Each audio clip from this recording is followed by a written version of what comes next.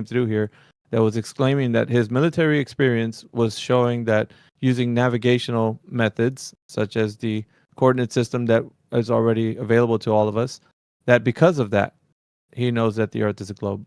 You missed that. But he's, like you, was a Calf Scout. Just letting you know, man. That did happen. That Sporadic actually had the interaction with him, so just to let you know. Wow, where'd you go? Oh. Baby, come back. All right, all right. We got some people in here, man. Everybody, if you want to raise your hand, come on up. Have a conversation with us on the panel. Step right up. Step right up. Don't be shy. It's only a nickel. See the amazing CB as he perform his feats. All right, guys. So the topic right now for discussion is, does anybody have any evidence that the Earth is a globe? We're going to dive right in and talk to you guys about it. But specifically, we can have a small banter between us, and we will say that there is no evidence that the Earth is a globe. So if you do have some sort of evidence that it is a globe and you want to present that evidence, raise your hand. We'll bring you up to the stage, and then you can go ahead and tell us how the Earth is a globe. It's most important that you bring your evidence with you. One of the things that we have found out is that when we ask people that question, they say, hold on, let me look at Google in the middle of a discussion. It's like, wait a minute, I thought you already knew the Earth was a globe. Why are you now going to look for the information? And we got a name for that too, by the way. Yeah, pre-explanation syndrome or pre-Google vocalization syndrome. And that's a problem, because if you start to say that you know the answer and then you say, let me look for it, that means you don't know the answer. So yeah, make sure that you're ready and prepared to have a discussion about the nature of the Earth. So if you think the Earth is a globe, we're offering you guys the opportunity to come up here, perhaps one by one. We have a panel of speakers here who will take your questions, perhaps challenge you on the fact that it's not a globe. So you guys are welcome to come up here, and we're going to host this event for as long as we can, and guarantee you we'll challenge you and hopefully give you something to think about, because that's what we're all about. We want to challenge you, give you something to think about so you can make up your own mind. So welcome, everybody. We're glad that everybody's here. We got right now on the panel myself, we got Creation Bear, we got DJ, Jenna Massey, Sunny on the Plane, and Killian. We're taking up the mantle of answering your questions, so please, if you want to raise your hand, come on up here and have a discussion with us. Does that sound professional, guys? Sounds good to me. A-okay. I was born to do this. Question for Vivek. Are you able to turn on stickers, other server stickers in this text chat? That would be awesome. Thank you.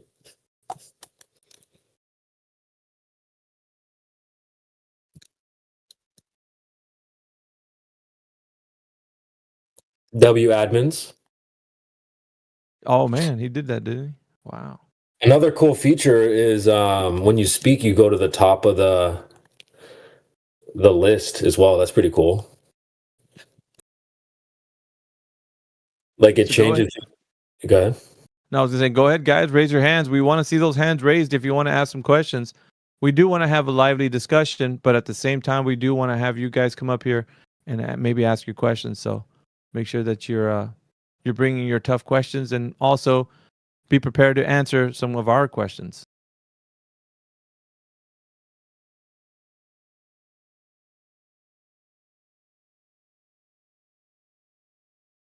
All right, we can throw a little bit of banter back and forth. Meanwhile, everybody's getting warmed up. Sounds like everybody's getting something to eat, getting cozy, perhaps making some popcorn. I know I got my popcorn here because I'm waiting to hear somebody tell me a story about the Earth being a globe. Are you ready for story time, CB? Yeah, I wish I had my soundboards. I could play the harp going. Dude, your soundboard would have been perfect here.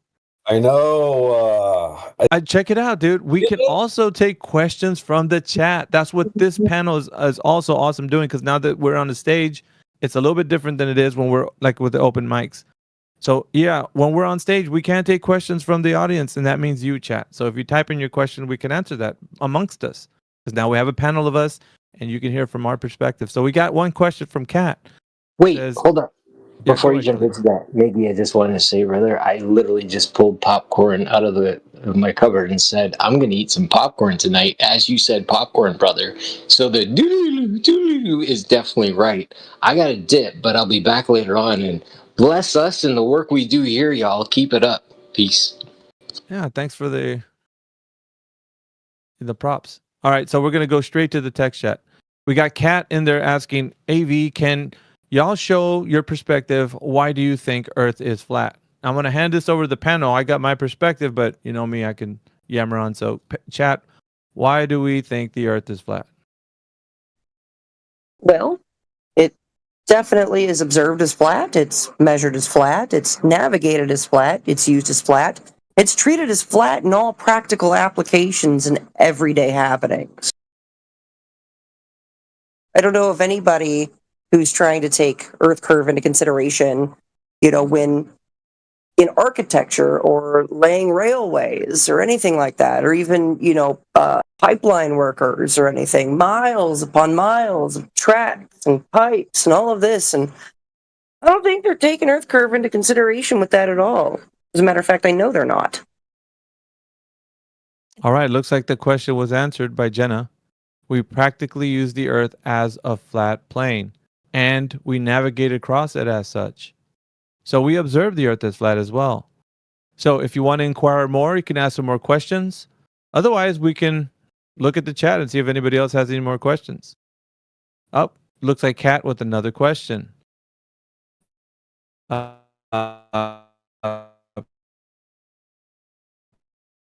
Kat says, "Why? What do you guys think about the moon?"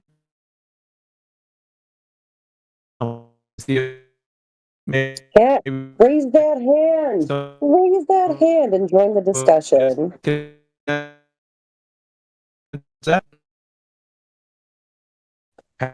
You're kind of roboting, AV. Oh, robot. Everybody's roboting.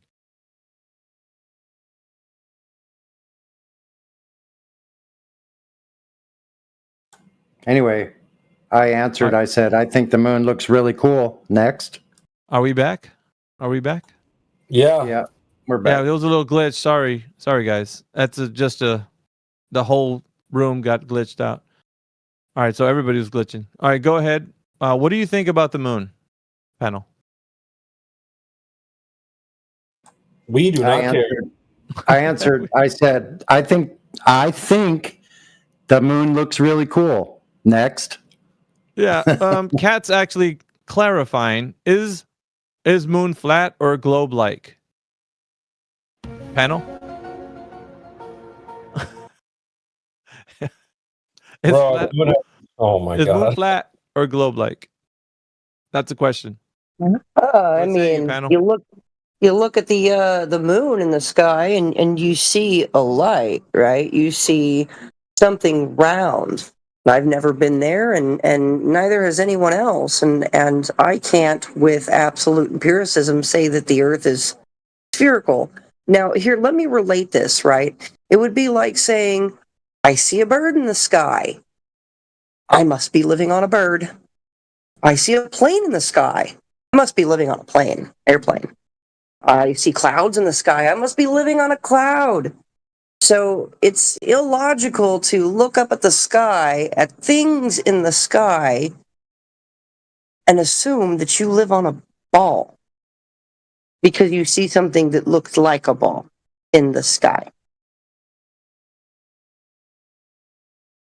Okay, so just real quick, we'll just keep our answers concise, specifically to the question, and that way we can move along further because there might be some more questions popping up in the chat. So as concise as we can possible, unless you guys want to raise your hand, and then we can have perhaps a back and forth if you come up to the panel. But other than that, we're going to keep our questions as concise as we can when you ask them in the chat. Yeah, like I said, if you want to ask some questions, you can. So AV says on the text chat, what if I proved from the moon that the Earth is a globe-like? Well, that's the problem, though. You're already going to the moon, and can you go to the moon? So that would be a question to you, but I don't think you can answer it. So that would be a question more entertained in a discussion. So, yeah, like I said, we can answer your questions, but as far as the dialogue goes, we're not going to have that back and forth from the chat. We can only answer your questions on the panel. But if you want to speak, you can come up here and talk to us. That's how we're going to handle that. Which we want you to, so raise your hand. Raise your hand. Raise your hand.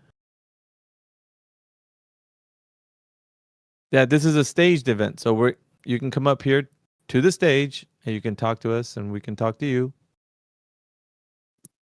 I also recommend favoriting the channel and also the Flat Earth channel. So right click on 24/7 Flat Earth Discord, favorite, right click on this call that we're in right now, favorite, it'll bump those to the top. And mods, it's helpful as well. That way it keeps them together. You can move anyone that joins the Discord call into here if needed. Yep, favoriting the channel will put them at the very top, so you don't have to be looking for them down at the bottom. So favorite the channel, just like CB said. It's the way to do it. Welcome everybody, and I guess we'll just have a banter back and forth. There's no more questions running through the chat. And like I said, we'll answer some questions. Question, I have a question. We got Hamburger that has a question, or whatever his name is. It's Hamburger. CB, did you want to have yours question? Was there a max amount of speakers? I think so. What's the... Ain't it 6 or less? Well, I don't know. Let me see. 1, 2. Yeah, I think it might be 6. Is there another moderator that wants to come up here? Is that what we're getting? It says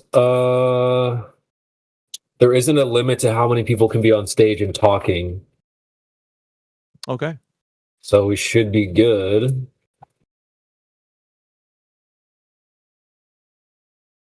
We did have a question in the text chat. Let's go over that. Hamburger. If you are pointing at a light from very, very far away, many kilometers away, in a perfectly straight line, such as over the ocean, do you reckon, as a flat earther, that it would prove the curvature of the Earth? Question mark. So I'll say it again. If you're pointing at a light from very, very far away, many kilometers, there's no specific kilometers that were put here, many kilometers in a perfectly straight line, such as over the ocean, do you reckon as a flat earther that it would prove the curvature of the Earth? What say you, panel?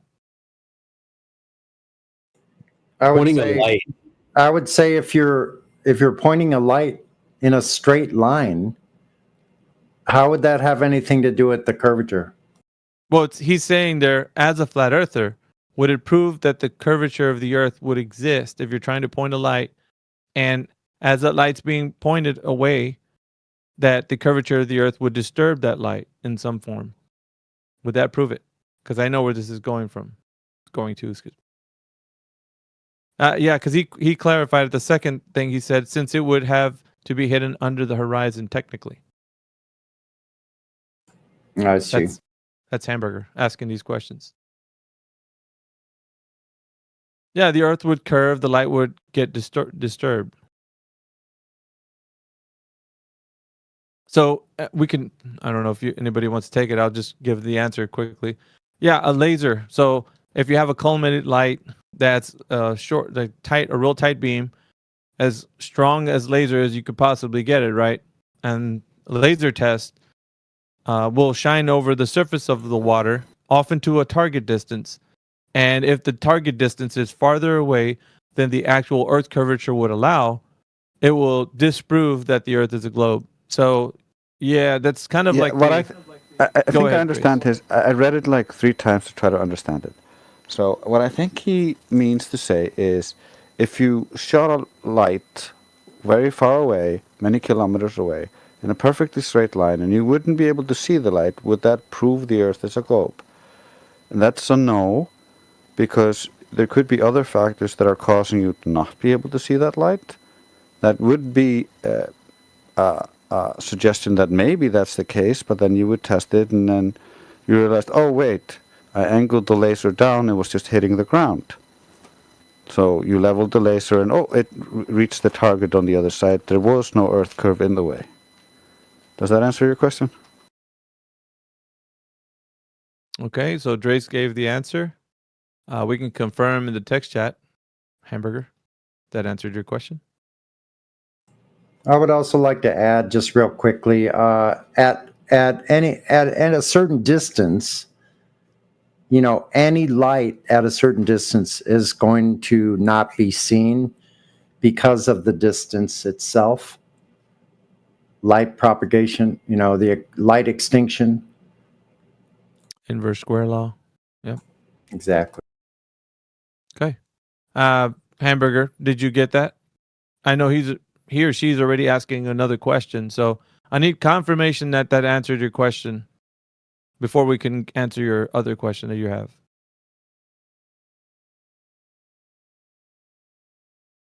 We need confirmation here. I would like to get to your other question, but I want to make sure that whatever Drace answered is sufficient. Yeah, he's asking other factors, like I did describe the factor earlier. There are other factors beside that factor I described, like refraction that could be causing the light to go down and hit the ground, even if you leveled it. And so there are other factors that could potentially cause the light to not reach the other side. And so checking for conditions of the day, the weather, the temperature on both sides, the pressure on both sides, that can help you determine if something like that is the cause. Right. I guess his response or her response to the question or the confirmation answer, like what I asked, if he or she can confirm whether it's true or not. The response was, that is untrue because this is how buoys are seen from very far away. So to you, Drace.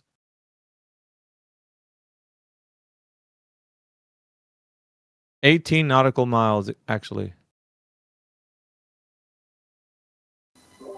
I don't understand what he's trying to say here. Yeah, it gets a bit convoluted, Hamburger. What I think this would clarify things if you raise your hand and come up here and have a conversation with us. Otherwise, we're going to struggle to kind of get the meaning behind what you're saying. That's the bad thing about text. It doesn't move as fluid as conversations do vocally. So we'd like for you guys to, or we encourage you anyway, to raise your hand so we could bring you up here. Okay, we got J.E. Barrington wants to come up. So go to hand. Right to speak. Okay. Welcome to the panel, J.E. Oh, hey, sorry, I must have done that by mistake. Then I heard you acknowledging me. So if you want to put me back on audience or whatever, I just sit back and listen. Sorry.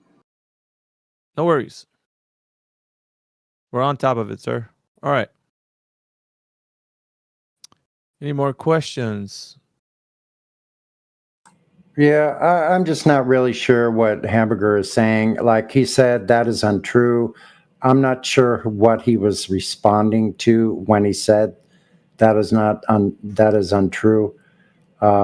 It doesn't make much sense to me. So it would help if he came on the VC up in the stage so we can understand what you're saying is untrue, because you have a contradictory claim after saying 18 nautical miles. Well, that's how buoys are seen. 18 nautical miles has over 100 feet of vertical drop. So that wouldn't make sense as to how we see buoys. That would be a flat earth. All right. We got somebody was raising their hand, but they put it back down. Come on, Robin. You can come on up. Robin had their hand up, but then Robin put their hand back down. There you go. Robin wants to come up once again. Let's bring Robin up. Yeah. All right, hi, Robin. brother. Welcome to the panel. Sorry, I have just pushed the hand on. I just want to understand, what are you talking about? I just entered now. I'm sorry. Yeah, the subject we're talking about is the nature of the Earth. Is it a globe? Is the Earth flat? What do you think? What's your take on it, Robin?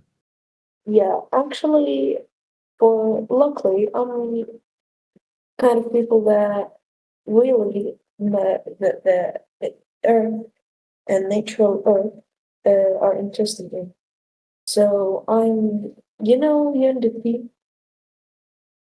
Does anybody I know could that? barely, Robin. Honestly, I could barely hear you. I don't know if the other panel members can barely hear you. I can barely hear you. I'm sorry. Is that okay?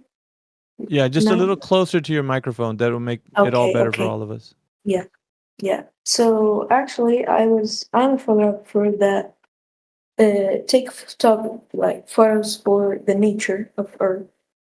I even had to travel from my country, Syria, and come to Mogadishu, Somalia, just to take photos of nature here. That's actually, it's really hard here, and it's really hot actually, and hard. There's a lot of, if you know that, like there's a lot of water, less water that it needs. There's a lot of, how can I say that? Like I just came here to have good photos of this nature. Okay. So Yeah. I would really like to share them, but I don't know Well, how. yeah, that's great, Robin. But the question is, does any of the what you're presenting show that the Earth is an actual globe? Yes, it's really Ex- globe. It's Okay, not- so your pictures that you took show that the Earth is a globe. yeah. Yeah, we'd like to see them. Then, is there any way that you can post them in the text chat so that we can all see? Oh, we can even post. Just a second. Yeah, I will post it. Something. Excellent. Okay, just a second. Sure. Yeah. All right. So Robin's gonna post some images, that they took in Mogadishu. I think that was what you said. Where Yeah, you were. Somalia. Okay, Yeah. Somalia, and then Bless you. these images are going to show that the Earth is a globe. So Just a second. Just I had them on Google Drive, so I should. okay, yep. Take your time. You can Alright, just talk. Yeah, you can change. Well, in the meantime, if anybody else in the listening panel in the audience, if you guys have any questions, feel free to ask them in the text chat. Meanwhile, Robin's looking for the images of the Earth as a globe from Somalia.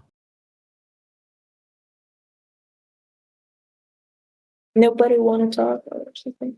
Well, I mean, we got the panel here. We got a pretty lit panel, by the way. I take pictures. Just I do photography as a hobby, and I've taken a lot of pictures of nature and the earth and over the surface of water and sunrises and sunsets and things like that. But in all of the photos that I have taken, there is no earth curve in them anywhere. So, very interested to see these pictures. Because the whole reason why we're here is because there isn't any evidence for a globe Earth anywhere. We wouldn't be here if there were globe evidence. So, Actually, my photos are general photos. Like they focus on a lot of things. You know that? Like it's not just on Earth globe. Just a second, I'll send it.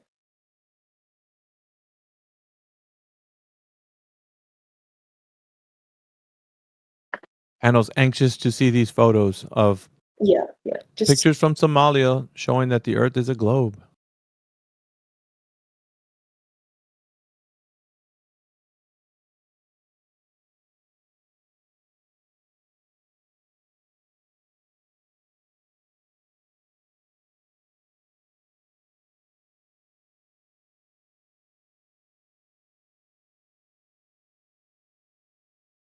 What's up, chat? And welcome everybody who's joining us. And as you can see, the topic is flat Earth, and we're diving into how people know that the Earth is a globe. And so we're asking questions, and you guys can also ask questions as well. But we're looking at the audience also. All you got to do is raise your hand. You can come up here, and we can talk to you. So we'd like to talk to you, by the way. Robin's up here right now. Going to show some evidence that the Earth is a globe with some pictures Top to from top. Somalia. Yeah, we have a saying. You can go ahead and take your time. Just hurry up.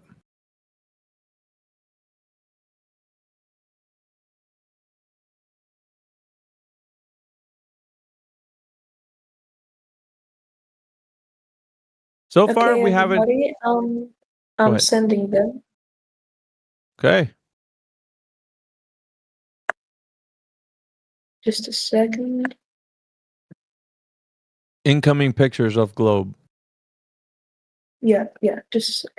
Drum roll, please. I'm really I'm under stress now, so I don't know what No, I'm don't worry doing about now. it. I mean, if you got the truth in your hands and you're going to present us with it, hey, it should be no Yeah. stress. Okay. You can change the, We can Yeah, change the. okay. What'd you say? this is I will send one of them. Sure. That Send us is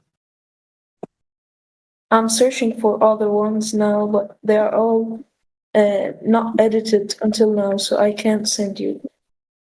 I'm on the edge of my seat. Everybody can't wait. I just can't can't wait no see now? longer. We got panel members biting their nails. We got people already. There's people crying, man. There's a lot of stuff happening right now because you're about to present. You saw the picture? No, not yet. You haven't presented it. We're waiting I for have it. sent it. I've sent it. Really? Chat. Yeah. In the chat? Yes. In the events chat? Uh-huh. I don't think so. Did I What? miss? Did we miss it? Have you guys seen it? I don't No, know. it's not there. There's no pictures not- in the chat. Yeah, there's no confirmation of any images being sent. I No think pictures. that there's settings in this channel that you can send pictures. I think you can. I People have have been sent sending images. 3 until now. I don't know. Maybe the Somalia internet. I have no idea. Just can you I type have in the Picture. type And in the chat? Starlink. Well, there's an image. There's There's a couple of. Starlink There's a couple of images picture. right now that are being shown. You you can have post- seen. You can You've post seen images. anything? No, we don't see your image. Are you in the chat? Can you type something in there so we can see you're in there? Maybe you're in the wrong chat. No, That could be a thing. You're not in the chat at all, dude. bro. Look. Well, yeah, we don't- This is. You have seen anything? Everybody's On the adding chat. you. We're pinging you a bunch. You're not even typing in there. You're not in there. Bro, there's a lot of people that are mentioning me now. Yeah, so send your image. There it is. Yeah, now put your image. Now that you type something, now all we got to do is see the image. Yeah. Show us the footage. Here we go. It's a woman. Bro, it's not being uploaded. I don't know why. All right, we'll just DM it to Uh-oh. you. I'll slide in your DMs real fast. Yeah, just give it to CB. He'll post it. CB, who's CB? Creation Oh. Bear, the guy with Dragon Ball Z. What? Avatar. Yeah. Just send me a DM, shorty. Okay, I'm sending you. Yeah, that's how you do it, boys. I mean, This is your. I said, I mean. Yeah, I've sent it. You should accept my request. uh-oh. Okay, you've sent it. Yeah. You're trying to slide, but there's Okay. no sliding happening. Oh, let me No, grease this. I swear I'm not. I swear I'm not. I have got to stop yeeting myself out like that. I keep touching that dang button. We could yeet you too. I mean, if you want, so you don't have to feel like it's just you yeeting yourself. I mean, if you don't want to, But I'm family, bro. if you don't want to feel like you're the only one yeeting yourself, we can be like, okay, well, yeet you too, so that you won't feel like It's it's bad just you. enough. I Bad swear enough to that I'm God. eating I myself. don't know what's happening. Uh-oh. I really don't know. No pictures being presented to Creation Bearer nor the text chat. Send it. I have You- sent it there. No, send it in my. Houston. Houston, we have a problem. Yeah, go ahead and send those pictures on over to Creation Bear, or I mean, any one of us really, and we can post them in the text chat. Yeah, We'll do yeah. that. I've sent it something. I've sent it something to Creation Beer or something. I don't have any. Beer? Yeah, he's a beer. Here, what is this? I just said, Creation. bear. Bear. Yeah. Like, yeah, bear. He only Yeah, drinks non-alcoholic, sir. BEAR is bear. No worries. BER is beer. Just a second, please. You A beer? talk about You mean like anything White about Claws? it until I really, I'm trying really for real. No, that's fine. It's fine. Robin, I'd say this. No man. worries. No, Just no pressure. relax. Take your time. We have the name 24/7 for a reason. We're always here. So yeah, whenever you get it, that's fine. We could talk to other people if you like, and meanwhile you collect Okay, your. talk to other people, but I don't know why it's not going. This is class. You know what, chat? I'm starting to figure out what's happening. There are no pictures of Globe. My dog, Oh, and dog ate the homework type. oh. I My think dog ate my CB globe might be right. food. You have received anything. Now, it Okay, sounded I will like you try said you had that. evidence, but it's turning out like there isn't any. Maybe? I don't know. Are you talking to me?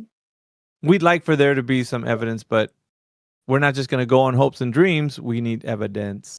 Evidence. Okay, All right, we and do you have just- some. We do have some people in the panel. I'll tell you what, Robin. Here's the deal. I'm gonna move you back Yeah. down to the audience, and when you get it, we could bring you back up. Okay, okay. How's Yeah. that? Do Is that. that good? Yeah. Yeah, but she hasn't even messaged me, not anything. Not a single message, not a word, not a letter, nothing. Yeah, okay. Holla. All right, next time. Next time, just come up here. Make sure if you do send creation the images, then we can bring you back up. We can talk about them. Until then, we'll have you as an audience member. All right, we got some audience members in here. Guys, raise your hand if you want to have a conversation with us in the panel. We'll gladly bring you up here so you can talk to us. We definitely want to hear from you in the chat as well. So if you have any questions about flat Earth, or if you want to challenge yourself, if you think the Earth is a globe, maybe perhaps shoot us some questions. We'll talk about it. Other than that, we'll talk amongst ourselves about the conversation of the nature of the Earth.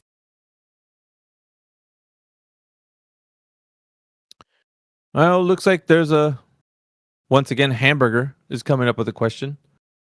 I don't know. I'm just calling you Hamburger. I don't know what your name is. If the Earth were flat, that's always telling, right?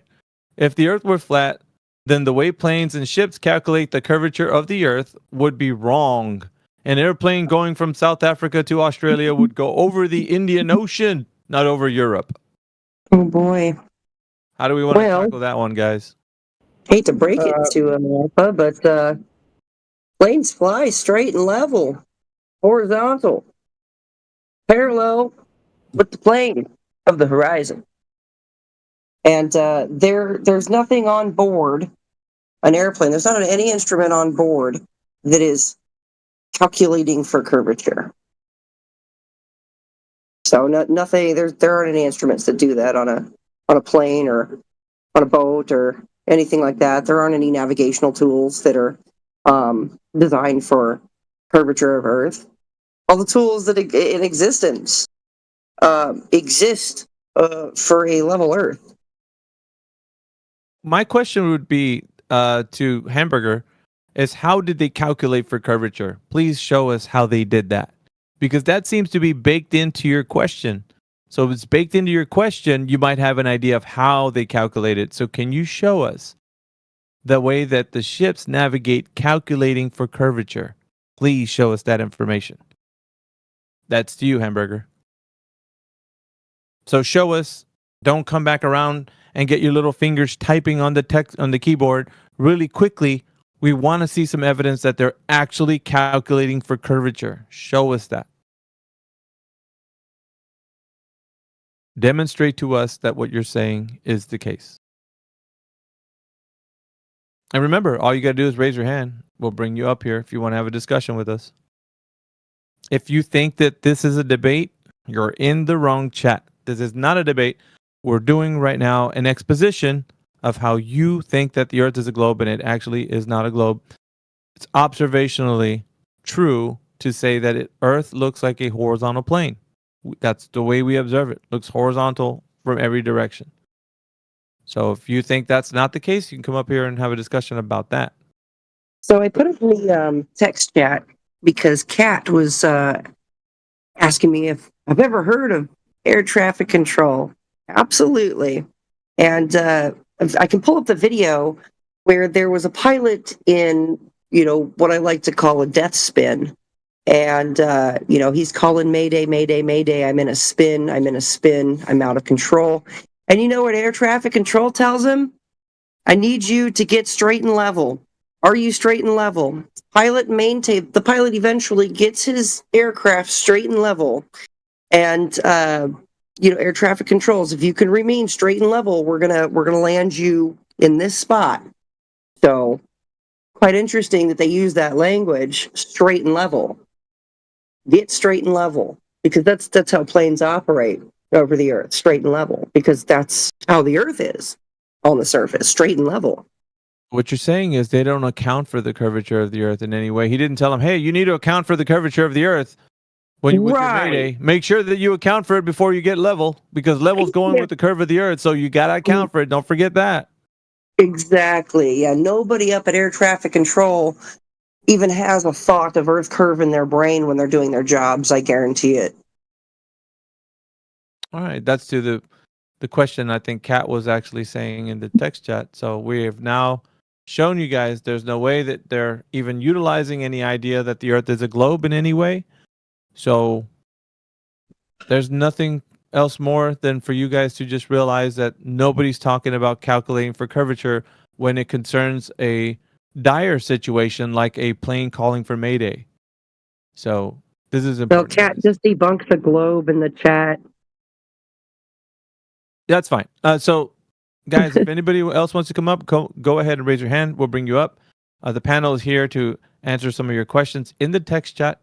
But here's the thing, though. We're not going to have a dialogue with you if you're not raising your hand. The dialogue happens when you come up here. We'll talk to you back and forth. The back and forth happens. We're only answering questions or giving you the answers to the questions that you ask for. So Robin's requesting to speak. Robin, did you give us the information? I don't think that information is given. So once you give that information, put it in the text chat, and we'll bring you up after you post the information of curvature of the Earth from Somalia. That's what you said you had, so we're waiting for that. When you present that, we'll bring you up and we'll talk about it. Guarantee it.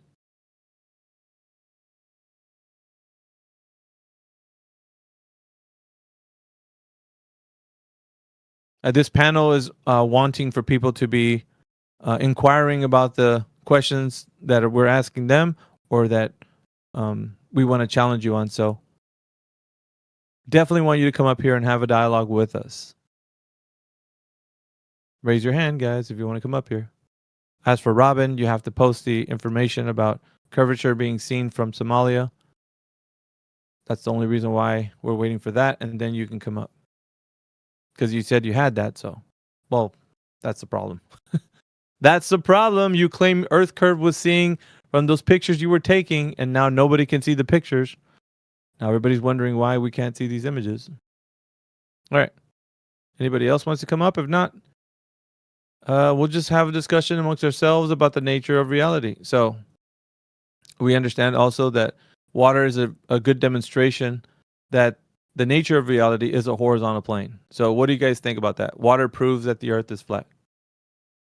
Facts. What say you, panel? There's no water hills. Yep, I concur. No water hills. No curving water. Large distances over water do not curve. All right, so water is a great demonstration of the Earth being a horizontal plane. And also we're waiting for people to see if there's anything against what goes against that. Like, if you say that the Earth is a globe and water isn't horizontal and level and flat on its surface, what would be the opposite to that? Well, it's curving. Well, you have to bring the evidence of that.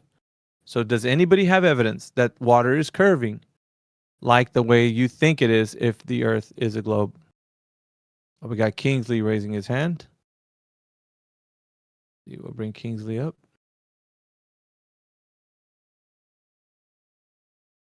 Or rather, maybe not. I guess there's an invite already set to Kingsley.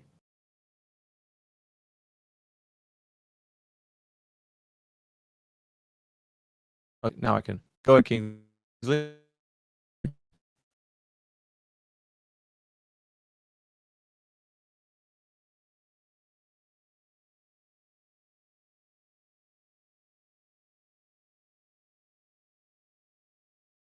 Welcome to the panel, Kingsley.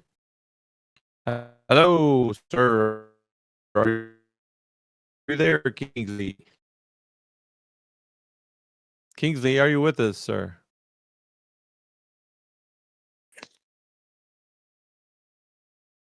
Can you hear me? Yep, now I can. Fuck, my audio is all weird. You were mentioning curved water. I just got a quick funny story here before I got to dip out.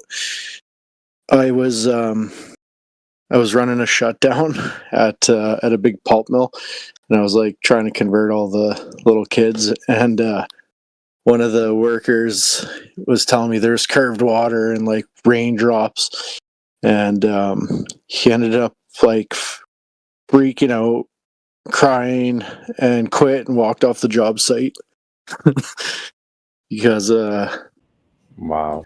of curved water. He thought water curved. It was fucking retarded. It was pretty funny to see. I wish I could have recorded it. So water's curved because of raindrops. Well, raindrops, and then he was telling me he's like, because he figured water was like on a slant, like in between two mountains, there's slanted water, and he was also saying there was like curved clouds because the way his hemisphere view is, right? He thought the clouds were curved. It was crazy, but there was like 25 people in the room. We were kind of arguing back and forth, and he ended up fucking leaving, quitting his job, crying, like literally had tears running down his face, and left the job site. It was crazy. Wow. Yeah, it was like insanity. We were all just like sitting there staring at each other like, did that really just happen? Yeah, I found it pretty amusing. I think what set him off is I told him my 6-year-old boy knows that water's not curved and that's fucking retarded, and then he fucking lost it. All right, man. Thanks for that story. Yeah. Good hearing you guys. This is awesome. People are raging against this because they can't ever, like, in their mind, they can't think about the Earth being nothing else than a globe. So, of course, that would be like a reaction somebody would have. Yeah, I've never come across anything quite like this. Well, it's interesting now because you can see it, like on the internet, how people spiral when they hear the information. So, we have Indio who's in here right now. He was actually talking in here in the voice call earlier on the other channel that we have, and out there in the real world, he got challenged by somebody that overheard him talking on here and was spiraling in real life. So he had to deal with somebody in reality about it. So just like you had the experience, he did as well today. So somebody was challenging him on that too, upset all about it. But I mean, that's who we are. We can't deny the truth. It's not like he was going to be like, nah, bro, I didn't say that. And he's like, yeah, how do you know the Earth's a globe? And they went away. So yeah, he's causing havoc on the streets over there. So that's probably what you did. And the person, why would they even walk off the job? Like, what's going on in their brain? Like, why would they do that? Like, would CB walk off the job because he heard that the Earth was not a globe? I mean, he's just like, I'm out, man. I can't deal with this. Like, Yeah, he was like, it's not a globe, man. What's going on? Like, I gotta get out, man. he was like literally red in the face, and he's like, "I'm getting you fired. I'm reporting you for causing trouble." All this shit. It was fucking insane, man. It's like this identity crisis, man. These guys suffer from. Like, why? And then you hear the same guy, I don't care either way, like the guy earlier I was speaking to, I don't care either way if the earth is a globe or not. Like, yeah, you do care. Bro, you sound, your voice, like the way you're acting, your demeanor, sounds like you really care if it's a globe or not. Yeah. You're saying you don't care, but you really do. Look at the way you sound, bro. It's coming through. You identify with yourself as a person in an infinite cosmos. You think that there's these like livable planets that you're going to be able to get to like in 5 trillion years. Like that's what you think, bro. In your brain, it's like some kind of reality. It's all just like nonsense, bro. So yeah, Kingsley experienced that and Indio did too today. So people are meeting others that are in real life that are just like going bonkers, man, when they hear this information. So, I mean, just for example, look at Kat. I want to show you example in the text chat using all caps, bro. You know that person's probably standing up and upset about this, probably banging their head across the screen. You know what I mean? Like, why, brother? Like, there's no reason for that. Like, we're just talking over here, you know? That's all we're doing. But you're getting all upset about it. You just can't stand it. People are speaking something other than the globe. Sheesh. Anyway, but yeah, man, we're talking about people having bad experiences and such, but I don't know. I want to bring up another topic, man. What do you guys think about navigation across the surface of the earth? When we navigate, do we need a globe for that? What do you think, panel? Do we need a globe to navigate the earth? Absolutely not. Globe. Huh. What is it good for? Absolutely nothing. So, Sonny, Say it again, yeah. Say it again. Sonny, you've been a sailor, right? I mean, you navigated the waters of the earth. Yeah. Yep. So, in the military and such, and I mean, we have these coordinate systems that work out with the idea that the coordinate system is based off of. What is it based off of, Sonny? The coordinate system that we use. Well, it's my understanding that it's a rectangle coordinate system. I mean, that's what the charts are based on. Mm-hmm. So is it based on the celestial sphere or the terrestrial sphere? Well, terrestrial sphere would mean the Earth as a giant water ball. Or is it based on observations in the sky? Yeah, I mean, like how they came to the conclusions of these actual charts, you know, that's a good question. I think they're based on the celestial, but they're laid out based on elevation angles using the, the elevation angles to these celestial bodies, and they're transposed onto a flat coordinate, which is a navigational chart that you use. And so that flat navigational chart that you use is on a flat navigational table, and it mimics where you actually are on the flat surface. If it was any other way, you would be in the wrong location. So let's say you're doing an elevation angle and you were finding the elevation angles, then you were drawing 3 circles of equal altitude, and you were where these circles cross each other is the function of your location in between those. If you were doing this with these circles of equal altitude, and if the Earth actually was curving beneath you, but you were doing this with elevation angles from the horizontal, you would be missing your location. You wouldn't be in the same location.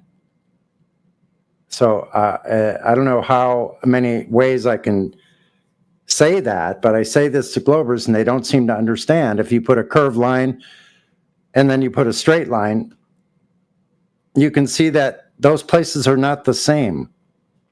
Those locations are not the same. If you even were able to get an elevation angle from a curved surface, as soon as you moved, it would no longer apply. Let alone to do that 3 times with 3 star fixes.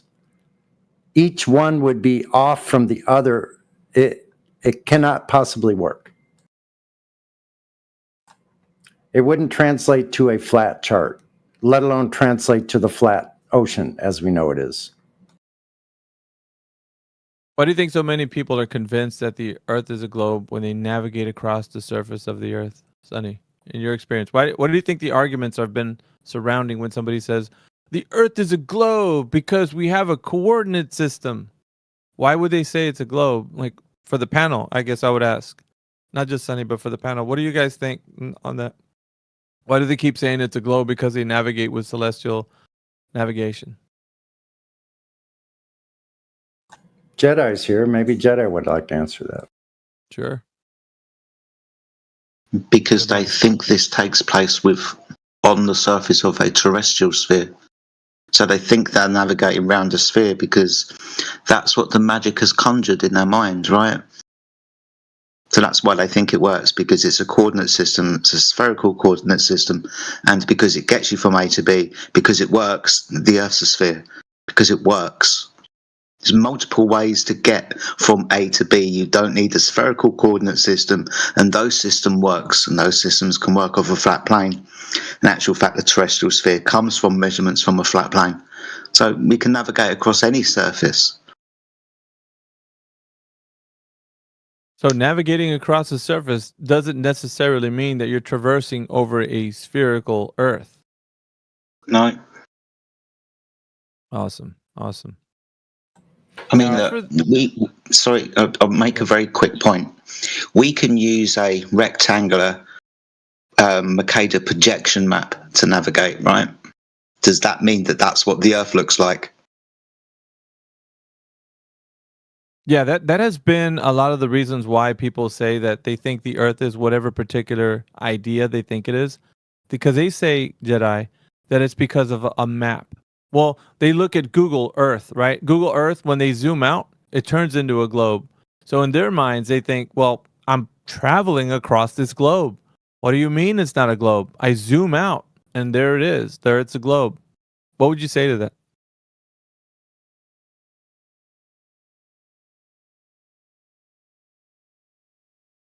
That they're reifying a concept into reality. That's what models and maps are. They're conventions, they're ideas to help us, in this case, to negotiate reality, move around. But the conceptual model in and of itself isn't the physical reality. So I tell them that we're creating a reification. A reification fallacy is taking non-physical objects like concepts like height, width, length, or distance, for example, and giving them physical properties. So, yeah, I'd warned them that they were creating that fallacy. One of the reasons why Jedi just mentioned fallacy right now is because we use logic whenever we just have our discussions. And a lot of the times people that think that the Earth is a globe, when they give their explanations or they have the topic being brought up, they do not use logic, which is the reason why he discussed the logical fallacy. And there's many of them that actually they use whenever they talk about the Earth being a globe. And so one of the things we point to are the types of logical fallacies that they use. So what would you say one of the ones that they use when it comes to fallacies, Jedi? And let's ask the panel, what types of logical fallacies they use, like even including what they think about the Earth in regards to celestial navigation. What type of fallacies do they use in logic? If nobody else is going to answer, I'll give one. Begging the question. This is when we assume that the Earth is a sphere to create the argument that because the Earth is a sphere, then we will observe these things to happen, like sunsets and sunrises or whatever the phenomena. So we will beg the question that the Earth exists, and they will explain the phenomena after we've begged the question that the Earth is the causes of the phenomena. And then we were going to go round and round in a circle. It's actually a begging the question formal logical fallacy known as affirming the consequent, where you state that if the Earth is a sphere, then you're going to observe something, like I said, sunsets or sunrise. And because you observe sunsets and sunrise, then the Earth can only be a sphere, in this instance, rotating. So it's a classic, again, formal logical fallacy. You know, would have been good if we had somebody present information that puts an example to all of these logical fallacies. Oh, wait a minute. Somebody just did that. Let's go through them and see from all the ones that they put in the text chat and see if we can spot the logical fallacies within all of these. And I'll ask the panel members. So if you're a part of the panel, welcome everybody who's joining us. By the way, I'd like to say hello to everyone. And we do have people that are joining the panel, but I would say just hold off for a second. We'll get your questions if you're joining and you're going to ask some questions. I'm going to point out really quickly to the chat. We have the 24/7 team that's up here right now with us. We're going to go over some of the logical fallacies that somebody in the chat just posted. I think this is important for all of you guys that think that the Earth is a globe, okay? We're just going to walk through with the panel, kind of discussing what these logical fallacies are and the reasons why people use them. So Robin just posted like numbers 1 through, I can look at it right now, 1 through 7. 1 through 7. We're going to see how many logical fallacies we can get from each one of these points, right? We'll start with point number 1. Ships disappear bottom first. I'll read it out and then you guys can go through what type of logical fallacy that this one would fit. When a ship sails away, the hull, bottom, vanishes first. Then the mast sails. If the Earth were flat, the entire ship would sink evenly. Yeah, it's a Yeah, false I just cause and wanted straw man to ask fallacy. the question, please. Oh, 1 second. Hold on a minute. We have to do this correctly. So hold on. Go ahead, Trace. Yeah, so it's a false cause. They're assuming that that this is bottom-up disappearance is caused by a globe. It's inherent within the thing. It's assumed within it, and then they assume that if Earth were flat, the entire ship would shrink evenly, which we do see a lot of the times when you look out and watch boats disappear. That's what we see a lot of the times. However, that's a straw man because that's not the only thing we would see, because we also sometimes see bottom-up disappearance into mirages. We see sinking refraction, or we see stooping where the image appears to contract together until it becomes too small to discern. So there are other effects that can cause bottom-up disappearance over a flat Earth, and so this just supports us. What was the name of the fallacy again, Trace, for the audience? There's false cause where you assume there's a cause to something, but that's not the only potential cause. Like they assume that the globe is the cause for bottom-up disappearance without ever checking if there's potential other causes and then trying to exclude those causes to confirm that it is Earth curve that is causing that. So that's false cause. Okay, and then, cool. of course, straw man, where they misrepresent how our position is to try to argue against it. In this case, they're saying it would only happen this way on a flat Earth, and we do see that happen all the time. That's a normal occurrence. However, that's not the only thing we would see. We also see other things, and so, in that premise, it's wrong. So we have false cause and a straw man being built. Yeah. Within the, okay, so I'm gonna hand it over. You guys, what else can we spot with number 1? I have another one. I just thought about that real quickly, actually, while I was listening to Dre's, and I believe it's also a false equivalency fallacy. And the reason it says that false equivalency is a cognitive bias that occurs when two things are compared as if they are the same, even though they are not. So it seems like that's a false equivalency also, because they're saying that things disappear bottom up could only happen on a flat Earth. So they're trying to compare things disappearing on a flat Earth with things disappearing on a so-called globe. I could be wrong. Grace might know better if I'm making an error in that. I'm sorry, I got distracted by the chat, so I wasn't listening too carefully. Yeah, I was just saying that I Okay to believe. me. Yeah, I believe she's using a false equivalency also, making some kind of comparison of Okay. the like supposed globe. Yeah, yeah. All right. Any more other logical fallacies you can get from number one? If not, I'll move on to the next one. All right. Number two, time zones exist. When it's daytime in Japan, it's nighttime in the US. The sun can't light a flat disk all at once. Only a spinning earth explains this. Try calling a friend in another country, it says. Any logical fallacies there? It's a straw man. Same as last time. When did we say the Earth was a disk? When have we made a claim to anything at this juncture? If the Earth was flat, again, that this should happen. We're going to go back to what Jay said earlier. It's definitely a straw man for our position of what we're saying with the flat Earth. They're giving it a disc shape, which nobody here claims that. So they're already in a logical fallacy here. It's a straw man. They're saying it's a disc. We're not saying that. So therefore, their whole premise of it being daytime in Japan, nighttime in the US could actually work because it didn't happen on a disc. So it's just happening on Earth. Okay, good stuff. Yeah, but I could even make it happen on a disk if I just extended the disk out enough and make the extinction rate of the light die out over half the disk. No problem. So they also have a false cause of it only working on a spinning sphere. No, you could create countless variations where you could make it look like that. It doesn't have to be a sphere. That's a false cause. And there's probably multiple other ways that you could think of it being too. Go ahead, Sonny. One thing that I thought about on this is I've heard this argument before quite a bit here, actually quite a few times in the last week or so.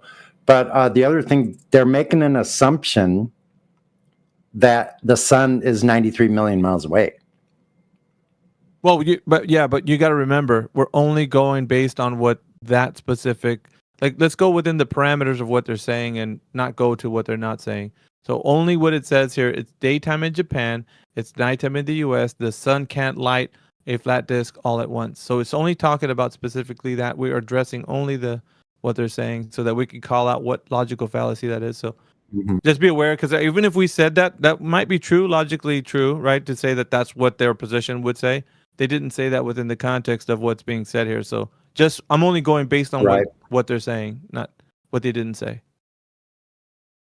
So we're going to look at logical fallacies. So we had false cause and straw man, again, just like number one, with the two fallacies that got called out. But one thing, AV, though, is that a lot of times they use implicit fallacies where they sneak the fallacies into the proposition. So they make the claim that the Earth is a ball without explicitly saying the Earth is a sphere. And so that's how they oftentimes hide the circular reasoning. And you have to be like, wait a minute, they're invoking curvature here. You invoke curvature that you imagined here, and then your conclusion is that the curvature is there. So that is circular reasoning. But because they don't explicitly state it, sometimes they try to weasel their way past the logic by making it incoherent or not fully stating the argument.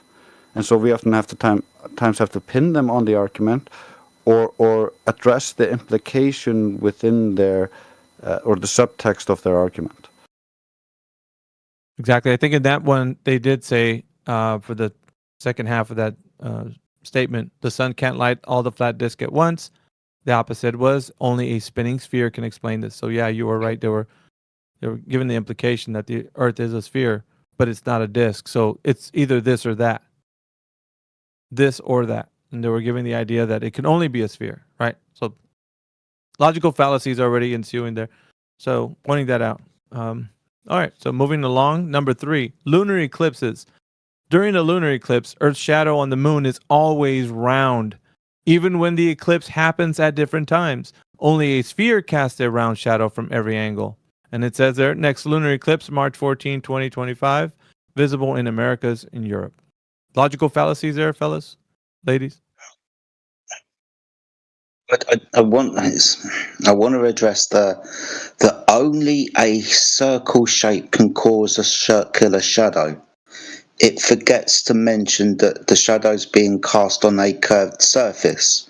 You can cast a curved shadow on a curved surface with a straight object. I need someone to help me define what type of ignorance or indeed fallacy this would be. It sounds to me like false cause, but I could be wrong. But because they're saying that this is the cause, isn't it? Like the round. Yeah. But they're being It sounds ambiguous like- in the terms because they're forgetting to mention the moon's curved surface. Mm. Yeah, it's a faulty premise. It's just not true. Yeah. Cool. So that's bollocks. So it could be something else, right?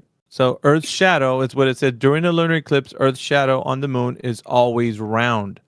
So what we're starting with is there's a presupposition that the Earth's shadow is what's causing that roundness of that shadow. Yep. Yeah, it's So I'd affirming say- affirming the consequent. Dude, Yeah, you begging can. the question, How many yeah. of them do you think we can count? Affirming the consequent. I think I call begging the question in there because Earth's shadow. That's what it's declaring. They're begging the question. They're saying the Earth's shadow is round because the Earth is round. Duh. In every argument they will make, they will beg the question that the Earth is a sphere. I guarantee Yep. it. Yeah. Yep. So we can actually retroactive go back to 1 and 2 and say that's begging the question as well.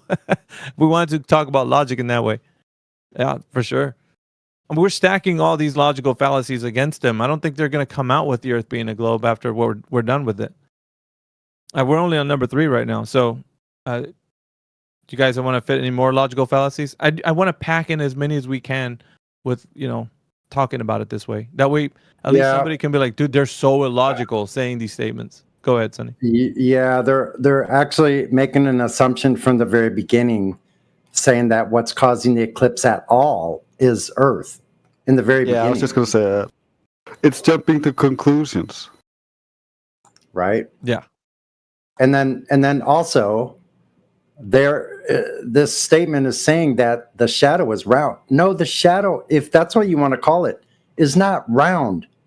Hmm. You see an arc. You don't see round. You see a portion of something that looks round. That's it. All right. So lots of logical fallacies, pitfalls for someone who thinks that this is logically consistent. So I guess we can move off to number 4. Number 4 states different stars in different places. The stars you see in Australia, like the Southern Cross, are invisible in Europe. On a flat Earth, everyone would see the same stars. Ask travelers or check the star maps. Same as usual. These are filled with strawman fallacies, like all of these. I call back in the question quick. I call that. Well, I was waiting to jump on the begging the question, but I haven't suggested that this is caused by the Earth in the sphere and you going from one hemisphere to another hemisphere. I haven't done that yet. Hmm. It does imply that. Yeah, but when we're talking about shock horror, when we go to other places, we see other things. I don't know. Again, stupidity. Yeah. Well, yeah, it's showing there stars in Australia, like the Southern Cross, are invisible in Europe. And so, yeah, on a flat Earth, everyone would see the same stars. What does that mean? On the flat Earth, everyone would see the same stars. What do you think they're saying there? That you see all the stars all the time everywhere on a flat Earth? They're saying if the Earth was flat, the sky would look totally different, but the sky looks the same as when the Earth is flat, so therefore the Earth isn't flat. Well, that statement don't make any sense, though. I mean, if you look at it logically, you're going to look at it saying, Yeah, it on a flat doesn't. Earth, like they're picturing what flat Earth looks like, everyone would see the same stars. So whatever flat Earth they have in mind, you could see all of the stars on that flat Earth. What flat Earth is that? There's all the stars From How is that- from every location. from every location. Is that possible? Can you do that, Jedi? It's a flat Earth where perspective of the human eye doesn't exist. We're not counting the perspective of the human eye. No. Sure. Not on this flat Earth. because we're seeing all the stars, the same ones. So you're in Europe, someone's in Australia. Yeah, they see all the stars the same, no different, all of them. So it's another straw man as well. Yep. I think it's straight up illogical, man, to be straight up with you guys. How is that even possible? Like, you can't even. Yeah, perspective. What perspective? Yeah. If my So living room floor was flat, then when I go to the other end of my living room floor that's flat, when I look up, I should see the same light that's on the other side of my floor that I left behind. It makes no Obviously. sense. Yeah, that's the logic they have. They have no coherency. It's just something that seems to confirm my belief. And that's enough. It's a straw man. They're saying that this is what happens on a flat Earth. What's flat Earth is it that they're thinking about? That you could see all the stars equally you do in Europe as you do in Australia. It's a straw man. Like, no one says that for flat Earth. Like, we don't ever say that. Anyway, moving on smartly, I guess. Airplane flight paths is number 5. Flights from Chile to Australia go over Antarctica. Qantas QFA27. On a flat map, this would be a long detour, but it's faster because the Earth is round. Take flights on Flight Radar 24, it says. Or track, sorry. All together now? That's a straw man. On a flat Earth map? What flat Earth map? There are many flat Earth maps. What are you talking about? It's a straw man. On a flat Earth map, these wouldn't work. They're doing it. This is like the 3rd time. So I think 3, 4, and 5 are just, they have some sort of idea of what flat Earth is in their mind, but it's not what we're saying. So it's a complete straw man. There's nothing true about that. Jeez. So, and it says something too. On a flat map, this would be a long detour, but it's faster because the Earth is round. So what does that even mean? What does that mean? On a flat map, it would be a long detour. Bro, what do you mean?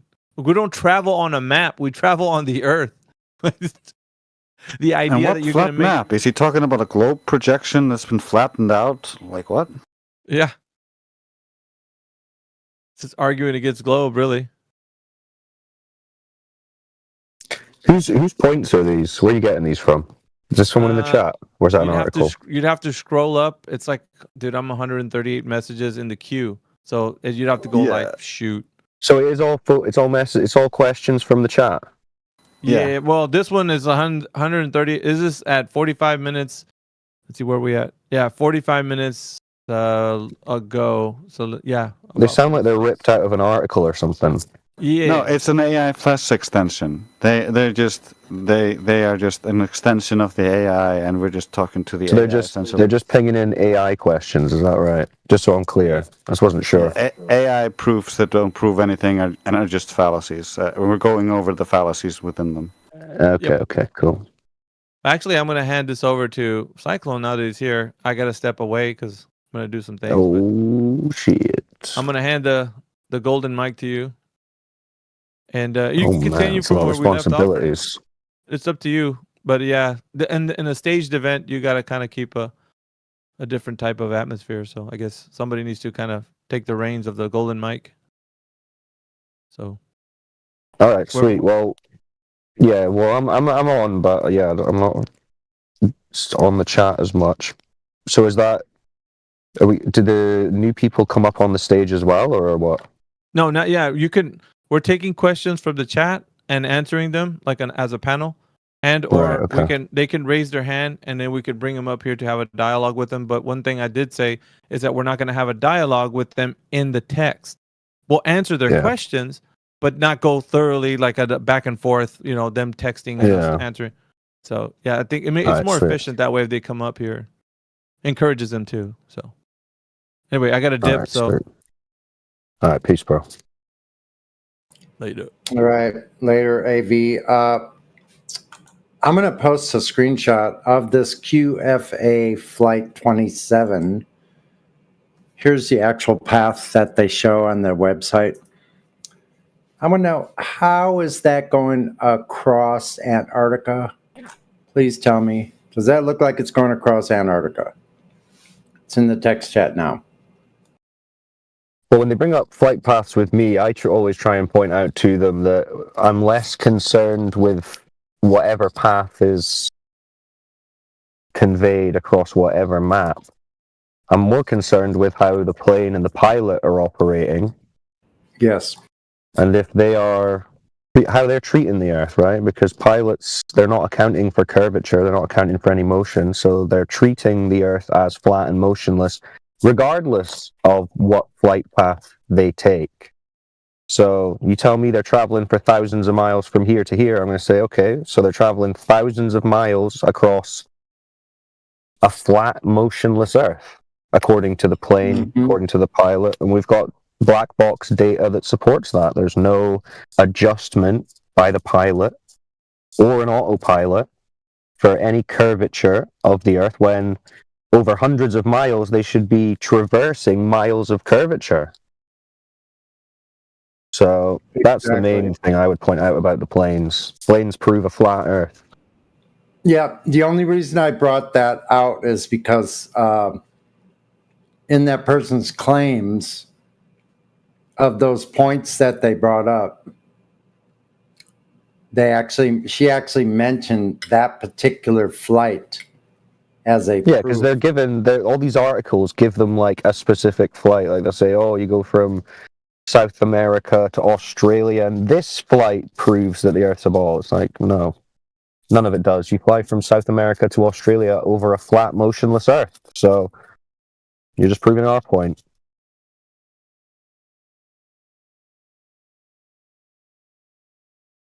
Have we got anyone in the chat who wants to come up to the stage and discuss? Yeah, there's someone named Q66 that has their hand up. All right, well, if someone's got their hand up, bring them up, let them ask a question.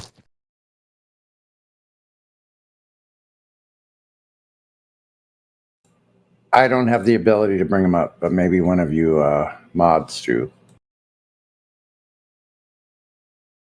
Well, I've not done an event before, so I don't really know how this works. Can either of you guys do it? How do you see who's got their hand up? So, you just look in the panel and there's a green hand above their name. I sent out some invites. Yeah, I sent out some invites, but so they may not have accepted the invite yet. Yeah, it says invite sent. Yeah. So when you send an invite, it puts a green hand above their head as well. So I think they have to accept the invite, and then you can bring them up onto the stage.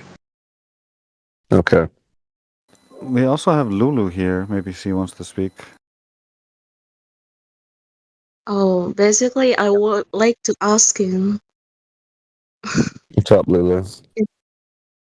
Okay, I would like to ask if the Earth is flat. So, what's the age of that? As I know that there's how do you call it? Like, people cannot dig it too deep because there's something in there which is make the abilities of the human cannot reach from the bottom of it.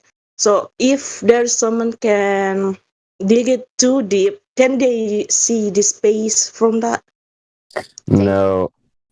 So we're not claiming that Earth is a disk floating in space. So if you were to dig, we wouldn't expect that you would go all the way through the thing and come out seeing space on the other side. We don't believe that space, as they've shown us, the solar system galaxy model, exists to begin with. So no, we're not a flat disk floating in space. You're correct that there seems to be, well, they tell us that the deepest hole that's been dug is the Kola super deep borehole. There might be one that's a bit deeper now, but basically 7 to 8 miles seems to be about the deepest that any hole has been dug on Earth. And when they got to a certain depth, the equipment just couldn't get any further. It's like I seem to remember them describing the material when they got to that depth as being like a hot plastic, like a melted plastic, like the drills just couldn't get through it, just doesn't operate. So we don't know what's further down than 7 or 8 miles, but no, you wouldn't dig through the entirety of the Earth and see space, because space doesn't exist. We're not in space. Okay, so you'd say that space is not exist. So how do you explain about the, kind of the material of the object that fell to the earth that we called about like meteor or something like that? Yeah, they tell us. They tell But us. Sorry, go yes. on. Okay, so how do you explain about the sun and stars? Like, is there just like a stick on the sky or something like that? I'm not open to this. I just like opened, and that's my Yeah, that's question for okay. the. So, That's okay. We but can explain our position. Listen, we're not attempting to explain what the sun, moon, and stars are in terms of what are they made of, how far away they are, what medium are they in. These are questions that we can't answer, right? I don't think right, anyone can answer them. Yeah, but we're told that we have the answers to these questions, but in actuality, we don't. We just trust that some people do. But we know that the story that they tell us about them being in a vacuum billions of miles away and all this kind of stuff isn't true, because we live in a pressurized system. We have gas pressure that we breathe, and in order for that to be the case, we have to be in a contained system, right? A closed system. So not open adjacent to a vacuum. That wouldn't work. High pressure flows to low pressure. If we were in a vacuum, all the air pressure on the Earth would just fill the vacuum. It would fly off into space and we'd all be dead. So we know that that story's untrue, but that doesn't mean that we do know what the sun, moon, and stars are. For me, I consider the luminaries to essentially be like a giant sky clock, right? It's just there to be a guide for human beings. So the sun tells you the days and the nights, the moon tells you the months. That's why it's called the months, the moons. And the stars tell you the seasons, the time of year. And these are used to know when to plant, when to harvest. They're not places you can go to. They're not like different Earths, right? More Earths and some place you could fly to and then land on. I don't believe that that's the case. So you need to adjust the way that you're thinking about those things in order to understand what we're saying here. We're not making any claims about their material composition or their size. We can observe what they do. We can observe their motion in the sky above us. And that's what it is. They are all above us, right? So that's a bit of a rambling answer. I don't know if any of the other guys want to chip in on that.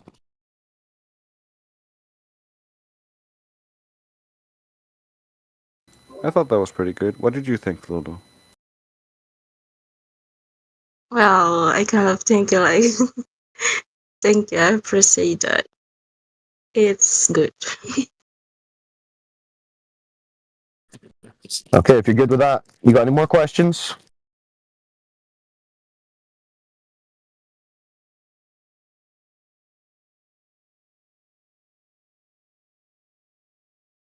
Feel free, ask more questions if you like. Otherwise, you can see if there's anyone else in the chat who's asking questions. Yeah, Q66 still has their hand up, so I don't know if someone can pull them up there, up here to the stage or not. Well, it says the invite's been sent, so I don't know if he has to choose something on his end. Oh, I see. He probably has to accept it. I get it. Q66, if you're still in the chat, put a note in the chat if you have tried to come up and can't, but otherwise we'll just assume you're AFK.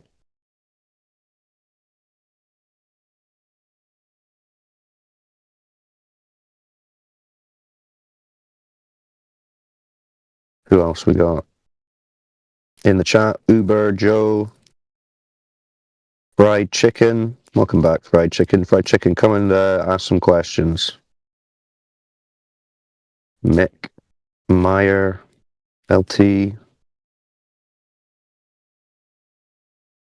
Feel free to join us on the stage and ask your questions or put your questions in the chat.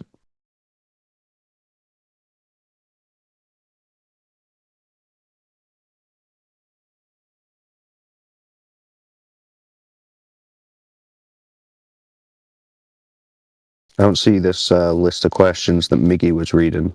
Don't know if he had one set out or if he was just pulling random questions from the chat.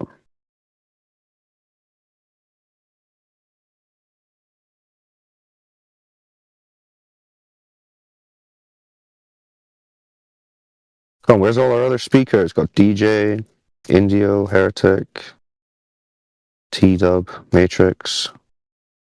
Can you guys not get on the stage or something?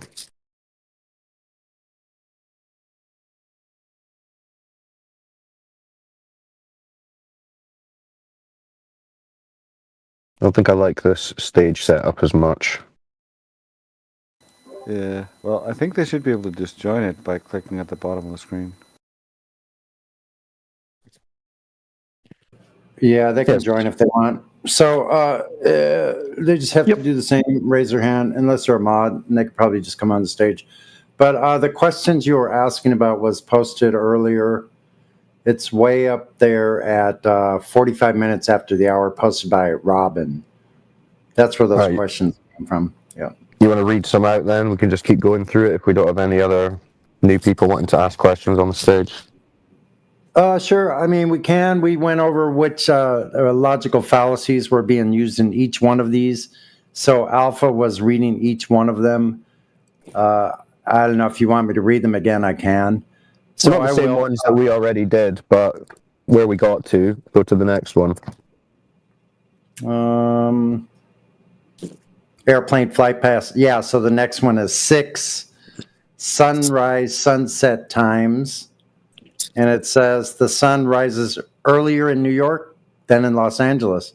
If Earth were flat, the sun would rise or set everywhere at once. So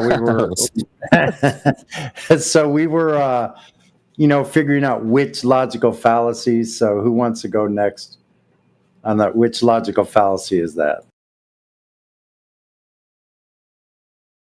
I don't know. That's like a whole heap of illogic in one position. Yeah. I mean, can Indio get up? Because he's good on the sunset times. I mean, talk about the equation of time and how none of it's actually based on a model of a baller. Exactly. Yeah, since no one else straw man fallacy. Yeah, it's a straw man. I was going to say that. Yeah, definitely. Yeah, they're claiming that the sun would rise and set everywhere at once, like if the sun were going around the flat disk. That's the conception they're trying to create here. That's not what we're proposing. So that's just a strawman fallacy. Yeah, and I suppose. So we have Joe. Joe's up on the stage. What's up, Joe? Hey guys. What's up? How you doing? You got some questions? Yeah. So, Alright. like, if Earth is flat, why would government and scientists hide something like that from us? Like, I feel there's no benefit for them, Yeah. Well, I suppose I'd answer that in a few ways. I'd say, firstly, they're not hiding it. They can't hide it. Because it's the physical Earth that we all live on. We have access to it. We can confirm what it is. Or at least we can rule out what it's not. So it's not that they're hiding it per se, but they are making you think, or they are telling us that despite the fact that we see a flat, motionless Earth, that's not what it is. So they're kind of obscuring it, if you know what that word means. That's my question. Like, why would they do something like that? Ooh, this is a deep what would question. they benefit from it, Like, I feel if the Earth is flat or round, like, it doesn't matter, Yeah, I mean, if you just think about it at a very surface level, you can be forgiven for thinking it doesn't matter and it's not a big deal. So the shape of the Earth, the surface of the Earth, whether it's flat or curved, who cares? But it goes deeper than that because it speaks to the creation story that we've been given along with it. Right? The Big Bang, forming everything into balls. Right? They've given us that theory as an option for how this world came into existence, potentially by complete accident, quote unquote. Right? By natural means, as opposed to some intelligent creation. So the globe story comes with a lot of baggage in terms of how it makes us consider our place in reality. What is reality? Right? Are we this speck of dust in a massive vacuum flying around for no reason? That could be the way you perceive things if you accept the globe heliocentric idea, and if you don't think that that came about by some kind of intelligent design. So it's an option for atheism, basically. Whereas a flat, motionless, contained Earth doesn't really have that option. So that's one level of it. I mean, more surface level, you could look at the monetary gain that certain organizations make for propagating this material. So NASA, for instance, they take in about $70 million a day, right? So if there's a scam going that's generating that kind of income, would some people lie to get even just a portion of it? Quite possibly. Yeah, maybe. It's also intellectual capture. When you think about all of the globe idea is based in pseudoscience, and we really divorced science, the empirical sciences, from the scientific method when we got the globe and they started to imagine about the world, like the sky. And so it creates this intellectual capture where the world's most intelligent people are stuck just wondering in theoretical physics instead of actually working with the tangible. Yeah. I mean, to boil it down to a word, control. It's about control. Control over how you perceive the world, and therefore what you think your place is in it. What your purpose is, even. I mean, think about it. It's kind of a way of cementing these government institutions as the ultimate source of truth and knowledge on this earth. Because they're telling us that we don't have the ability as human beings on earth to perceive what the earth actually is or to understand what it is. Because they tell us that we will perceive a flat, motionless earth. But then they'll say, but that's just because it's such a big ball and we can't tell. Only the government can tell because they have the ability to go to these places that we can't go to, and they're going to tell us the truth, quote unquote. Right? So it's... And if you accept that, then there's very little that you won't accept from them. Because your general baseline will be, I can't understand or know this stuff because I don't have access to it, but the government does, so I'm just going to trust what they tell me. And then that filters down to everything else. You say, well, they know about the earth and the universe and what's beyond all things I can experience, so why wouldn't I trust them if they tell me I just need to stay indoors for this long? I need to give them this much money for this reason. I need to comply with this demand. I need to comply with that demand. How can I question them? Because they tell me what my entire worldview is. We need your taxes to save humanity. Yeah, like if they tell you one day, if they turn around and say, hey guys, there's a meteor coming and it's going to wipe out all of the United States, so we need to increase the tax and we're going to put it towards a mission that's going to destroy the asteroid or something like that, right? 90% of people would willingly, happily comply.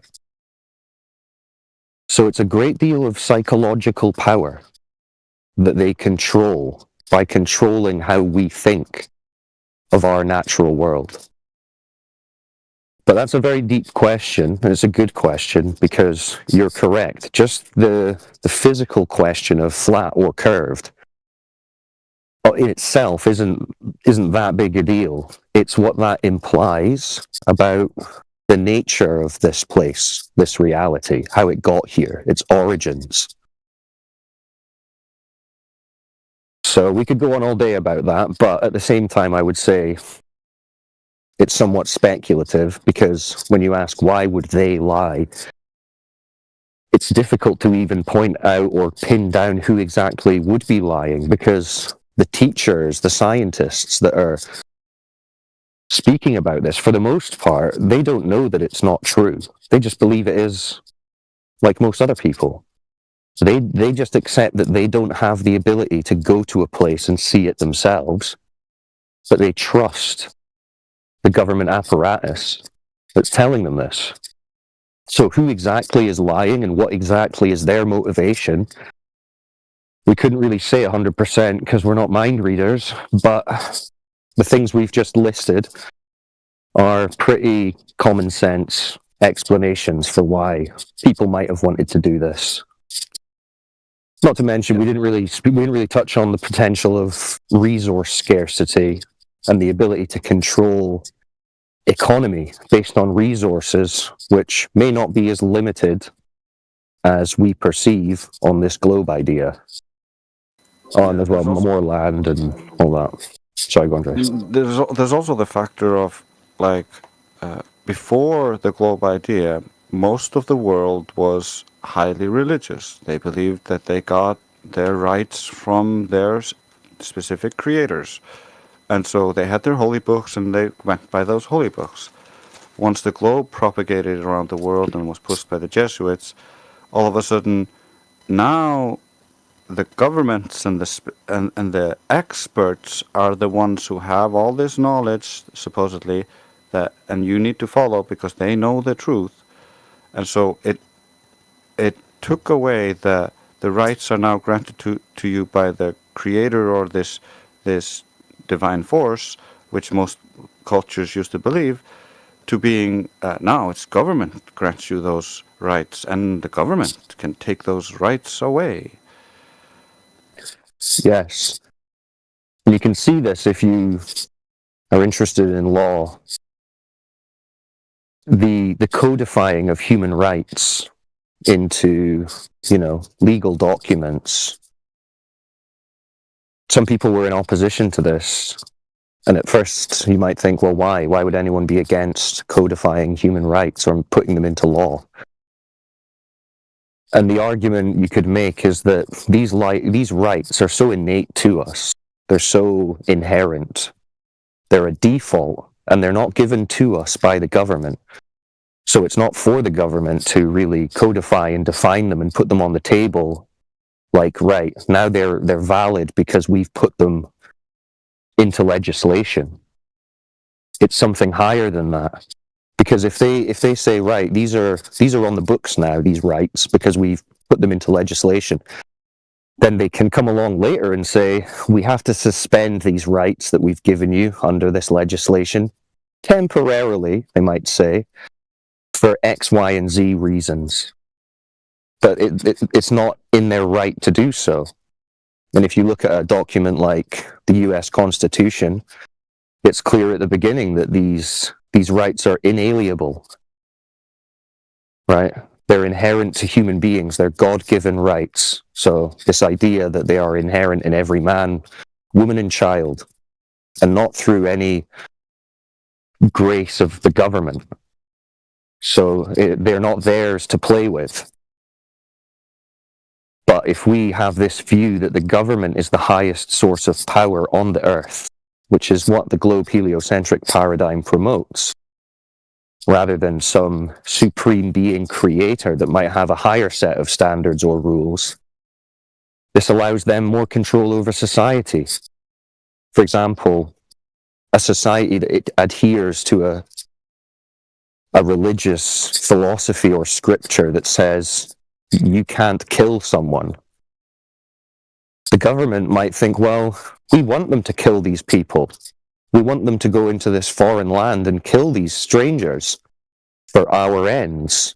But they adhere to a book that says they shouldn't kill. So we're struggling to get enough people together to do it. So if you could conceive of a way to make people dismiss that book and dismiss those principles, you would find it easier to convince people to go and do the things that you might want them to do, that otherwise they might not. So when you start thinking about this whole thing, it goes very deep into the psychology of man and society and the power structures that we inhabit. But that was a lot to load on you, so I'll let you respond, give us your thoughts, see if you understand or if you think we're crazy. No, that makes sense, to be honest. Okay, good. Glad you understand at least where we're coming from. Any other questions? No, thank you. Okay, you're very welcome. Well, if you do, feel free. Just shout them out. Okay, I appreciate it. Cool. All right, what's next? The one thing I would add to this is, for instance, Buzz Aldrin, I have a little recording of him I can play for you guys. If you just listen to him while he speaks to this child, he doesn't know. He just believes the Earth is a ball, and there was some reason why they weren't allowed to go, but he believes he knows the reason, but he doesn't say it. So I'll let you listen to it. I remember my parents waking me up, and we went down and we watched. Why has nobody been to the moon in such a long time? That's not an 8-year-old's question. That's my question. I want to know, but I think I know.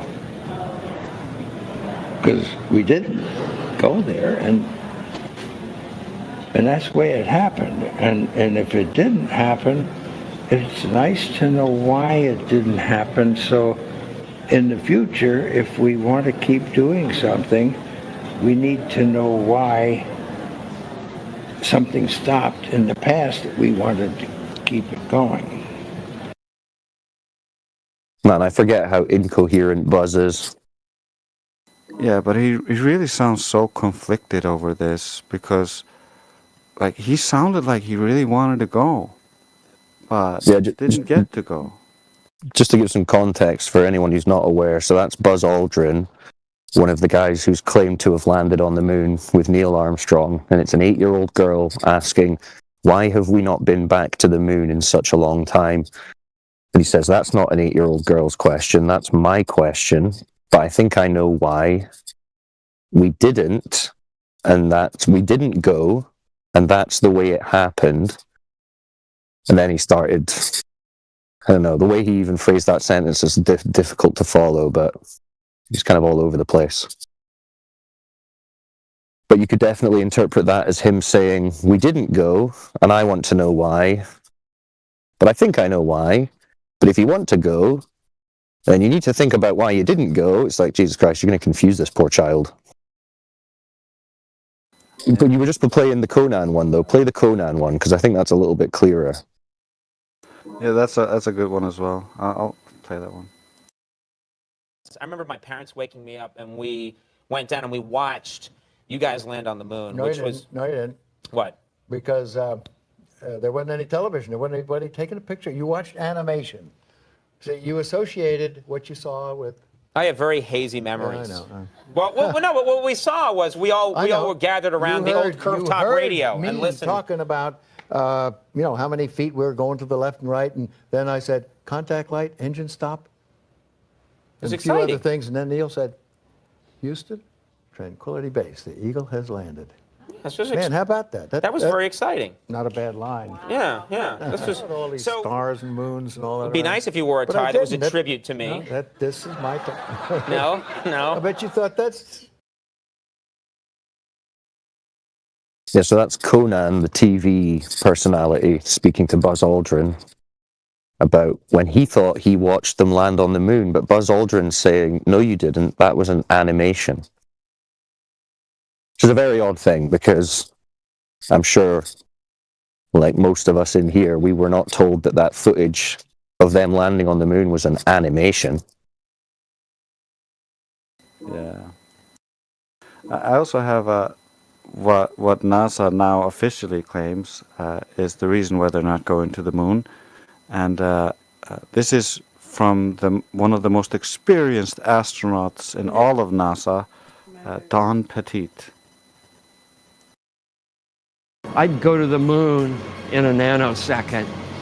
The problem is we don't have the technology to do that anymore. We used to, but we destroyed that technology, and it's a painful process to build it back again.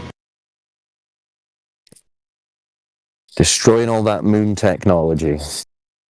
Now that's strange as well, because it's like, if this is not just America's greatest feat, but mankind's greatest feat, but instead of preserving everything for posterity, for history, they destroyed it, so they're saying.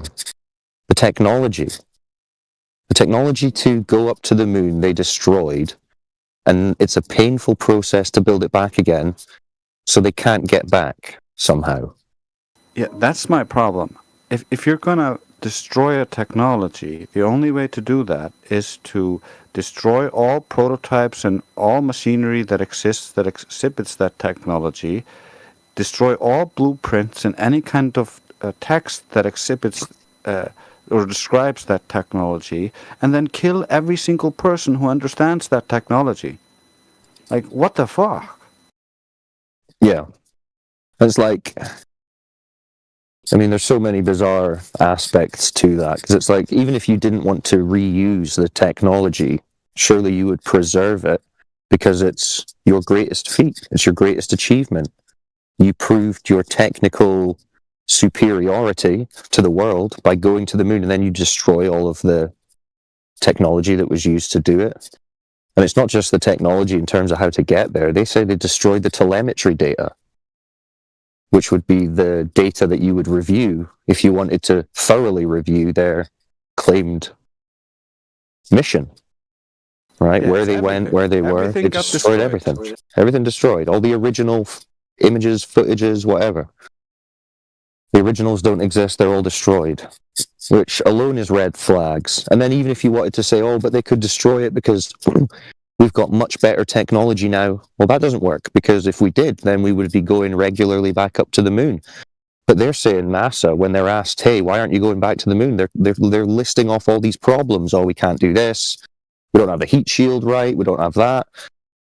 So that doesn't even make sense, because like if you did it in the 50s or in the 60s and 70s, how can't you do it now if the technology is better? So the space industry, for some reason, is the only industry in human endeavor in all history that has somehow technologically regressed, not progressed. We can no longer do the things we used to do. It would be the equivalent to Columbus sailing on his voyage, coming to America, and then burning all the ships, going back and saying, hey, we'll just never return. That's not human beings. That's not what we do. So if any of that was true, it's like sailing to America, then destroying all the ships and anybody who knows how to build the ship. And burning all the maps that you made, yeah. And then 50 to 100 years later saying, oh, we're trying to get back, but we can't because we destroyed the old sailing vessels. Yeah, if you watch NASA and the Orion mission, they're literally saying, well, we haven't solved the radiation problem, which would instantly kill all the astronauts. So that's why we can't send astronauts through the radiation belts. And we're trying to solve that with the Orion missions. they're literally saying like, "Whoa, we never went to the moon, bro. We don't have the capability to do that." Yeah. So that's a little sidebar on the moon landing, but it's a worthwhile point to raise, because if you think about it, the only direct quote unquote evidence that we have that the Earth is a ball comes from primarily NASA. Right? You could say, oh, but there's a couple of other space agencies. All right, fair enough. But the point is, the only direct observation or image or video that's claimed of this ball Earth comes from these organizations, and they're now telling us, they can't get there. All kinds of stuff. All the other ones only sent people up to low Earth orbit or the ISS, supposedly, and from that height or altitude, they wouldn't be able to see the horizon curving or anything like that. So it's only the supposed astronauts who went to the moon were the only people who supposedly seen the Earth as a ball. And as we just heard earlier, that guy doesn't claim he went anymore. Yeah, that's a good point, right? Although appeal to majority is a logical fallacy, we hear it all the time because people say everyone knows the Earth is a ball. It's proven, all the scientists.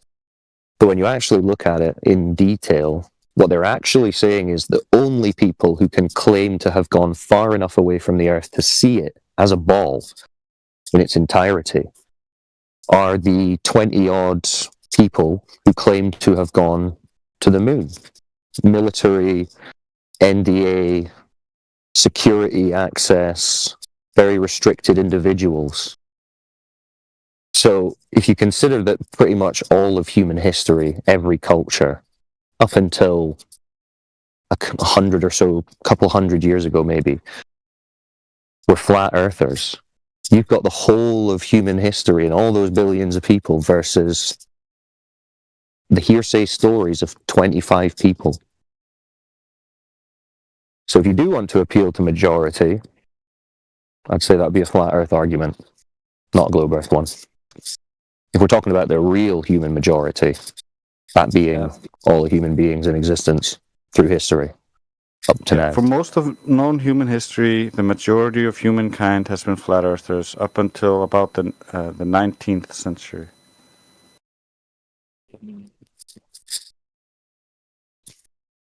All right, so has that rustled up some questions?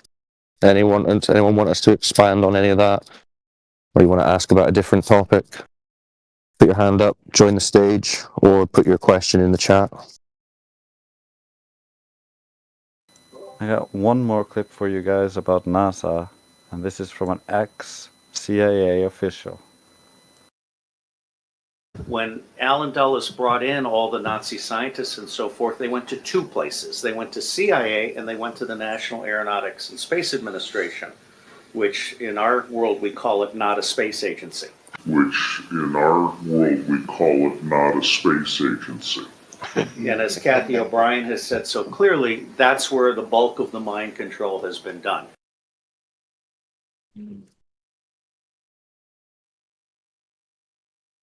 Yeah, the bulk of the mind control has been done at NASA.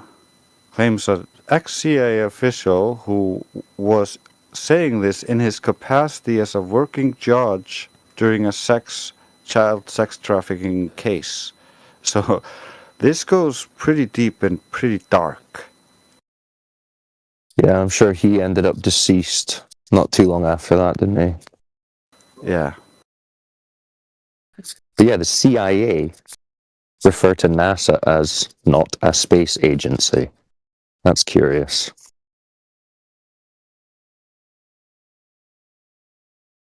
Radwin's joined the stage. What's up, Radwin? This is our nicest flat earther, people. Hello, everybody. See how nice that is? Oh my God, So he nice. sounds so freaking nice. I'm very nice. So if you guys want to talk with a nice flat earther, now's the time.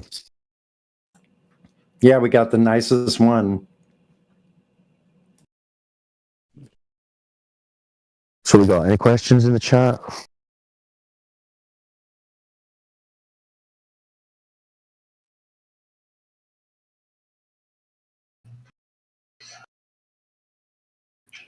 Hi guys, how are you doing?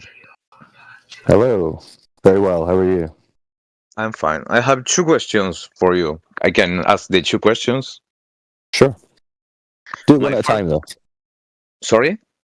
One at a time, though. Don't overwhelm us. Oh, no, just two. My two questions are, why you care that much about the flat earth subject? That's the first question.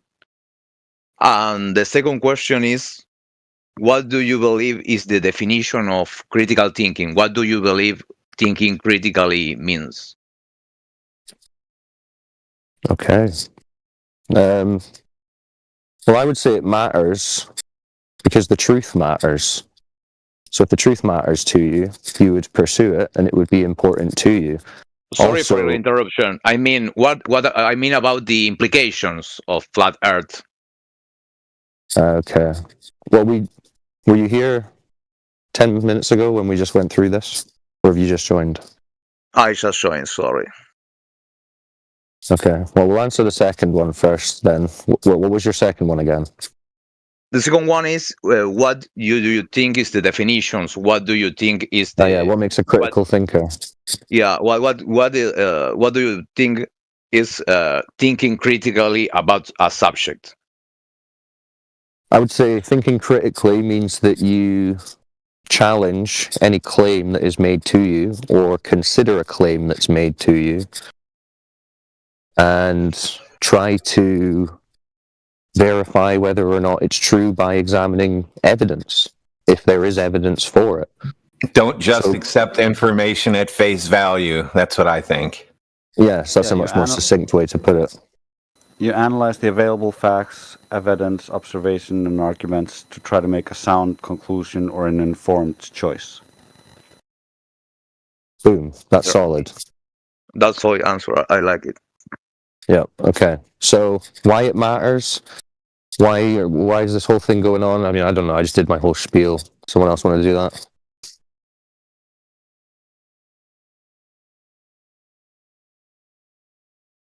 Why does what matter? That the Earth is flat? Yeah, he's pretty much asking why. What's the big deal? Like, well, for you, I mean, for you, what implication you see? For me, it matters because it's the truth, and I tested it, and I didn't think it was the truth when I came into this. I believed it was a ball, and so I figure other people deserve the chance to know the truth. I don't want, because the truth should be free. And just to make a sorry, English is not my native language, so sometimes it's hard. But I mean, why you if you believe in climate change, to make an example, why do you care more about flat Earth and not about climate change, or maybe poverty, or maybe child hunger? Yeah, well, I would say this. Sorry, go on, Dres. You finish off. Yeah, I like. What do you mean? Care more? Like, I care. I think he's asking. I think he's asking why it matters in the sense of what's at stake for human beings. Well, here's one thing. Here's one thing. Yeah. Because I know it's flat, I know how to distinguish when I'm being lied to now. Okay. Because I know the truth about Earth. So I know when I'm being lied to about a lot of things like space missions and things that people say on TV that tell you guys should all do this to be safe. Well, I don't buy all that anymore. Okay, I just ask that questions because I see you guys, maybe I'm wrong, as an activist around this topic, and you choose that topic and not another topic like poverty, like childhood. I would say to go on mine, I think it's empowering for the individual to have a better understanding of his environment and his situation.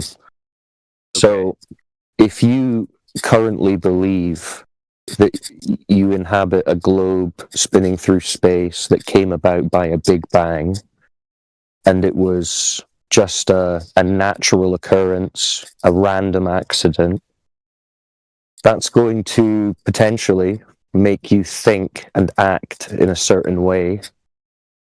Whereas if you have the understanding that you are not an insignificant speck and that you are in a created environment, and you are in an environment that may have its own set of rules and laws and ways of being, then it's a very different outlook that you'll have. And that's kind of alongside the critical thinking, the ability to think for yourself, but it ties all together. Your ability to navigate your situation, this reality. You're going to be in a better position to make better decisions and better choices if you have more information about where you are and what your situation is, how you came to be, how the earth came to be, or how it didn't come to be, what its purpose is, if any at all. You have a It's very also- interesting perspective. It's also like you're kind of like pushing the like flat Earth or everything else. However, I care about my community. I care about my country. I care about. I don't want bad things happening in the world. I care about that as well. I am here because this is an underrepresented part of society, and I do my part in the other aspects that I feel like need to be addressed. However, when I'm here, I only address this subject because this is the subject matter of this channel. Thank you for your answer. Very good one. Sorry, I would just expand on what I said slightly to think about the power structures again and their influence.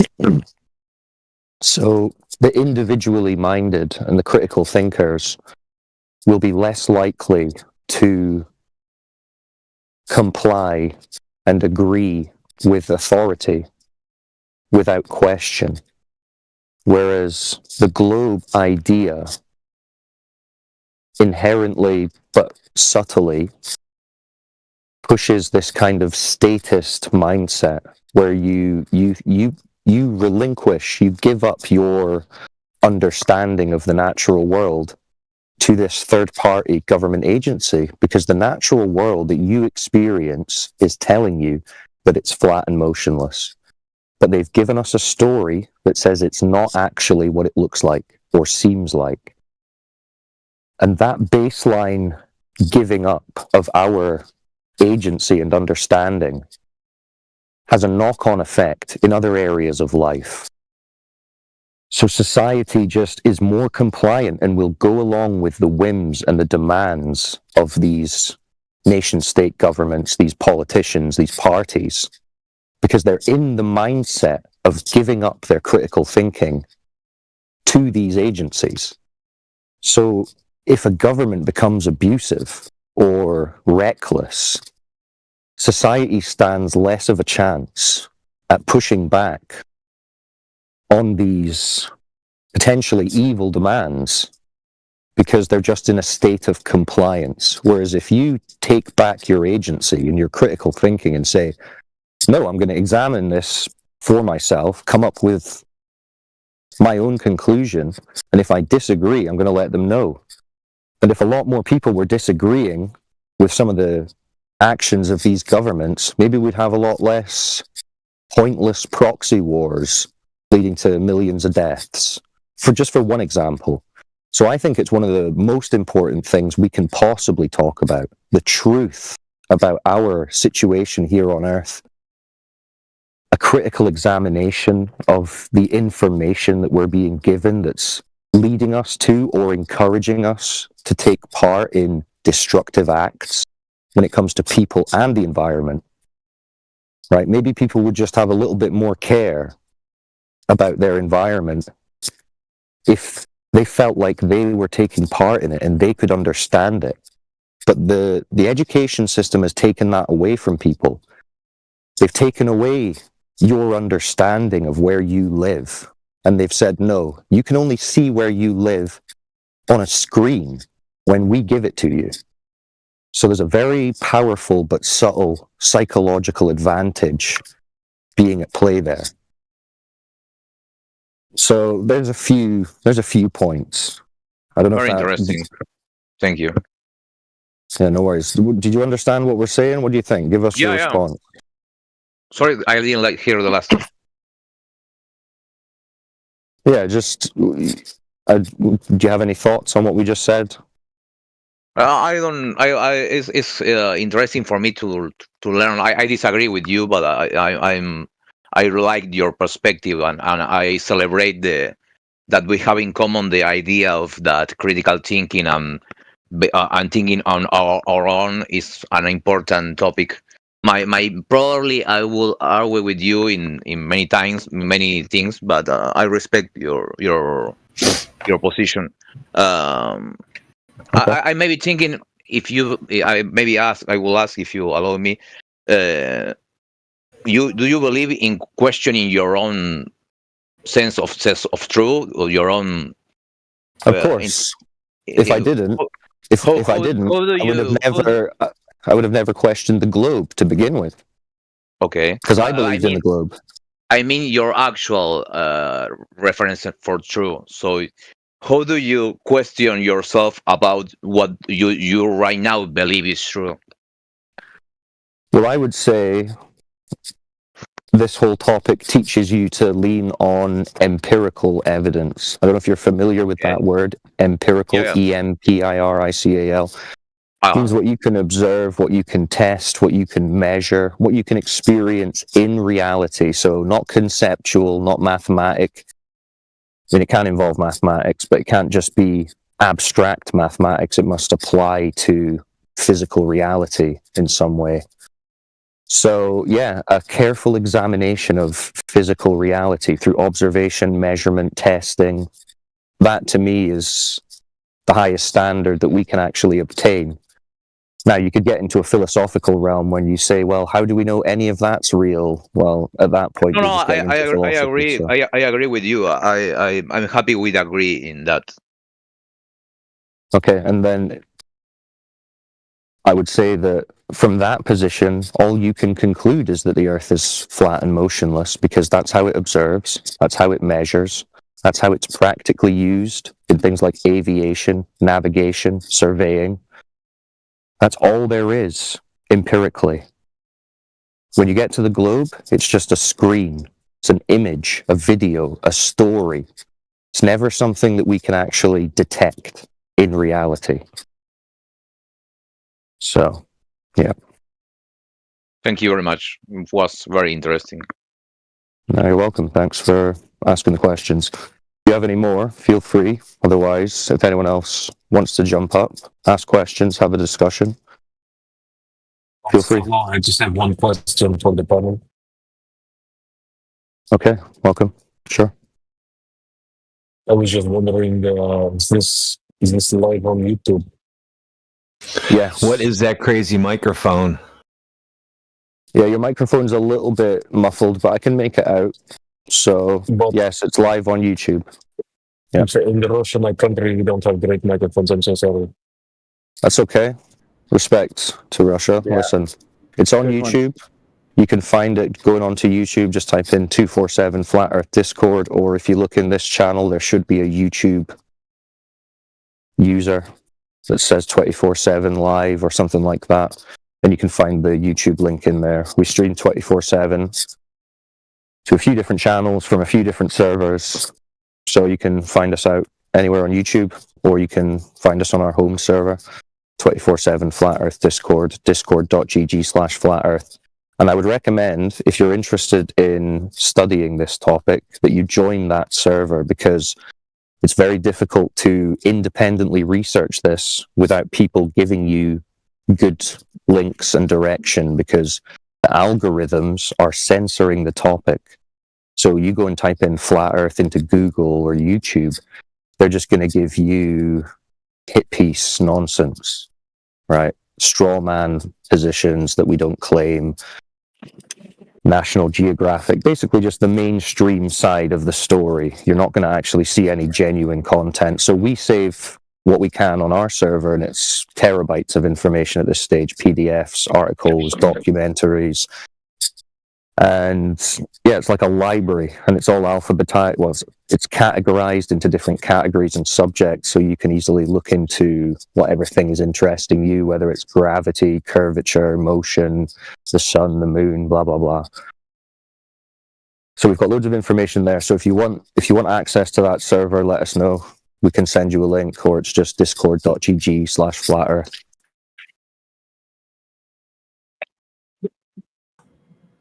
So Strawman claims versus Straw Bear.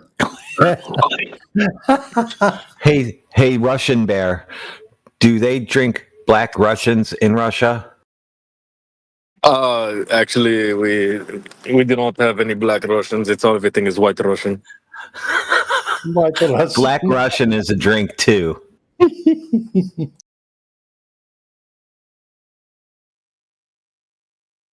All right, so you got any more questions, Russian guy?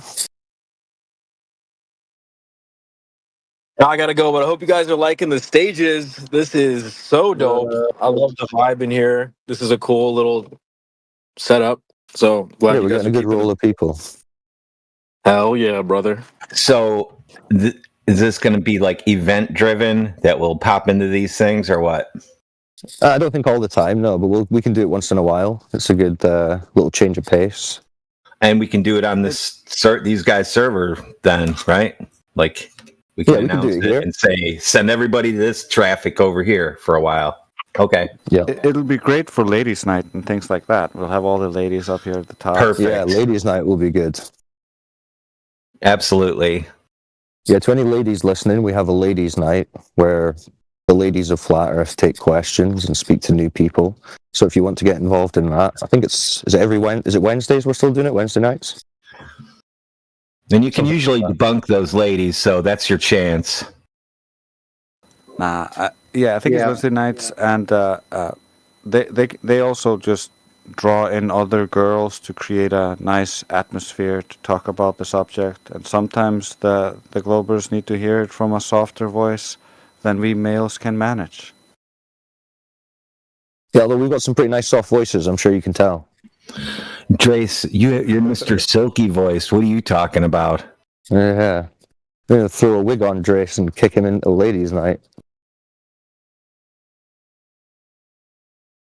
So, yeah. That's where you can find us if you're interested. Just ping one of us, DMs or in the chat, and we'll hook you up. And we will destroy your entire worldview. And hopefully, you're appreciative. So, Russian guy, you still up? You got more questions, or did you just want to know if we're on YouTube? If not, I want to ask you, as a Russian, if you believe the Americans landed on the moon in the 1970s. Do people in Russia generally believe that the Americans landed on the moon? Or are they like, nah? Yet. Wow. That's my best Yes. Russian.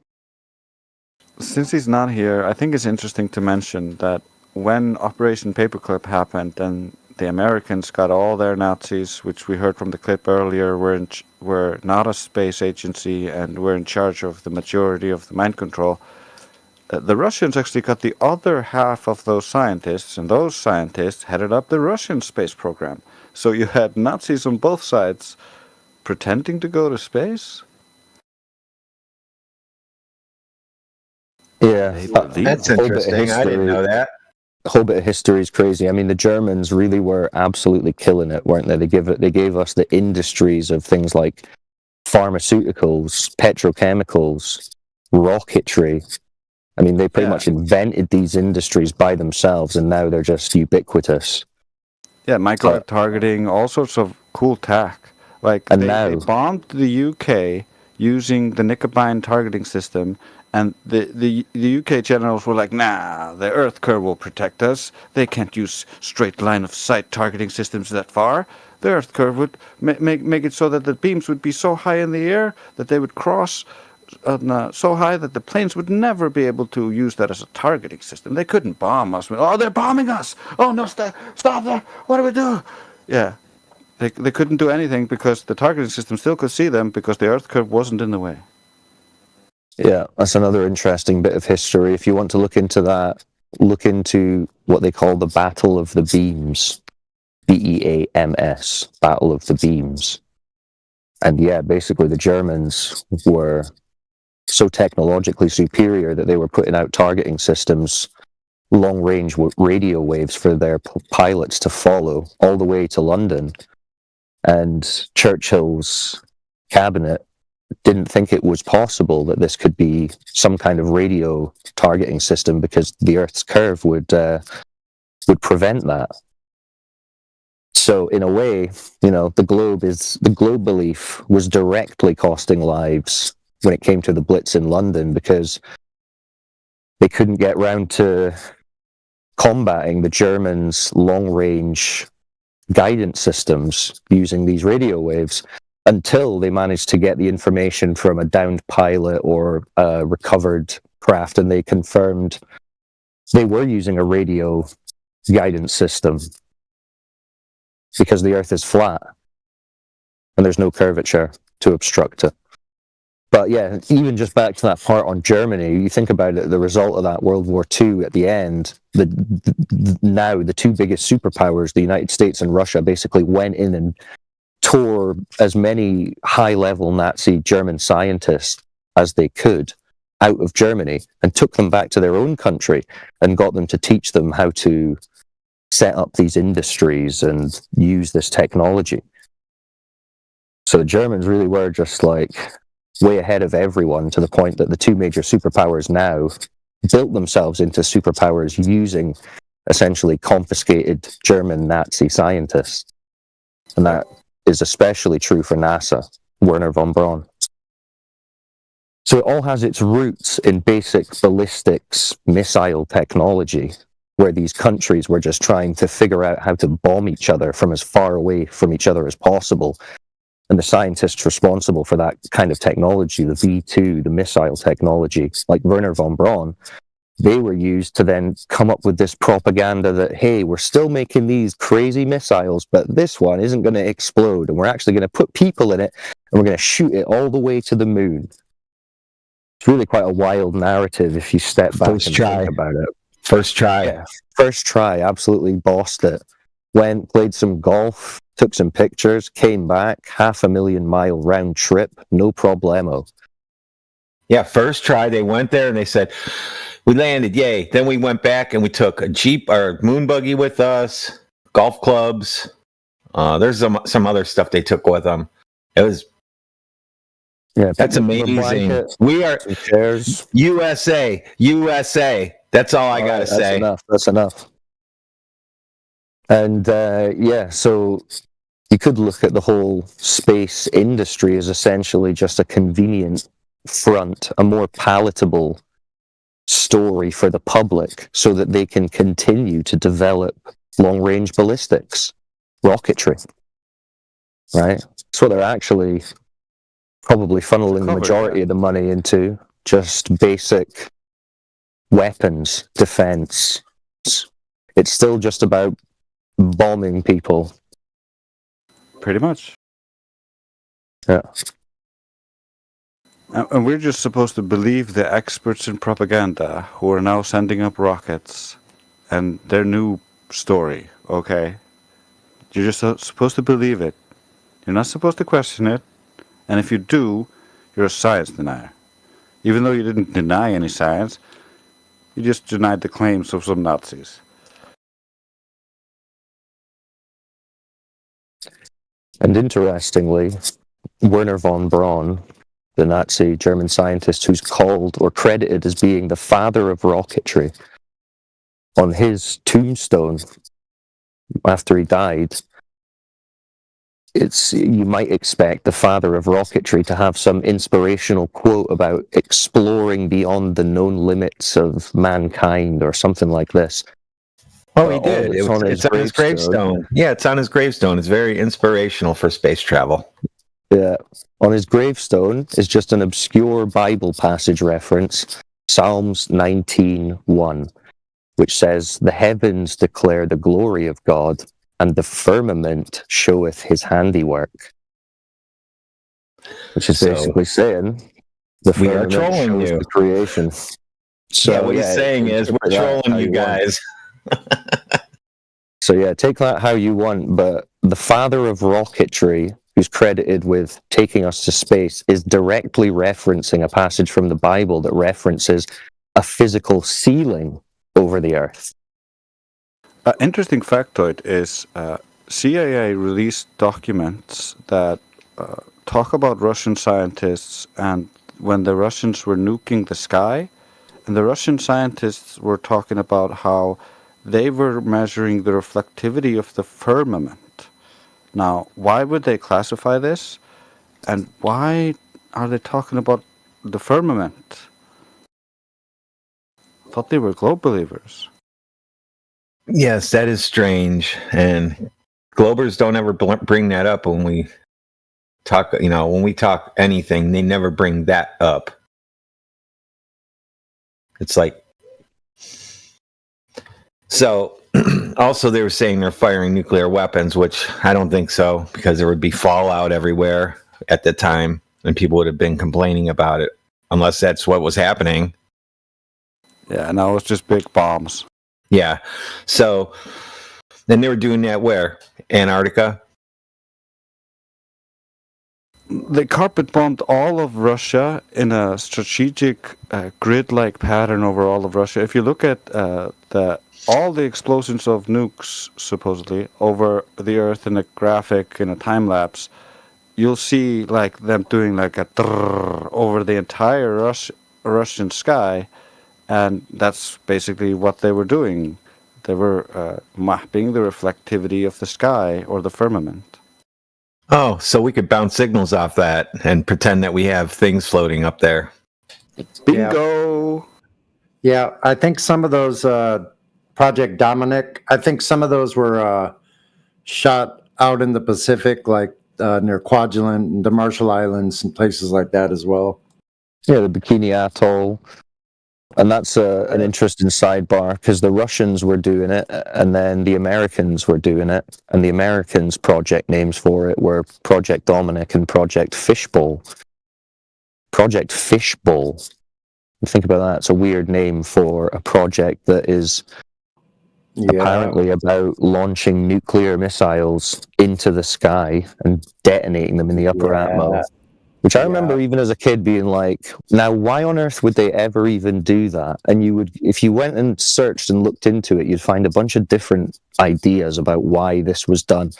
And I remember one person who was supposedly in some tangential way in government or related to the project saying that what they were trying to do was to see if they could set the atmosphere on fire. And I remember thinking, why the fuck would you want to do that? But I put that away to the side. But years later, when I discovered all of this, and then found out it's called Project Fishbowl, and Project Dominic means of the Lord, and Fishbowl was a subset of Dominic. So it's essentially Fishbowl of the Lord. And they're firing missiles up straight into the sky and blowing them up. So yeah, like Dre says, they were trying to figure out what the nature of this physical containment that we've got around us is, just by launching dumb explosives at it, trying to map it maybe. And I'm always a big one on the timeline. So in 1958, they created NASA right after the Antarctic Treaty. And then in 1960, I think is when they started Project Dominic, right in the middle of the Cold War. And right in the middle of a test treaty ban, a ban on testing. And so in the middle of the Cold War, they allow Russia and America to start shooting nukes up into the sky. Incredible. One thing you're missing before that is Operation High Jump. Exactly. So after World War II, the Americans had this Operation High Jump, where they sent an entire naval fleet to Antarctica. And that's where all these stories about Nazi bases in Antarctica comes from, because people were speculating that they were going there with an armada because there was some Nazi holdout in Antarctica or something.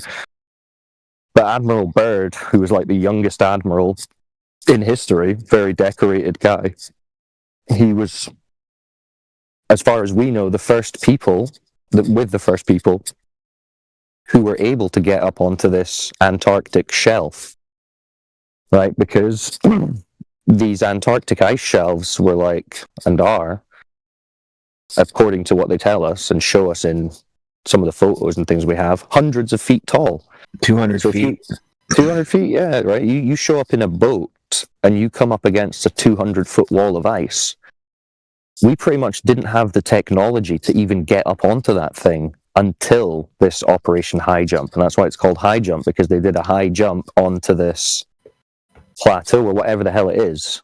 And then right after that, and strangely, they said they lost people out there. Like, a bunch of planes went down. There was a bunch of losses on the American military side, although it's difficult to find out exactly what these losses were and what the nature of them was. But either way, once they did that, that's when they put in the Antarctic Treaty and essentially locked off exploration of that area to members of the public. And a year later, NASA. So the upper atmo, just quickly, I'm just finishing off this. But, okay. So the upper atmo became military purview. So legally, members of the public couldn't go up into the sky past a certain altitude, and they couldn't go south because of this Antarctic Treaty, which prohibits independent exploration beyond 60th parallel south. So they essentially locked off this area for human beings to explore, members of the public. And yeah, it's a very convenient piece of restrictive legislation. I want to go back to High Jump, where you were talking about that. And you said they were high jump, basically getting up to getting onto that shelf. And then you said they also lost there was a lot of accidents or something, right? You said? Well, from what I remember, there was maybe like 4 or 5 planes that were lost. Do you think that they were trying to go farther in to drop people off? Farther in, and then they just kept hitting something also? I mean, I'm just speculating on that. I got something on this. I'm posting here. There was a recovered Nazi submarine that had a letter inside it, and in that letter and in that submarine was also recovered a map where they detailed how they navigated the submarine through an opening underneath the Antarctic, and supposedly got to the other side where there was landmass and people. And they believed they were potentially going into the inner Earth of the ball, because that's their belief. However, if you look at the elevations of the submarines in their diagrams, they clearly were just going down, under, and up. So it's over a flat plane. There's no globe involved. They're just going underneath the landmass. So it's really interesting. What they might be doing further beyond the boundaries of our known world is a mystery, and could potentially explain why there's such a gaping hole in the Pentagon budget. Where did all that military equipment go? Yeah, I remember seeing that map as well. I'm not sure if someone's got it handy and post it in the chat. I don't know about the chain of custody, let's say, for that map, or the veracity of it, but it is an interesting map to look at. And you're right, it just has elevation profiles in reference to a horizontal, so no globe considered. But yeah, it's maybe part of some of these inner Earth conspiracy stories that get told online, which can work fine on a flat Earth if you're into that, because we do have expanses of open area and space underneath the surface level. So we've got massive cave systems, but cavern systems. There's supposed to be a 50-mile cave, and I forget how high it's supposed to be. Something like 1,000 feet, maybe more than that high, a mile high or something like that. I forget. And I'm thinking and that's what that artificial sun, when we all saw pictures of that thing, that's where that would come in handy.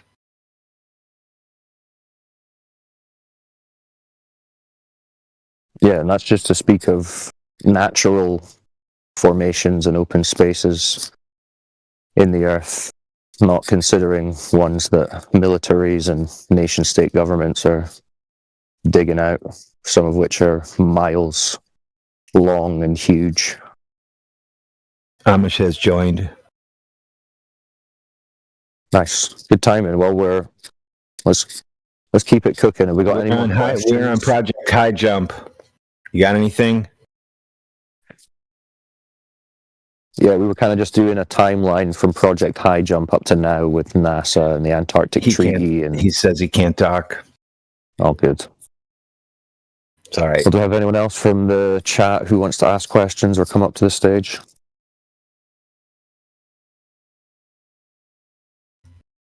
He says, look into International Geophysical Year.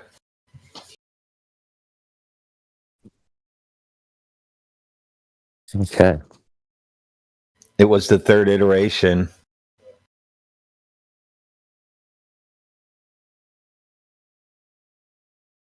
Yeah, you'll need to get onto the mic to explain that one, Amish. I'm sure the people in the chat can look it up. Drace, are you back? Are you there? I'm sorry, I was downloading a Sporadics thing. Sorry, yeah, what? You said that Russia basically gridded out their ceiling. Do you have any proof of that? Yeah. I hate to ask it like that. No, that's cool. Yeah, there's that paper that was speaking about them testing the light properties of the firmament, wasn't there? Okay. Yeah.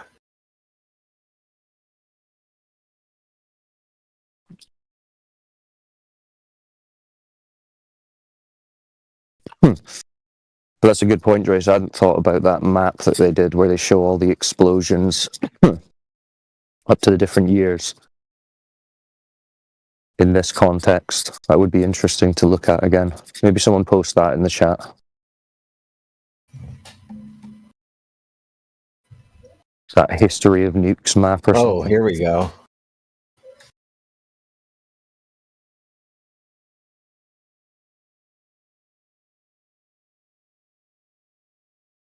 Save that one.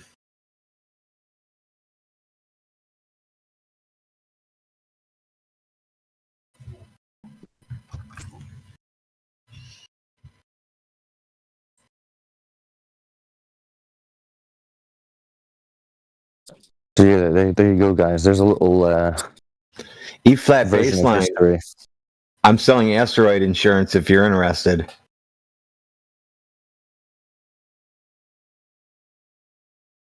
Yeah, because they are saying that some are getting pretty close, and you don't want to be out of pocket. No. So it's $39.59 a month. And when you initially sign up, we send you a package of sticks for measuring the Earth curve. And if your house is hit by an asteroid, you get $10 million in cash. Then it's not taxed. So you could probably even get yourself a better house than you already had. So you could live in a garbage can and get hit with an asteroid, and you got $10 million.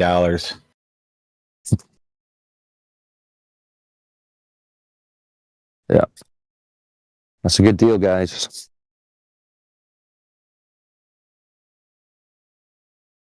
Let me show you what you get for initially signing up. We send you this. And if you get, there's additional insurances like they got Coriolis insurance. And if you get a bundled package, we're also giving you a brain in the jar and something else. I forget.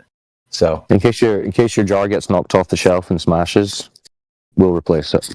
Yeah, well, for sure. Replacement brains for your jar. In case you spill the brain, you can just add a new brain. I smashed my finger, by the way. That's why you heard me go,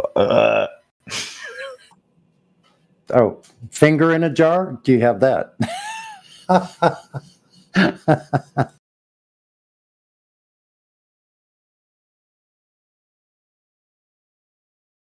I got gigantic pile of sticks ready for shipping, just waiting for us to get it going. I got to get the packaging together. I would think the Glovers would be snapping those sticks up. I mean, that's a high-tech item. You know, you got to have that for your globe Earth. So for your initial sign up of only $39.59, you're also getting $49.99 worth of 2 sticks. So think about it. That's a good deal. I prefer Bitcoin. We'll do Bitcoin for sure on this one. I'm going to start inviting people up at random. So if you get an invite, come and speak. This is an entirely random selection process. So if you're one of the lucky ones, I recommend you take advantage.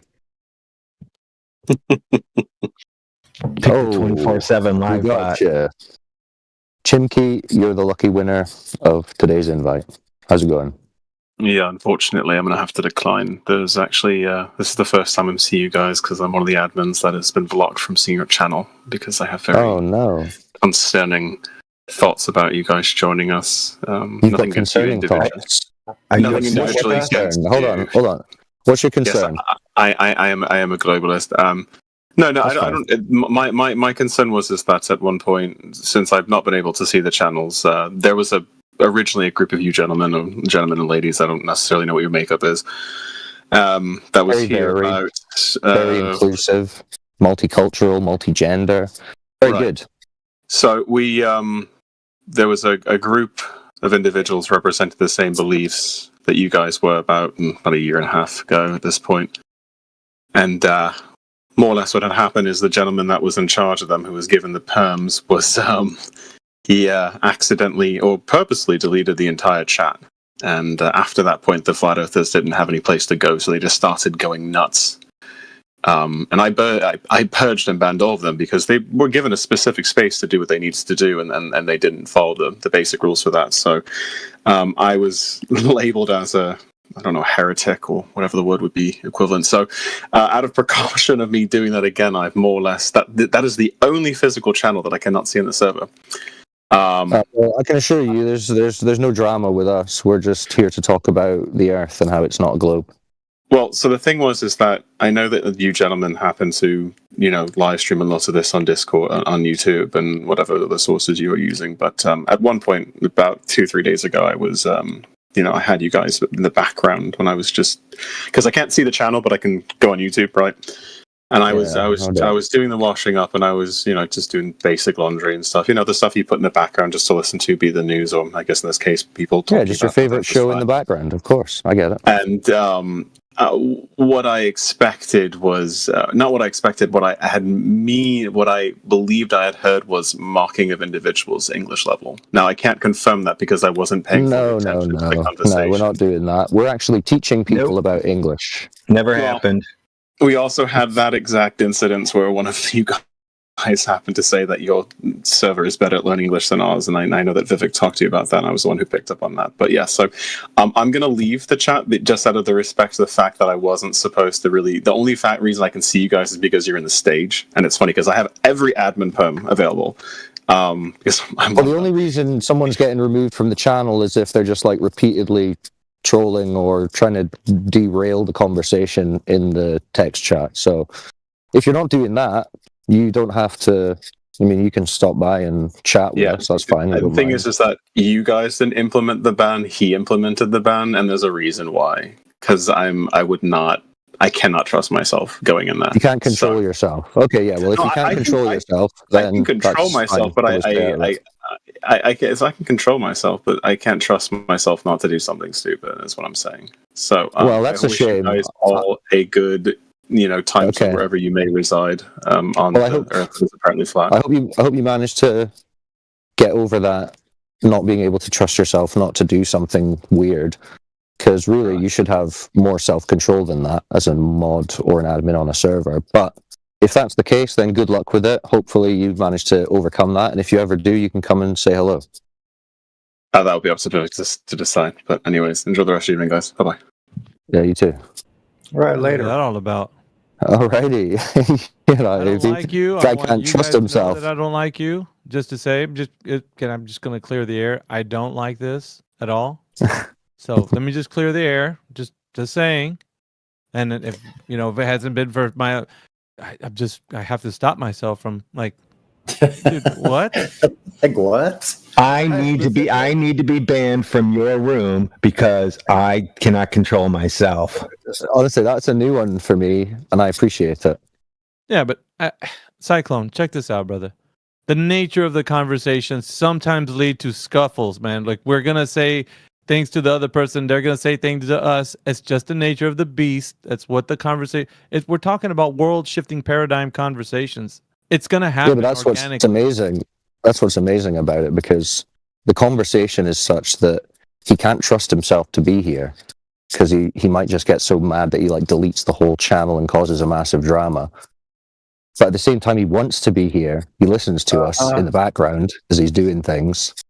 He can't really come up with a justification as to why we shouldn't be here, or as to anything incorrect that we're saying, just some petty Discord drama a year and a half ago.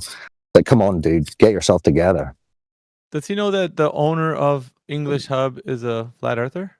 I don't think he knows that. I don't know. Well, we don't have to go into what the server owner may or may not believe. He but admittedly said that. He came in here and no, said they that. probably already know it. I guess that's why we're here. But either way, Well, I mean, people come in our channel and tell us that he is, so I take it for that too. Yeah, for sure. It's But well either known way, already. But either for him way, to I come mean, and do he's that was like a jab though to us. Like, no. That was a cell phone.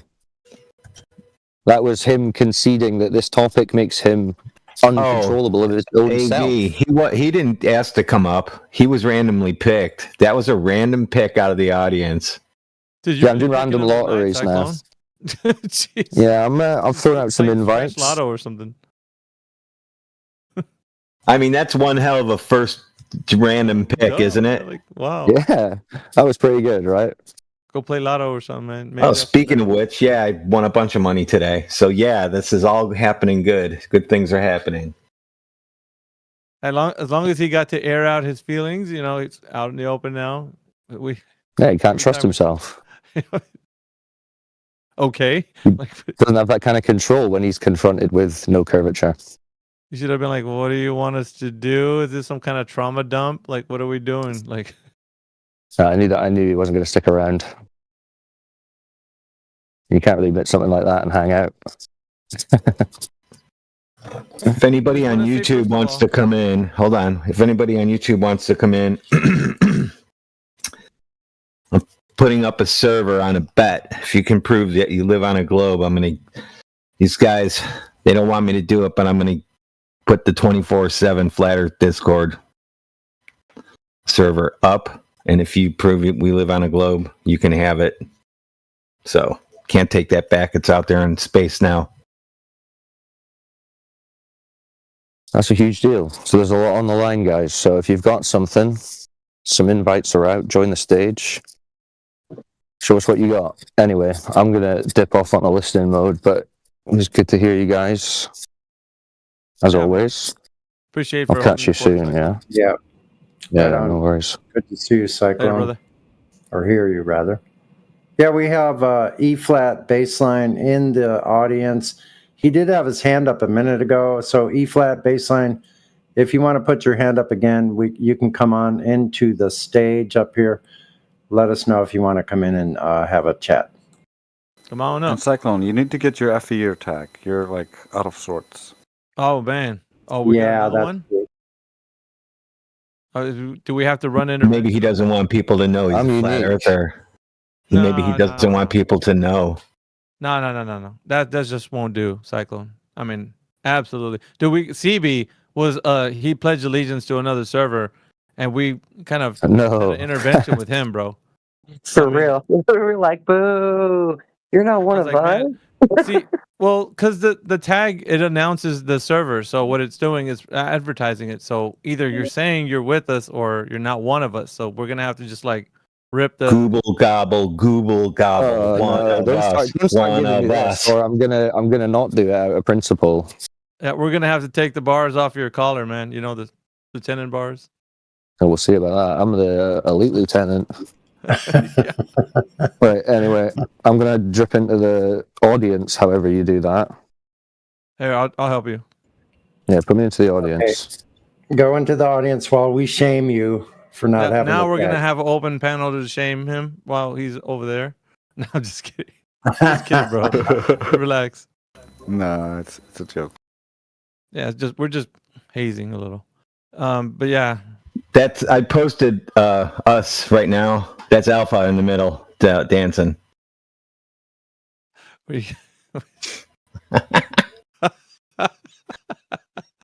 Google gobble, one of us. One of us. Dude, I'm telling you, like, yeah. Uh-oh. Here we go. Drama for your mama up in the chat. Anyways, Chimkey says, "Oh, I did. The man who was there, I guess head mod or lack of better word, leader, just decided to up and leave one day. Deleted the whole channel. At this time, didn't have a VC. And it was vegans who got their unique VC first. And he didn't what? Tell us his fellow people. They proceeded to turn general and beginner chat into their chat being asked to stop multiple times because they were convinced the server admins deleted it, but we didn't. We as confused as the rest of the server time, waking up to all hell breaking loose in a chat area. How does hell break loose in a moderated place? Anyway, meant to general conversations and beginner English speakers. Okay. That's neither here nor there, I don't think. Yeah, I don't know how hell invited breaks and they loose. just make a new channel. Like, what? Hell's breaking loose, boys. What are we gonna do? It's anarchy. It's pandemonium in the streets. Like, dude, if you're head admins, there's choke points. You can stop stuff from happening, dude. Like, you have the power to, okay, we're not having this go on. Stop it. And yeah, I mean, isn't that what? I don't know. Well, we're here now. We're here now to set an example of how servers run. So go learn. Yeah, did you hear the conversation? Yeah, did you hear the conversation that was going on between Grace and Duke and Udom? No. Before I was doing they were doing a timeline rundown, and Radwin was talking about it too. They were doing the timeline rundown from when they did the Antarctic treaty, like the mission down to the United States Navy going down there. Yeah, fishbowl and stuff. Yeah, I was listening. Yeah. How far did we get on that? Where did we stop with that? It was like all that stuff. Yeah, it's good to kind of talk about because it's something that is mentioned. But as far as being pertinent to the conversation, it's not as pertinent for us to discuss. It is something, however, we can lean on a speculation chat as to motives, as to the purpose and all that kind of stuff, man. Like you can. It has a purpose, but not in the specific channel that we're in. We're talking about the physical nature of the earth, and that we need a solid foundation, John. That stuff belongs to those. And so, like, I would say it like this: you're probably used to having those conversations happen along with those guys and those other channels who indulge in these types of conversations. They love to talk about Ares failure. You got those fishbowl, and got all these other types of things that are happening. That's great, right? Because that's something that's been spoken of, but too much into that is not giving good substance to what we're the goal that we're trying to get to, and that's to bring people out of their cognitive dissonance into the realm of the reality where we all exist. So that's why it's important not to focus on that. That's our mission, is to be clear and concise, and bringing people to get to know what physics are and demonstrate that there is no science to the earth being a globe, because it lives in geometry and it's a mathematical construct. So that's why what we do here is like paramount. So we can't just like launch into discussing all about that. It's just like a it was directly John. It was directly. It started with some guy was asking a question. Cyclone answered the question, and then we elaborated on that question, and showed him more interesting things he could look at. But that's not the purpose of the channel. That's not anything we're trying to argue for, because that's just hearsay. And they told us they did this. We don't know what they actually did. It's not very interesting in the long run. Yeah, if But you were there, you as could a response to a specific question, that's understandable. Yeah. Okay, I didn't realize it was a response to to a question. I thought you guys were running down a timeline of kind of like the genesis of where NASA's history kind of started, and that's where I kind of came in the middle of that because we had a power outage over here in my hometown, so I just kind of jumped in the middle of that. I'm like, it's interesting that they're talking about that again. You were discussing that briefly last night, so I was just curious, like what spurred that conversation. There's been many of people that have come through, 24/7, and that have had the mindset of having that be something we need to make, on a top priority. Go through all the ideas of like why people have the understanding of like all these, I don't know, nuanced topics, I guess you can call them, from the idea that things like trying to destroy the dome so they can go beyond that barrier, or things like this. Like there's not really a place for us to have like a grounding in what knowledge is for understanding the nature of our reality. So it could be good in a response, kind of like to clear the air about what that means in a context, but not as far as like diving into the specifics. I don't know. I mean, maybe you like to do that, but I just say like I don't know. We try to not go that direction. Anyway. Yeah, I don't like to go there because it is speculation. Yeah, what we want to do when we do that is just mention the historical facts and be like, well, you can draw your own conclusions from those. Here are the historical facts. This is what we got. And then go back into what actually matters, or the measurements or whatever. But he then left, and so that kind of trailed off. Yeah, so we hit the high points, right? Critical thinking, logical fallacies, information that grounds us to truth, which is observations, practical use, measurements. We go into the specifics, right? We want to make sure people have a great understanding and a knowledge base so that they can equip themselves to have discussions with people in the world. We don't want to just like equip somebody with a whole bunch of speculation and go out to the world and be like, dude, is this what flat earthers are? Just talking about moon maps and, like what's beyond the ice wall? Like this is kind of like not good substance, so that's why. This is the culture we've curated within the ethos of what we do here, John. Oh yeah, no, I've gathered that much in my short time with you guys, and no, I couldn't agree more with keeping things to what we can know rather than what we can speculate upon, and that goes for all recorded history, because what you hear about history, it's left to tell by those who survive, right? That too. The victors are the ones who tell you what history is. So, I mean, we're just grounding ourselves in whatever we can talk about within the context of the physical world. So,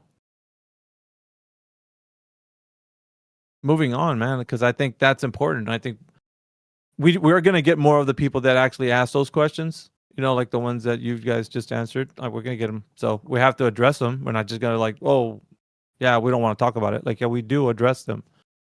But like Drace was saying, within context, we're addressing what that means, historical context and such. So yeah, I mean, if anybody here wants to come up to the stage and have a discussion with us about the topic of the nature of reality, they think the Earth's a globe. I mean, bring your evidence up here and let's talk about it. If not, you can ask your question in the text chat. We'll answer your questions. I was going through somebody posted 7 points as to why they say that the Earth is a globe and that it's not flat. So we're going over those, but we can talk about any other specific topics you think the Earth is a globe with. We'll address things like logical fallacies within the context of your question, or we can ask you to come up and explain or have a conversation with us about why you think the Earth is a globe. Other than that, we got a panel here of people that would love to talk to you. We got myself, we got Radwin, Jenna, is up here, Drace and Jedi and John. So welcome, guys, to the 24/7 Flat Earth channel on the English Hub. So if you want to, guys, we'll take your questions. If not, we'll talk amongst ourselves about the ongoings and the things about the conversation of the Earth being a globe and being flat. So we're going to have the conversations here about those topics.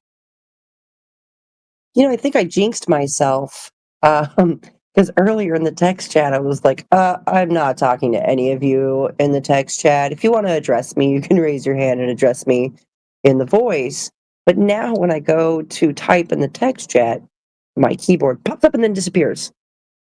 And so I can't type in the text chat. I don't know what's going on. I just did an update on Discord and restarted my phone. So that sucks. Oh, well. That's all right. Yeah, it's a bit wonky on the phone, I'm hearing. So people that are on your phones.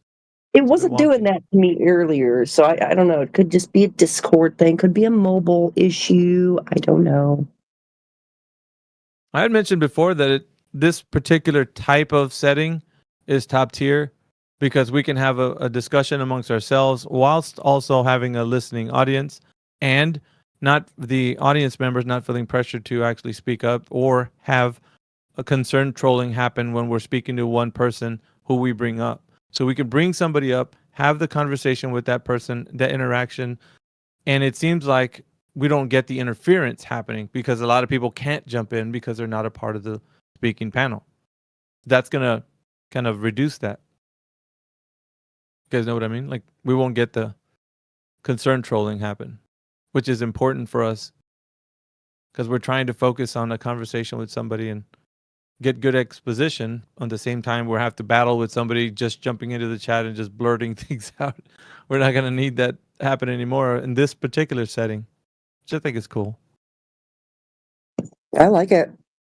Pretty good. People can't come in and white knight and just interrupt and dive bomb a conversation. It's pretty awesome. I like it. Yeah, what do you guys think, panel? Do you think this is a pretty good way, or do you think the other way is better with the having everybody have their mics available to be opened at any time? I'd say this is much better. You can't have somebody kamikaze the chat. I miss the kamikazes though, they're funny. See, Jedi was born in chaos, so he's used to the he's cut from a different piece of cloth, that one. Well, I mean, in chaos. No. He's most He's like- comfortable on the battlefield. It allows you to focus on one at a time as well. You merely adapted to the darkness. I was born in it. It's like that for some people, you know, when the pressure's on, you just get even sharper. And I feel Exactly. like, I'm one of those people where the pressure's on, the stress level's up, and I'm sharper than ever. Watch out. You know, you don't want to catch me on a day where I'm on my levels. You know, I've been in there and I've just nonstop. I remember in the several months ago, about last year, actually, several months ago, I was in the home server, and I mean, all night long into the wee hours of the morning with Jin CB and all them, flat smacking till the sun came back again. It was great, awesome. Yeah, I remember those were the days, you know, just flat smacking sure. round the clock. Yep. So, yeah, I mean, like these stage events help that as well. It sharpens the person who's speaking to address the person who you're speaking to. It's like, imagine when it's just you and them and nobody else can jump in, because you know all of us will stay back. Like once you open up your mic and you take on the conversation, we'll just step back and we'll see how you handle it. So yeah, it's gonna see yeah, what I you're. watch it happen. Yeah, I watch it go down like that all the time. It's pretty good. So, yeah, being a part of the speaking panel is going to show like people in the audience, because now you have an audience. You know, people are going to see what your argumentative skills are made of, or whether you're able to hold a point or not. Come at me, bro. Come at me. You know what was really great? Alpha is when I remember when I first joined, and you and I had a conversation. I was like, your voice sounds familiar, right? And you're like, I'm Miggy. I was like, Miggy 3-point takedown. Oh my God, I had a total fangirl moment. It was good stuff. Good stuff. That was And it's back in the still an day, excellent man. video. Yeah, good times, man. Good times. But I came in flat smacking, and I know you see me in here a lot, and I probably don't talk as much as y'all do. But it's because I'm also learning things, and it's just such a great place to learn things, learn about, these different aspects of science, physics, rather. I have learned so many different aspects of physics just by shutting up and listening, Yeah, I'm already a flat earther. Does that mean that there's nothing else to learn? No, no. Yeah, I know the earth is flat and the water rests level for thousands upon thousands of miles, dude. But there was more that I learned beyond that. And for that, I'm very appreciative of this place and for all of you guys. Yeah, there's a few key people, man, that are part of our group that have been like really sharpening the skills of like argumentations, like that we have in here. So I mean, you got Jedi, you got Crit. I don't know if people have heard Crit, like in the morning, Cyclone, Drace, going through the logical fallacies. We had a lot of people a part of our team, Indio, like these key people, man, that like have been like giants in FE. And so like taking this on now to the next level where we're now becoming a bit more popular. We're on a 300,000 man server where we used to be on just a 100,000 man server, and drawing people to the server that we have, our small 30,000 man server where people can go and search all kinds of information about flat earth topics. So that's important, I think, because we're getting the word out there. And I think that's what we want. We want to build up the awareness so that people can build up their ability to critically think for themselves. That's so important. We have to have people, ask questions, be curious, and all of that fosters a great environment for somebody to really know the world around them. What do you guys think? Because that's the goal that we're trying to go for. I think we want that. We want for people to ask questions and be curious and not just settle for any answer that's been given to them, but to challenge narratives. And so that's what we've been advocating for. Yeah, absolutely. We don't want, these people coming. I don't want people like, don't believe me. Don't take my word for it, right? Here's the information. Here, I'm giving this to you. What you do with it is up to you. I don't want you to take my word for it. I want you to go do the research and figure it out for yourself and make a decision for yourself. So, and yeah, that would be the bringing awareness to people. And yeah, that's absolutely what this place does. It's good stuff. Now, I look at the common denominator in the education system here in the United States. For one, I can't speak to any other countries because I don't know what their education systems are like, but the war on the mind and the programming and conditioning of the youth, and which has been for generations already, is to teach people to become just obedient workers and trust the authorities on all the subjects. And logic and reason are classes that are taught in college, on a college level, not in an elementary level. And I feel like that's kind of attributed to a lot of the lack of critical thinking that we find in most people that come in and trying to argue for the globe, because they don't realize that they're being fallacious in their reasoning because it's part of the programming and it's part of the conditioning. And you spoke to the amount of elite minds we have in this group, and you mentioned a few of them.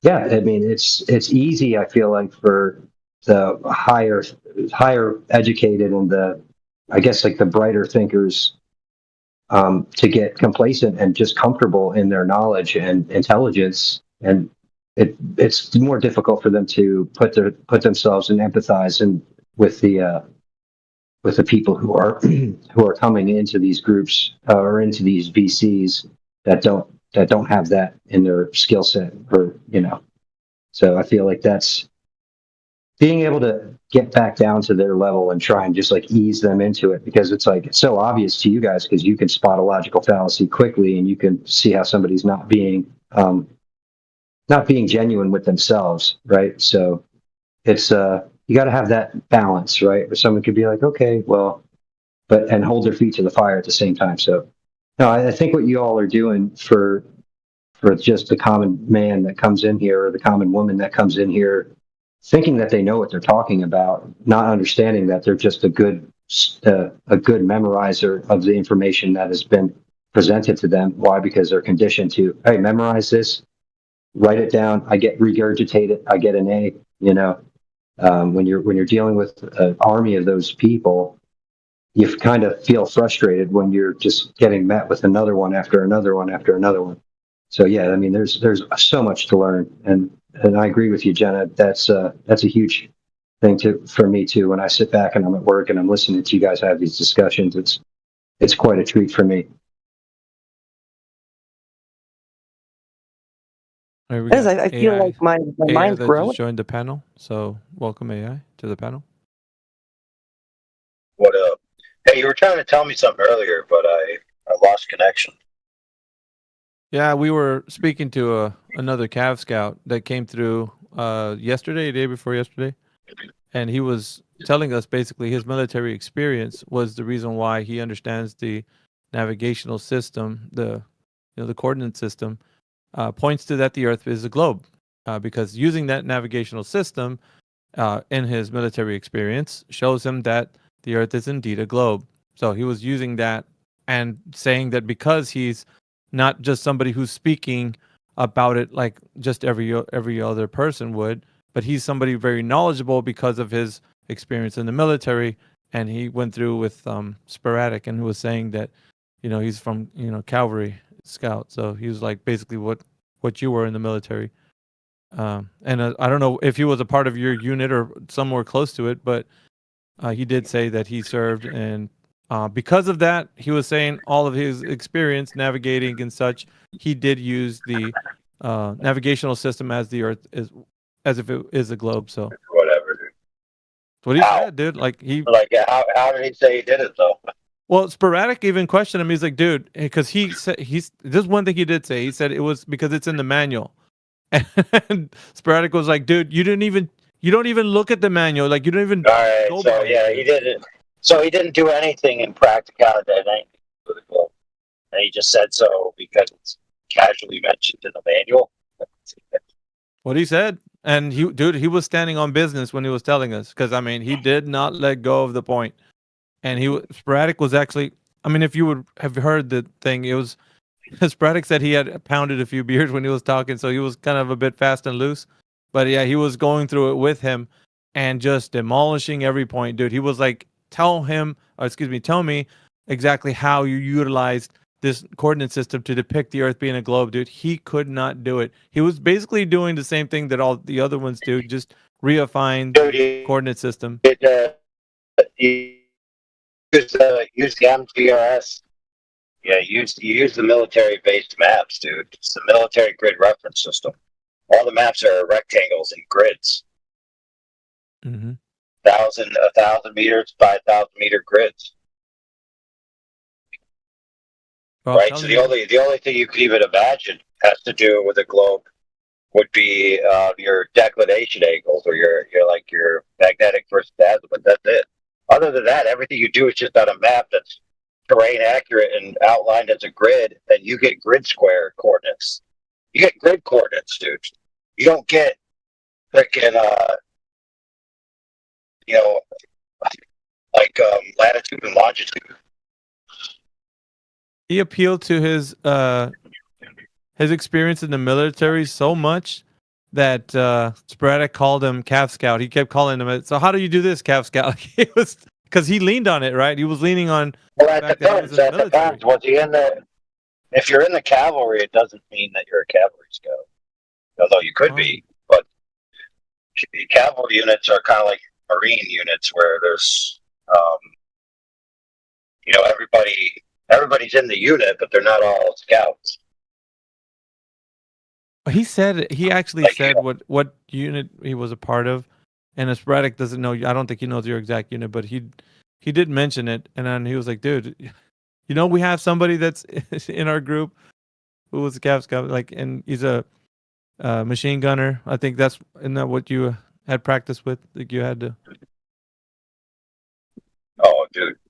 I don't want to really speak on that, but yeah, he was basically talking about like what your experience is. And No, I was a gunner range operator. yeah, but They don't really call them machine gunners. dude, if you would have yesterday, day before yesterday, if you would have encountered him, dude, you would have been just like, I'm serious, you would have been wiping your face like, dude, just you're talking nonsense, brother. Like you would have been, I know you would have been like, because only you could have probably called him out on specifically like being somebody in the military exactly like you were. So, I mean, but Sporadic did a good job either way. Like, I mean, that was really it was. I remember the conversation. It was definitely an AI moment. I was hoping he was just going to appear from nowhere, from the future or something like that.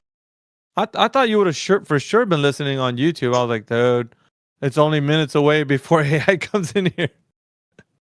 Like you would have probably stopped work, dude. You were like, dude, I'm gonna take a 20-minute lunch. Like, I got to deal with this.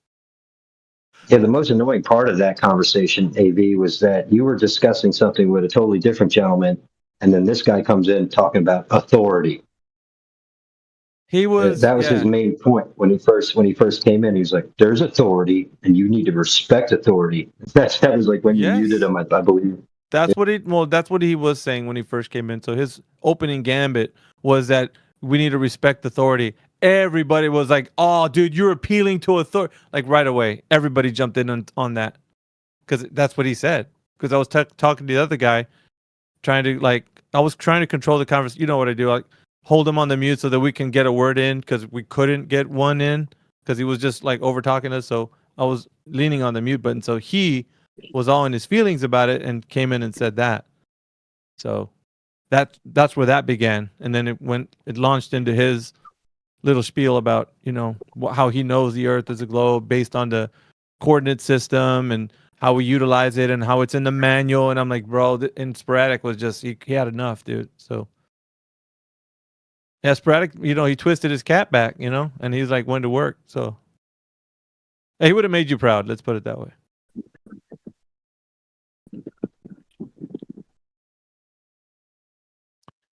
Oh, man, you need to respect authority as your opener. Is kind of like makes me think he was kind of like a cook. Yeah, I couldn't speak to that because you know what I mean. Only you guys can talk to your guys like that. So I mean, heck, maybe who knows? Maybe he wanted to be that guy. He just never ranked up or whatever. Who knows? Like, but yeah, it was. That's the reason why I mentioned it. I was like, I thought maybe you caught wind of that, or it was an interesting conversation for sure. So far, everyone that's really been boldly pronouncing their military career in that fashion on the globe side. So far, every single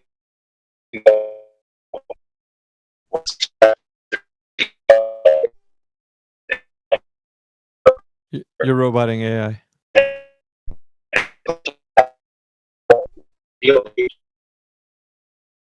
Oh hell no! No, we can't hear you.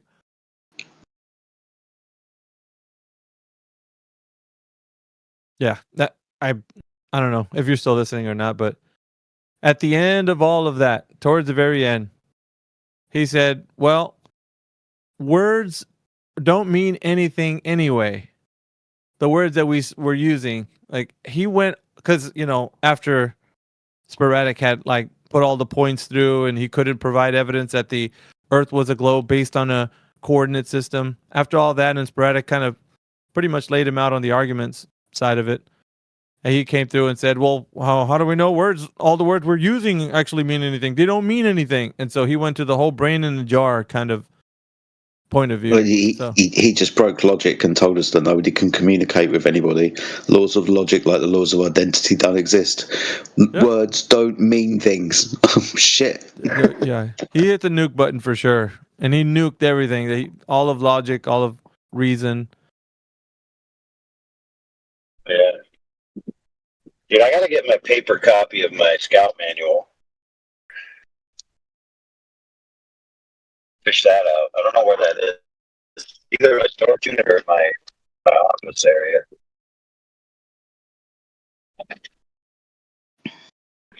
That's what this gentleman brought up yesterday or the day before, whenever it was, the field manual. And in the field manual, it says you have to take account for the Coriolis effect. Oh, I remember.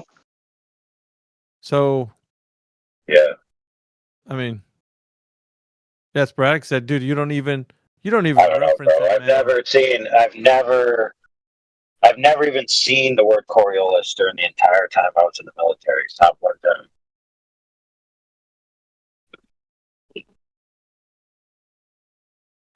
I think what that, if we ever see him again, I think his name was it like Alex or something? It started with an A. I was like, if he ever returns, dude, I think what we need is to flesh out that His manual. name is Jeremiah.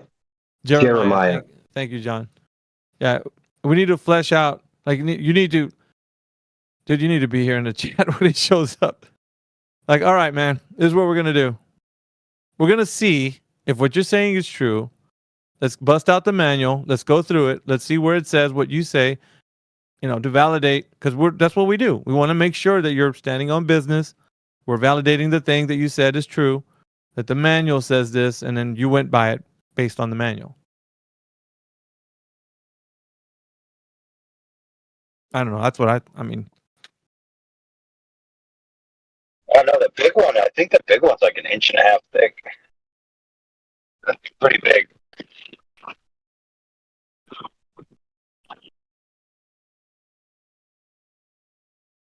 Yeah, but man, yeah, it was a conversation. I gotta see if they have it published now in a PDF form. Then it'd be searchable. You could search it for words. Yeah, it wouldn't be behind some kind of like, military, for your eyes only kind of thing, right? Would it? I mean, it should be like some kind of public document. No, not really.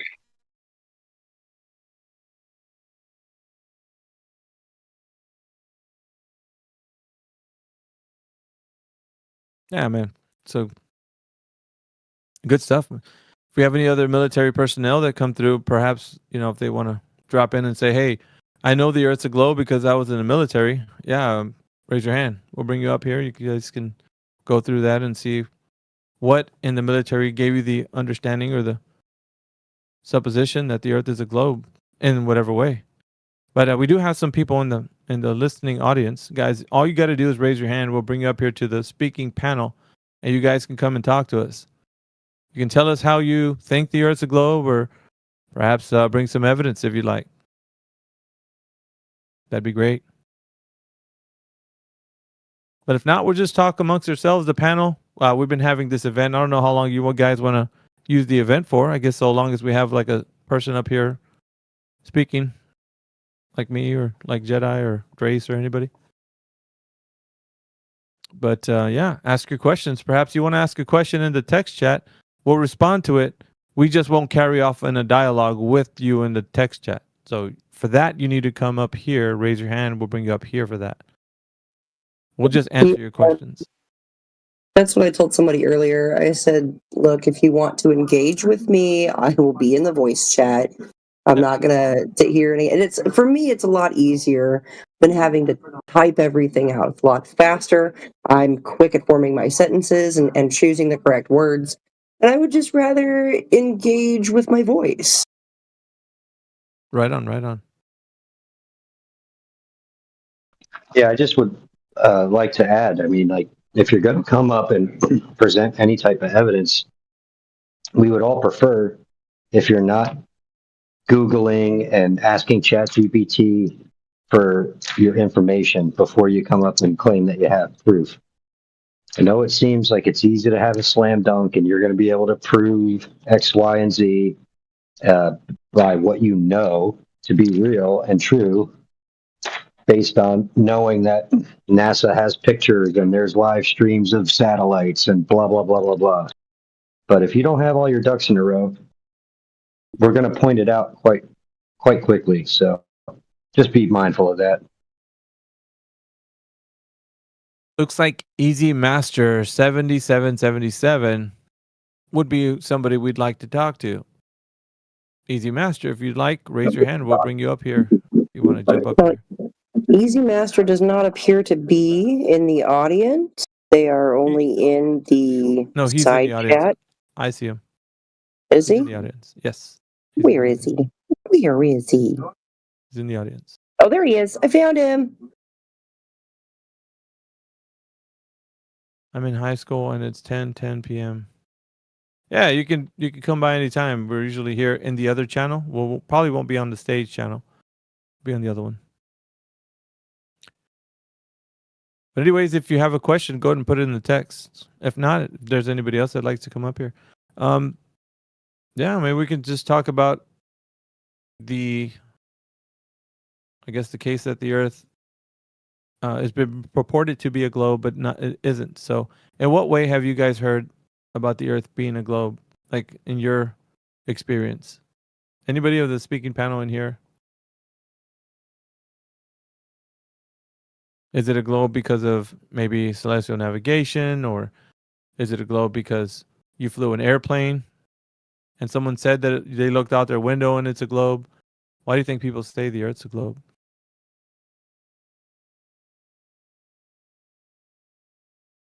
I would say the biggest one is NASA, and it's been around. It's like, I believe a couple people mentioned today that it's like that sense of pride, right? The sense of like country pride. When I think it was us, AV, we were talking about how India recently had their moon landing, right? Allegedly had their televised, which was laughable. The footage. I don't know how anybody believed that was actual footage, but that was a big one, I believe, for since the '60s and stuff, and even knowing people that had worked for different subcontractors, government contractors, in the manufacturing of different quote unquote satellite parts and stuff like that, different materials used, like the Teflon manufacturing industry, for example. So things of that nature.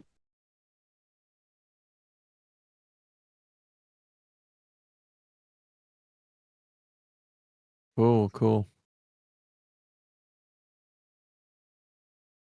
In our experience through the years of doing this, we've heard many stories as to why people think that the Earth is a globe. So, I mean, some people that were academics came through here and telling us that the Earth is a globe. But it's kind of funny, though. You guys that think that the Earth is a globe lean on the nature of the explanations of, like what academics say about it. So the way they go through and tell you that the Earth is a globe, it's only based on an idea that you already believe that it is. So they're not telling you how to think about the Earth as a globe. They're telling you what to think about the Earth as a globe. That's very important. When you hear somebody tell you things about the globe, they're telling you what to think. They're not telling you how to think about it. Have you ever noticed that? When they tell you, hey, look, we found a planet that's 5 light years away from Earth. And so you, like everybody else that hears this information that thinks the Earth's a globe, just completely believes it. You don't ask any questions. You just take the paradigm for what it is and then just believe it. But why do you have to? That's what I'm telling you now. Why is it the case that you have to accept that? Why can't you challenge your narrative and say, wait a minute, why would they say such a thing? What information have they gathered that they know this information to be true? You got to challenge your own way of thinking. So that's what we're doing here. We're showing you ways to do that.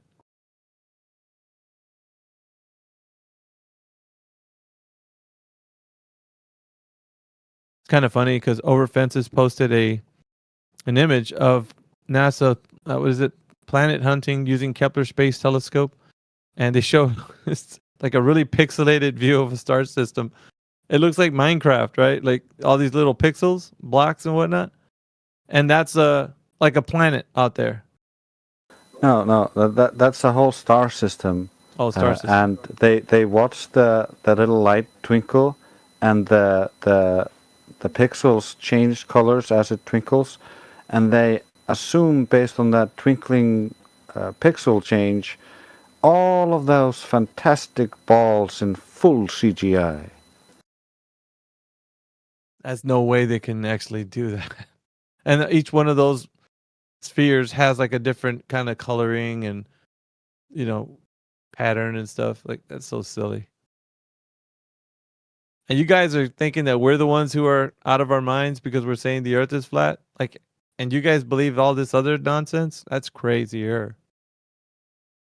Well, they also try to explain on behalf of things that they have no understanding of. They're like, okay, well, obviously they have to do CGI photos of these planets because they're not getting actual photographs back. They're getting data, and it's numerical data. It's not image data. So they have to put it through a number of calculations, and you guys are just not smart enough to understand any of that stuff. And meanwhile, they're explaining it away when they don't even understand it. So it's such a long line of like, well, trust this guy because he trusts that guy, because he trusts that guy, and he trusts this woman, and that woman trusts that guy. So it's this long chain of trust and compartmentalization of the information, really. So if you don't have that understanding, that the fact that there's so many different nuances and so many different offices working with one another, that no one really knows who's responsible for anything. They just know who's responsible for their specific duties.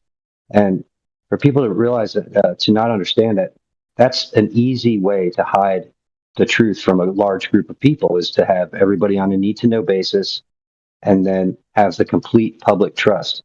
And I feel like that ties right into them having an answer for everything. No matter what question you ask them, there's always an answer, right? Until they admit that they're wrong. But they never admit that they're wrong about something until they present a replacement theory for what they were wrong about before. And that is I guess the MO, the multiple offense of these agencies, is they won't admit that they were wrong about something previously until they've already replaced it with something new. But they always have an answer. That is the one common denominator.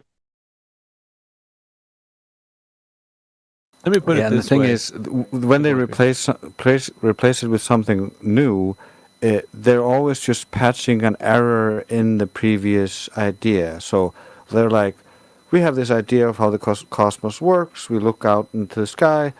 We imagine that these are galaxies held together by gravity, but oh wait, they rotate too fast on the edges. Well, the gravity theory can't be wrong because we believe it's a globe. So what if we just imagine something to fill the error? Yeah, well, we'll call that dark matter.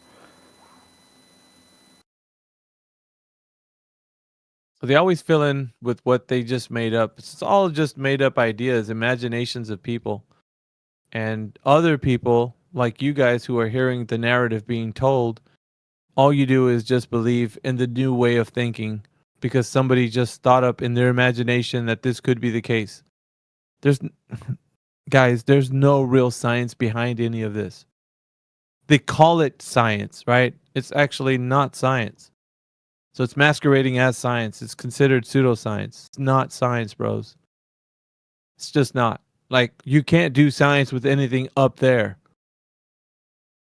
Just observing something is not science. I mean, it's a part of the scientific method, but it's not in and of itself all in one science. Imagine how many people have wasted years of their life completing studies and calculations and observations through these observatories based on all of this previous knowledge. They have to trust that the information that came before them is true in order to so they have to presuppose that all of the information that they're working off of is true and accurate first, right? So they have to memorize all of this stuff, keep it in their memory bank, and then base all of their new observations and calculations on these old preconceived notions that's built on trust and faith in all of the previous information, if that makes sense.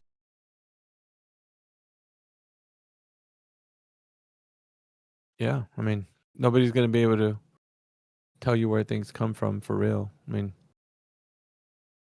it's just made up stuff, man. That's why when you guys come into this chat, we deal with logic. We ask you how you know what you know. And the answer usually results in, well, let me look it up, or I don't know. And that should leave you with like at least an impression of like, dude, have I been just believing this whole time? That's crazy.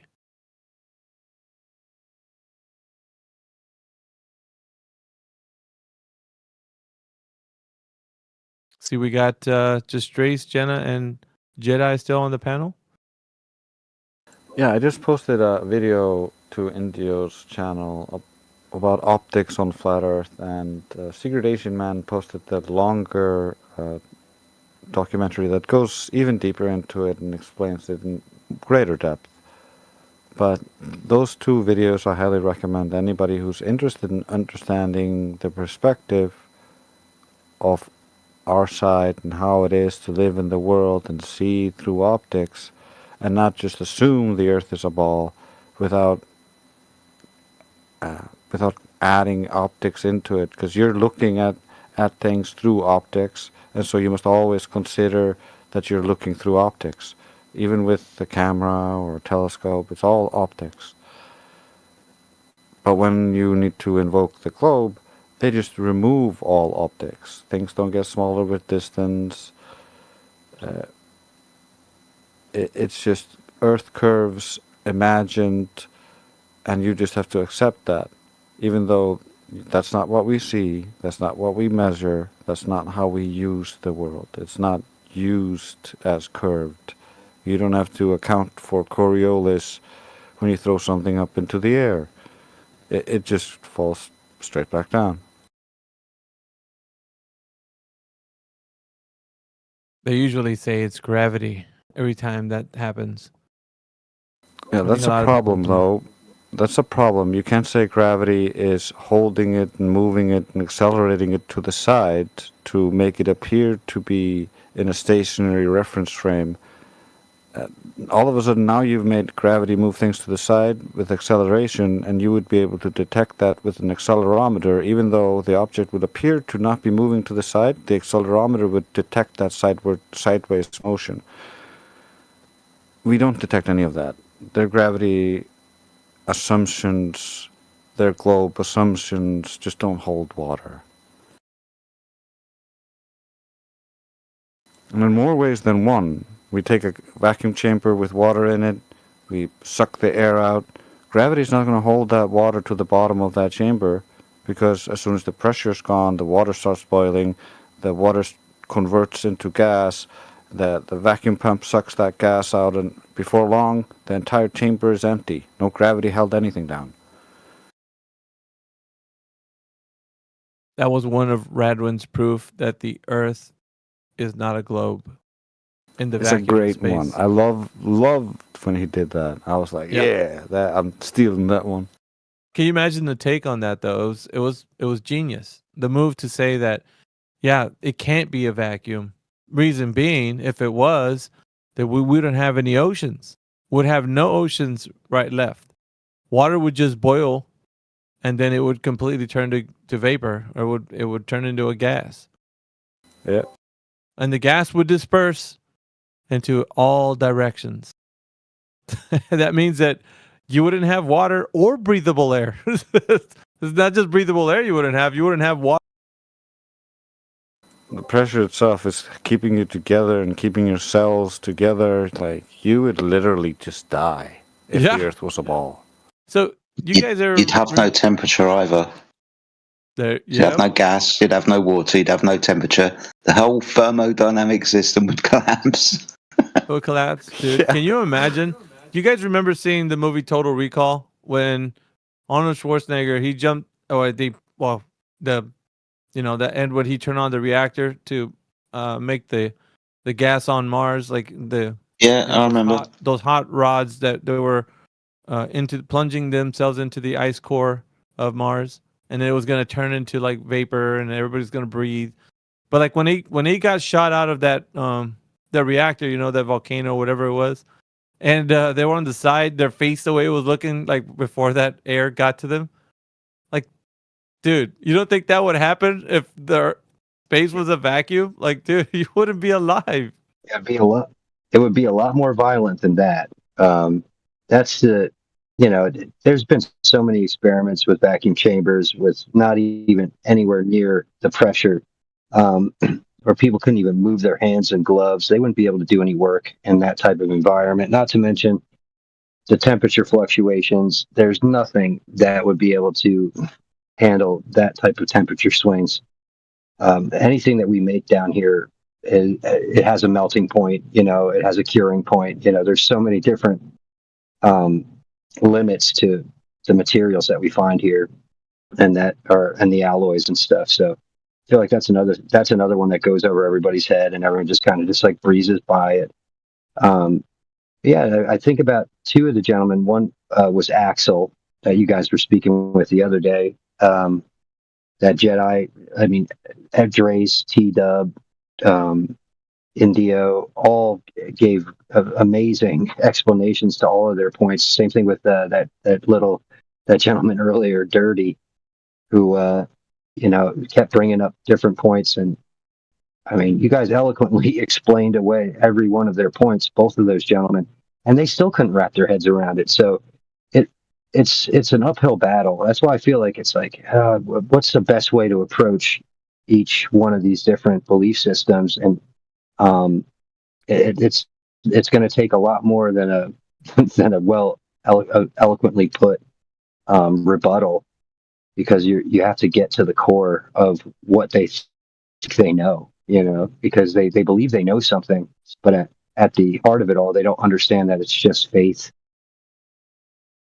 Yeah, part of that is the degradation of like society in general. Like, you get more and more people who just don't understand logic, who don't like. If we were doing this 100 years ago, be so much less problems, just because of how much more there was logic left in the world because of the trivium and quadrivium.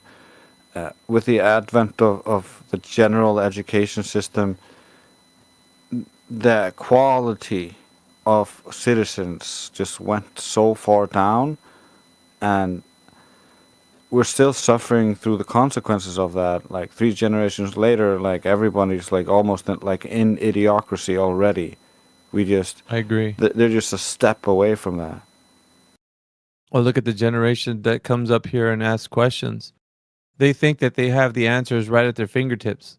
They could challenge their worldview and ours by just simply coming in here and saying, no, the Earth's a globe. How is it a globe?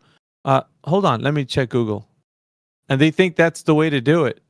There's no point of articulation. There's no thought process into how they know their own worldview is true. Nothing has been able to be shown on their side. Just nothing but them just feeling like that's the case. And so we have that problem where we have to combat the idea that they're just ignorant on the topic, even though they say, no, of course it's a globe. We have experts. So, yeah, and think about the implications of that. They can be controlled through a simple algorithm. Anything you want them to believe, all you got to do is control the algorithm, put it at the top of the search, or control the AI and make it that response. And all of a sudden, they auto-believe it. Yep. The internal critique here is to examine your worldview. If you think that the Earth is a globe, examine what you know about the globe. Ask yourself, do I know if this information is true or not? That's how you start. You start to realize that most of the things that you think about when it concerns the Earth being a globe, you don't know if they're actually true or not. So when you come up here and you speak to us, you sound like, well, wait a minute. Yeah, gravity. Gravity causes things to fall. We ask you questions like, what is gravity? Well, I dropped my pen. That's gravity. No, that's the effect. You see something happen and you dub it the word gravity. But based on the understanding of what it is, what do you think it is? What causes that effect? And then you start to realize whether you know or not what you're speaking of. If you can articulate your point, and I think that's where you can give yourself that critique, whether or not you know what you're talking about.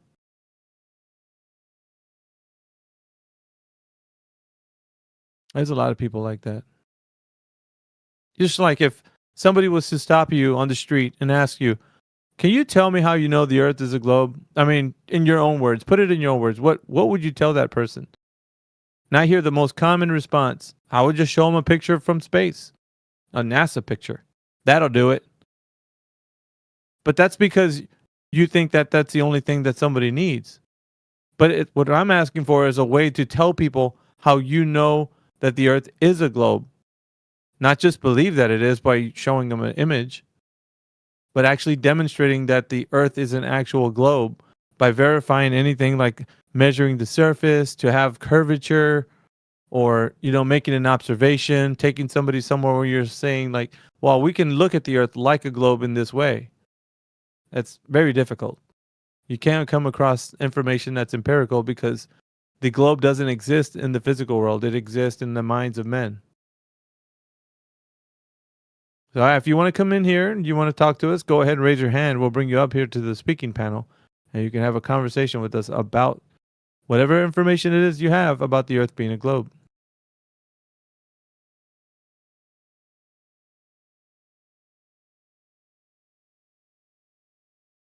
Yeah, so far Twilight asks, why does it need to be measured locally if there's photo proof? That's because photo proof can be manipulated and is not, if it's coming from a place that's unverifiable by the public, then that is not something that's reliable. However, if it's photographic proof of something that you could test for yourself, then you could go to that location and test it for yourself and see that the photograph is true and therefore it's verifiable. But Drace, they didn't have Photoshop in the 60s when they landed on the moon. No, but they had even a photo editing back in the 1800s. Ghosts exist in Victorian times. So they had Photoshop back in the Victorian times? No, it was not Photoshop. It was just different methods. People think that you can't manipulate photos because they're old. Oh, well, they didn't have Photoshop back then, so. What did that last person type? There was a phrase in there that caught my interest, but that's escaped my memory. Do you mind reading it out again for me, please? Why does it need to be measured locally? There you go. It's photo proof. Gotcha. Whoa. Locally. What's locally mean? That's very ambiguous. Yeah, that's ambiguous. What, 2 foot, 2 miles, 20 miles, 222 miles, 2,000 miles? What's locally? Oh, the measurements are over 3,000 miles, 5,400 in practical use. So yeah, locally, that's over 5,000 miles. But it would be nice if the person came to the stage and we could talk about it. Well, they did clarify. They said, how is that ambiguous? I mean, locally, as in on Earth, if it was. Oh, that's still ambiguous, bro. Yeah, it is ambiguous. You had to clarify it. Yeah, you clarified how it's ambiguous, and you made it even more ambiguous. Yeah, it's just anywhere on Earth is locally. So, like, on Earth, we measure the Earth flat. Yeah. There you go. All right. The point that I'm trying to make is that why do we need to measure the Earth why do we need to measure it as curved on Earth if we have photo evidence that it's a globe? Is there any way that Is there any way that you validated that photo evidence that you so claim is evidence of the Earth being a globe? I mean, what validation process do you want? Well, you have the content of the image, right? So you have that. The content of that image is such that the Earth looks like a oblate spheroid or a sphere, right? So you have that. So in what way can you test if that claim is true? Like, do you go outside in nature and compare anything that you see to that image? What? Well, hold on. So you're saying the general flat earther claims that the Earth has never been measured to have curvature, and I'm saying that it doesn't need to be measured. It's a pointless thing to bring up if there's photo evidence that it is a globe. Are you saying that the Earth has never been measured to have curvature on its surface? I'm not making that claim either way. I think it's irrelevant. Yeah, but then is there any measurements to the Earth being a globe? Again, that's irrelevant to my point. I'm saying there is photo proof that it is a globe, and that is the point. So, with this standard of evidence, I presume the Loch Ness Monster and Bigfoot are real then, because we just have photographic evidence of it. So well, we can no, just because believe, then we start to acknowledge the source of the photo and weighing the probabilities of how likely it is to be true. Yeah, exactly. We have to go through a verification methodology because obviously the Loch Ness Monster isn't real. We verified that piece of information. Now, this piece of information, how did you verify it to be true? Well, and how did you verify the Loch Ness Monster is not true exactly? Dude, I mean, I've hunted for the Loch Ness Monster. Okay. You know the two images. One of them is a rip curl within the tide, and the other one was probably somebody pretending. Anyway, how did you verify the pictures from space were real? What is the verification process that you want? No, I'm asking you how you did it. Not what I want. I'm asking you what you did. I'm not claiming. When did I claim that I verified that the photo was real? I'm asking you what verification you want.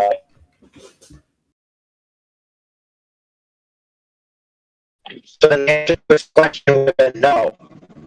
When he asked you what did you verify, you would have said I haven't. Right?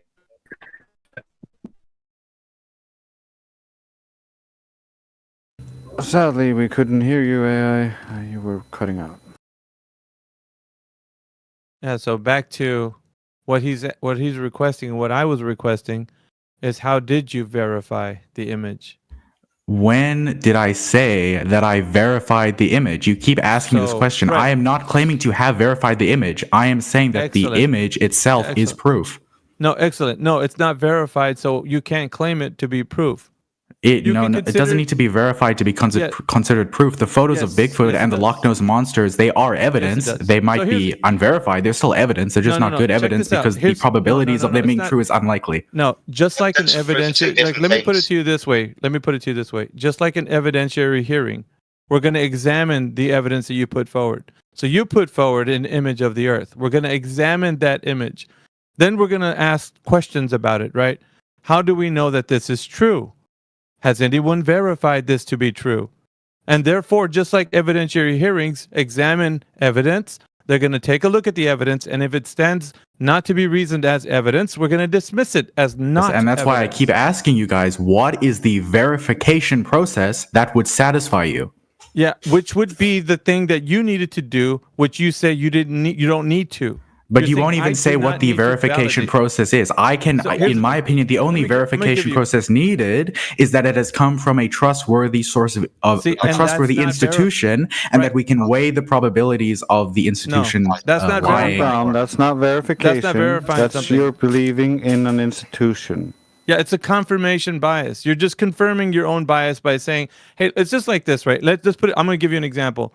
Jedi believes in the Loch Ness Monster. He thinks that it's real. I'm going to show him a photo that the evidence of Loch Ness Monster is real by showing him this photo. He will take my photo and then now declare that the Loch Ness Monster is real. That's what you're doing. You say, I don't need to check this information out. I just need to trust that it came from a source. I can tell him I'm a professional photographer and I took this image myself and I give it to him. Now he has solid evidence that Loch Ness Monster is real. That doesn't make it real. He didn't verify it. He just confirmed his bias like you're doing with the information about the whatever you're seeing. None of that even engages with my question, which is what is the verification process that you want Let's for put the it proof? this way. Let's put it this way. If you don't know, you haven't verified it. Completely if you irrelevant. have no of course, you will not answer. You will not engage with my question because you cannot answer it because you don't have a satisfying answer. Yeah, the satisfying answer is you have not validated that image to be one such that it is true that the Earth is a globe based on the content of the image. You did not verify it. You just it was presented to you. You've accepted it according to your words. You've accepted it because it came from an organization that you trust. So it's a trust-based evidence to you, and it's a confirming your bias. That's all it's doing. It's not doing anything more. It's confirming your own bias, dude. You didn't verify it. You just took it Completely in as irrelevant. evidence. Even if I Not am irrelevant. wrong, the fact that you will not You lay are out wrong. a verification process is It's not very my indicative deal of your to point. verify it. It's You your won't deal even because provide you a think it's true. process. You won't even explain how to verify the Twilight, image, or you think it's true, so it's your problem, not mine. And I'm asking you if you verified it. You say, "What is the verification process, sir?" That is your job, not mine. Yeah, of course, I'm you only will not telling engage you- with the question. Yeah, It's a very I am simple question. It engaging doesn't with the even question directly. you could even strengthen your point. engaging with it You could directly. very easily just say, but you to verify it, you would need to, I don't know, actually go to space yourself to see if the image is real, Well, and that's- then see, that's I your could say, point. well, yeah, I cannot go to space. You're right. I cannot truly verify it, but that's not the then point. you didn't verify it, right? Based on your own. I never claimed to have just did. verified the image. When did I claim to have verified the said- image? I you never. said, I I would said need that to we go to can space. weigh the probabilities of the You said I of would need to go the to space, validity. Twilight. You said that. You said I would need to go to space. That's what you said. You also said your trust in the institution was your verification, so Yep. don't lie. That's what you said, Twilight. We can't negate that. That's what you That said. is that is a complete paraphrase and very intellectually dishonest. No, we're actually pointing out the flaws in your logic. This is what you're saying. That's why you can't validate the image, because you don't have a standard for validation. You don't have a standard. So therefore, you're accepting every information that this institution gives you. Based on that, you're going to confirm your own bias Completely and say that irrelevant. You it's- won't it is engage with the just. question, what is the process of I'm validation that engaging you with it, personally dude. want? I'm trying What to do you think engage I'm with doing you. right now? I'm trying to say, what is the process you want to validate this image? And you won't even answer the question. It's completely not ridiculous. my burden to carry. It is yours. It It's is not your a claim. burden. I'm asking you a It very is a simple burden. question. What do you personally need to decide if this image is true or not? And Yeah, you won't it's even answer that your- question because, of listen. course, there's no satisfying answer because your position is listen, completely let's illogical. Put it this way. Let's put it this way.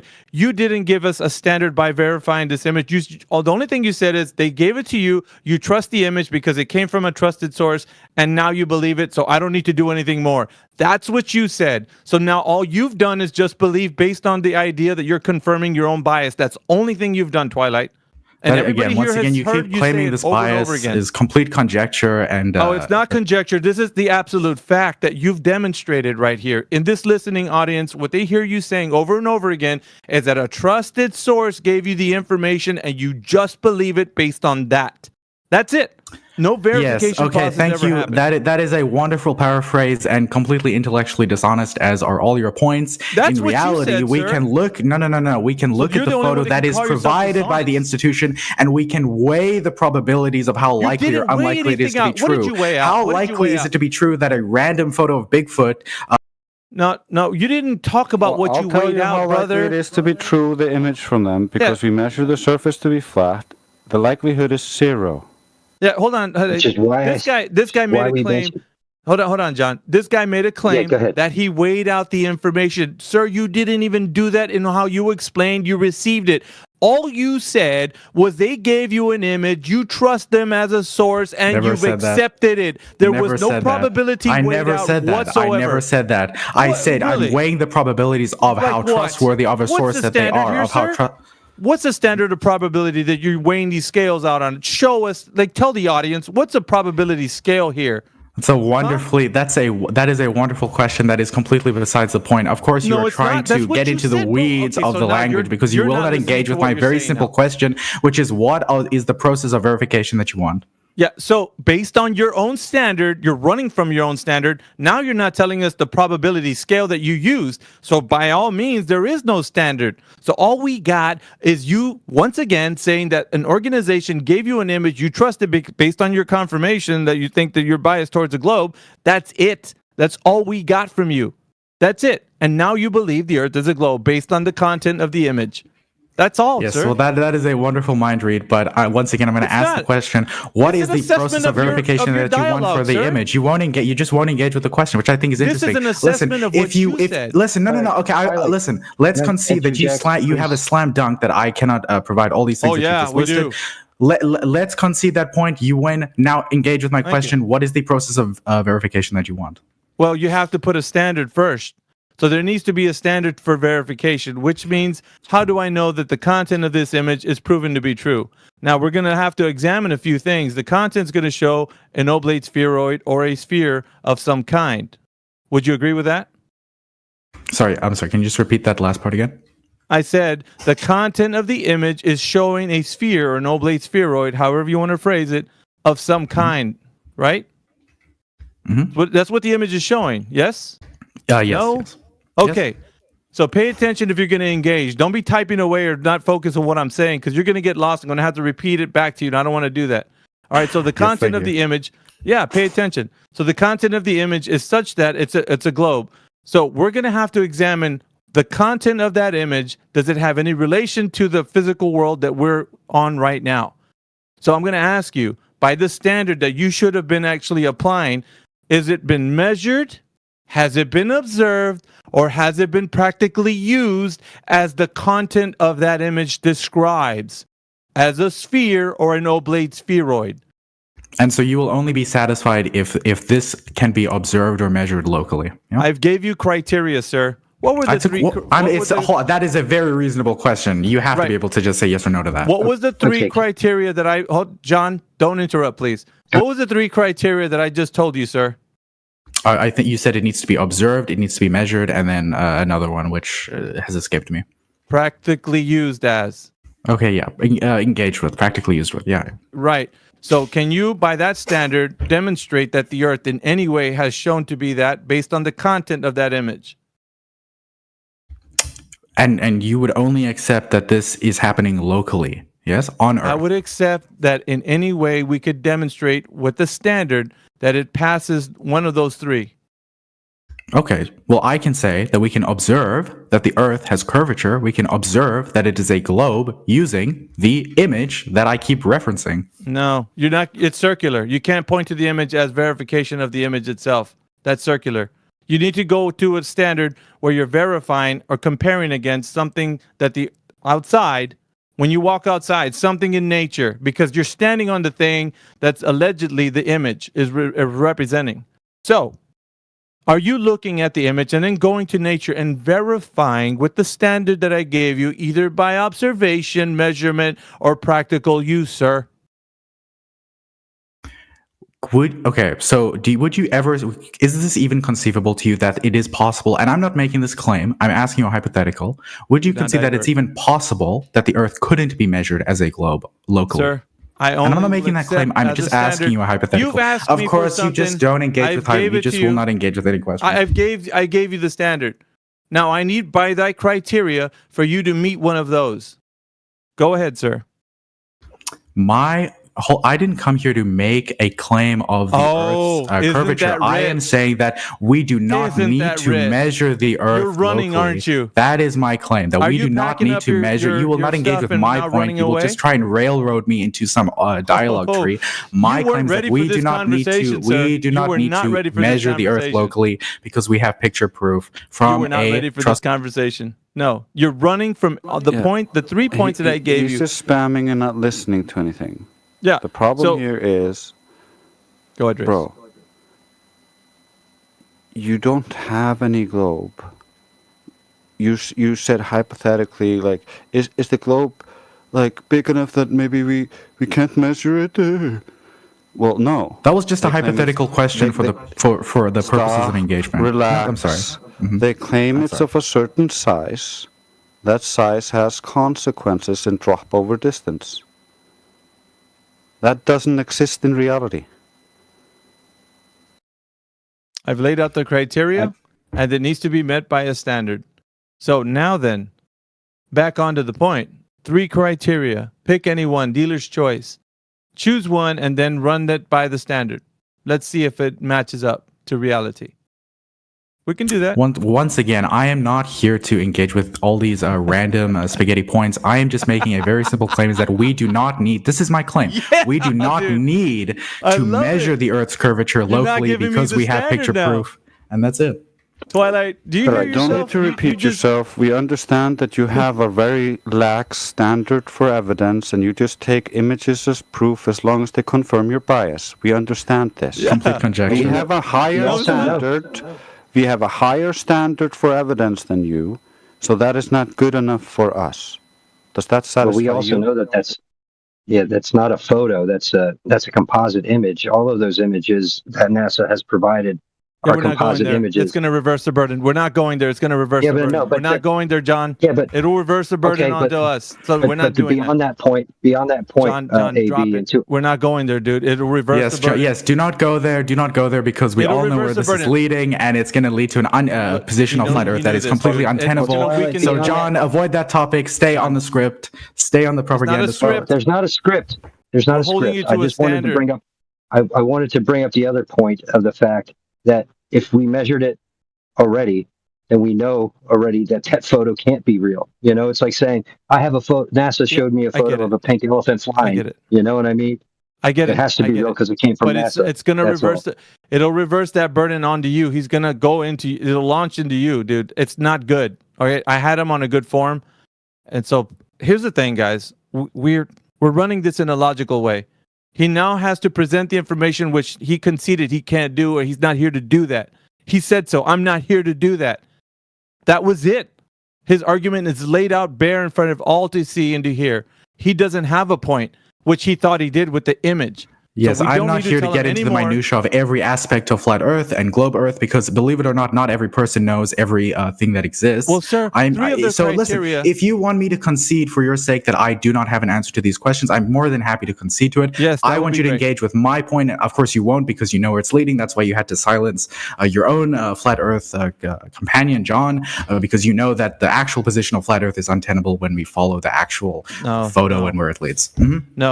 No, it has nothing to do with the authenticity of the photo. That is a tangential point. That was not what I was trying to talk about. You I will was never talking engage with about- the photo. You can only discredit the photo. Yeah. That's your only Yeah. goal. You Well, will here's never the thing, engage with though. it. You can only Here's the discredit thing. it. Here's the thing. If it exists in actual physical reality, I can only ask you to demonstrate how it does. And if you have in no way ability to describe how it exists in the physical form, then it doesn't exist. So I don't need to talk about the authenticity of the photo. I could just show you that you can't prove it to be true in any case. And I gave you 3 criteria. I told you observation, measurement, and practical use. Neither one of those criteria can you meet with what you talk about, the content of that image. So I'm demonstrating to you that you don't have any way to prove that the Earth is a globe based on the image you think exists. I don't have to talk about the authenticity part. That's nothing of what I want to bring up. I want to bring up how you can't even prove that it exists in reality, sir. Yes, of course, discredit. That is the only thing you can do is discredit the photo, discredit my position because you will never engage with the actual point that you know I'm trying to make. You're not listening to anything anybody says because you don't listen very well. Stop appealing to repetition and listen to what AV is telling you. It's not real. It doesn't exist in reality. So you can't put it in reality by the basis of that image alone. So you can't say, well, by the image alone, I'm going to show that it's real. You can't do that because it doesn't exist at all. It's a myth. It's a fantasy.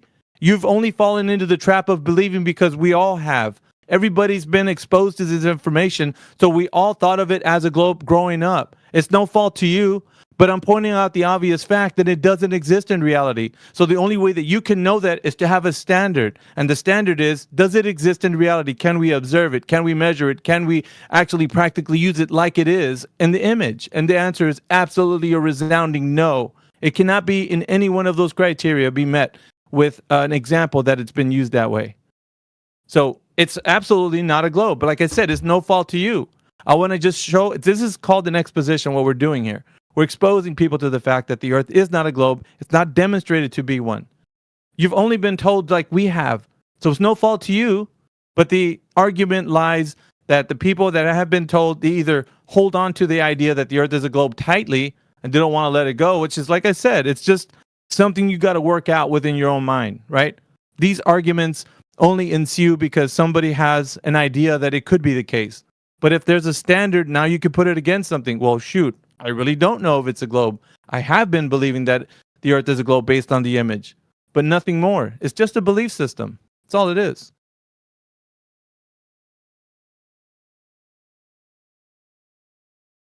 Either way, thank you for the conversation, Twilight.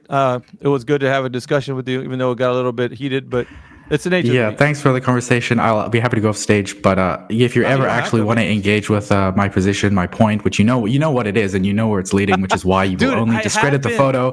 You will only ever discredit the photo. You will never take it further than that because you know exactly the end point, which is the global conspiracy, which you will never engage with. The global conspiracy, you will never engage with it. There's nothing.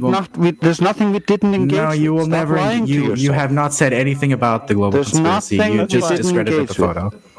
Yeah, we discredited the photo through actual measurements of the Earth's surface. No, that's not. Did that happen in this conversation? Meanwhile, you did not supply any evidence that your globe conformed to reality. Anyway, yeah, but like I said, thanks for coming up on stage and doing the best you can. But like I said, we always have a panel of people to keep things in check. So we've been doing this for quite some time. So we know the score. We know where people are going to go with conversation. So we make sure that we're pretty up to date with what's going on. So yeah, thanks for participating anyway. Hopefully you can come back and, if you want to go do some more research, then come back and discuss it with us some more, bring up another point or something. But for right now, the worst part I feel is he didn't bring actually any photo because we could have looked at the photo and been like, wait a minute. Come on. This photo. That's so dumb. I can put the photo in the chat right now. What an absurd thing to even say. You could do that. You could do that. I don't mind. But like he was saying, Drace is right. You didn't put any photo in there, so we didn't see anything. I mean, yes, because I was actually being very gracious and not being intellectually dishonest and trying to pretend you guys are too dumb to know the photo that I'm referencing. Stop. Relax. Which photo is this? It's the 1972 non-composite. Okay. Yeah. Oh, so it's the photo they claim to have gotten on the way to the moon. This is the photo. You know exactly which photo this is. I'm not going to get into the minutia of each and every detail of the photo. Well, this is your claim. Your only goal is to no. Because you're just gonna keep quizzing me on the photo until there's one very specific minutia, irrelevant detail I don't know, and then you're going to attempt to use that to discredit me as if it engages with the photo. Excuse me. Relax. I just wanted to confirm which one it was. That's all I asked. Is this the Blue Marble 1972? You're speaking about. As I said, it's the 1972 non-composite photo. Awesome stuff. Yeah, that picture's not real. Yes, and that is a great propaganda point and a lie. So thank you. Would you like me to explain why? Yes, I would like you to explain. Okay, the place where it comes from can't exist. You can't have a vacuous space uncontained from a pressurized system. It's a violation of the second law of thermodynamics. Gas expands into vacuums, as the law says, doesn't it? Yes, and so what is more likely, the fact that Jedi on Discord knows more about the likelihood of a photo being true, or that the institution of NASA is a part of a global conspiracy to lie to everybody? He's not going to hear you, Jedi. It's okay. I'm sorry. And of course, that is where you mute me because you will never engage with the global conspiracy. You will never engage with it. I'm just trying to moderate him for a second, just to let him know that that's an ad hominem. Please try to refrain from doing that. And don't try to make up straw man arguments about what we're saying. Just listen to what Jedi is telling you and address what he's saying. You're aware of the second law of thermodynamics, right? I'm not here to discuss science. I'm only here to discuss the point that I brought, and I'm not going to engage with the scientific spaghetti argument. You were talking about us, so you were not addressing your point, and you were not talking to him. You were not having a conversation. You were just bloviating. So please calm down and have a part of this conversation or leave.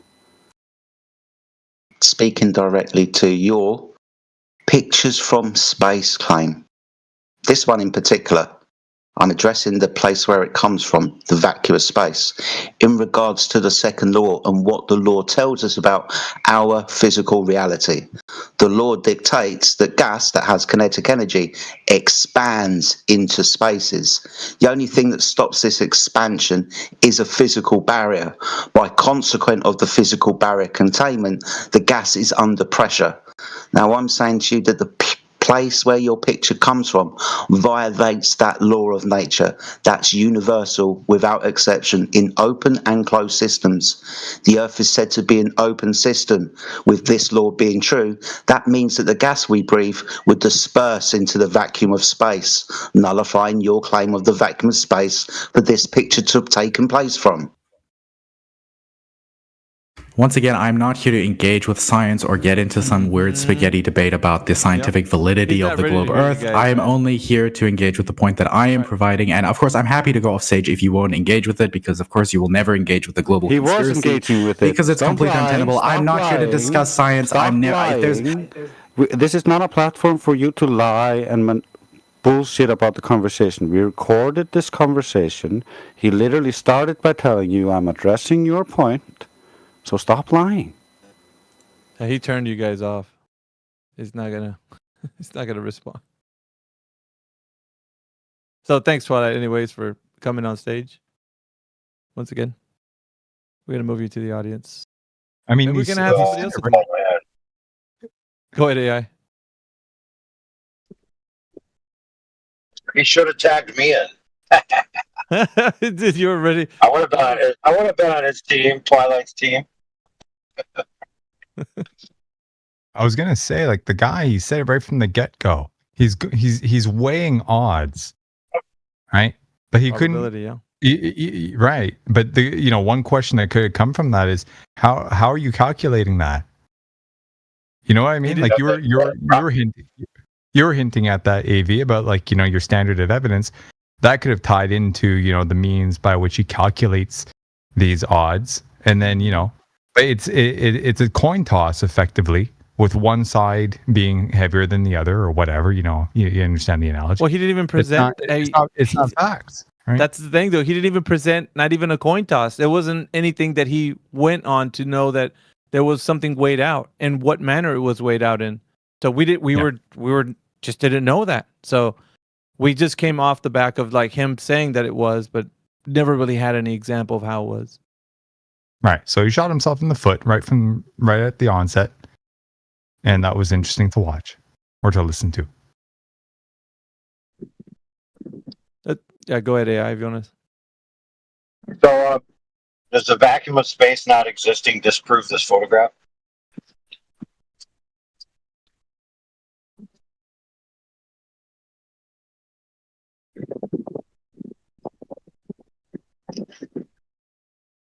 Is that rhetorical? You want us to answer? The blue marble, the one that they took in 72 on the way to the moon. Yeah. So if there's no vacuum of space, does that mean that this can't be a photograph? If it's said to be taken from a vacuum of space, then no, because that place doesn't exist. Can this be a picture not in the vacuum of space? Yeah. Right. So then there would be two parts. It's a photograph taken in the vacuum of space. So if the vacuum of space doesn't exist, does that mean it's not a photograph? It can come from somewhere else. Well, it could come from the exact same location in three-dimensional space relative to the Earth. It just wouldn't be in a vacuum if you disprove the vacuum, right? Yeah, that's fine. I had him on a different point. I didn't go there. I usually know that if it's going to lead them into the knowledge of it being the Earth in any case, they're going to have to demonstrate a standard by which they determine that it's such. So there wasn't anything except for a probability that it could be. And that wasn't even presented. Dude, how does he even know it's a photograph at all? He doesn't. He didn't. Where's the evidence? He didn't validate it in any way. That was the conversation we had earlier. He just trusted the authority, and it was a probability whether he was going to trust the authority or us. And yeah, the probability never manifested in any form, so we didn't even know what scale it was on. So there's that. I mean, we got some hands raised. I don't know. Every time he kept calling it a photograph, I was kind of getting cringy. So I was like, dude, where's the validity that it's even a photograph at all? Did you see the film? Or did you just see an image on TV or on the internet and you think it's a photograph because someone told you it was? Yeah, good stuff, man. I like a rousing discussion like that. I'll tell you, bro, I looked at his little image he posted, looked at it, looks fake as crap. And then I zoomed in on it with my finger spreader, where you do the little zoom. Now, don't forget this is a low res that he posted. But look, it doesn't look any. I mean, it looks fake to me. Yeah. There's no way to tell this is a photograph. Well, you usually. It's not like I could see. It's not like I could see my neighbor Sheila waving to verify that it was taken. Yeah, there's the whole validity of the actual image, which what I've heard of in the past. I don't know where he stood with this because it didn't go too far in. I didn't want to get into that. It wasn't the greater point that I wanted to exposition on. It was mainly the fact that he didn't put a standard to what he was saying he did. So he asked me, what standard should I do if I'm, he was like, answer my question. What standard should I use? Once I gave him a standard, it was game, set, match. Because then now he was like, well, yeah, I'm not here to prove that. I'm like, dude, that's the whole point. You were supposed to at least be able to determine whether or not this is an image of the thing you're standing on. How is it possible that you're coming through here and saying this is Earth with any kind of determined mindset? His position basically boils down to incredulity that there could be a conspiracy. That's it. He said, I just can't believe, personally, that there'd be a conspiracy that big. Therefore, it can't be true. Like, that is bad logic. Yeah. Oh, yeah. And it was kind of interesting, too. Like, somewhere in the middle of the conversation, he even openly acknowledged implicitly that there are some that are fake, right? He pointed out, oh, well, this one's not. You know what I mean? So again, tying into his probability model that he has in his head. It's like, what parameters are you using? It's like Mick's wondering what is the probability the scale. He's like, just show me the scale, bud. I want to see what it looks like. Is this like there's some kind of like, does it teeter one way like in a certain amount of degrees? Like what are we working with here? Like it's like people come in here and they throw the word probability in there. It's like the one multisyllabic word that they can use. It makes them sound smart. 5 syllables. That's it's a big word. Yeah. Yeah. Did you? Sorry, guys. Calculations. So go ahead. So, yeah, we got Brabro with his hand up. Wants to join the stage. Yeah, Eleptron, welcome. Are you there?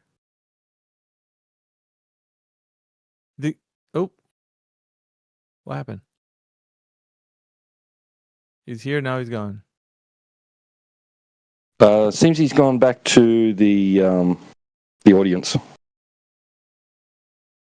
Okay. Elpatron, if you'd like to raise your hand again, and we'll bring you back up to the stage. El Patron, come on up, man. Are you really that guy? Are you El Patron? We shall find out. There we go. Got Elpatron's put his hand back up, and someone else. Audience, hold your horses. And horses, hold your breath. I heard that one in Chicken Little.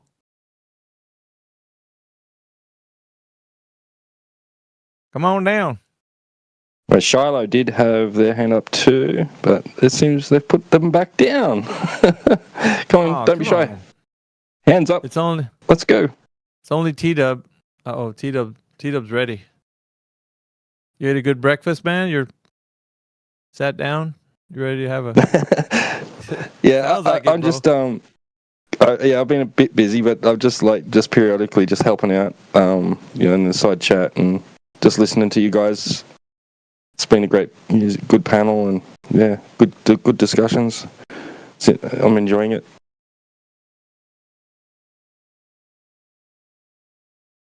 Yeah, man. Yeah, definitely.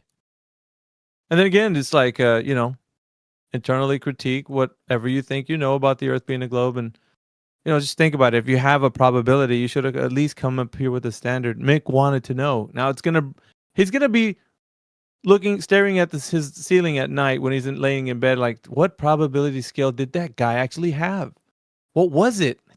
Man, if he just would have said what it was. It's like the itch he can't scratch, man. It's just... Yeah, the worst part is, dude, it's like his standard is, unless you can explain to me the secret, one more time, unless you can explain to me the secret conspiracy that you wouldn't know, unless you can explain to me something you don't know, then I won't accept your position. It's like, whatever, dude. Yep. Unless you can tell me why good girls like bad boys, I'm just not going to accept your proposition.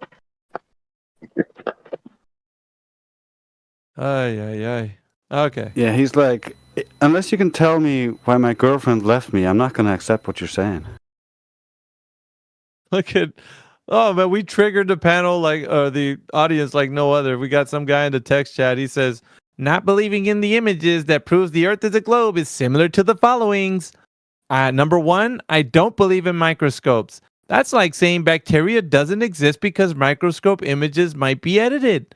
Number two, I don't believe in Google Maps. That's like refusing to believe in GPS because satellites might be faked. Number three, all video is fake." Wow, dude. The fuck?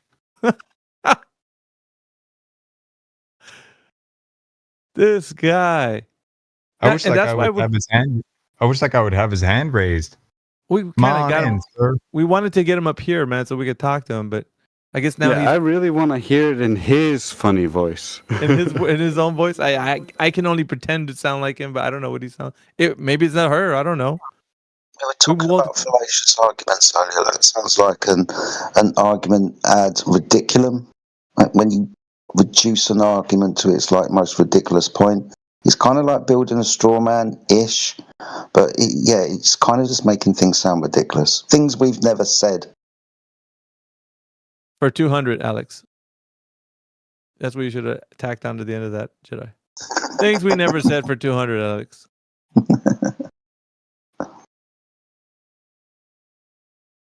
We had Lundy coming up, but Lundy declined, I guess. We have MSI coming up, it looks like. Welcome, MSI, to the panel. Shabir Ali. All right, we'd ask that if you guys can one at a time engage with us. We'd like to do one at a time because it's hard to have like everybody talking all at once. So MSI or Shabir Ali, one of you can choose to be first so we can engage with you. MSI, are you there? Hello? Hi, hello. Okay, so what do you want to ask? Well, we do want to ask anybody that comes up here, brand new, do you think that the Earth is an oblate spheroid or a sphere? It's like it's egg-like. I believe it's like oval shape.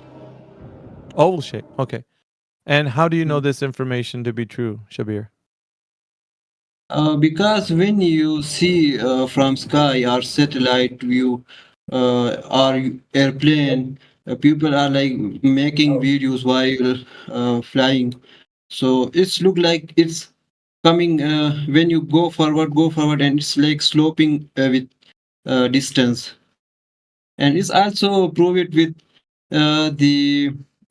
if in physics by adding pole in different areas. So that's why I believe, and it's also I seen thing in videos from sky like satellites and moon. That's why. Okay, so just like the previous guy that we talked to, we examined his claim of using pictures, right? So you, in your case, you're using satellite images as well. What is this correct, Shabir? Yeah. Okay, with those images, it shows that the Earth looks like, like a round object, like a ball. Yes? Yes. How do you know that information is true, Shabir? Because it's there are it's to understand the most easy thing is people who are making videos while flying, and the second is physical experiment. Okay, what can you do to physically experiment that the image is real? The shade the shade of pole the test I saw a video on it, but I'm not so good in physics. But that's more satisfying that a person adding pole in different places and the sunlight makes the shadow sizes in different. It's different in different places. And also, I watched a video which shows a person doing experiment by adding the same poles in a paper map. So that shows the way how it's round. Okay, you're believing that the Earth is a globe based on an image from a satellite, and the way you determine that the image from the satellite is true is because you looked at somebody using sticks and shadows to determine that the Earth is a globe, right? Like Eratosthenes. Yeah. Also, if an aeroplane flies, it's fly because in a range of a distance from Earth.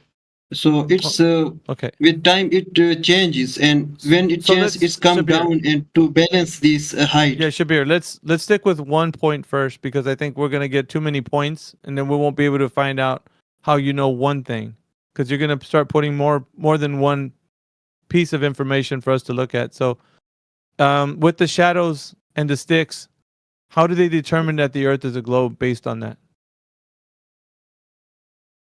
The first when you add the first pole, it will make the shadow height more, and the second one is make will small shadow, because it's the first one is directly exposed to sun exposure, light exposure, and the second is in the slope.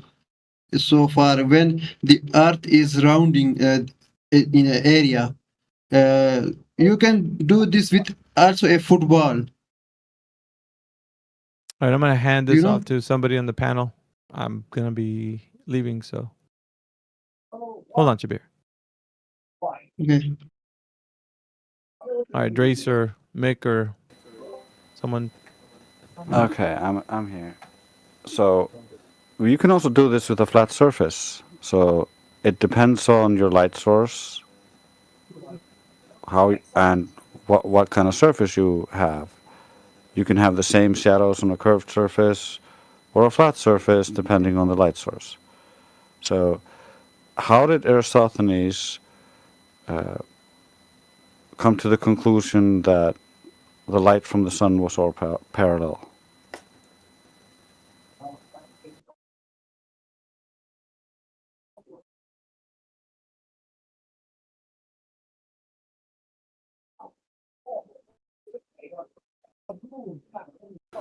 The answer is he didn't actually have anything to get to that conclusion. It's just the assumptions required to get to the ball.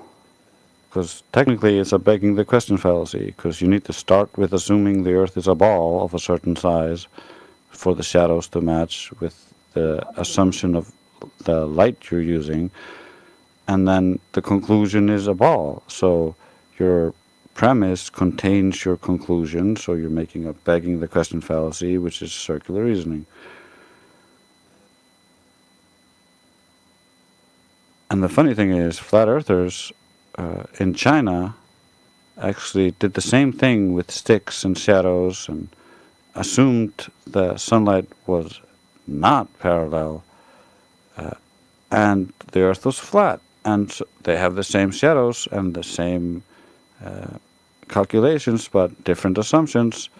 And so using the same begging the question fallacy, assuming the earth is flat, and then looking at shadows, and then concluding that the earth is flat, is also circular reasoning and does not get us anywhere closer to figuring out what the earth is.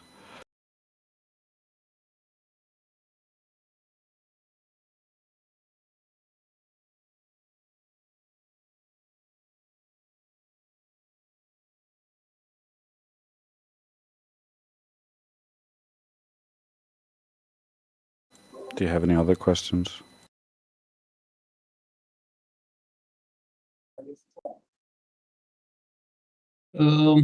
Once I was watching a video which says like a Russian scientist traveled around the Earth in a rocket.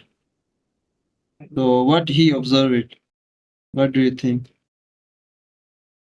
I don't know. I'm not him. Like, it doesn't matter to me. If the Earth measures flat and is practically used as flat, then why does it matter what other people say? You can go test it for yourself. You don't need to believe anyone.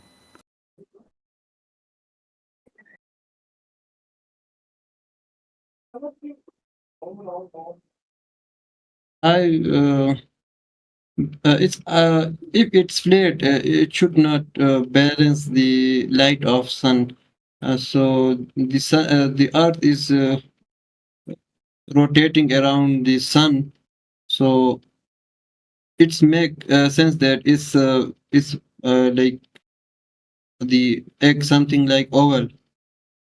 So if it's flat, then it will be so difficult to balance the light like the way we see it's the time zones and etc. So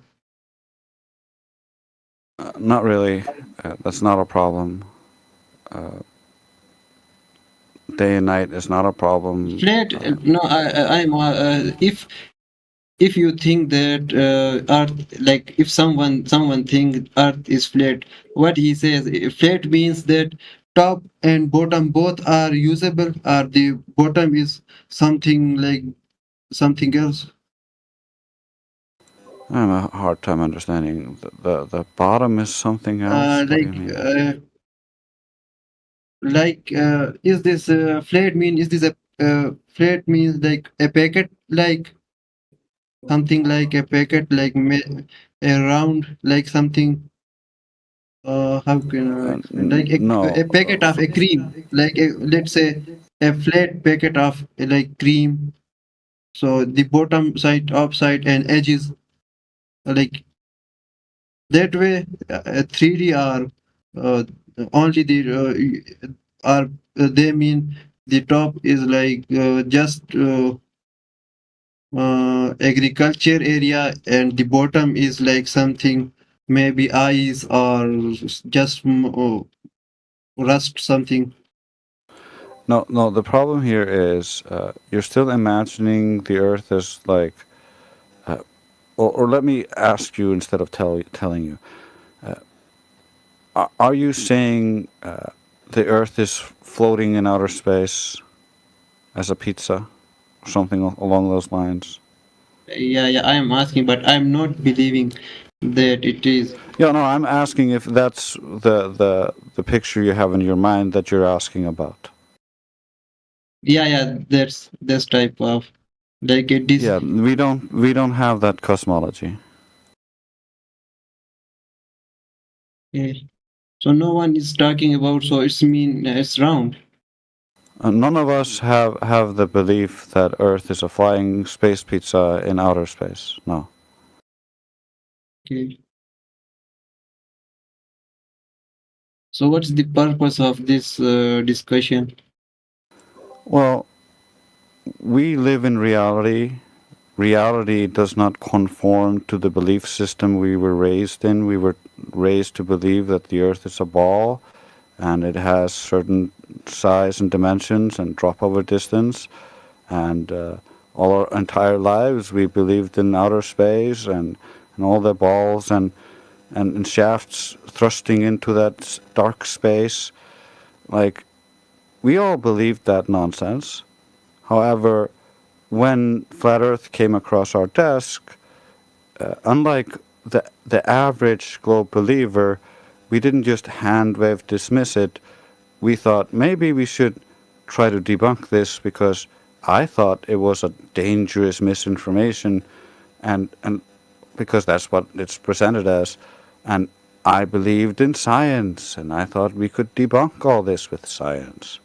However, the deeper you go into this and the more you try to validate your globe, the more flimsy it becomes. And if you understand any logic, you understand that it's based in logical fallacies. Like we just went through with you on Aristophanes, it's not based in rational thinking.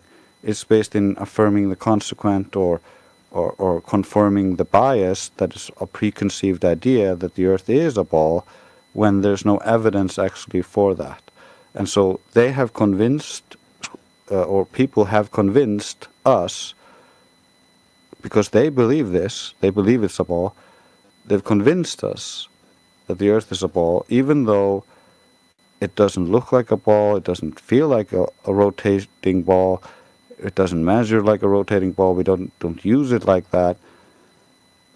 But we're supposed to believe that the world is trying to fool us, conspiring against us with light, to pretend it's not a ball, and make it look flat and measure flat in all instances. And the problem is, the globe believers ended up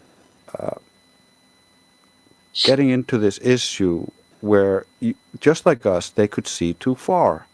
And because they see too far, based on the globe geometry, they were like scratching their heads. Well, there must be a reason for this, because the Earth must be a ball. And so they assumed the light was bending, just like they assumed the Earth was bending. And that's how we end up where we are today, where we measure the Earth as flat, use it practically as flat for all intents and purposes, but they believe it's a globe, even though that's not the reality you live in.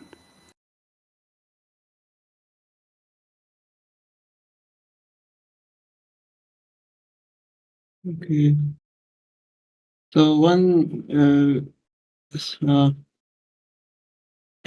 I don't. It's my own thought. I am sharing you now that it's. I think something like it's something like when we see a river stone. It's inside a river which came out. It's like round because it's collide with other stones and it makes it like an oval shape, round shape. So maybe the Big Bang explosion made the Earth round in the way like the river stone made, something like That is a beautiful. I'll give you that is a beautiful thought. I also love nature, and so the way that the rivers polish the stones up, it's beautiful. However, the Big Bang Theory created by a Catholic priest has no foundation in reality. It's just used as an excuse to try to explain why the ball exists in the first place. The ball they assume to exist, which doesn't exist. Yeah, that scientifically, people are talking that there was, so that way. There's no scientific anything with the Big Bang. It's just a theory, and not a scientific theory. A scientific theory requires experimentation for validation. Otherwise, it's not scientific. If you call something scientific and it's not properly applying the scientific method, by definition, that's pseudoscience. So don't make it pseudoscience just because it's a theory that you believe in. Yeah, okay, but I'm talking about the chances.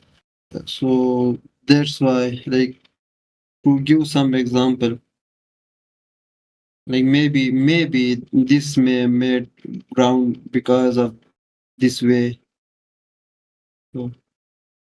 Yeah, the problem is you can appeal to probability and appeal to possibility and appeal to your wishful thinking of how you want the world to be. But when you go outside, that's where the rubber meets the road, where you can check if your beliefs and your ideas actually match with what the reality is. So that's why we don't actually tell you to just believe us. We tell you to go outside and check the world for yourself, because then you will know, and once you know, you become like us, a person who's open to exploring the world and figuring out what it really is, instead of just accepting beliefs on faith, because you've been programmed to accept Yeah, beliefs. you are right. you know that in science nothing is complete. You know, there are explorations are continuously, so they may not reach it the point which in at point of the theory which says there is a big bang. Maybe one day the science by studying and researching may reach there, so it may be proven. So because science is not, I think science is not complete because it's continuously studying and researching things.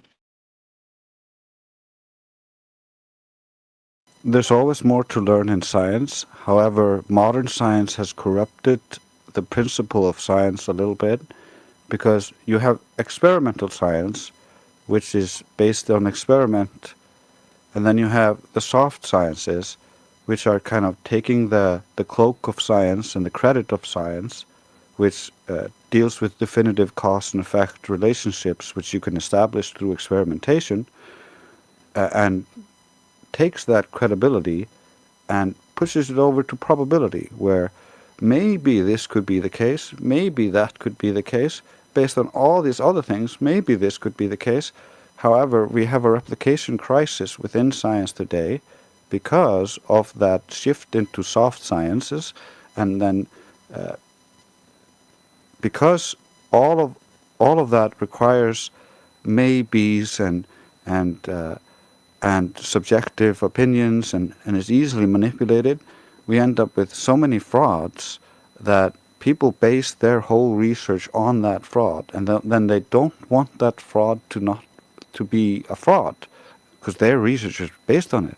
So the sunken cost makes it so it's really hard for people to go against the status quo because that's what got them to where they are. They would be going against what defines them as intelligent, and they would be admitting they made errors. And that's super hard for people who are far into academia, who think they are better than you.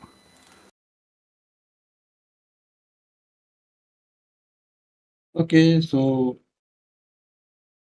everyone has their own, you know, perspective, study, and thoughts.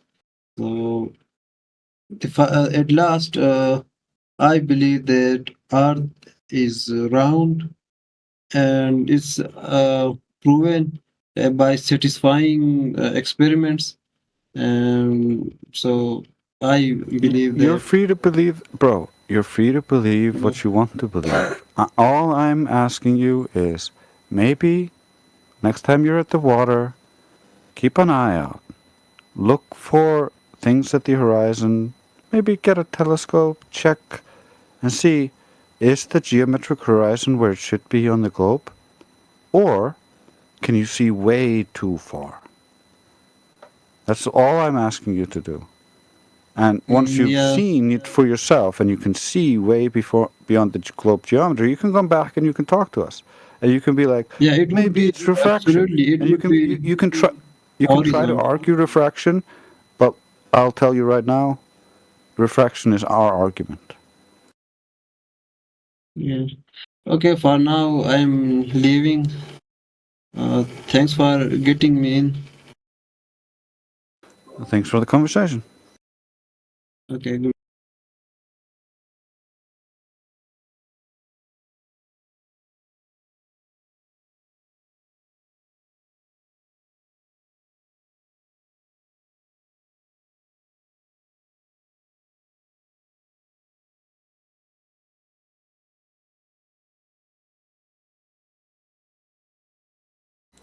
But it is late for me. I should be heading off, so I'm gonna throw the baton over to AI Overlord or somebody else.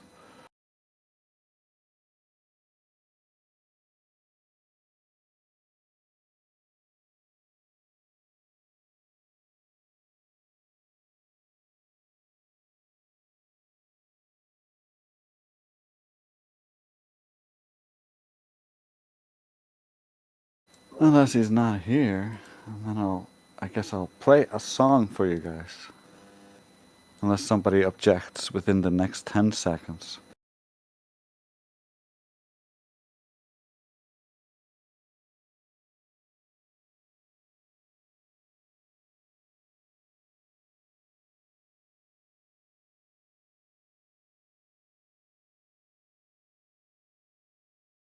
I was hoping Secret Agent Man would be like, yeah, no songs. I'm going to talk on the mic. I got a question. Are we able to bring people into the speakers spot even if they don't have their hand raised? Yeah, I think you can just click and invite them.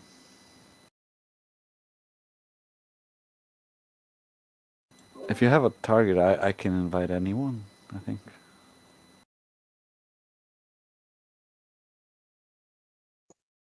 I was just wondering. I see there's a few different faces in here, but I was just wondering.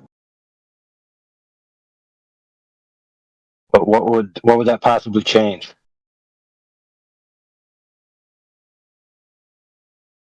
If they're in the stage, they can hear you, right? If they want to speak, they have to actually activate something in order to speak, right? So pulling them up into the speakers area is irrelevant and redundant. I was just wondering.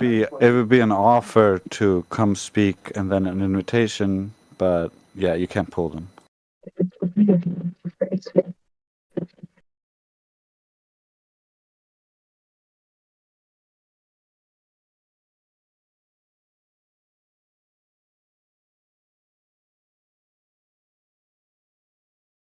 But you betrayed yourself. You're here, so I can leave. That doesn't mean I'm here, you sucker.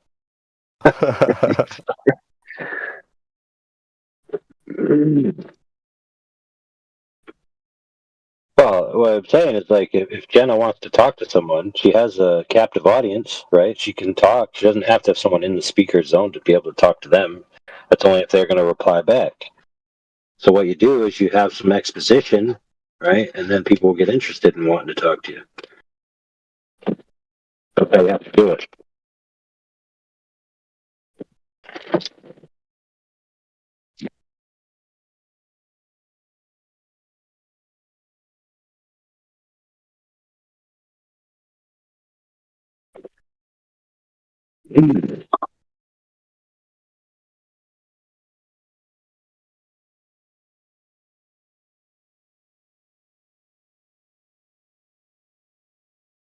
Or you could just end the event and go back to a normal forum, and then I'm sure people will start speaking up.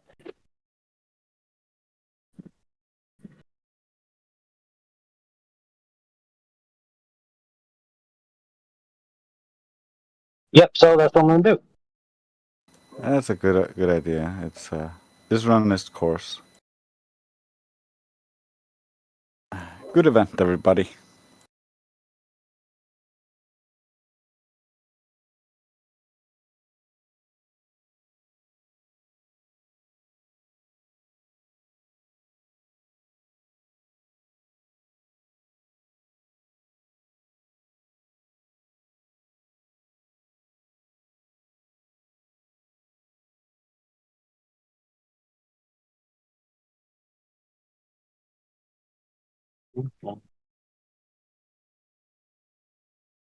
I guess I'll end it on the song while people are transferring if they don't want to hear the song up to our channel.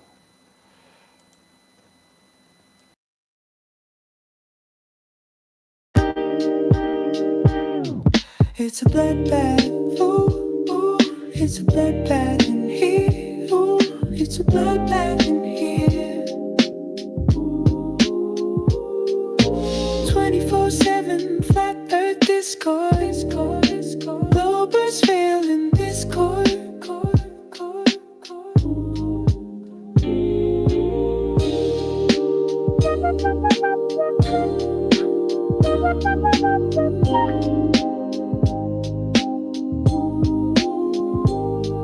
It's a bloodbath in here.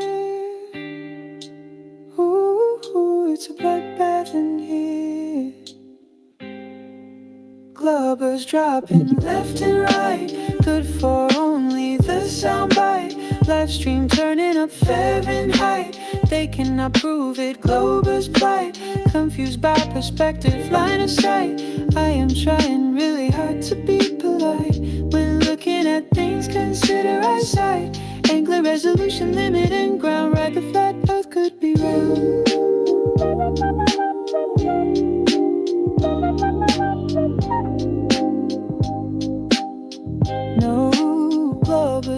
dropping left and right. Good for only the soundbite. Live stream turning up Fahrenheit. They cannot prove it, globe is bright. Confused by perspective, line of sight.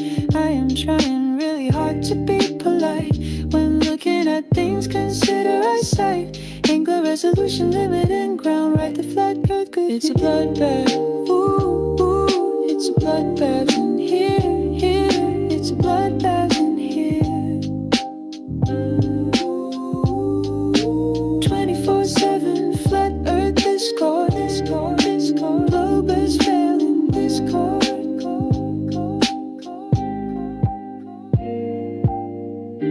FE is required for flight. All the globe excuses contrite. It's a pervasive intellectual blight. That is all I'm trying to highlight. Truth does not fear the exposing sunlight, but I believe deep down you can be bright. Being free, letting your logic reignite. But perhaps you consume too much fluoride. Regardless of what you believe, good night. Too much fluoride. It's a bloodbath. Ooh, it's a bloodbath in here. It's a bloodbath in here. 24/7 flat earth discord, discord, discord. Globe is failing, discord.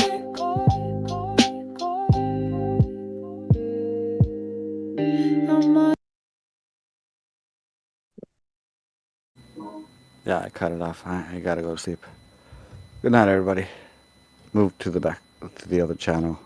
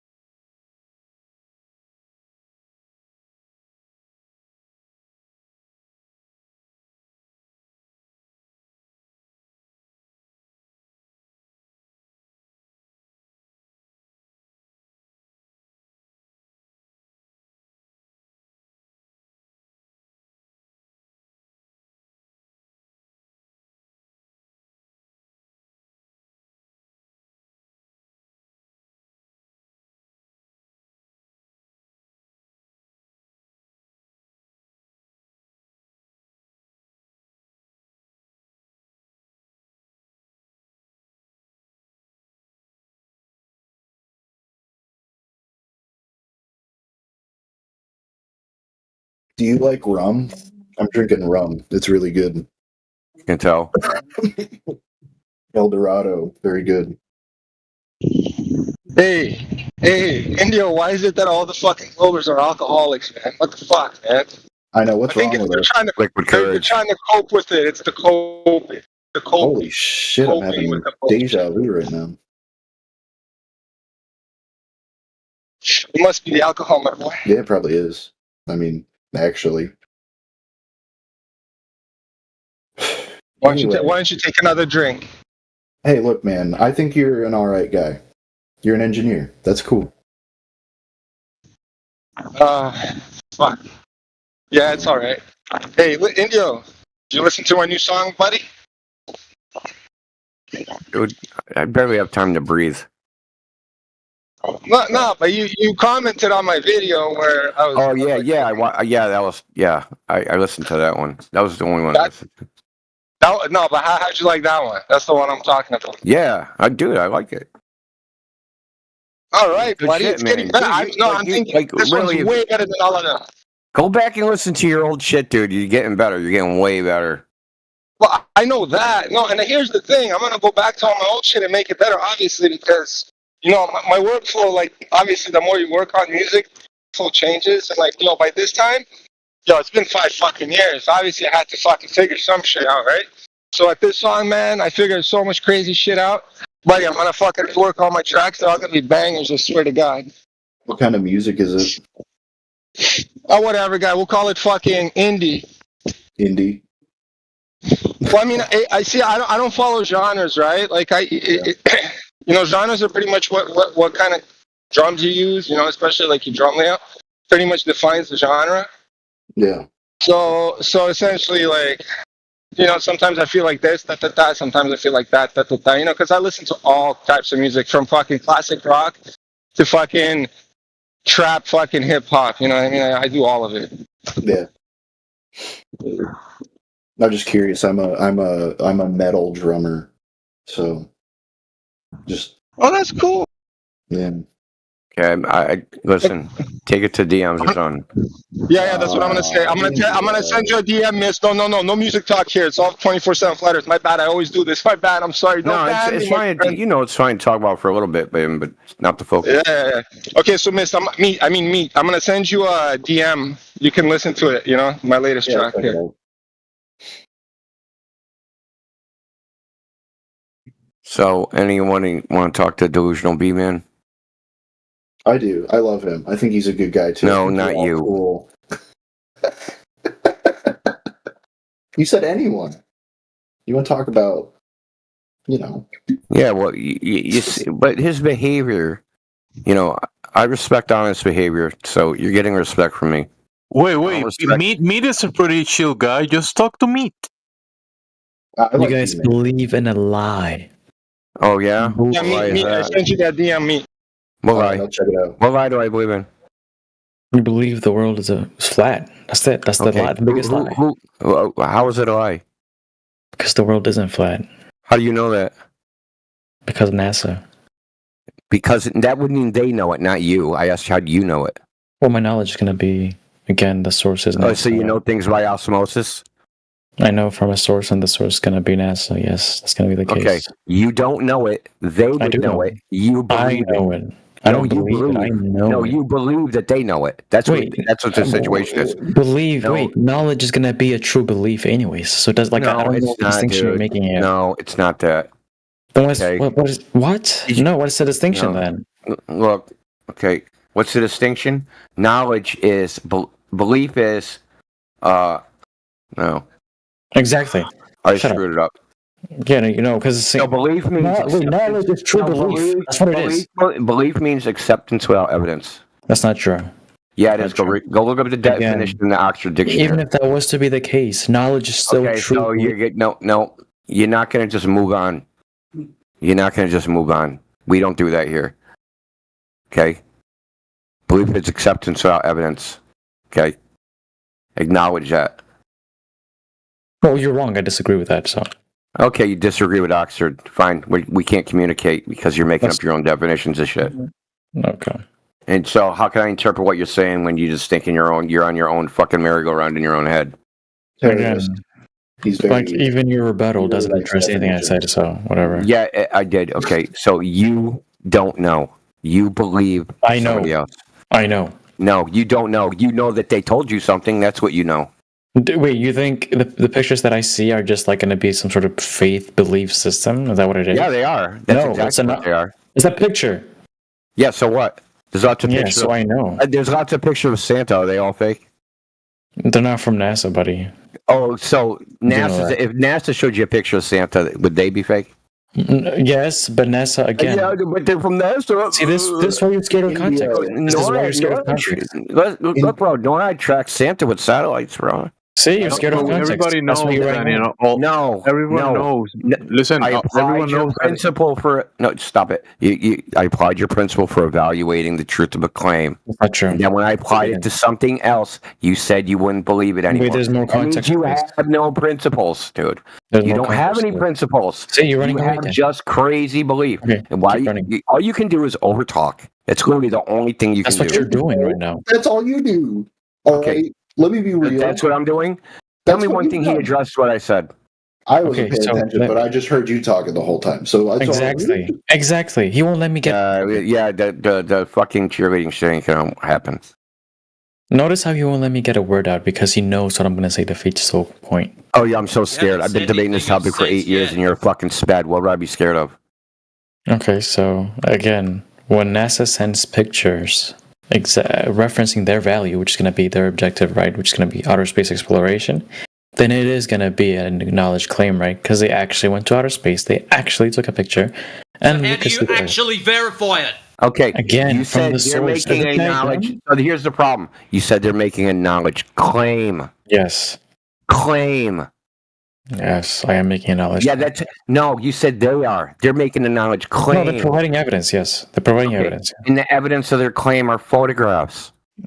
Yes, videos. I'm gonna make a knowledge claim right now. I have a photograph of Bigfoot. Well, it's not going to And be the true. photograph proves that Bigfoot exists. That's how you know it's true. That's how you know how Bigfoot exists. I have a photograph. And if you say Bigfoot does not exist, I'm going to say I have a photograph that proves he exists. Well, you're This objective. is your logic, dude. No, it's not, because again, you're not going to be an organization dedicated to finding that Bigfoot thing, right? You're just that a doesn't random matter. person. It does matter. What does that matter? Because sources matter. Credible That's a sources genetic matter. fallacy. Also, That's if a you had genetic hundreds of fallacy. pictures of Bigfoot, That's not a That's genetic genetic fallacy. fallacy. That's not a That's a genetic genetic fallacy. Yes, it is. The How? truth of the claim is based upon the source. I never said it was based upon the source. All I'm saying is there's credible sources for things you look for. What? See, you're scared. You're literally scared of the truth. That's it. Dude. Yeah, everyone you didn't knows that the refute what I only. said. It's a genetic fallacy. It's not a Because genetic. You don't even know what that is. You said NASA's a credible source. Do you have It an is. objective measure of credibility? Yes, there's metrics. Okay, give that us you use the to- objective. Give us the objective measure of credibility. Okay, so it's gonna be like actually representing whatever their objectives is, right? So if No, they make what it is the objective measure of the credibility? I want to be able to measure the so a credibility of metric source. that's going to be used to measure credibilities if their propositions are going to be corresponding with reality. So when they say the world is a Oh, sphere, who and they judges provide, that? and when they make a claim, the world is a sphere, and they use a picture to provide evidence for it. Okay, then that's going to be evidence. You're That's gonna be just true. making a circle, brother. Okay, I'm not Nice making a circle. You are making a circle. I'm going to go back again. What's the objective measure for credibility? Again, seeing Admit it's subjective. is going to be evidence. Admit it's subjective, It's going dude. to be evidence. It's going to Okay, be Hold on, evidence. no, that's Terrorist, circular. terrorist, think about this. Indio made a claim of Bigfoot. He has a photo to back it up. So what's the difference between him and NASA? Dude, you're Australian. You don't even exist in the flat world. Shut Very up. simple. Okay, Answer you're the done, dude. question or kick No, rocks. he's done.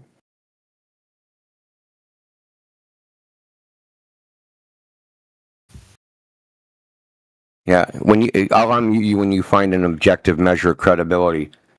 Okay, because if you don't have an objective measure, that means the truth of the claim is based upon your subjective interpretation of whether they're credible or not. That means all that follows is also subjective. Okay, so when you find something objective, come back. Because we don't care what you believe. You can believe whatever you want. He's weak sauce, man. He's got nothing. I got something objective. NASA is, in all human civilization, the only organization of government that is arbitrary, the only holder of truth, all of the truth. NASA, they're arbiters of the truth. So there you go, guys. Just believe whatever NASA says. You got a fan. You got a fan in the side chat, man. Indio. Yeah. What else is new? B man. He wants back in.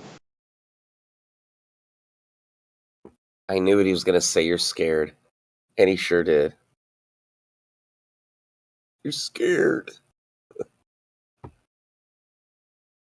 Yeah, blah blah blah. Terrorist. Nobody cares. Meet. Can you name any government history, any government agency history that are the arbiters of truth? Wait, who are you talking to? Meat? Who's Meat? That's my friend Meet. Is he gone? I don't see any meat here. Oh, he dropped out then with the other guy, I guess. He was here a minute ago. Oh, okay. Yeah. India's like max level boss for these people, and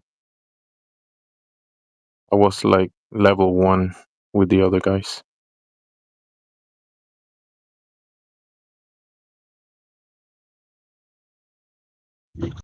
Max level boss, and those guys are level 1. That's funny shit. I was trying to be level 1 with the other guy, but he was white knighting as well after that.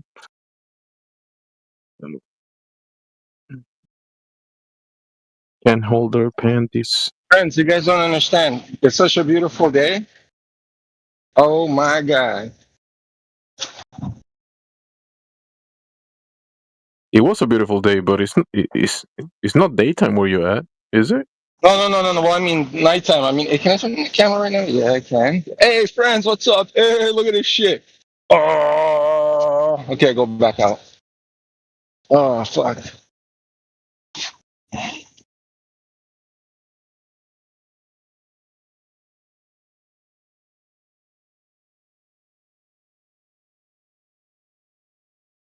Any of the new people or Globe defenders wanna open their mics and talk to Vlad?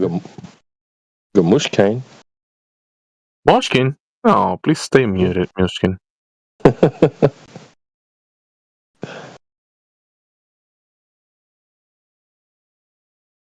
Just kidding. Mushkin he's all right. Yeah, he's all right for a Glober, I guess. Yeah, better than I was talking to Sanak and who was the other guy? Paza. Those people are that's like the worst of the worst. They're like the highest priest of the globe. They just throw the globe shit at your face like, yeah, that's what it is. You got any evidence? Oh, just my words. Well, do we want to have another crack with B-Man 92? Yes, go ahead, Beeman. Go ahead, Beeman. Beeman. I mean, Beeman. Hello? Hello? What's the crack? Hey, how can you say hello if you're on a globe? You wouldn't have gas pressure, and you need gas pressure to say hello because you Yeah, need air pressure. I forgot I'm dead. Holy shit, fuck. Wait, Dad? You just spoke. I can't breathe, bro. I can't. Yeah, no, actually the opposite is true. You can breathe because you're not on a globe.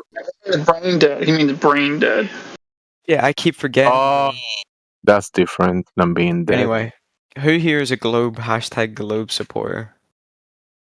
You. You? Obviously. Am I in a room of flat earthers? right now. Well, Oh, I you support wanna- the Chinese kids that get paid 2 cents an hour to make them. The Scottish call them flat earthers.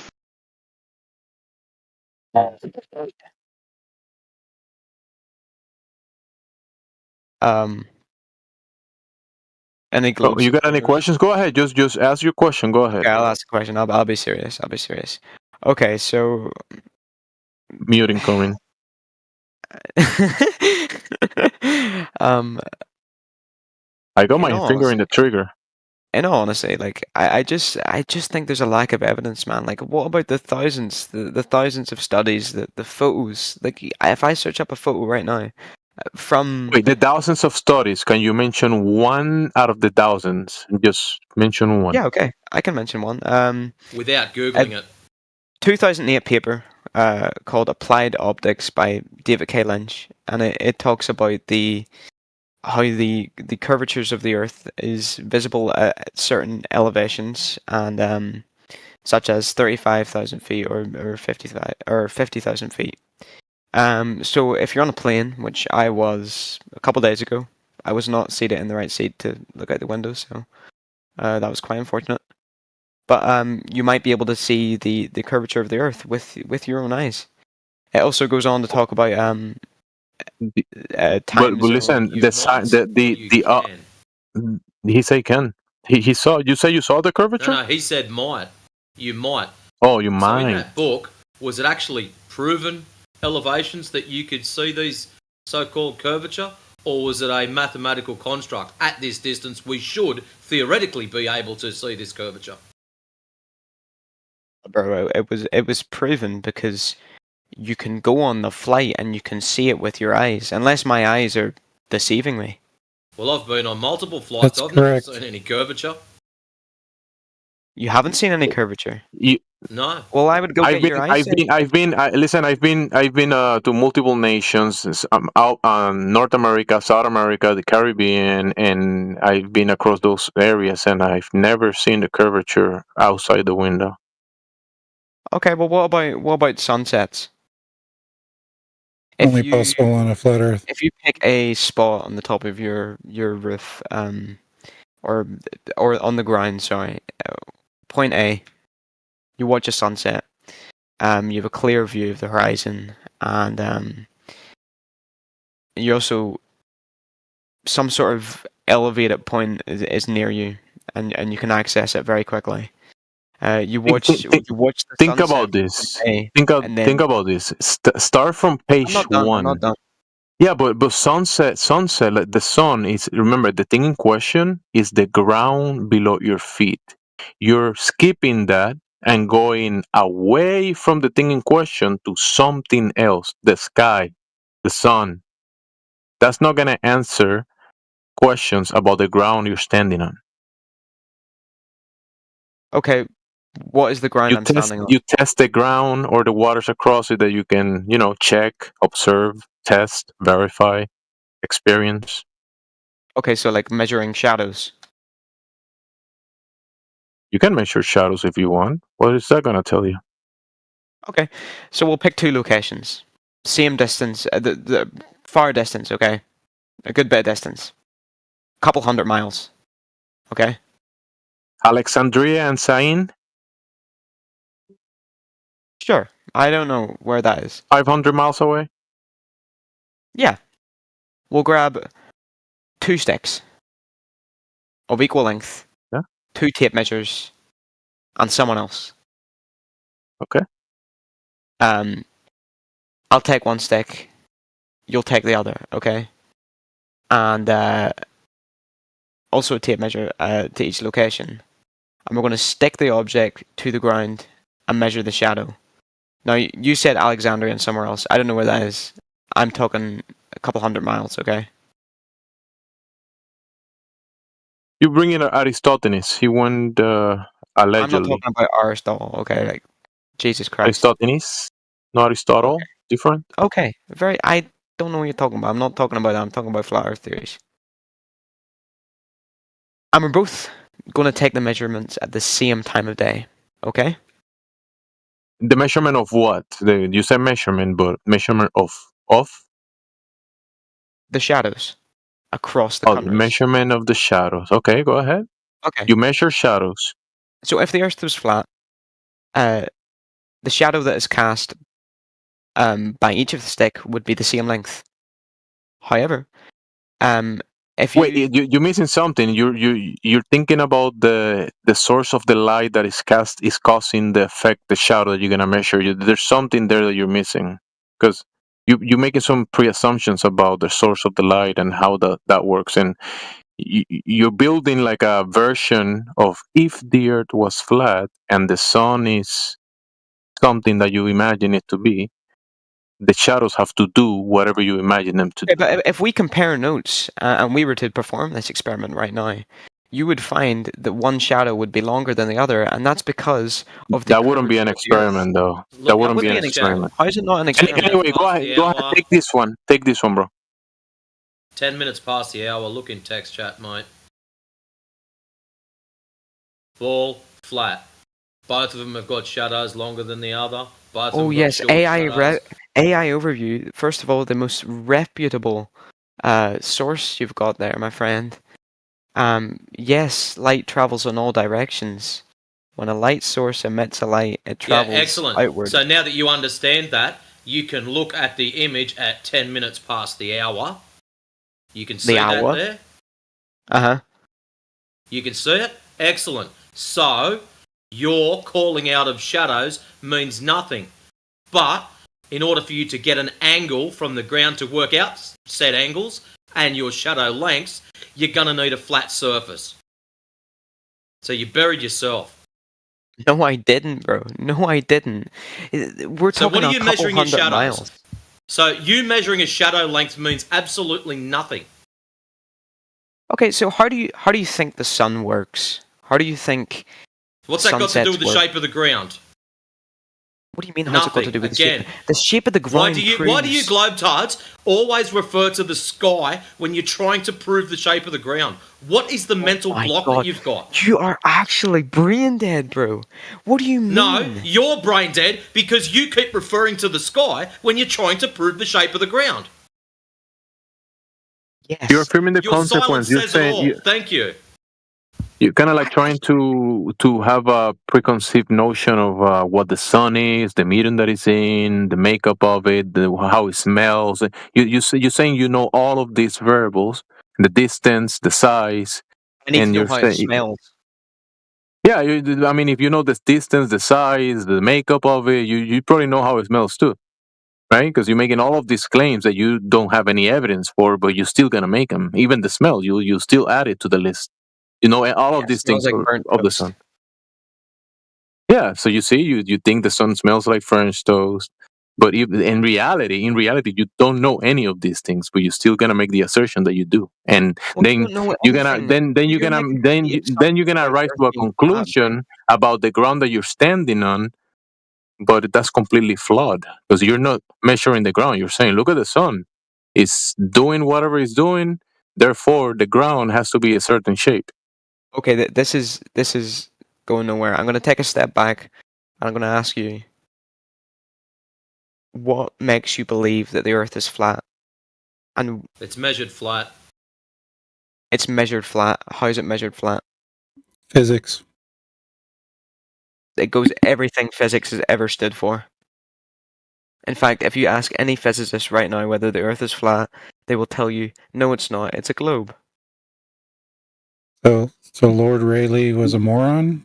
They gave him a Nobel Prize? He's a Who? physicist? The who? Lord Rayleigh. Oh, I'm not familiar with him though. John William Strutt Okay. the third. And he was a moron. They gave him a Nobel Prize in physics. Did they? And he showed how What the about Earth is Nobel flat. Prize? What's your point? And he showed how the Earth is flat. So until your physics people can say that Lord Rayleigh was a moron, they're full of shit. And I'm sure they would. If I asked 99.9999% of physicists, scientists, anyone involved in the scientific community, Yep. Tell them to put it in an yourself a affidavit. scientist. Sworn under penalty of perjury. Believe the Earth is flat because you're going against science and you're going up against every logical. None of them have none of them can none of them have first-hand knowledge about that statement. They're gonna make statements based on beliefs, but they don't have first-hand knowledge of that. Are you talking about people who believe in the globe? They're making. Does them saying it? Does them thinking it's a globe make the Earth a globe? No. By performing the there you go. experiments and going into space and investing billions in dollars. What experiments? In SpaceX. There's no space, man. Space. Yes, space. Performing it. Yeah, you best not say There's that. no space. Sound good. Yes. You said I'm performing fucking Irish. experiments. Which experiments? That prove Which the Earth is a experiments? globe? The shadow experiments. The going That's not an outside and experiment, looking that's at the an observation. sunset experiment. The observation. Sunset experiment. What sunset experiment? You're rattling all this stuff off. You're not explaining anything to us. Just bring that one home so he can set it, put it on the down. Yeah. Listen, bro. What's the sunset listen? experiment? That test, that observation, and the shadows that you're talking about, that is inconclusive, because if you set the pre-assumptions and presuppositions in the first place of whatever argument, flat or round, you can come to both conclusions, either or. You get it? No, I don't. Okay, if you say that the sun is close, local, whatever, and the light rays are diverging, right? You can measure the shadows. They're gonna give you the degrees, and you're gonna say, "Yeah, Earth is flat." Or if you say the sun is unlimited miles away, the light rays are parallel, even though you don't observe that, and then you measure the shadows, you're gonna say, "Oh, Earth is globe." You can actually come to both conclusions based on presuppositions before the observation. So you can come to both conclusions. So it's a preference of which one you choose. I doubt he knows what you're even talking about. Oh my god. Well, thank you for insulting my intelligence, man. No, the shadows, they're not gonna prove Prove me anything wrong. about the shape. The shadows aren't going to improve in it. How? No, because you Can you gotta have measure the surface of the earth, not shadows from sticks, bro. Don't you get Exactly. it? The Can you have- shadows of the sticks are not the earth or the waters across it. Can you have shadows on a flat surface? Yes, the answer is yes. Just say yes, bro. It's yes. That's the answer. Helping you out. Okay, for the sake of argument, yes, continue. Yes, there you go. There you go. Yeah. Okay, well, you just told me to say yes. That's the Well, of correct course, answer. You're struggling of with that course one? you can, right? It's a no-brainer. Yes, you can have shadows on a flat surface. So, what does shadows prove? I'm talking over hundreds of miles. Yeah, you can't have shadows Show the on curvature flat of the surfaces that are hundreds of One miles. side is longer than the other. One shadow is longer than the other. That shows the Yeah, Earth's curvature. No, you can have that on a flat surface. Okay. So what about the hundreds of images taken by NASA? What about those? What about the hundreds of Santa Claus Can you photos? validate? Can you verify that they are what they say they are? That they're from the medium that they say that they're from, the setting that they're from? Yes, I can. When you go on the NASA website, So how would you? reputable NASA So that would be the source. I'm not vacuum. hiding it. So Yeah, that would be the vacuum of space. So can you verify that those pictures were taken from a camera in the vacuum of space, from the vacuum of space? Can I verify that they were taken by a camera? In the vacuum of space. I'm sure they were taken by a camera, yes. Yeah, but can you verify that they were taken from a camera from that place? Well, yes, how else would they get the photo? I don't think you understand the question. No, because No, I don't, because you're not making any sense. Okay, let's make it even easier for you. The claim is they're photographs from space. Yes? Yes. Excellent. How do you know? How do you know it's not just in a studio? I know it's unless you stop and listen. Unless you have been in the exact position that the alleged photograph has been taken from, how can you verify it? Okay. I've never been to Germany. How can I verify that Germany exists? Okay, You buy you can't. an airplane There you go. ticket and you go can't. there. You admit it then. You admit that's a concession. I'll take Concession? that. What That's a do you concession. mean?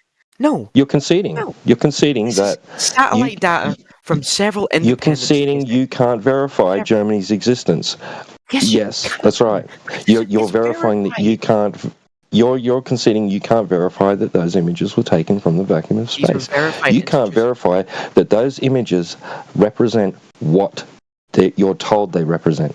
Why do you think they've spent billions of pounds or dollars? How do you know what they've spent? Not going into Fantasyland, because actually, if you bring it to the fundamental levels on the laws of thermodynamics, that space that you're thinking of, that cannot exist.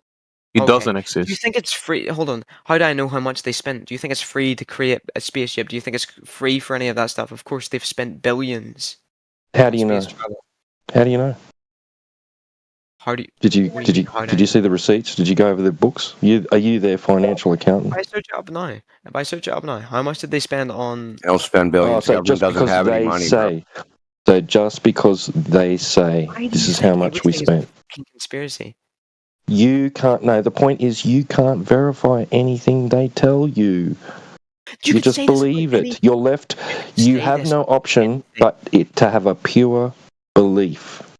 You could say this about absolutely anything. That's right. Nothing is You could. verified. It's about things you can't verify. Yes, about things you can't verify. Exactly. Flat world. Nothing is verified and nothing is real, and you're living in a What? state of. Well, Oh, nothing he's a is brain in a verified. jar. He's into It's just what spook they're mode. telling you. On this topic, the whole government, not just NASA, but the whole government, including NASA, should be audited, and NASA should be abolished afterwards. Can we verify your height with a tape measure? Me? Yeah, you. You said nothing can be verified. I think you're incorrect. Oh yeah, you can measure my height with a tape measure. Yes. Yeah, you're like if you say I'm 6 feet, we can verify that, right? We can just measure I'm not you. 6 feet. I'll tell you that. Well, I'm pretty, that doesn't shock me.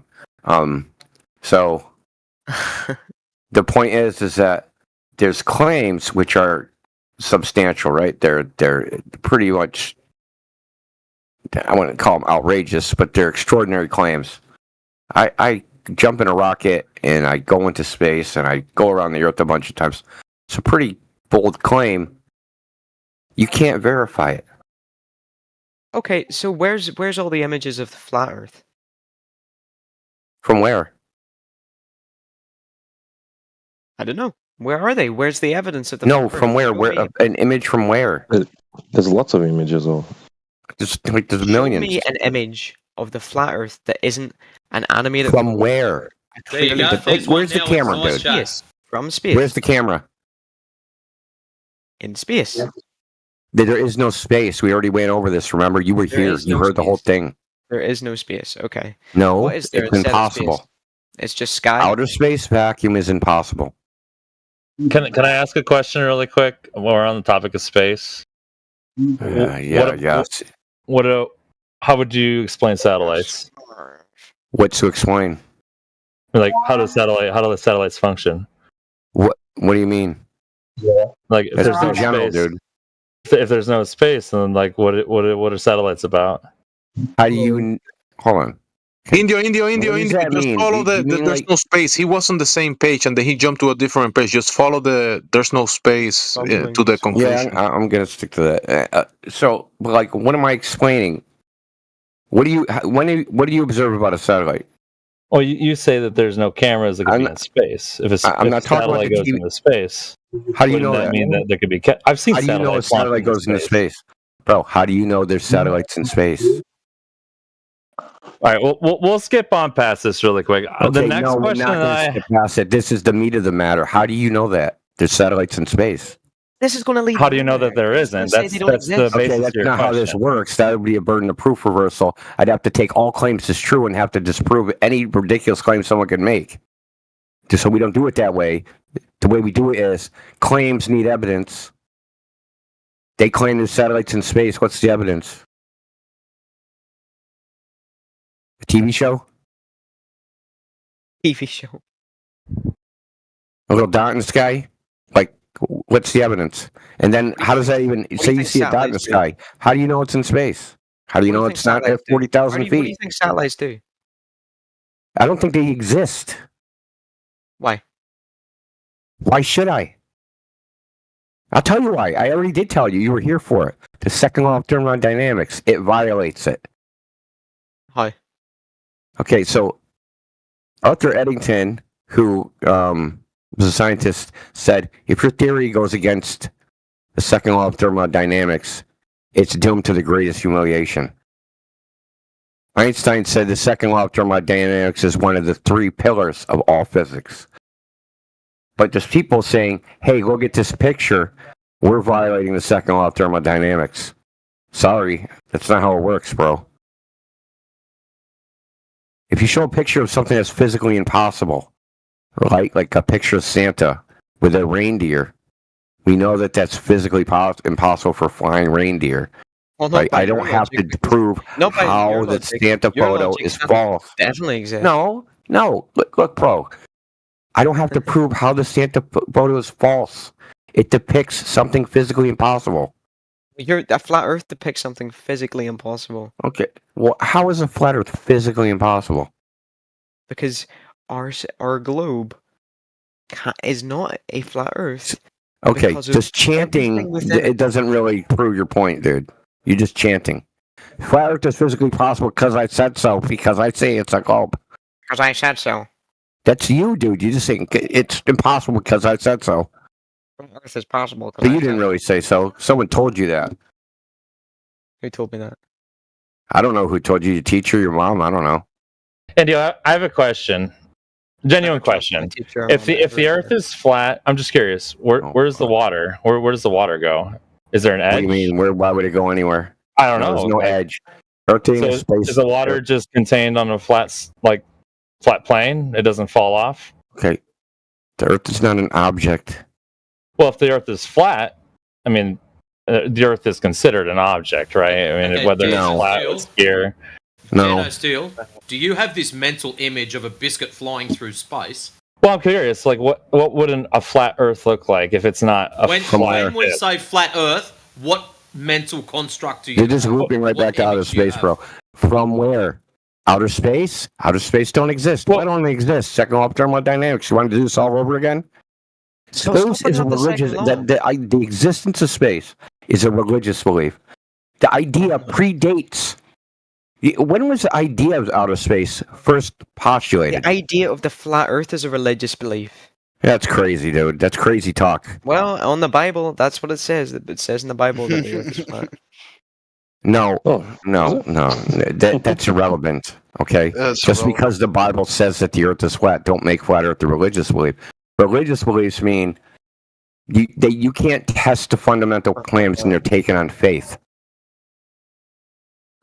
Just like so there's satellites in space. You take that on faith.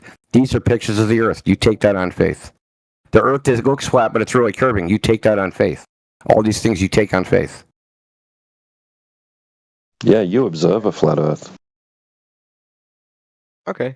That's why I said, how do you know? Yeah. Well, that's what I said about the other person, right? He's like, well, NASA. And I go, well, that would be NASA knowing. I'm asking you how you know. I don't care if you believe NASA knows. I don't care. I want to know how you know if you know that Earth's a globe, like you, personally. Yeah, don't borrow off them. We ask this question all the time. How do you know the Earth's a globe? Nothing. Because they don't know. First they'll claim they know, and then it boils down to, they think somebody else knows, and that they don't really know. So from my don't rely on anybody else. From my you talked about the what can we know about the globe? Oh my god. You talked about the second law of thermodynamics, and you used that as proof as why satellites could not exist. Yeah, the argument is X is a necessary condition of Y. Yeah, well, from my understanding... Yeah, you have gas pressure, you got to have a container. There's no situation known to man in which that's not true. From my understanding of the second law, it applies to isolated systems. No, And there's no neither- such thing. And no neither such thing as an satellite isolated system. How can it apply to something that don't exist? Of course, there's not. You know what? There's no getting through. There's Guys, no that- such guys- thing as an isolated system. Bro doesn't think that you know, cars work. You have these like little spaz outs. It's kind of funny. It's the most American shit ever, bro. Yeah, well, wait till the British crew should be in here in a Do while. I sound American? Yeah, you filthy American from Australia. Well, Australia shouldn't exist if it's a flat Earth, bro. Don't worry, you'll be Why? okay. Don't worry. Why shouldn't Australia exist? Because it cuts you out the map. What? Because What are you talking about, bro? It does, bro. What are you talking about? We need to start that show. Go over to say the darndest things. We need to start that up. They're so funny. Because it'll be cut off the map. Yeah, 3 weeks worth of material in the first 8 minutes. You guys, it's so funny because you guys think Never-ending you're in this little echo chamber and everyone's making fun of you, bro. Yeah, it's So an you're a echo flat chamber, earther? That's why you're in here. So hold on, dude. You're a flat earther? No, when did I say that? Okay, then how is this an echo chamber if you're not a flat earther? You guys are in a little. Yeah, that flat didn't Earth work. echo Did it? Your little narrative bullshit, that didn't work. That failed quickly. What narrative Your bullshit? I said you gimmicks guys are in a won't- flat Earth I echo already chamber. warned guys you. think you're Gimmicks superior, but won't you're work not. here. Everyone in the Gimmicks. world. Okay, That's if this like is an QE echo chamber, that means you're a flat earther. That's why QE has numpty clips. Are you a flat earther? No. Then it's not an echo chamber. I'm talking about your little community. Which one? The one we're talking in right now with you in it? Yeah, I'm talking to you guys, but And you we're guys are considering your you guys- ideas, but which you makes guys it not have an echo. Yes. Well, if we consider your ideas, it's not an echo chamber by definition. It's not an echo chamber. You're just coping. I'm questioning your echo chamber. Okay. And if didn't it was an come in- echo chamber, we wouldn't allow it. You said that's why you ban everyone that opposes your thoughts, isn't it? And that's not why people get banned here. people for at I all. was muted earlier. Relations. And that was before I said anything bad. You weren't banned. You're still in here. What are you on about? I was muted though, wasn't I? That's different. Oh no. So You'll be a okay. general question I want to ask is why do you or I guess like when did you first think that the Earth was flat? What gave you that idea? Probably when I was a kid, and then I went to school and they told me wrong that it was Did you get different. hit in the head? No, because kids just naturally, come to that conclusion because it's what it looks like and feels like. So you came to a conclusion because it looks like, oh, that's hilarious, bro. Yeah, probably. And then I went to school and they told me, no, it's not that. Let me get this It's straight actually, for you, man. It's actually a big If spinning no ball. one had, sorry, Tito, if no one had ever told you that it was a ball, what would you think you live on? You probably wouldn't think a thing, man. I don't care about this shit. I know. I go You by should, science and I go because by you're logic. quite happy to come in here and preach your ball-tied fucking You're quite religion. happy to come in here and think about this preach. Shut the Yeah, fuck up, bro. Shut the fuck up. The other chap could continue talking. Yeah, so... Yeah, someone... I'd forgotten all about that, though, right?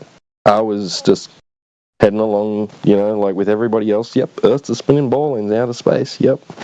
And then someone tapped me on the shoulder and said, did you remember to have a look at what it actually, looks like? And I went, oh, shit, yeah, it does look flat.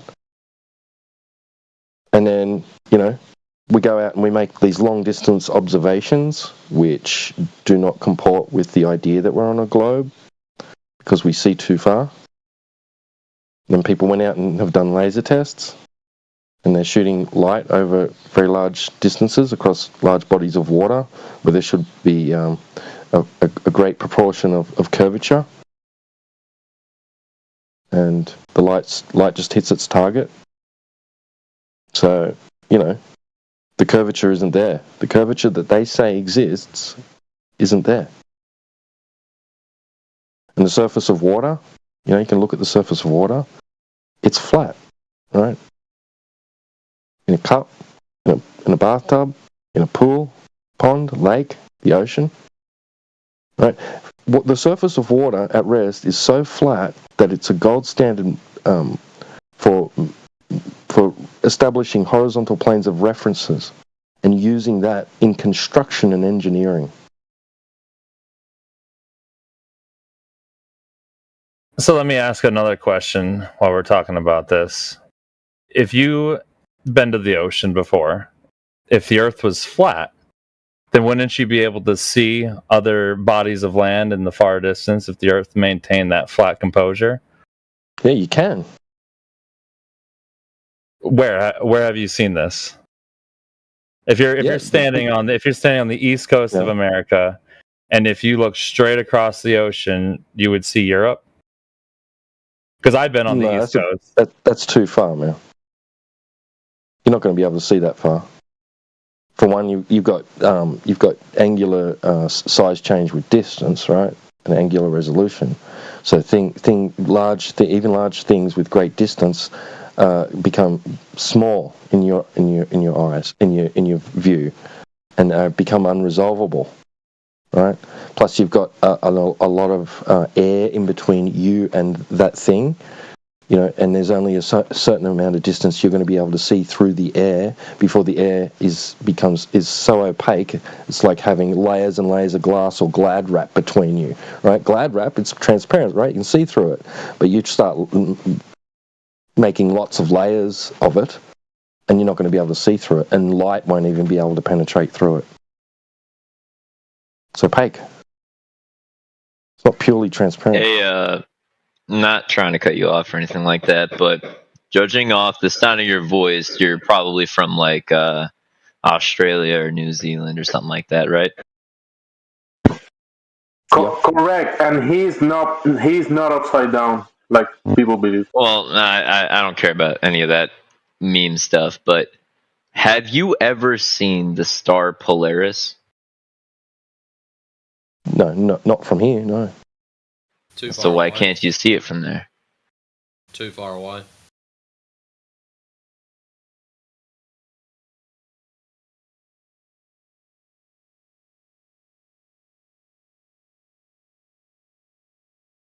Because of our distance from it, our angular There's not view one place where you can see it. is deep, and we can't see it.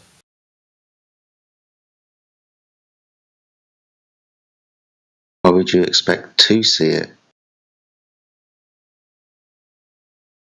Well, the reason is because if the Earth was flat, you should be able to see a star from any position on the map, right?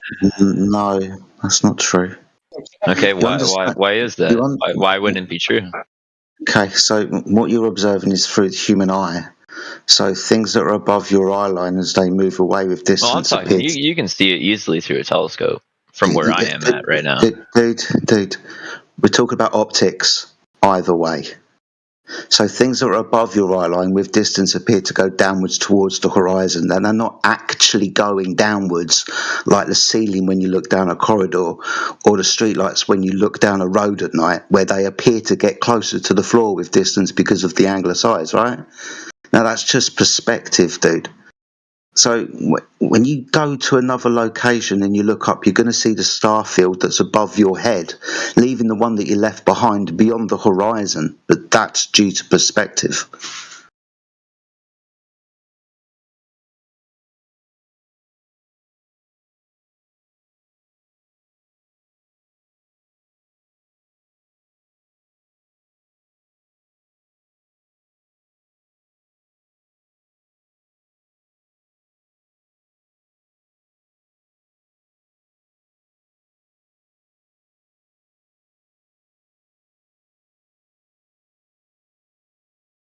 Yep. It's like a star on top of a Christmas tree, right? You're standing right up near it and you have to look up, right? And then you walk backwards a few hundred yards and you're not going to have to crank your head up to see it anymore. A few hundred yards? Have you Yeah, it's actually gonna. traveled a few hundred yards before? Oh my god, that's just an example, bro, of angular size change with distance. Angular We distance live in change with Australia. distance. Just to go to our neighbour's I'm house just is a few hundred saying, yards. like a To me, few it's helpful hundred, to a understand it few this way. hundred like meters or yards, like doesn't really Yeah, why can't you see a change fly? the Why trajectory can't you see a fly at that distance? because Is a it the fly is curvature of the Earth? tiny. Yeah, it's too small for your eyes to resolve, right? Stars Another way are of saying not that? too hard to see. No, Polaris is the largest star it's visible Oh my God. in the not Milky Way. about its angular resolution. It's about how the sky, things above your head, arc over you like a protractor does. You know what a You're protractor talking is? about arcs? Yeah, do you know what a protractor is? I do.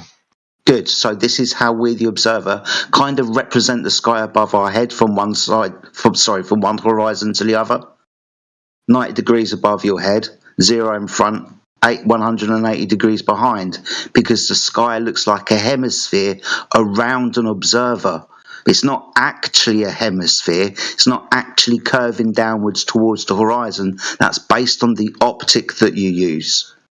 So when you walk underneath this star field, it comes up from the horizon and down to the other one. But as you keep walking, as you get closer to the location of those stars, they come up from the horizon because of perspective. And then if you travel far enough, you can go stand underneath it.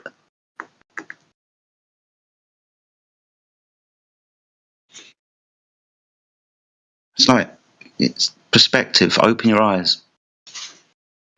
So why do we have magnetic north and grid north?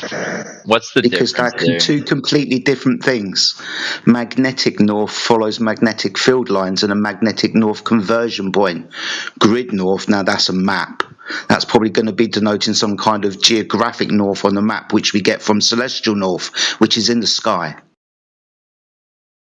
Can you explain a little bit more about celestial north? Like, I'm genuinely Celestial north, that's the actual rotation point of circumpolar stars in the north, like the Big Dipper or indeed Polaris. It's a point of rotation in the sky.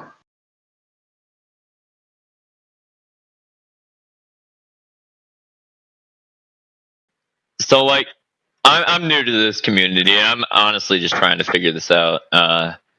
What would be the what can you tell me about these like rotational things, like the stars and all that? Well, only what we see them do. Which is? Rotational stars will rotate, and they're called circumpolar stars. They circulate an unseen point in the sky. So the stars are in motion. What else do I need to explain? I can just describe what we see.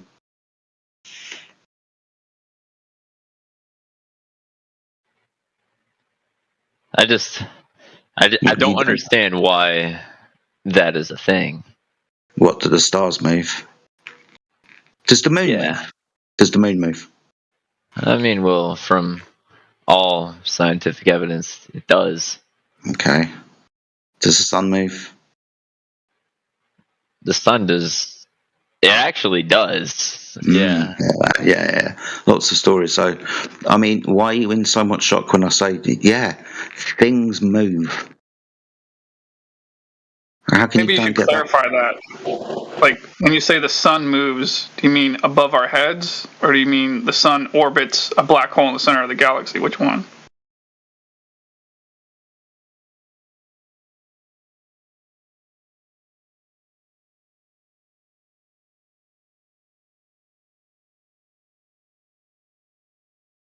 Oh, well, I mean, from what I understand, and I'm not discrediting y'all, like I'm genuinely curious about this, but from what I understand is that the sun moves in orbit around the Milky Way galaxy, the epicenter Excellent. of the galaxy.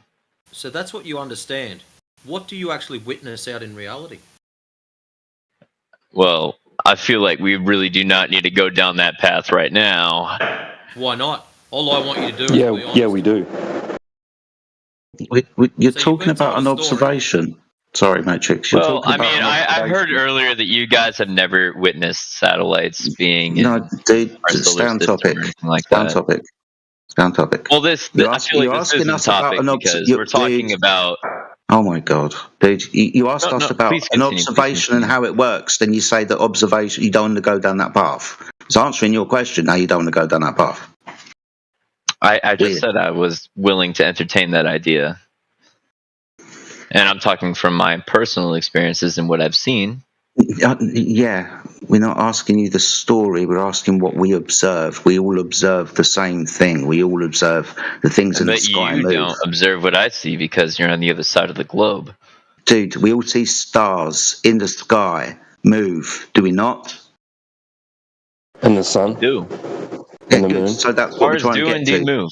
I'm not denying that. Good. So that's what we're just trying to get to. The observation of those moving. It's what we have. You're asking us how we explain observations. Well, in this instance, it's you moving underneath the star field as they also move.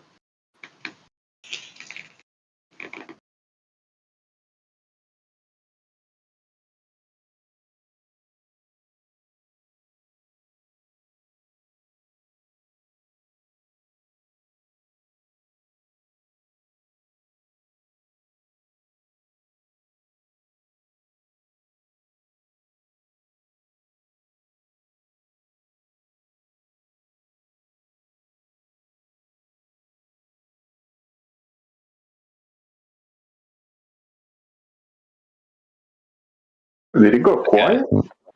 Well, I'm sorry. I'm just I'm still trying to wrap my head Reflecting. around this whole flat Earth thing, and I'm here for answers. I'm No, not real quick saying about that you the guys, observation of the like, sky, right? The luminaries. You were talking about the sun, the moon, the stars. Everybody's observing that, like Jetta was telling you, right? You and I, different positions across the world, we can see the luminaries moving across the sky. Perfect. That's the observable phenomena.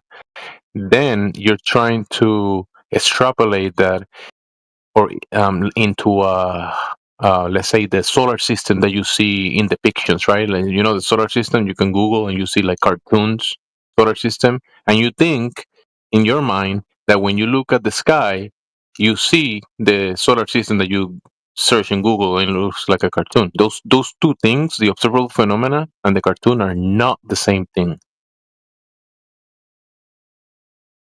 The so phenomena what do is you the mean they're not phenomena, the same thing? Like, and how would then you explain that? well, how do I explain what I just explained? No, you were just saying that something is not the other way that another thing is, but you didn't explain why they aren't the same thing. Listen, so in the solar system, right, that you search solar system, right? Can you do? Are you doing searches while we talk? Like, are you looking at information? I can do that to entertain you, of course. Yeah. So when you search solar system, what are you gonna see? You're gonna see the sun. What is it? Mercury, Venus, Earth, right? Earth. You see it? I do see it. Yeah, exactly. So does it look like a cartoon, or does it look like something that you can see with your eyes with photography?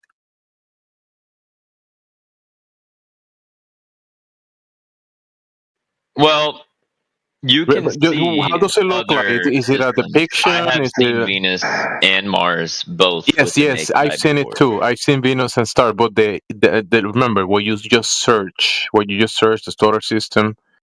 Is that the way Venus looks? The way you seeing it over there in that depiction? Well, of course not. You're No, just exactly. looking So at listen, graphic it's the same case. images. It's the They're not the same same. case. Real quick, bro. It is the same case with the Earth. You've never seen the Earth going across the sky, being part of the luminaries and curving like that little ball that you see Earth being depicted as. You see, there's no curvature across the world in the bodies of water, hundreds, thousands of miles. There's no curvature anywhere to be found. Yet in this cartoon of the solar system that you've never seen, you're looking at the depiction of the Earth that doesn't conform to reality. So a major question that I would like pose, and please don't attack me for this. If the Earth was actually flat, why haven't we ever found the edge yet? Well, that's just an idea because you probably looked some type of propaganda, and people say if the Earth was flat, and it's like an image that they depict in their mind, and maybe in your mind, when you say flat Earth, you see like a disc floating in the emptiness of space or something, and you're thinking in that paradigm. You're saying this thing that I have in my head doesn't make any sense, and now you're asking about it. You're asking about an edge, but I never been to the edge. Have you been to the edge? Do you know anyone that has been to the edge? Is there anyone in here making a claim about an edge? The answer is no to all of those questions. I know, right? Am I correct? Or Well, you say yes? I'm just curious. If it's flat, there has to be an end, right? But there is a possibility that there might be an edge to the contained environment that we're in, because remember, you're breathing air, and the gas pressure that is rushing towards your lungs when you expand the volume of your lungs. You know, when you breathe air, with your muscles, you expand that volume, and the pressure around you rushes violently towards the available volume, right? And the antecedent to that pressure is a container that the gases press against to create the pressure. So we are in a contained environment that allows even for you to have liquid water, because water has to be at a certain pressure to be liquid, right? You know this. And without a contained environment, you wouldn't have air to breathe or water to drink.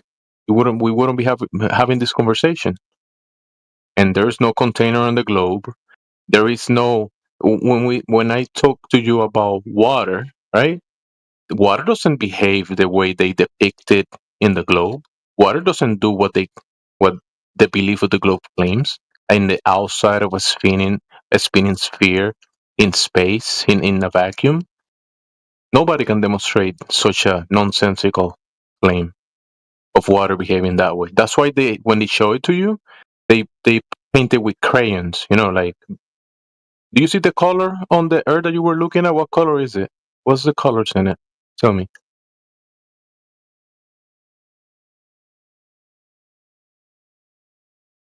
Bro, you left? You leave? Damn. I know I'm here. Can you repeat your question, please? So you know the colors of the Earth and the solar system that you were looking at. Look at the colors. What color do you see? Like in what specific context? You know, in the label circle that you see on the depiction, and it says Earth, right? And it has colors. I don't know, green, or what color is it? Blue? Well, I mean, it's a multitude of colors. Do you see blue in it? Blue? I see blue. I see white. Okay, so I see that blue brown, will represent what? Okay, that blue will represent what? Water. So it will be representing water, representing.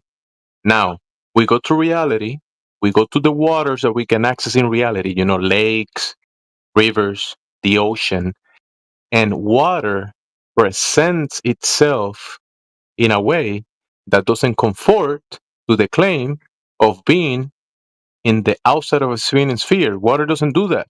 The real water that you're going to experience in reality doesn't do what the crayon blue water on the depiction is claiming to do. You see the difference between the real what do you water mean and the by fake it's water? not doing what it shows? Like I'm confused about that. Okay, water, the surface of the water is not curving like a sphere anywhere.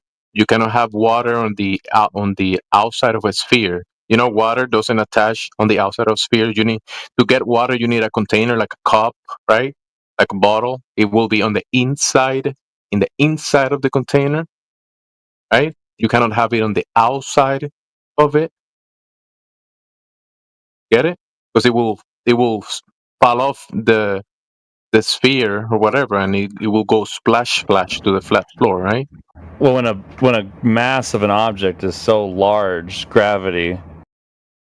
But that's the story that you've been told. That's the belief. Again, do you remember the solar system, the crayon blue, crayon green Earth that is being drawn and presented to you as this is the Earth, and in that story, like a movie or an anime, it comes with a storyline, and you have what makes water behave differently than in reality. In this depiction representation, it's this thing mass that you don't even know what it is. What's mass? You just said mass. What's mass? No, you don't know what's mass. It's like, and I'm not trying to offend you, but like a parrot learns a word and you're like, mass, mass, you're saying something that you don't even know what it means, and you think it's doing something in reality, affecting the real water to do something that water doesn't do. But words, those fantasy words don't have an effect in reality, real things. But you believe it, that it does, because you've been told that. Obviously, I believed that as well in the past. Not anymore. But anyways, water doesn't curve. Are you still there? Are you listening? Oh, you're distracted? I am here. Okay, so water doesn't curve. There's no measurements of curvature across Honestly, any you body are of water. 100% right. Water doesn't curve.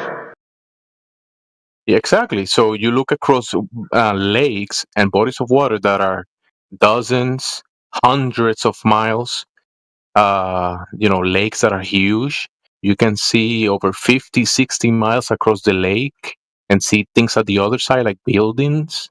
There is observations in infrared that go 270 plus miles. Long distance observations, like that. There is no curvature of that. If the ball, remember the solar system Earth requires that curvature. That curvature, like I'm telling you again, is nowhere to be found in reality. And that water, the blue water that you found there, is nowhere to be found in reality doing what is claimed on the cartoon. Water Right. doesn't do The that. reason why you claim that it is nowhere to be found in reality is because that's not my you'll claim, keep bro. searching for it until you reach your starting point, because the Earth is round. It has been scientifically proven. Round. Listen, bro. You see the meaning of words. Things have meanings, right? Water does certain stuff. You said round. You know that a flat table can be round. So coins, CDs, frisbees. Oh, my bad. I meant to say spherical. Spherical. So now, can you have a measurement of the spherical Earth that you're thinking about, that you saw in the cartoon? That spherical Earth, can you measure that drop over the distance anywhere across the world? And you cannot, because it's not there. So that's an issue for the globe. It's not an issue in reality, because in reality it's fine, it works fine. But the claim of it, that is there for you to not find, because the claim is like, it's curving because it's flat, because that's what you observe. So why is it when I would say have to, like, with my specific profession, have to account for the curvature of the Earth when I am launching, say, like a missile or something at some target that I'm trying to hit, even though I should be able to just go straight towards it? You're the one putting the numbers, and this rocket is gonna do a certain distance. I'm gonna take account the curvature based on the drop over the distance and the distance that I'm gonna travel, and this is the amount of curvature that I'm gonna take into account, and you put it into the rocket so it doesn't miss its target. That's what you do. I mean, I can do that, but I'm just talking on a broad spectrum. But that is one thing that we do.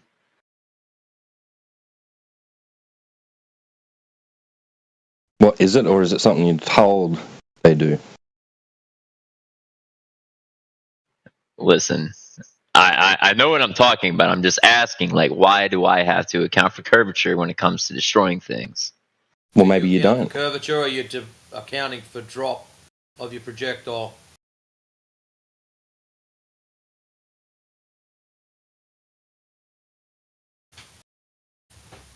Which is it? Are you accounting for curvature, or you're accounting for drop of your projectile?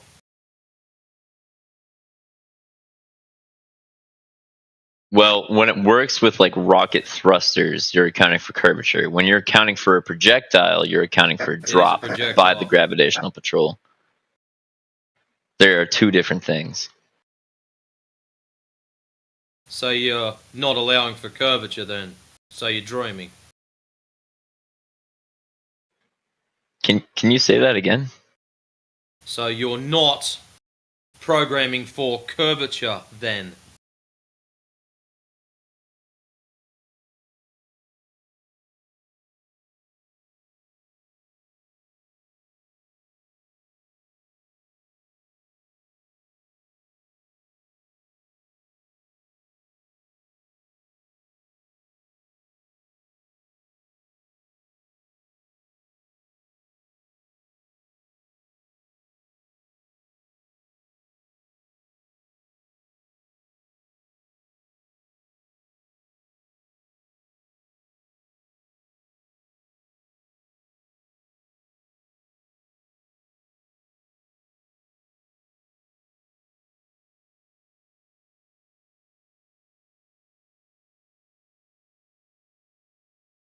If you're sending rockets or missiles or whatever you want to call them, and you're allowing for curvature, said curvature would be measurable.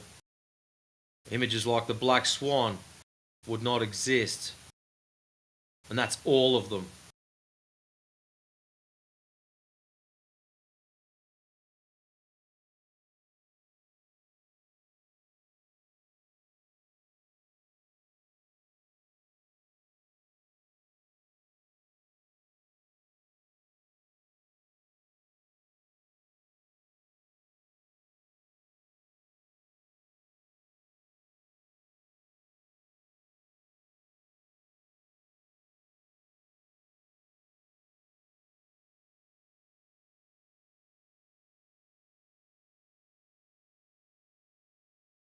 Oh look, Simple Jack. Did you bring some curvature proof with you today?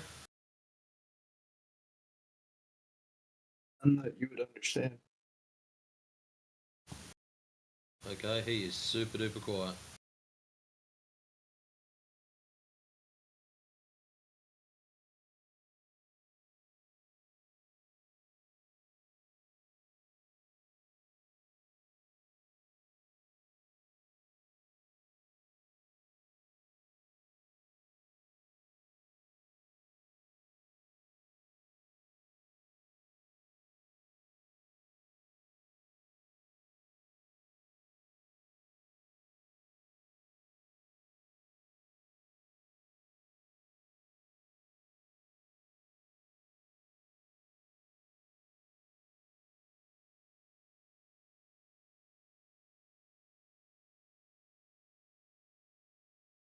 Did he say none that you would understand?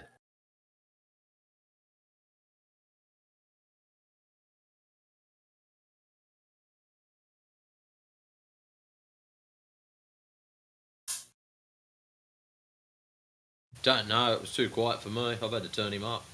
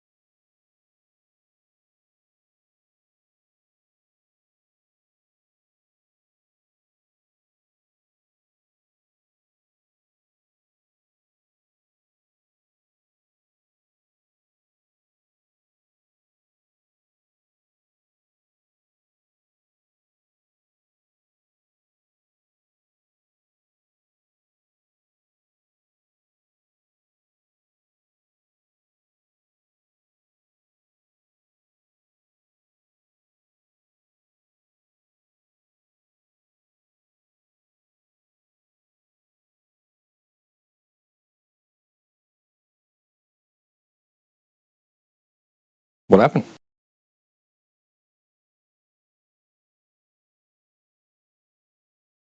The other one went quiet and simple. Jack said something about his proof of curvature, and that was it. We don't know what it was. Too quiet. And we've still got the Rock Ape inside chat.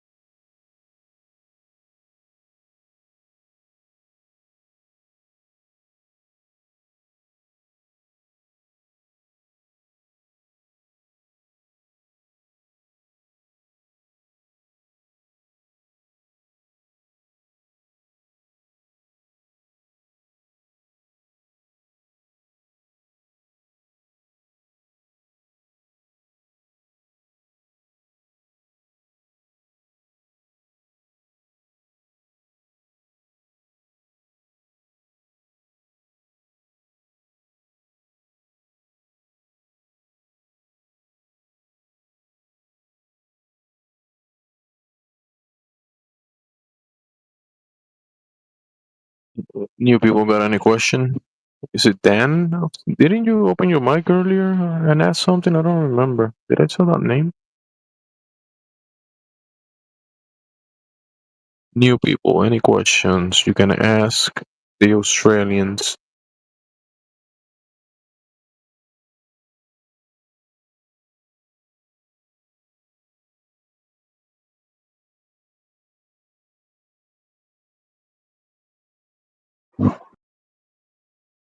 Oh, the Mythal guy is back.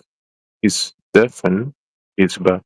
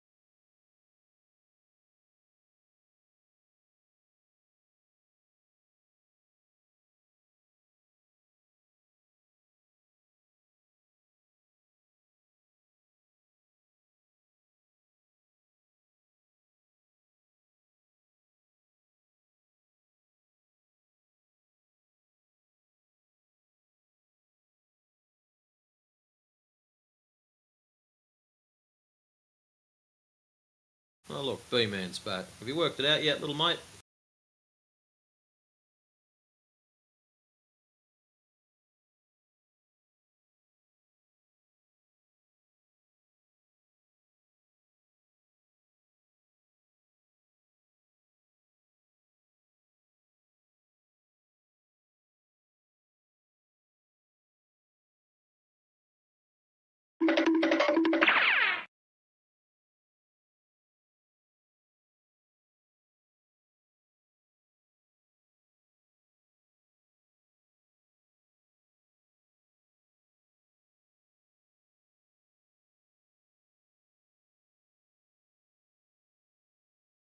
Go ahead, Prophet.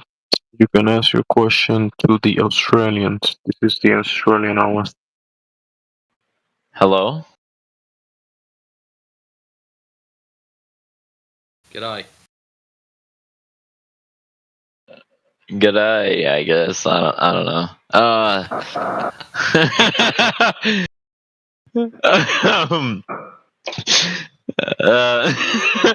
Hang on, give me a sec.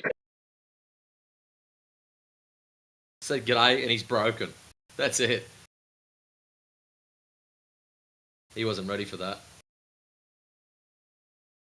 Dang, you right, mate?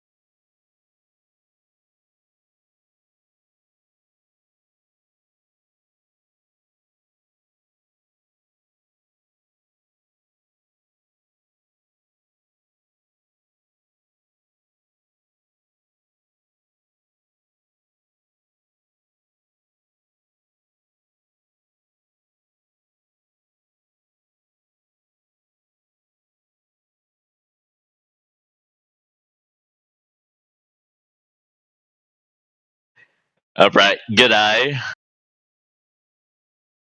All right, we'll have another. G'day.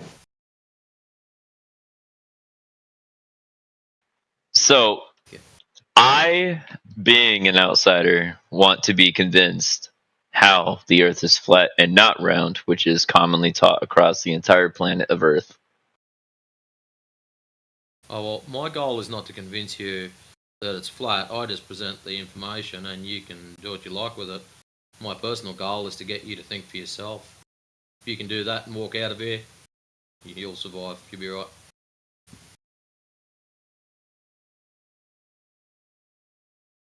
Yeah, but like, I'm trying to get educated.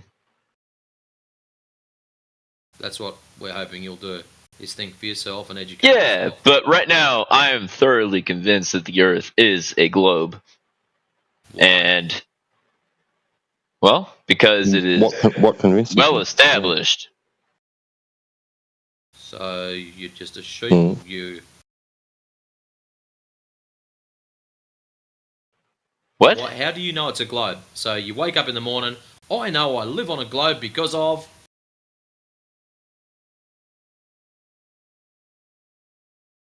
What is it that you know that you live on a globe? How do you know? Other than the cool stories you've been told. But how do I know I live on a flat map? I didn't ask that. You're the one saying that you know you live on a globe. We want to know how you know. I mean, because when I walk outside of my door, I can't see China. So your ability to see long range is what dictates the shape of the ground. How do I know you're not walking around with a white cane and dark glasses on?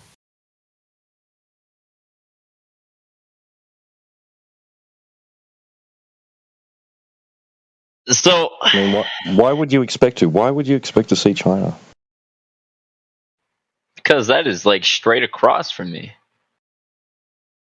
You think Should your I not eyesight's be that able to good? see it? Think your Given eyesight's the that good? perfect conditions, how far do you Well, I think you mean, should be able to see? honestly, if I got like a high-powered microscope, I probably wouldn't be able to see it either.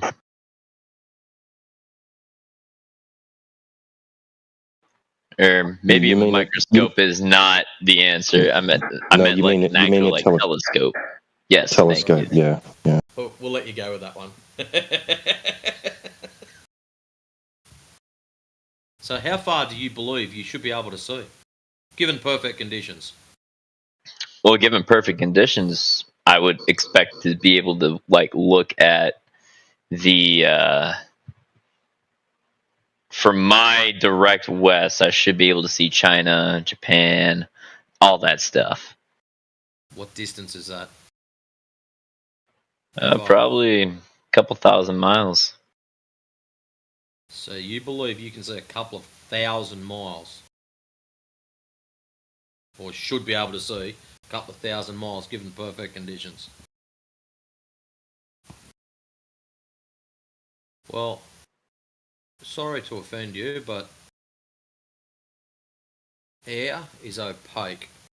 Given perfect conditions, and let's just work this out in Imperial because he'll probably understand that better. 300. Given perfect conditions, 186 miles. But why is that?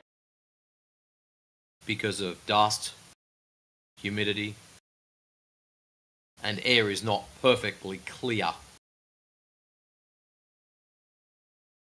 Yeah, light attenuates So- through air. It's just like so you got the inverse square law. Further and further away, eventually it just becomes a wall of white.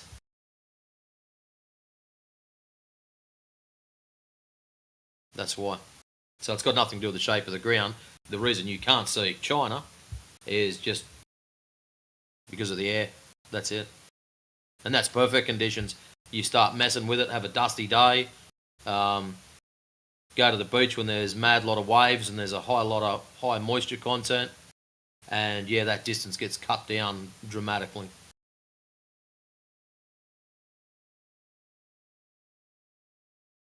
Okay. So I'm just having like a little bit of a hard time wrapping my mind around this because things that would like the furthest point that I can see, like there's like a lighthouse out there off the coast that I can barely see, but when, like for instance, this past week we had like a severe thunderstorm and the waves are all crazy, the ocean was going insane, I could still very clearly see the entire building. And how far away is it? I think it's probably close to like 3 miles away. He's about to flat smack himself.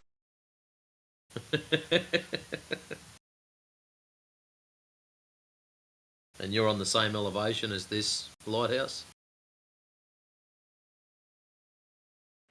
Well, I'm gonna be on a higher elevation of it because the lighthouse is in the ocean, and the ocean has a lower elevation than the rest of the earth. So, yeah.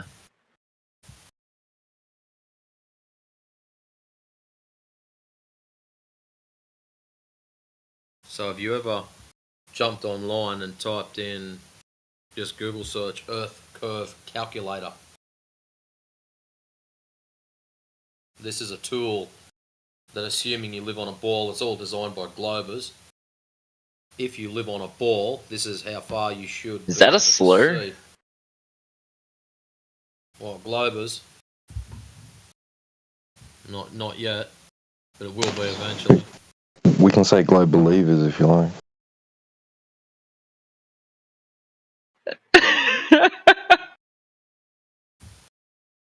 But anyways, if you jump online, punch in Earth Curve Calculator, when you're out in the real world, keep track of some of the long range stuff you've seen or witnessed or taken photos of. It's all good. Go back home, jump onto Google Maps, and then Hang on, mate. I'm gonna turn up your volume because I can barely hear you. Yeah, All that's right, please a go good thing. continue. Yeah. So jump when you've made an observation of something that you think to yourself, gee whiz, that's a fair way out. Go back home, jump onto Google Maps, work out your distances, work out the elevations or heights of those. For example, if you're standing on the beach one day and you look across and there's an island or something out in the distance, and you know that that island is, say, 10 miles away, and you can see it quite clearly, you know how tall you are. You might only be 5 foot tall, 6 foot tall, whatever your height is. Punch that information into the Earth Curve Calculator, and it will tell you how high the object is that you should be at, how high it'll have to be in order for you to see it beyond the alleged Earth curvature. So these are all based on a radius of 3959 miles. So if it is true that we live on a ball with a radius of 3959 miles, the really basic formula for working out where the horizon should be is the square root of the observer's height in feet times 1.22, and your answer is in miles. So if you grab your high-powered kick-ass camera and stick it on a tripod at 1 foot high, square root of 1 is 1 times 1.22 is 1.22 miles. Anything beyond that 1.22 miles should be obstructed by the horizon. So keep that in mind when you're out and about making observations.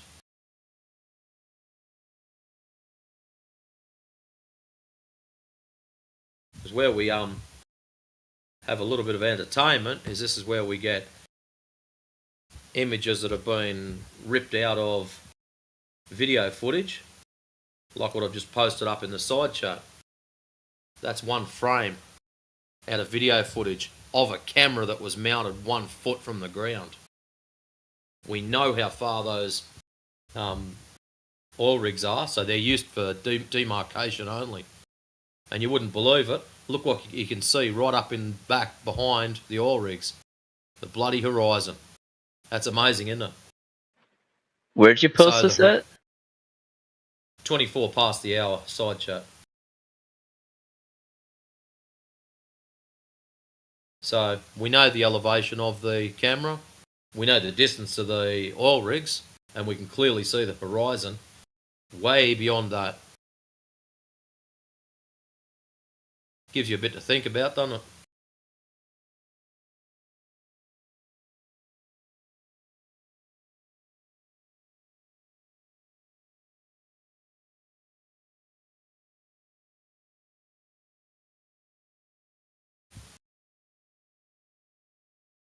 All right, I'm looking. Oh, you're talking about that picture? Yeah. That's from 1 foot off the ground. Who took the picture? Yeah, wait, how can you prove that that's 1 foot off the ground? Quite easily. What I'll do for you is I'll put the video that accompanies it in the side chat for your convenience. Okay. Yeah, please. There he is. Done. 26 past the hour.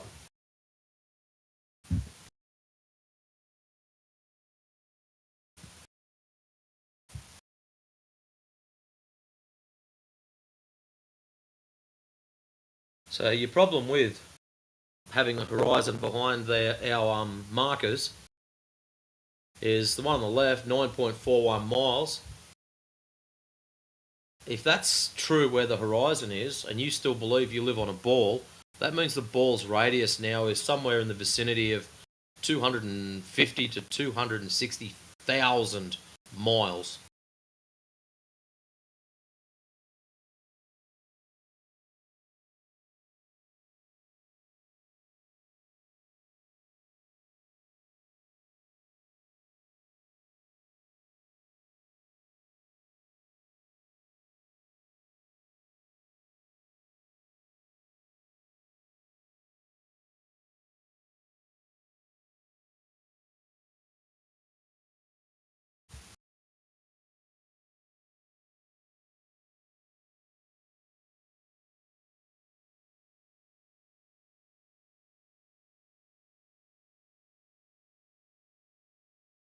But I don't expect you to magically drop everything and go, that's it, I'm a flat earther now, due to one little video. All I ask is you go outside and check things out yourself. You know all the claims that you've been force-fed at school, that you're on a ball. Well, I wasn't force-fed anything in school. They rarely ever force-fed me anything, but yeah. Yeah, they did. I get what you're saying. Dude, that is hilarious how you could just say that. You don't know me. You don't know any of the... No. Indoctrinated like everyone else was. None of us are different.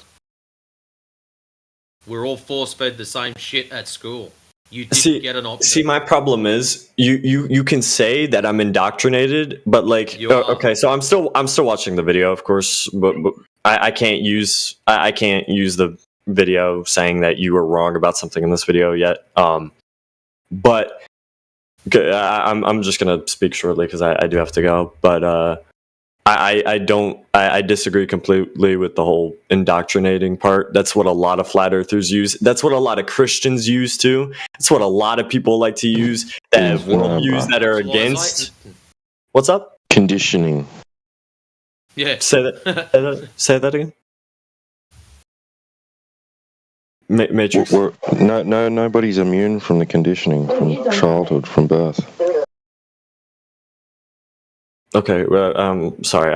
Whether it's true or not, bro.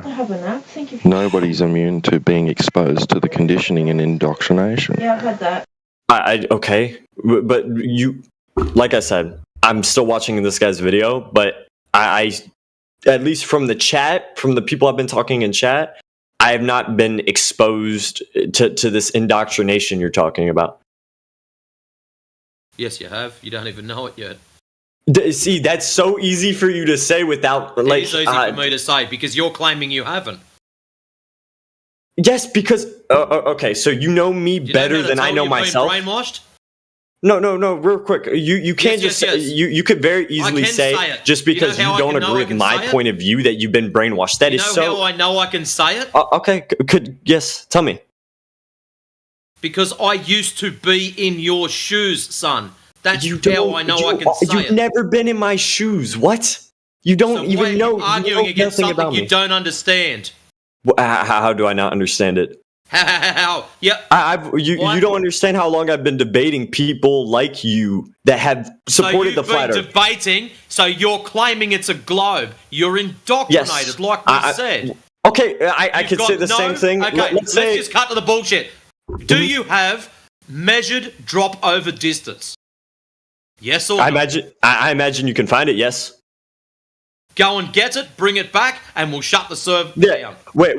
Yeah, but even if we show it to you, you're not going to accept it. I agree. He won't accept it because you won't drop accept over distance. Less yap, more action. Matrix, will you be here tomorrow or sometime in the future? I'm here most days. Okay, the next time I'm going to peek in here and I'm going to see if you're on. I will bring it then. Like I said, I have to go here in a moment. Listen, but measured, yes. drop over distance. Yes, I heard measured. you.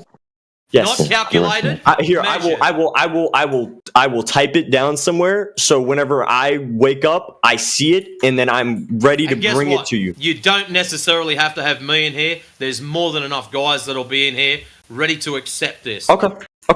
Because look, the reason why I don't think, even if I were able to bring you this right now, it is just because after all of the time that I've spent arguing with flat earthers, and this is what a lot of people that I know The in here reason have you've also spent time said. arguing is because you've not provided evidence. You just argue for the sake of listening to your own voice. No, Get the because y'all evidence, and the argument shuts down. No, you deny Yes, evidence. yes. You deny Get the clear evidence. Can you explain get an the argument clear against the evidence 24-hour that you sun? claim you've got.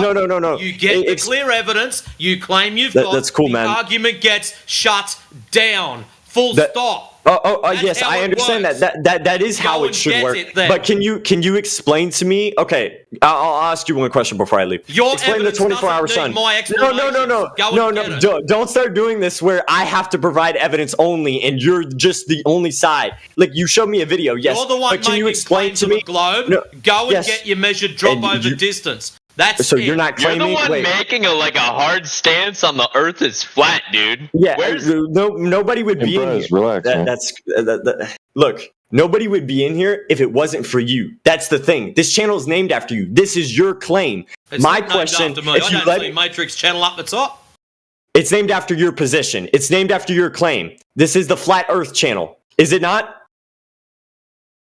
This is the 24/7 Flat Earth channel. Yes. Oh, okay. So it is the Flat Earth channel. So because now, of the name of the title of the room, all of a sudden the burden of proof is on me. No. You're the one I that just made want a to ask claim of a globe. You believe you live on a globe. You believe you've got evidence. Just toddle along and go and get it. So, yes, and I want to ask you a question to see if you can answer it, because every time I ask a flat earther this, they can't, and they have to deny reality in order to perpetuate their worldview. Okay. So Relax, explain to me. Okay. So now I've got to explain to you something. No, I'm just asking what your take is on like the 24-hour sun in Antarctica, because that is observable. I could go there right now and no flat earth model, like even how you flat said earthers could. online. We don't Yes. have a flat Earth model. So stop trying to project something onto us. There, wait, what? There are What is a many unit of flat earth power? models. What? So which one why are you asking claiming me this? we adhere to then? No, I'm trying to explain to you that many flat You're earthers strawmanning out us. here. No. You're claiming we Joe, use a this is model, crazy. therefore your 24-hour sun is proving what? So We've made I no want to ask you claim this. to a model. You have no claim to. We've Okay. made no claim to a model. Get that Yes. through your head. Yes, Excellent. but just So, like what does your Christianity, 24-hour sun there are prove different or groups. Just like disprove? any group out there, there are different groups inside of your group that believe they do have a model that does make sense That's and nice. adheres to Go reality. and talk to them.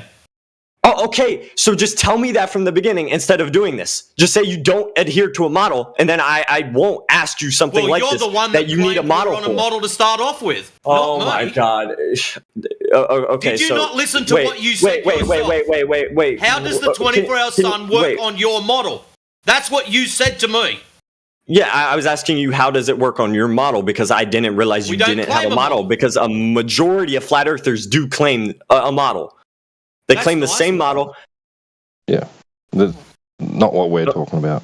That's fine. I'm just saying a majority do. That is why now it is clarified, and that is why I'm not going to continue the 24-hour sun argument. Now, I just have a question before I go. Why do you not have a model? Is it because you don't have... It's not necessary. All we claim is the ground is observable, measurable as flat. It is utilised as flat, flown across, sailed across, navigated across, and for all intent and purpose, used as flat. Then why do pilots have to account for the Earth's curvature when they're flying No, they across don't. distances? They do. You can find this anywhere online. They don't, bro. Okay. Show Hey, me where it doesn't. why don't you find it? Why don't you show you where it doesn't? That's proven a negative. Why don't you post in the chat? You find it online. Give us the evidence. Yeah, I could probably find this one. What is that? Somebody? Probably. Yeah, one moment. I don't understand that well. Whatever that is posted in chat, if that is that's pitch data. Pitch data. Okay. For an airplane. Gotcha. But yeah, like I said, I out of every I know pilots in real life. They actively do need to account. Congratulations. See, why would you come in here? You're making stuff up, dude. No Glober even makes that argument. What the Glober argument is typically this: they don't have to account for curvature because gravity pulls the nose down, and they're just flying somewhere within. Because the way a wing works, right? The way a wing works, you have pressure on the top, or less pressure on the top, more pressure on the bottom, pushes the plane up. The way a wing on an airplane works, and because the pressure is spherically symmetric around the globe, they will stay at that level no matter what. They don't have to tip down. They did because they're flying at an elevation away from the surface of a ball. Okay, so real quick, I'm just going to say this now because I've never encountered a flat earther personally that doesn't adhere to a model. I also have never heard an argument from a Glober that that planes don't have to account for the Earth's curvature. I've never. We had a pilot in here not long ago, and I clipped him saying that they don't, and it's in the side chat there for you. Okay. Yeah, and I'll continue to look for proof that they do for you because I can't bring the people that I know into this channel right now and bring them onto the mic. So can I say something to you about the model thing? Okay. Yeah, go ahead. You're confusing the map with the model. No, I'm not. I understand that, the flat Earth map. Well, I mean, what model? What do you think they use the model of the sun right now? What do you think they're using? What do you think that model is? If you go to time and date or sun calc, the mathematics they use to calculate when the sun rises, sun sets, how long it's up. What model do you think they use for that? Tell me. Well, because I already assume I know the answer. Yeah, they use something called the equation of time. Mm-hmm. Yeah, there's no globe in that model. It's an observer. It's an observer-centric model. It's based upon where the sun is relative to the celestial equator, and where you are relative to the celestial equator. So there's the celestial equator where it is above the horizon, where the sun is supposed to be. Like time and date or sun calc or anything that tell you no. The other term you had for it, the equation of time. Yeah, the equation of time. Yeah. All right. You can look it up on Wikipedia. You can look at the formulas, and none of those formulas have a globe in it. Gotcha. Yeah, I can try. I'll fact check. So, we could equally say it's a flat Earth model on how to do it because it's an observer-centric model. It doesn't even matter what you're on. It could be on anything. Back of a donkey, it would still work. Gotcha. All right. So I heard a brain-dead take that apparently pilots don't have to account for the curvature of the Earth. Oh, here's one I know, actually. Yeah. Hi, Mr. Pilot here. I flew part 121, 135. Hello. Brain-dead fucking opinion. Yes, we do. Literal a fucking problem. Tell us how. Okay, so if you were to draw, literally, the best way to describe this is if you have a globe in your hands and you were to take a piece of string and pull it taut across. No, I'm asking how you do it with the airplane. Literally just point north. You account for the curvature of the Earth by pointing north? Pretty much, yeah. Literally, you're not flying north. Same fucking thing. I have a great example of this. I have a great example. Give me a second here, and I have a link What's the angle of attack of a wing? It really depends on what the airfoil is shaped like. Okay, but what does it mean? Depends. Are you rocking a delta? The What does it angle of mean? attack. Yeah. It's the angle of the wing in relative to the actual body of the aircraft itself, and it's also the angle of the shape of the forward airfoil. It is actually. No, it's the angle of attack. The angle of attack is also I'm going to tell you what it is, and then I'll post a diagram if you right from the fucking manual. The angle of attack of wing is the tilt of the wing relative to the direction of travel. Right? The velocity vector. The velocity vector. You know what that is, right? You're I didn't even know you were you coming are a about. pilot after all, or are you just a larper? Buddy, I've Are you flown just a more aircraft than you larper have. trying to fake your way through it? We've talked to plenty of pilots. The shit ain't gonna work. In fact, we had a 757 pilot in our Discord for almost 3 years. So I don't know what you're trying to do, but 757s are it's fucking not retarded, working. so literally, That's a great backing up. You're not a pilot. Good try though. Try again. I literally am, but You're literally not.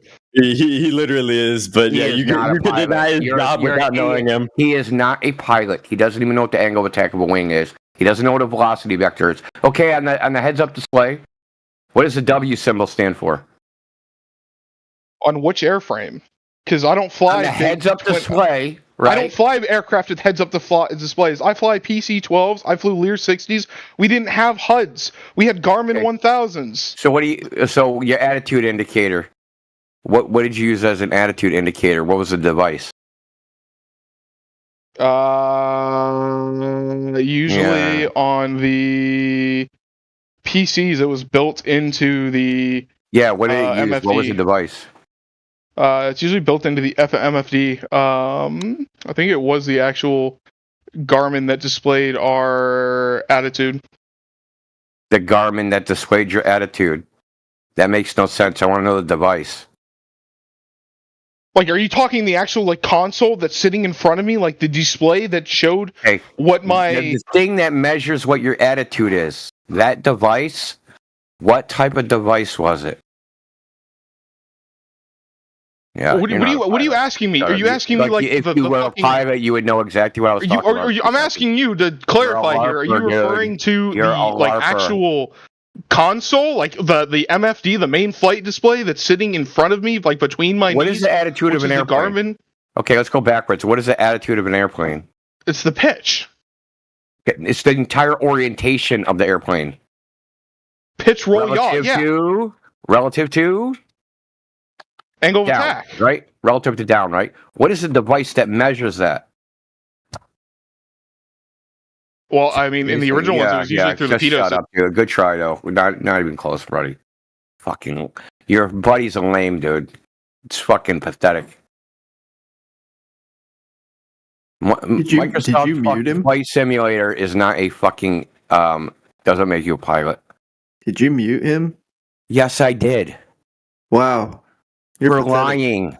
For lying. You don't even let him answer, and you just mute. He 'cause you're doesn't know what pathetic. it is. It shouldn't even. You know, be when you mute difficult. people, it doesn't mean you Simple win the Jack. conversation. Okay, I don't have to win. He lied. actually is a pilot, so I don't know why No, he he's not. refused You're it. an idiot if you believe that. Muting somebody because You're they an are trying to idiot give if you believe facts. he's a. If you're an idiot if you believe he's a pilot, you're a fucking idiot.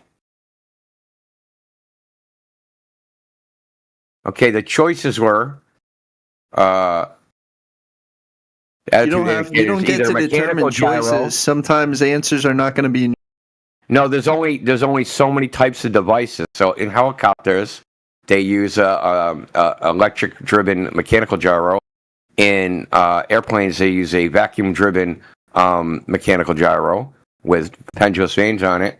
And digitally, in newer aircraft, they'll use something like a fiber optic gyro or a ring laser gyro to determine the attitude of the airplane. It's very fucking simple shit that anybody that flies a plane has to know, because they have to know that, hey, dude, I'm flying level, but my pitch says 90. Yeah, see, when you monologue like this, it doesn't make you right. Why the fuck would it do that? Right? I never said muting people made me right. He's a liar, and you're defending a liar because you're a piece of human garbage.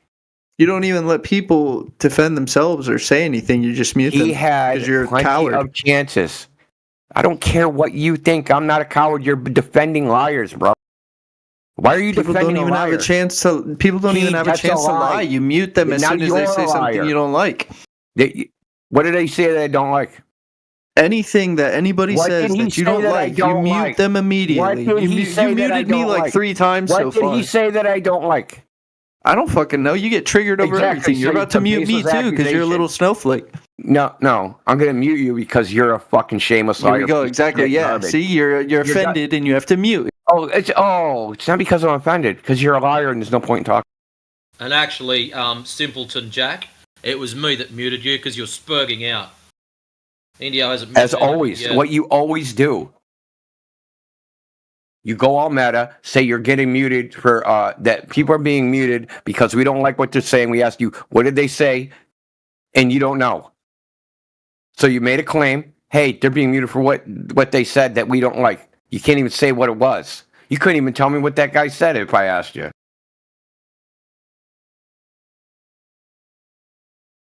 So we get people coming here claiming to be pilots all the time.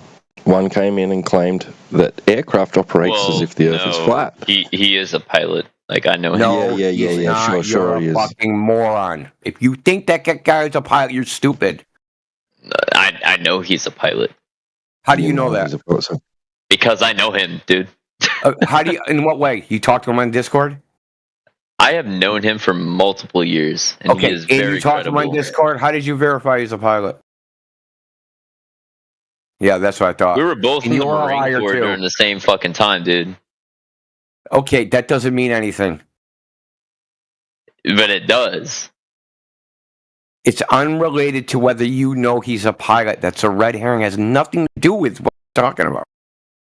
He's not a What, pilot. Do you want me to post like a fucking image to like show that like his pilot certificate or something like that? I'm finding it hard to understand why you I want you wouldn't to say- believe.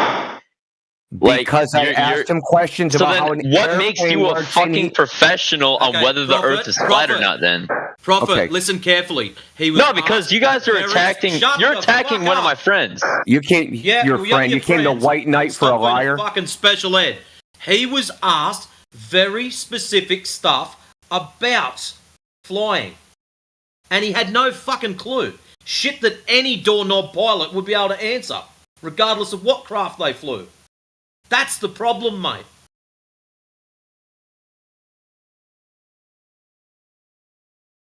You guys are too dumb to know the difference. I told him. We had a pilot on our Discord. Okay? For 3 years straight. And we did verify he was a pilot. He took pictures from the cockpit. He took pictures of his pilot's license. We know that guy was a pilot. He taught us everything we fucking ever need to know about flying a fucking airplane. How all the instrumentation works. Everything. This guy didn't even know very basic shit that you have to know when flying an airplane. Like the angle of attack of a wing. You ever play like a little fucking military game? In the fucking, it's got the simulation, and like the voice is saying, angle of attack too low, angle of attack too low, right? The angle of attack wing means your wing is cutting straight into the fucking air, and you're not getting any lift. If you don't know that as a pilot, you're going to die. He There are a didn't lot know of- what the angle of attack of a wing was. I cannot speak on any of that type of shit, but I do understand and know that there are multiple different ways to account for that type of thing.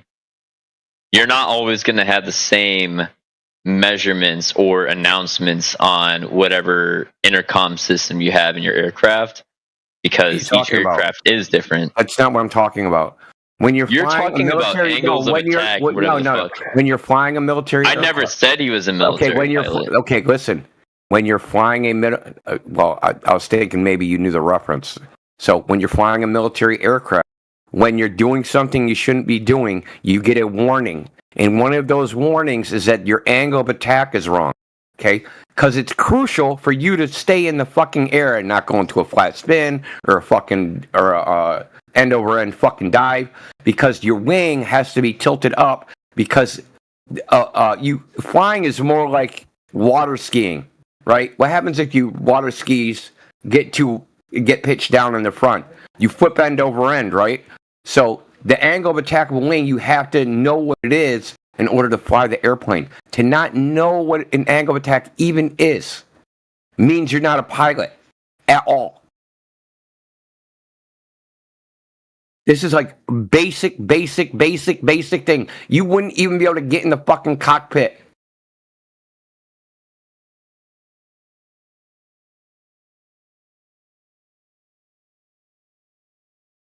Yeah, anyway, Let me ask you, should you better be able to fly an aircraft if you don't know how aerodynamics of a fucking plane work?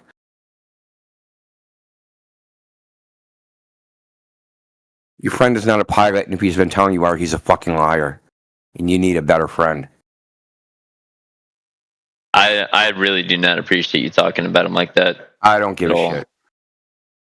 I'm trying Why to are help you so mad? Why are you so What are you mad? gonna do? Leave? Oh no. I'm not gonna leave because I want to have this conversation with y'all, but I don't know why you're attacking some guy because his we don't like experience liars. is different than what you know from one person. It's not from one person. You can type in Google angle of attack. What you're gonna get are fucking hundreds of diagrams from all sorts of fucking flying manuals that describe what the angle of attackable wing are. Yeah, and Isn't I'm a sure he mysterious could esoteric probably, part of honestly, flying. he could probably explain himself pretty well to you, but you guys server muted him before he could even talk. I know you did. No, you're a liar. He moved on from. We're recording this, dude. I know you were. Okay, so we're recording this. He moved on from the angle of attack. As soon as I told him it was the velocity vector, not the body of the aircraft. Then I asked him what the W means for. That tells you the direction that the aircraft is actually going in. That's the indicator for the velocity vector. What direction the velocity vector is actually in. Okay? So he doesn't know very fundamental things. But he said, I don't use a heads-up display. That's fine. Okay? That's why I switched to okay, maybe you don't know that instrumentation. So I tried to get instrumentation he would know what works. That means all airplanes have attitude indicators that tell you the orientation of the airplane. Because it's not always self-evident what orientation if it's dark. It's wrong. Right? You lose power. Yeah, only on TV, buddy. Enchanting is just really nutty. Okay, so say you get a downdraft and the plane ends up tipped because you're not going to feel like yourself being pulled down because you're being forced in another direction by the airplane. But if you look at the attitude indicator, you can see how the plane is oriented. But if you didn't have that, you could be pointed in a direction you don't know if you're just judging by the forces on your body. Okay? So they're necessary. They're in all airplanes. You have to have them. And you have to know how they work because you have to know how they fail. Because if you don't know how they fail, when they fail, you won't know what to do. Okay. Flying a plane isn't driving a car. Hang on. I'm not saying what you're saying is wrong. Trust me. I understand you might be a little bit frustrated in what you know is what you know. I don't know anything about flying aircraft. I only know about shooting down aircraft. What my friend knows is probably a little bit different than what your source that you claim is credible knows. You mean basic aerodynamics in every fucking flight manual to how to fly every single one? Once again, did he learn how to fly in some other foreign country? Did he learn to fly in some foreign country? Dude, I am not. I am not trying to have a debate with you on the credibility of someone. But was anything that he said provably false? He didn't know what I was talking about. So he didn't know what you were talking about, which meant that he doesn't know what he said, trying to bring facts to the table about the curvature of the Earth. That was not true at all. Nope, that's not true because I asked him how he accounted for it, and he said, by flying north. That don't even make sense. That was not what he said. pointing Oh, north to start really? off with, and then when he was questioned, what if you're flying north? You do know That's this is exactly all- what he said. Flying north. He meant Yes, he did. referencing north. He said flying north. And what would how are you going to negotiate around the ball if you know which way north is? It's irrelevant.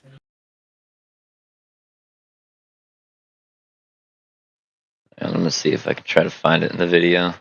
Look, NASA publishes something called linear aircraft model on a flat, non-rotating Earth because that's how they teach pilots to fly on a flat, non-rotating Earth. They don't teach them to negotiate around a curve.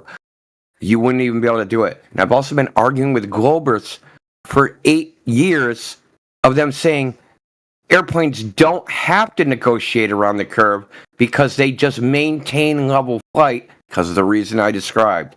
They have an airfoil. An airfoil will keep them at an altitude because their elevation is based upon the relative pressure and their velocity. And that relative pressure is determined by how far away you are from the surface of the Earth. So if you're flying and it's going around the ball, in order to maintain that elevation, right, and fall into that little fucking sweet spot you're supposed to be flying in, you have to take a curved path, and you just automatically follow in that curved path. Okay, these are basic things. That's why I know he's not a pilot, because you can't fly an airplane without knowing these things. Right? Imagine someone's coming to you, I am a race car driver, and you said, what's a gas pedal? And they don't know. Or what's a shifter? I don't know. What's a transmission? I don't know. I don't think they'd be a race car driver.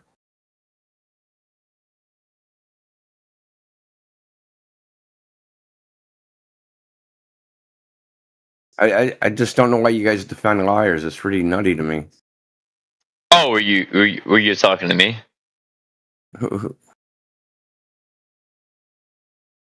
Yeah, you weren't listening. No, because I'm playing it back, dude. I'm trying to back your claim. Oh, that clip I posted of the guy that's claimed to be a pilot that was in here a few weeks ago. He said, aircraft operates as if the Earth is flat because of the forces acting upon it, just like Indio said. I've had this discussion about airplanes probably 500 times, somewhere in there, with pilots.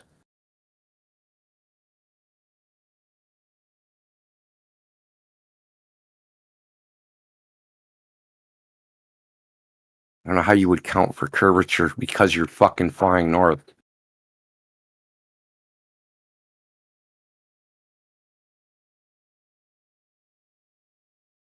Oh, I know. Because the Earth's a cylinder.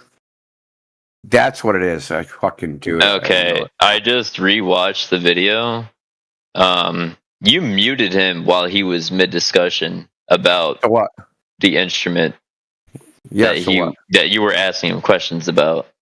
Yeah, so what? What's that got? You didn't let him Section you explain said you were going to himself. look up. He had no idea what I was talking about. Not a clue. Not even a little bit. Because he was explaining it from his perspective, and you cut him off before he was able to explain anything. Just because that you're Are airplanes standardized? What? Are airplanes standardized? No, they're not. No? There's no standardization They're not. for aircraft. There So is there's not an attitude indicator. system. Tell me an aircraft without an attitude indicator in it. I cannot speak on that because I'm not a fucking pilot. Okay, then you don't know if they're standardized or not. But what I'm saying is when he was actually we're so trying past to that grade, elaborate more on that, you muted him, and people in this channel who are on quote unquote your side were like, "Did you just mute him?" And you said yes. Yeah. And you were like, "I don't What fucking does care that about have all to that do shit." with the initial thing Yeah. you went back to research? The thing is, Yeah, I he muted was him. explaining something. You muted him No, before that's he got had the nothing to chance do. Red to herring. finish explaining. You went back to check and to see something Dude. very particular. Did you find that? Yes or no? You're talking about the point he was trying to make, yes? Did he say he was? About Do you fly pointing north? north? Yeah, he did. It seems. Which seems also you don't proves he's wish to not a discuss pilot. that. Which proves that his mute was justified. He was talking shit. He came in here and he's a liar. And The only time you're disgusting for defending someone that's a liar. I'm not comfortable with the whole fucking liar thing, dude. He is. He's not, though.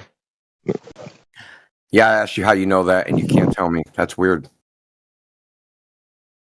He said, "Trust me, bro," and you trusted him, bro, and now you're gonna die. That is fucking wild. Yeah, it is, isn't it? You never know people until you live with them, as they say. So I could say that y'all in here Well, I say, can "Trust say, me, bro." know you. Why don't you And you're say all know fucking you? liars. Why don't you say I know you are, but what am I? Why don't you just go? That's a fucking childish ass argument, but he's a fucking Marine, and I know he's a fucking So Marine. what? Marines and don't he's lie. incredible. So Marines don't lie. Dude, I do. Yeah, Marines don't fly, my guy. No, I said lie.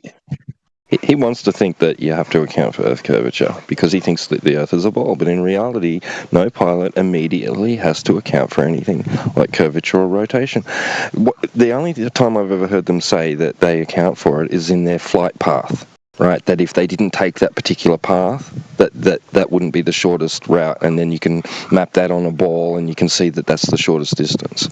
That's the only time that I've ever heard them say anything about having to account for curvature is in their in the route that they take, not immediately having to like nose down or fuck, oh, there goes the Earth spinning beneath me, I've got to fucking account for it. No, nothing like that.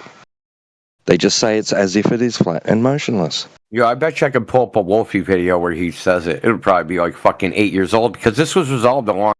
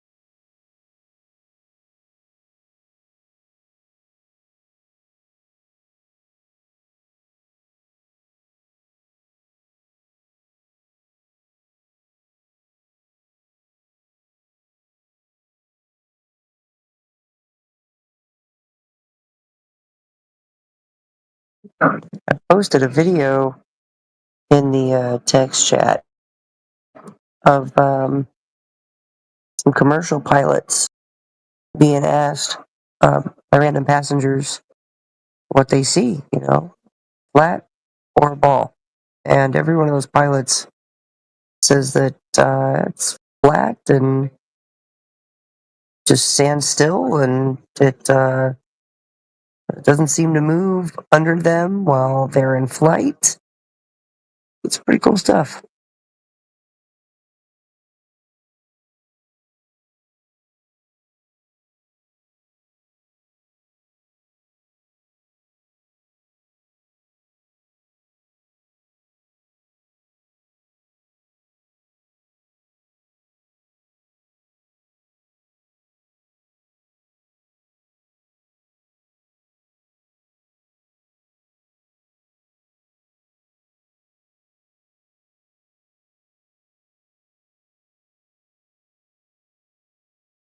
Okay, so I have the video.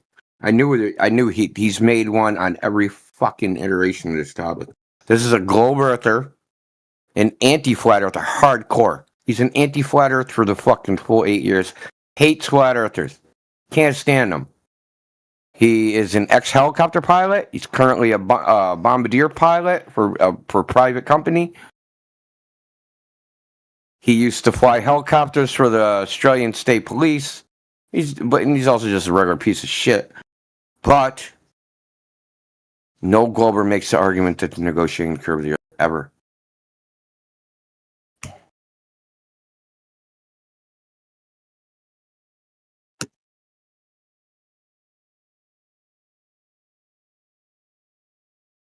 Aircraft change attitude to follow the curvature of the earth.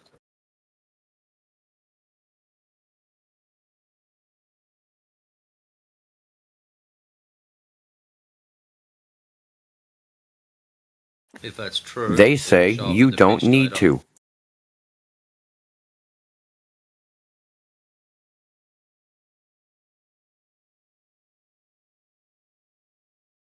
Now, there are flat earthers that say you do need to. Okay? So it's quite the shock when you hear a globe earther saying that they do, when all the other globe earthers are saying that they don't, and that you don't need to.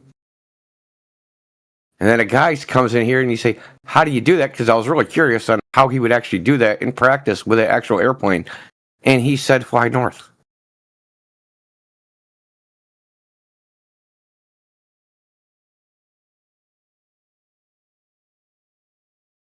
I think I'm talking to the choir at this point.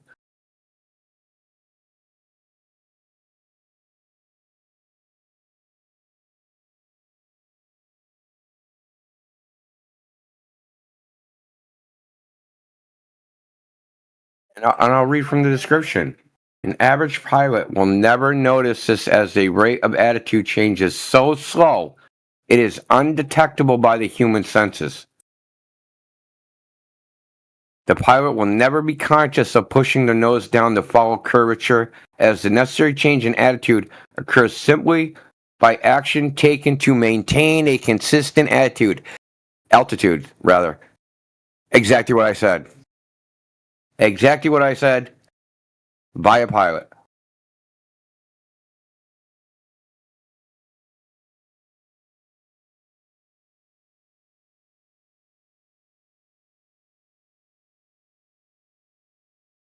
I mean, not to brag, dude, and this isn't a brag, I'm just telling you a fact.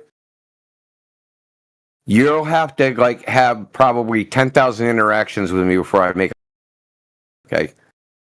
I might say something wrong, I might fucking say a number incorrectly, but I'll almost never make a factual error, especially about what the gold position is. Hell no. I know what they say. I know what the gold model is. I know what they say it is. You guys are like bring your own globe shit going on.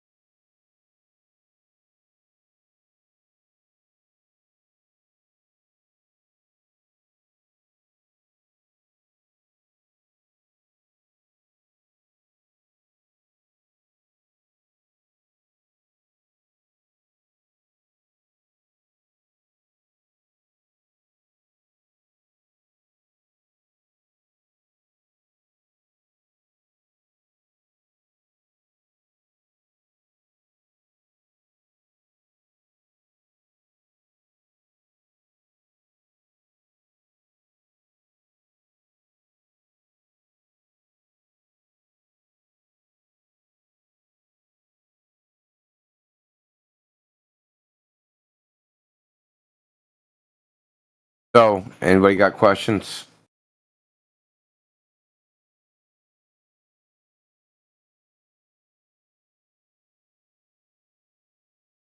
You know, you got to forgive the attitude, but like, get a lot of people in here that lie, and it really creates me the wrong way.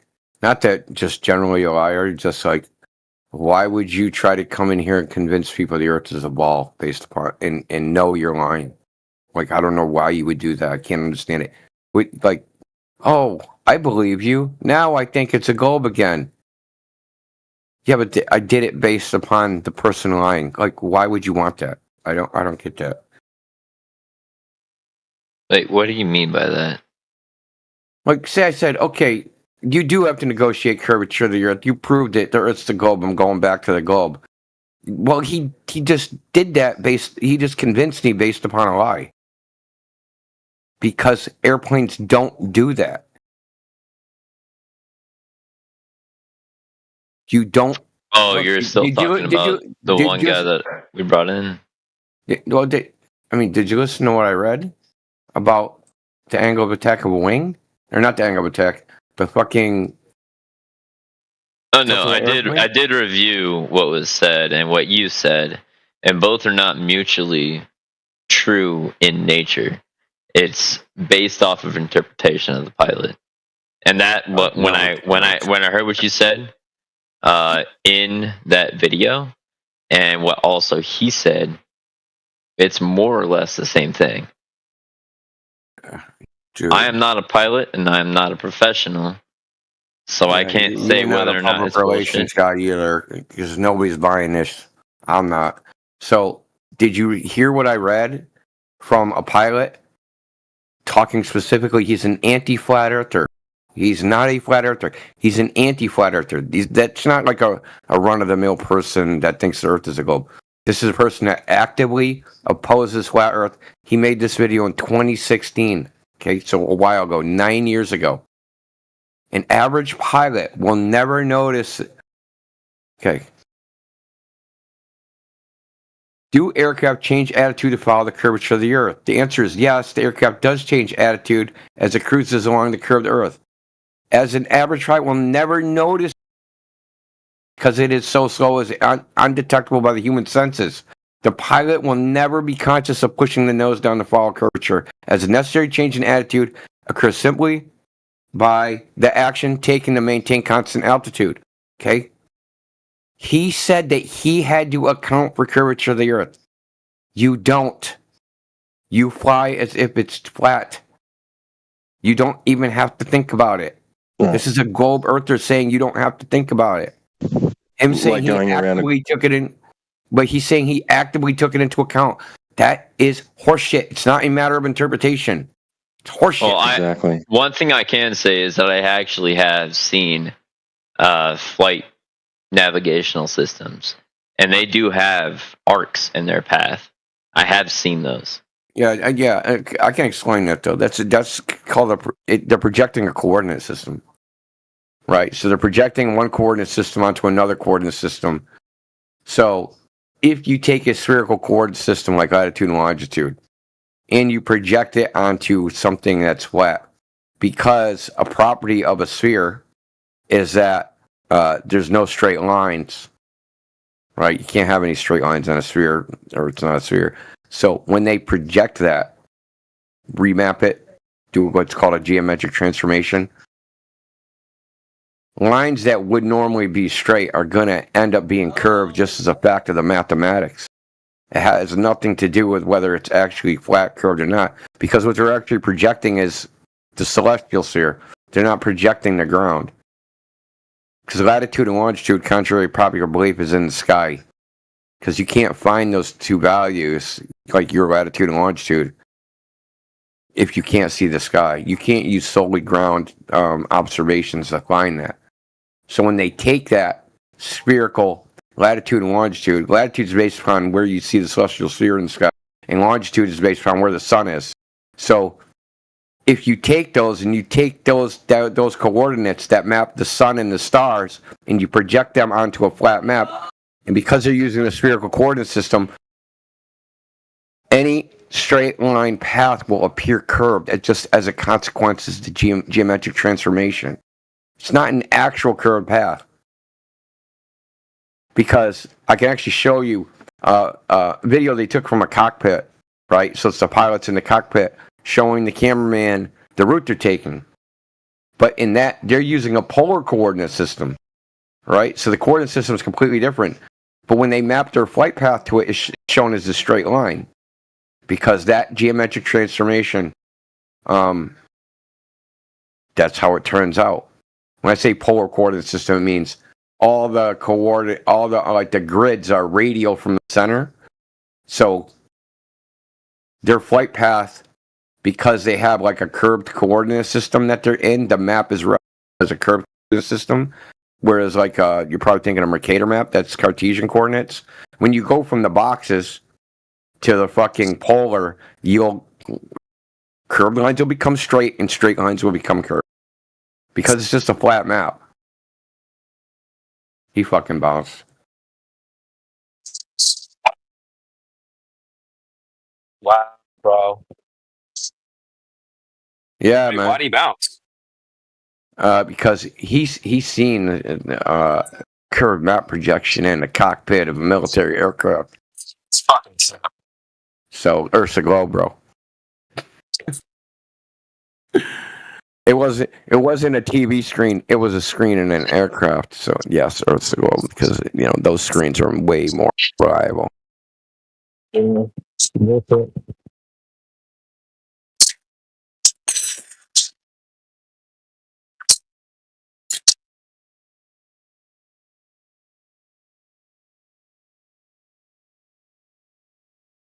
up, CB? 1 second. All right. Tell me when you're ready to. I want to ask you about something. Oh shit.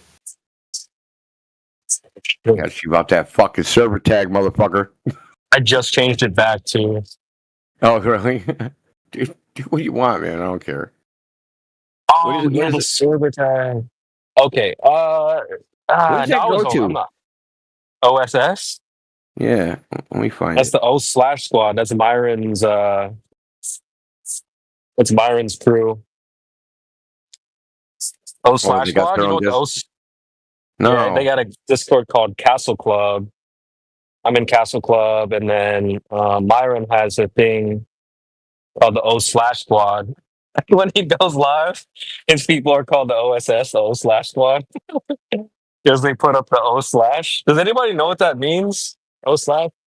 I know people would do 07 all the time, but I don't know what 07 means. Is it the same thing? I know what it means. 07 is the salute. Hand to the forehead. Oh, yeah. Oh, to the forehead? Okay, O/ is the salute. Like, Yeah, I know. Yeah, I know. I the know Roman salute. Yeah, the Roman. Is that what we call it now? The Roman salute. Myron's always like, we're the most toxic, racist, sexist, misogynist panel on the internet. You know how funny that is? that like they're calling the Nazi salute the Roman salute? Because in the time of the Romans, they were doing that salute and fighting the Germans, the German tribes, and the German tribes eventually took over everything. And now, like 1,000 years later, they're doing the salute of the people that fucking they defeated. I guess it's appropriate. They're just being hella offensive on purpose. It's like super based. Oh yeah, man. It's awesome. Dude, it's like Kanye, man, right? Yeah, he made that song, and then he's trolling you, and they're all bent out of shape. It's like, bro, he's trolling you. That's why I like it. That's why I like it. It's awesome. It's toxic. It's funny. So they pressured me today. The whole chat was like, "Bro, you gotta change your server tag." And I changed it because I was getting close by Miggy and a bunch of other people. So I changed it to the FE. I heard him talking about it. And then I changed it back just now. But I don't know. I think it's all right. FEER. I mean, I just feel like people are gonna be like, "What is that?" No, what I wanted to ask you is, did you see any of Tate's conversation with fucking Bonnie Blue? Yeah. Oh my god, I heard about that. Okay. Hello? Yeah, I'm just asking you. I'm not gonna ruin it for you. Nah, I saw that they talked, but I kind of need to check that out. I was just like dropping by. No, this is the no dropping by panel. Yeah, once you drop in, you gotta stay, bro. World Congress meeting, 39 turns. What does that mean? You never played like fucking. What do you mean? You've never played this game before? I don't Bro, game anymore. we play basketball. Never We played like Civ go 5. outside. Bro, we actually go outside and No. hoop. Like we I don't play video game It's a board anymore. game. It's a board game. Like, Oh, it's a That's board even game. worse. That's even worse. well, I mean, What kind of you're nerd gonna are make me kill you? myself. You're gonna make me fucking blow my head off with the gun. Well, I mean, I was talking about Barney Boost. When I see the 39 turns, I'm thinking of 39. That's what I thought. When you said 39 turns, I'm like, yeah, Lee, Barney, jeez. Yeah, you're gonna make me kill myself with the gun. that's like 1,000 turns, man. Just fucking one. Yeah. Please, hey, buddy, if you need any help, bro, like, just send me something. Yeah, so World Congress meeting, bro. Like, what brings you to this BC? You been here before? Oh, awesome. Yeah, I've been here before. This is the only based like chat that isn't full of like a bunch of like I don't want to say the word and piss people off, but I'm gonna say a word that starts with F. Sissies. You can say it, sissies. Bunch of Nancy's? Yeah. And I don't mean that it has no connotation to gender and to fucking behavior. Yeah, Sissy I ass don't like behavior. I don't like gays. I don't like blacks. I don't like Jews, browns, colors, women. I don't like you either. So I like this guy. I like this hate guy. him back. Like hate him back, bro. Just hate him Yeah, I back. know. Yeah, because they won't give me a chance. I'm not giving them a chance. You know what I mean? As long as you hate them all equally, it's not sexist, biased, racist, or anything That's right, dude. Dude, It's only like, side of this. we want fucking hate equality in this set chat, dude. Hate equality. Hate for equality. Wait, he said he hates them because they won't give him a chance. I'm so confused. Whoa, pause. Wait, pause. I just caught that too. Yeah. Well, no, I don't care about the blacks. Those people don't even give me a chance. Dude, I need to get my soundboard out. There you go. The Watermelon Warriors? Well, that's racist, dude. That is racist.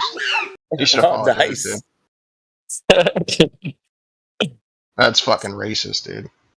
I mean, yes. You don't hear me fucking saying they're a bunch of fucking rootin' tootin' store looting hood shooting black niggers, but you know that's just. Whoa, bro. Dude, you can't say that shit in the server, We're bro. on YouTube, bro. We're on YouTube, man. He gone. He just wanted to get his end bomb in. But he made one fatal mistake. Sorry, my bad. I cut off there. My bad. Yeah, dude. Did you get that last part? Yeah. Yeah. Well, I mean, you do Where was know I that at? the Discord. It doesn't matter what this channel thinks about you. Where using was that I? word. Where was I at again? Bro? It doesn't matter what we think about you using that word. Okay. Yeah, This Discord server I could chat, give like the a less of a admins of the server don't allow that shit. I got banned for using it twice. Oh, you shit. know the first India? time? Yeah. So guess what's happening to you? Damn. Oh bro. no! Don't ban me! Oh no! Hey, no one's. Well, They really. tough shit. They really said no one's above the law, huh, India? They said. That's crazy. Dude, they'll bro. probably ban me for not enforcing it. So I got to do it. Yeah, I know, bro. What the fuck, bro? We need to put you back in charge, India. What the hell's going on, man? Dude, I don't want to be in charge of the nightmare over here, Brent. Heretic can have it, bro. Yeah. That's funny. Dude, Heretic does a good job, though. You have to admit, dude. Yeah. I give it to him. Props. Hats off. Not everyone can do that, you know. So respect. I couldn't do it. I'm way too busy. Yeah, And biased. I actually like his I don't know if you call it style, but I Moderation like style? the way- Yeah. I just like the way he does it. Man. It's fucking Yeah, works for me. It's pretty W. Yeah, it's pretty W. He gives them chances, you know, and then there's like threshold things where they go, you know, where they cross that line, dude. They fucking are bounced. And he doesn't hesitate.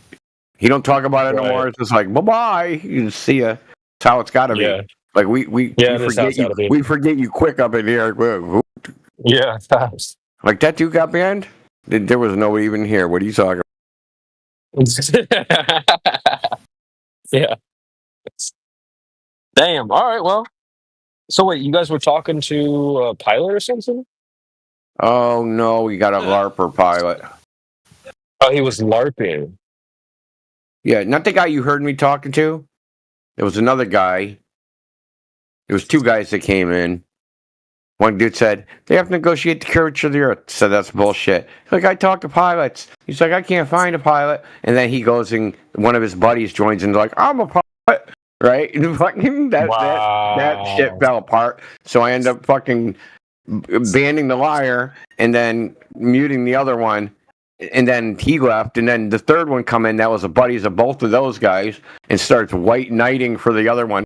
And I'm like, dude, that dude was not a pilot. Friend is a fire. Like, dude, you're not a pilot. Because I asked him basically 3 questions that you have to know to even be able to fly an airplane. Because if you don't know, like how the attitude indicator works, that's basically like the orientation of the airplane, whether you point it up, down, sideways, right?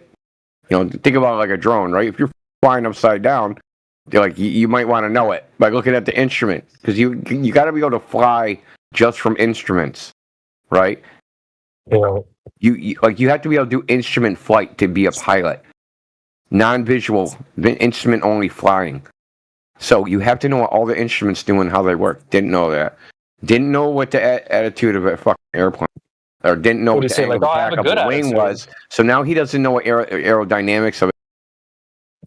And then I asked him, he said, I fly around the curve of the Earth. I asked him, how do you do that? He said, I go north. I point north or some shit. Yes, dude. First off, it was I point north. That's. And then he said, I fly north, and he was questioned about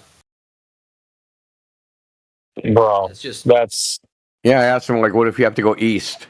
Do you still fly north? Like, fucking get around the curve of the Earth? North to go over the curve. That is a special case right there. No, the special case is the guy coming and defending him that he actually is a pilot. Like, bro, I thought this fake pilot was dumb, dude, but you're like dumber than that guy. You said like the attitude indicator. He was probably like, yeah, I always have a good attitude. Yeah. Yeah, he didn't have no idea. Like, it doesn't mean he's dumb, but it does mean he's a liar because he said he was a pilot and in a fucking airplane. And the airplane, and I didn't even bring this up, the airplane he mentioned was a fucking jet. But then when I asked him the question I asked him, what's the W mean on the digital heads-up display? And anyone that flies, like, any, like, flight simulator or anything like that, they know what that means. So he didn't even have to be a pilot to know it. But he don't even fly flight simulators because he didn't know what that was. He said, I don't fly that type of airplane. Yeah, there's like a W that tells you the direction. Such a W, bro. Yeah. Like if I'm seeing like, F-14 Tomcat video game where they have like the heads-up display, which will tell you the tilt of the airplane, your altitude, all that shit. But there's a W on it, and the W shows you the direction that you're actually traveling in, right? So they might want to know that. But he didn't know what that. So what does the W stand for? It doesn't mean anything.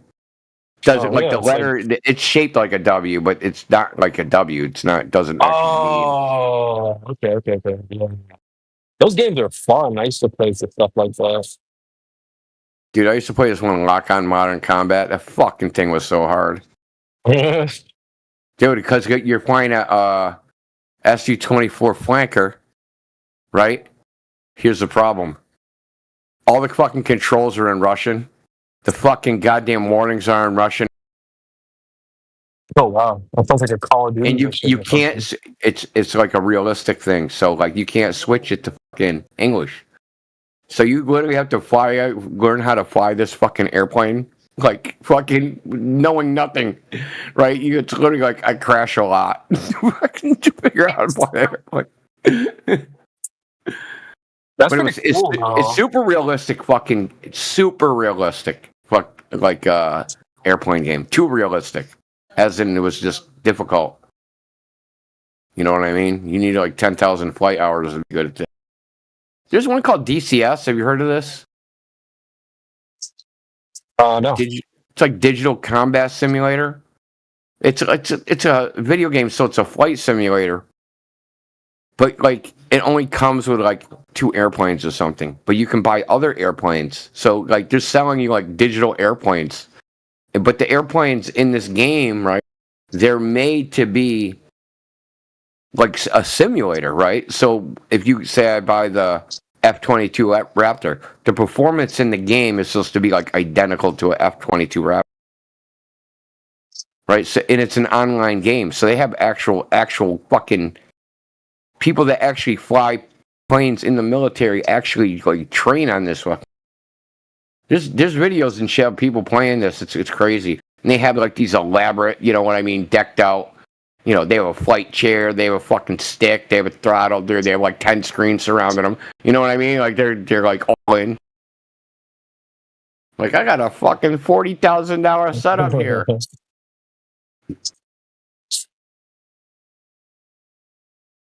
I mean, who would want to do that though, right? Oh shit, The 304 is calling, bro.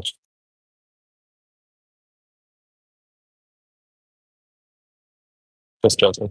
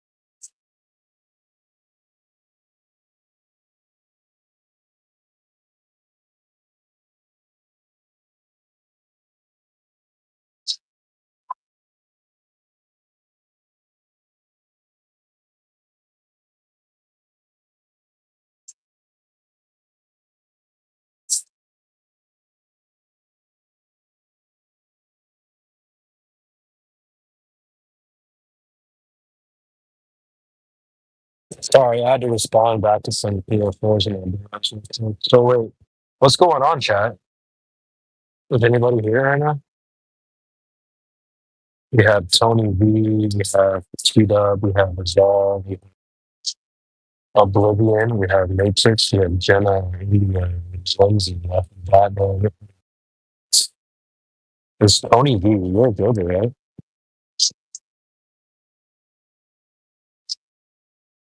My mic's working. Is this Mark Wall? What in fuck that noise? What's everybody? Where's all the Globers? Oh no. Hey, what did you think of the stages today? You didn't go that? Of the what? The stages event that we put on. I was in it, but I fucking actually wasn't even listening to it. Like did you like mess around with the setup? And I was in the I was in the chat, but like I got off from the computer, but I was just like still in there. So I'm kind of pissed that I didn't get to participate. But because someone's we'll do it again. Distracting me, I want to fucking murder them still. Yeah. Oh shit. I see it. In real life, dude. Some of the people in my fucking life, dude. I can't say it on YouTube. What should happen?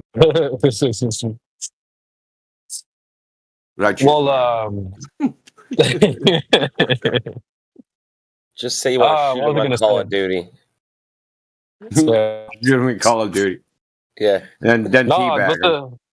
The stages was fun, dude. I enjoyed that. I like the setup of that. Just like a different, you know me, man. I'm always into like new stuff, new bit. The only downside is there was no sound. Sorry? There's no soundboard? Is that what you said? No, it's no soundboard. It's so sad. Oh god. Well, don't you have your own? Well, I yeah, my iPad, but bro, it's not the same now. It's not the same now because with Discord's recent updates, there's so many gates and noise compression and all of this stuff. It's just really hard to do it with an external device. Which is really hard because you have to turn down all my noise, turn off all the noise suppression, and then like mute, unmute. It's just fucking in the Yeah, ass. then you hit the button and then like the sound happens like 5 minutes. Fucking nerd. Well, that section that comes through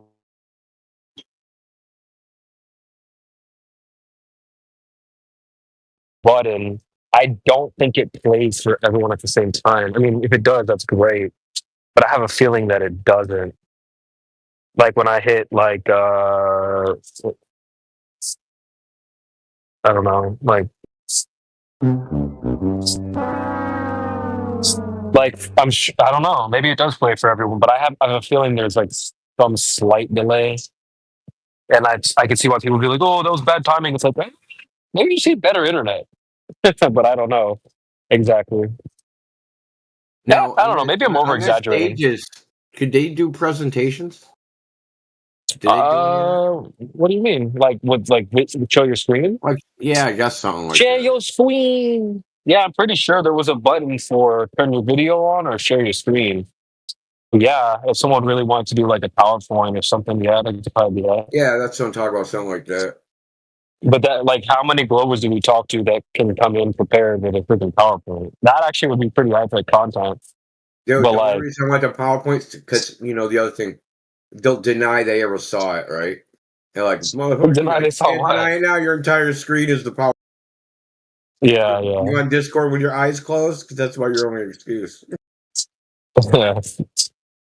Yeah, maybe we should do a PowerPoint or something. That could be fun. But the stages, it was cool. Like, I'm glad that we did that. Yes. Yo, what's happening, boys? Is that- What did I miss? Oh, Nick. Yeah, man. We were recapping the stage. They kept saying Yeah. the staged event. I'm like, stop calling it the staged event, bro. That's like Staged certain- event. It's like a They kept false saying flag that. or something. It sounds like false flag. I'm like, guys, stop saying that. Yeah. What time It's did not you a guys? staged event.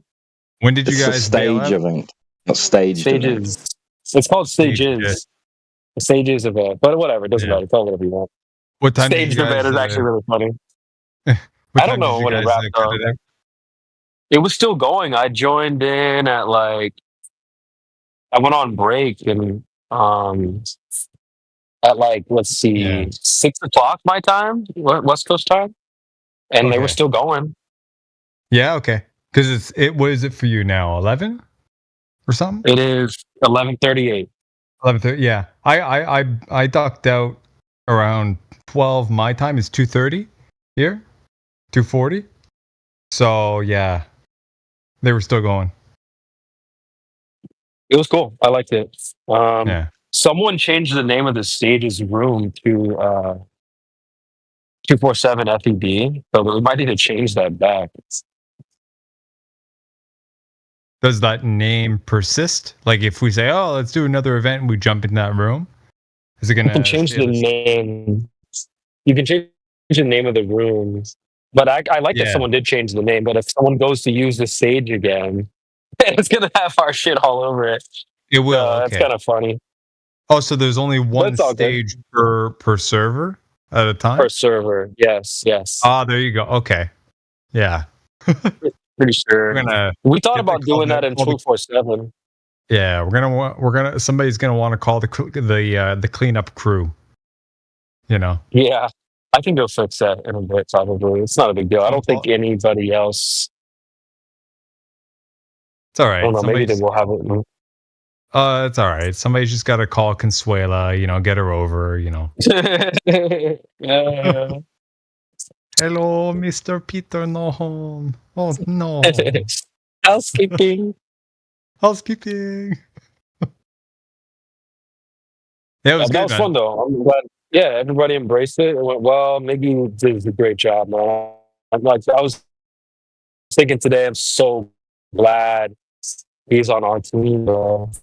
So glad Does he's that with us, mean that? dude. Like, Does this mean man, he's a gem. who? Miggy. Oh yeah, for sure, man. I was just gonna ask, like, did he? Does he plan on ever doing X spaces again after this? Well, he wants to do his live show, and then I think he could probably put it on X. Those X shows were a lot of fun too. I miss those. So, but he wants to do his Yeah. live show in studio, like setting up his studio or whatever, right? Well, that'll So, be I'm thinking, that'll be something. yeah, that'll yeah. So, that'll be. are you gonna Sorry. join? Which one? His live stuff? Yeah, you gonna go on FaceTime? I doubt it. I doubt that. To be fair, Why not? Come on, man. I'll put it. Nah, man. Nah. He said, nah. I'm already in pretty neck deep there. Oh shit. I mean, fuck. We've all got our voices and shit all over YouTube. You know, some AI just gotta parse through that, and one moment of your voice with your face being present on the internet, they can just map that shit over. It's like that's that crazy fuck, you know. I'm cooked then. My shit's all. Everyone knows what I look like. If you don't care, you don't care. Like if you make it your personal brand of some sorts, well then that's fine, you know. But the panel accept not the everybody has that. I was going to say, Mick. Your mic sounds real crisp, like one of them AI mics. You know. Really? Oh shit! Oh shit! No, I've noticed that about some people. They come in and their voice sounds like it's so crisp and clean. It's like an AI. Panel accept. I'm glad. I'm. Wait, guys, someone's trying to get in. We can afford really nice microphones. That's why. Nah. Oh, man, Well, look, I'll be honest, dude. I'll be honest. This is just this is old microphones I had back in the day when I had my my drum kit. So I had like, 8 I had a lot of stuff, man. I had like 15, 16 pieces, a mic per instrument or few sets of instruments. And I dismantled that when I moved out, but I had the microphones. So I just said, fuck it, I'll rig it up to my mixer. And then on that shit, I just, EQ it out. And here we go. So it's nothing professional per se, but it's pretty high qual, amateurish, But I'm glad to hear that, man. I appreciate it. Put some work into trying to make sure it was okay.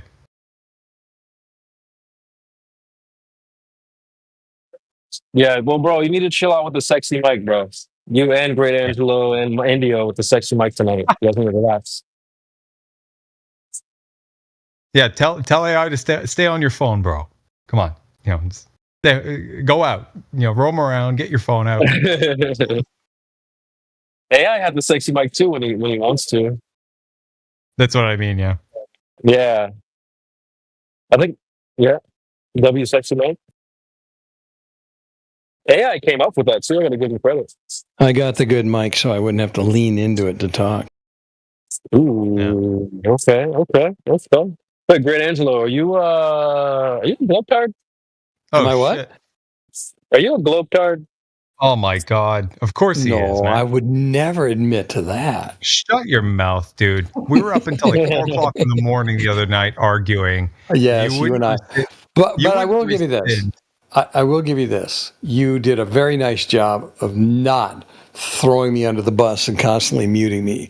Your friends did, but you I can't anyway. I mean, Well, what they found out was the bad thing is every time they did that to me, then the conversation just all died out and there was nothing to talk about. And you and I, you and I had this nice conversation where we were doing a good debate. And then all of a sudden, poof.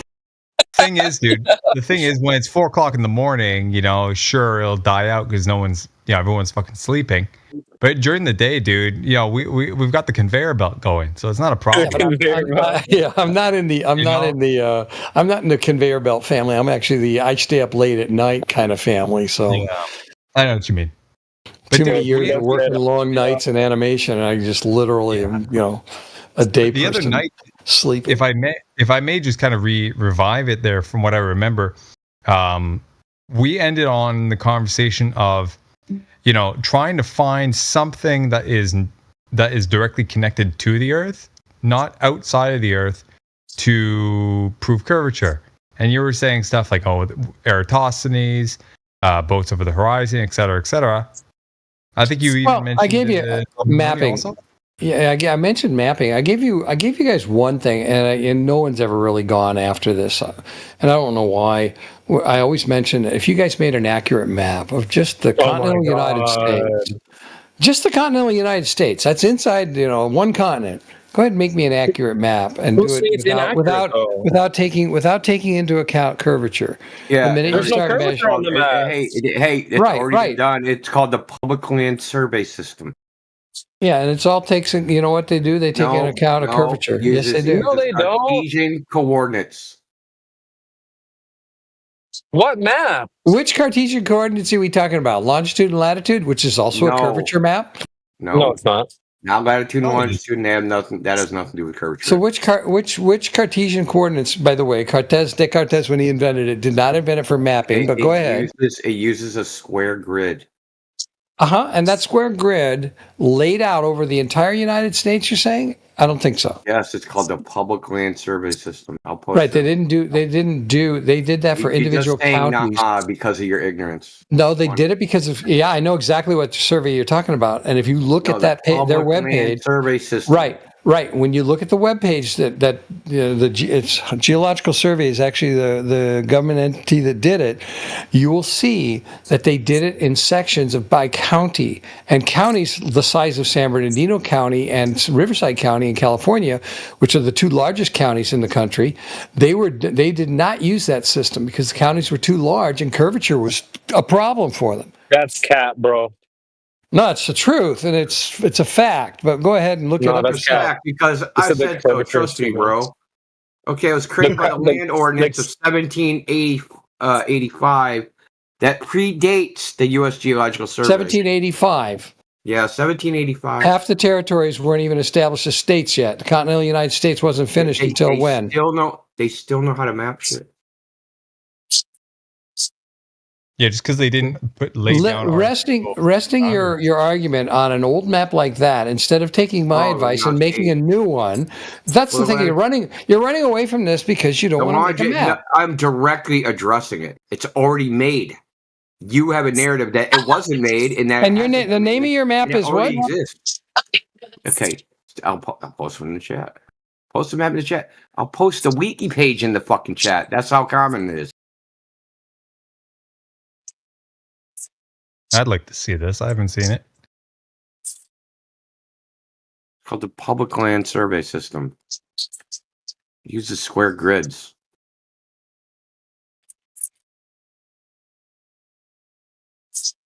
So I'll give you a grid map.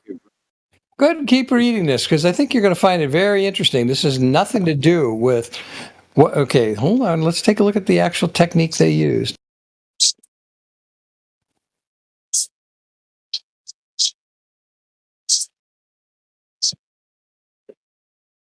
Also known as the rectangular survey system.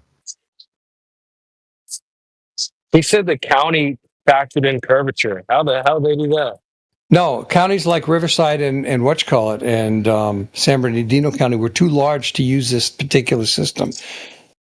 And I believe your Wikipedia page is also confirming this. Yeah, read it then. Read the part that confirms it. I'm looking for it. Hang on. Yeah. Looking for what you see, the difference between me and you is you read the headline on this and said, "Oh, goody, this confirms flat Earth," and didn't bother to read the whole article. That's a straw man. You asked for a map using a flat system. This is it. It already exists. You claimed it doesn't exist. It does exist. You're wrong. Admit it. Angelo, okay, now have they overlapped? Here's my question. Yeah, I read it. I read it. Wait. I want to clarify something, dude. Hello? You said this page confirms it. You were asked, where does it confirm it? And you just said, let me find it. You're right. I jumped ahead. I jumped ahead because I'm looking ahead at some of the other stuff that's talking about, how each individual unit, a meridian that was done. What I want to do now is, has anyone overlapped the meridians?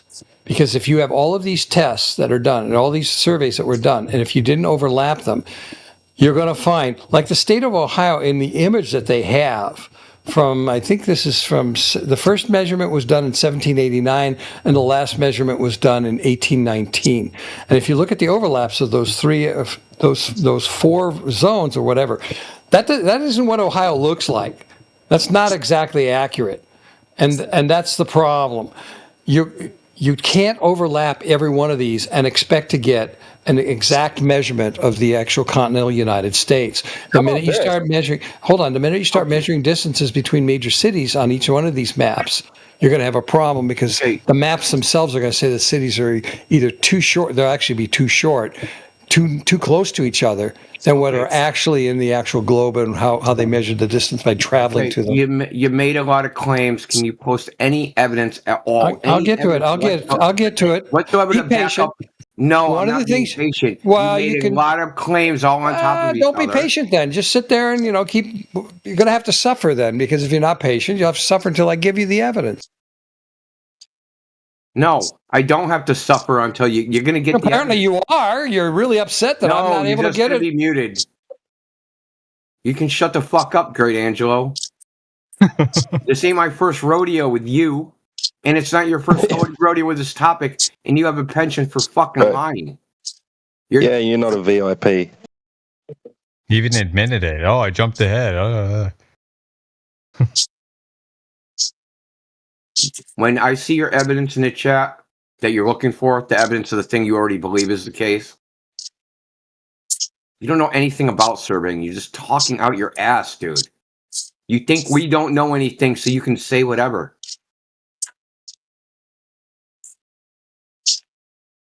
They're flat earthers. They don't know the difference. I can just say whatever.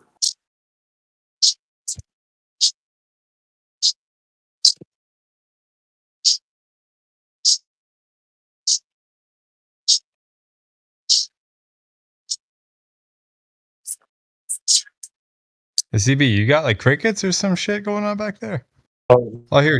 not bad. Let me mute up. I mean, it's cool if you actually have fucking crickets, man.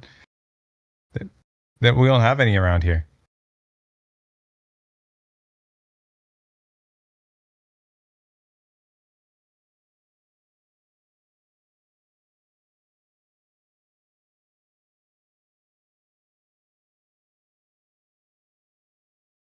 How's this headline in my feed? Goodbye to what we thought we knew about the early universe. NASA detects a black hole jet illuminated by light from the Big Bang 11 billion years ago. Thought it was 26 billion.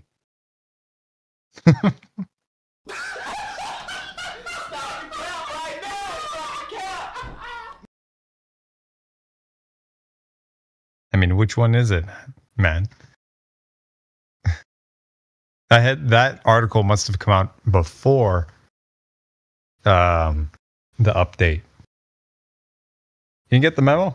I teed up.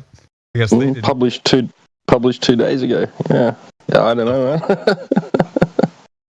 Maybe they recanted on that one.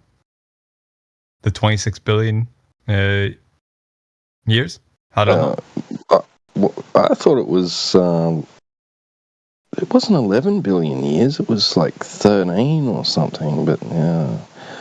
Well, me growing up, I heard of the 13 or 14 billion years, like since high school, and then within the last few years, something came around that they basically doubled it. You know.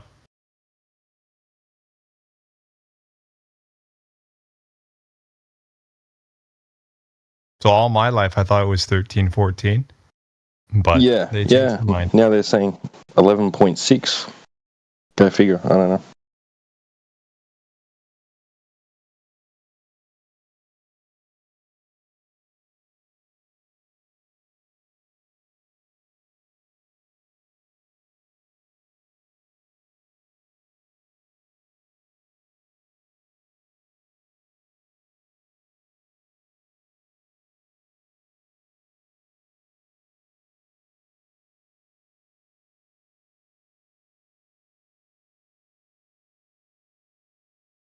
Hey, I'm gonna read from a little stupid fucking AI.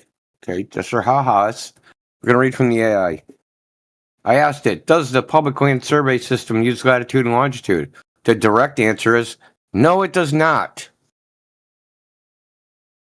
This is a grid system created in 1785 to survey and divide land for sale and settlement in the United States. Think of it as a giant checkerboard over most of the country.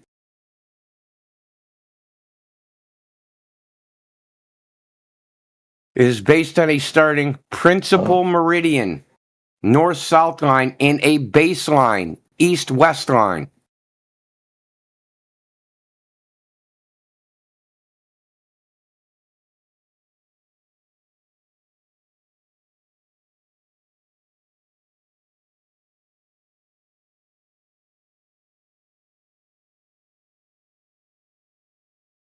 Now, the important part is, what do they use this for? To get the boundaries of lands for real property. Hey, what's my land? Where's my land start? Where's your land end? Oh, let's use a globe for that. No, we don't use a globe for that. We use a flat earth for that. I wonder why they do that. Because people fucking care about their property. The globe is just an abstraction you can play mental fucking gymnastics with.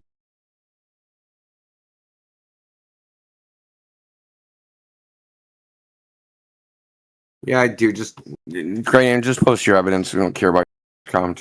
It's fucking useless. You just talk shit. Debunk that you haven't. What debunk? Where is it? Let me say this again. Does the public land survey system use latitude and longitude? The direct answer is no, it does not. Post your evidence.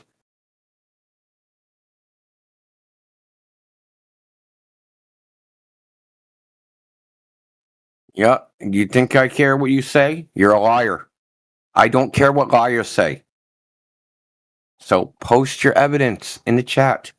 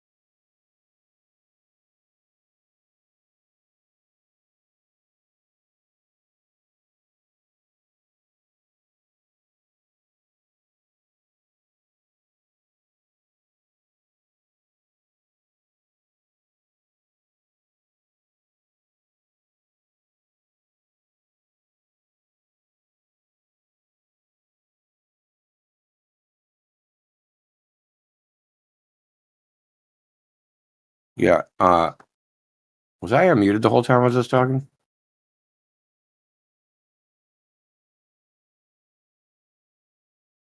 Yeah, post the evidence. That's what I want. Yeah, that's the last thing I heard you say was post your evidence. Oh, okay. Yeah, post the evidence.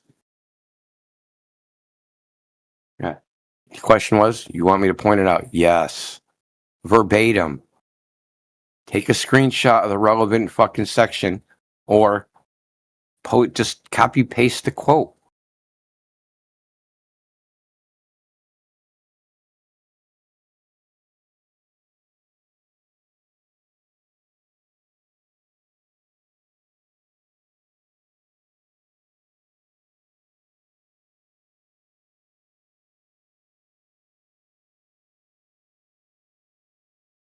You know, I must be partially insane going through this over and over again with these guys.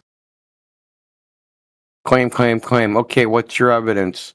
Let me Google, let me do this. You're an asshole. Fucking you, why you muting me? Blah, blah, blah. It's fucking dude, just post the evidence.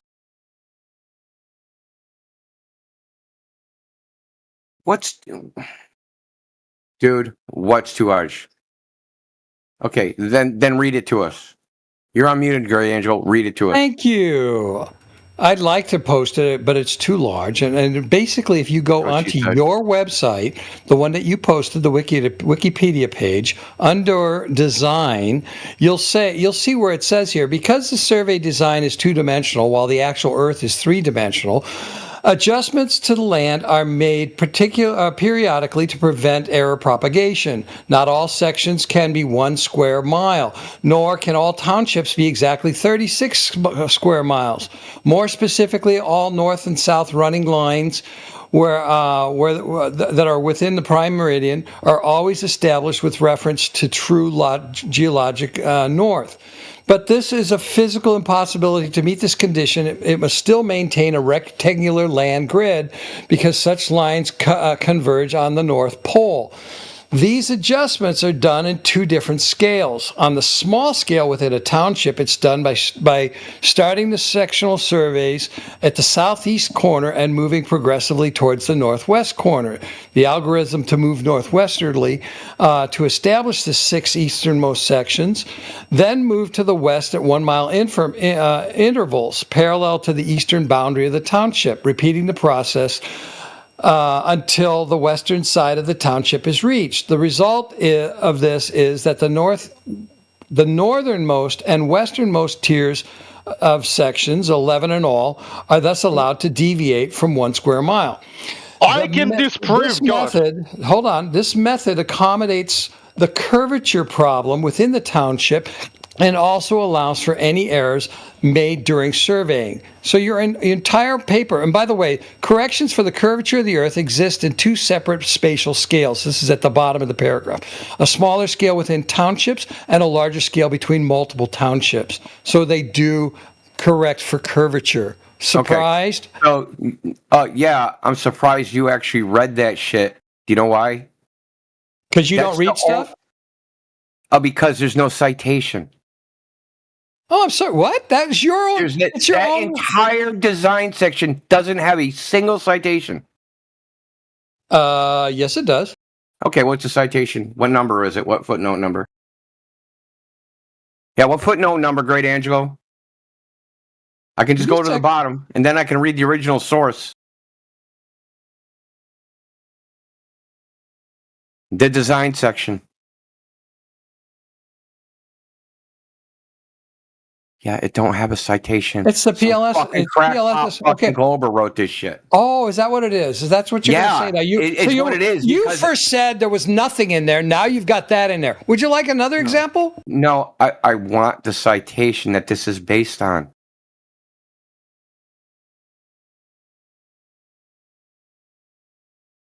Okay, you don't have it. Fine. Hold on, I'm Did giving you hear what I said? I know this is wrong because they don't use the prime meridian. This is factually wrong. I read to you what they use. They use their own. The prime. Where's the prime meridian? Is it in America? No, it's not. That's in England. Okay, so they're not using the prime meridian. This is factually wrong. They made up their own meridian. And they made up their own baseline. The PLSS used their own meridian. That's right. They made up their own meridian. So they had their origin of coordinates started. Their origin of coordinates were in Ohio. So why are you using this map as your proof of flat Earth? Okay, you're just debunking your own map. So you're going to straw man the That's what you said at the beginning of the argument. I said make a map. You said we are ready to have. Shut up, liar. You're a liar. Okay. You said make a map. You said I did not say this is proof of a flat Earth. I didn't say it had anything to do with a flat Earth. You said you guys already have a map. You said there is no fucking map that don't use a globe.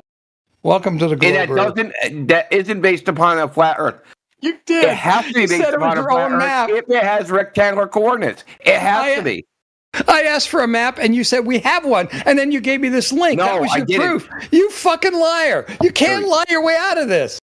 Okay, we record this, Great Angelo. Yeah, you do. Go look at your recording. I'm laughing my ass off because you're so fucking wrong. Yeah, It's you can ridiculous. posture all you want. You're not No, it's fooling not anybody. posturing. It's telling the truth. It is And your posturing. friends know you lied. And now you're sitting there trying to explain your way out. Kind of find another map. Yeah. I suggested I make never- your own. Don't I use never- this Oh one my because this one God. doesn't work either. Goodbye, Shut guys. up. Welcome to the Globe Earth. I win again. Spurging. Oh, boy. Welcome to the Globe Earth that you admitted you can't prove the other day. All right, okay.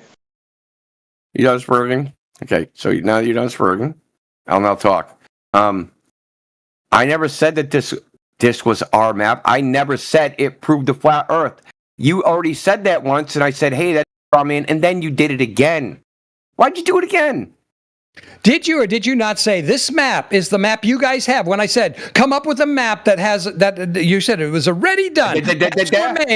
Maps were made that prove the Earth is flat, and you say you guys use the Cartesian coordinate system, and I just showed you that your Cartesian coordinate system is not accurate. That it takes account for the curvature of the Earth in its way of by the description that's done within the design, and your own site, your own website that you went and sourced. Your own source is the one telling you you're full of Last time you shit. took your meds. Okay, Who cares? I just don't want. Indio just wants to understand one thing. He's always right and I'm wrong, and he was wrong this time, and he just won't admit it.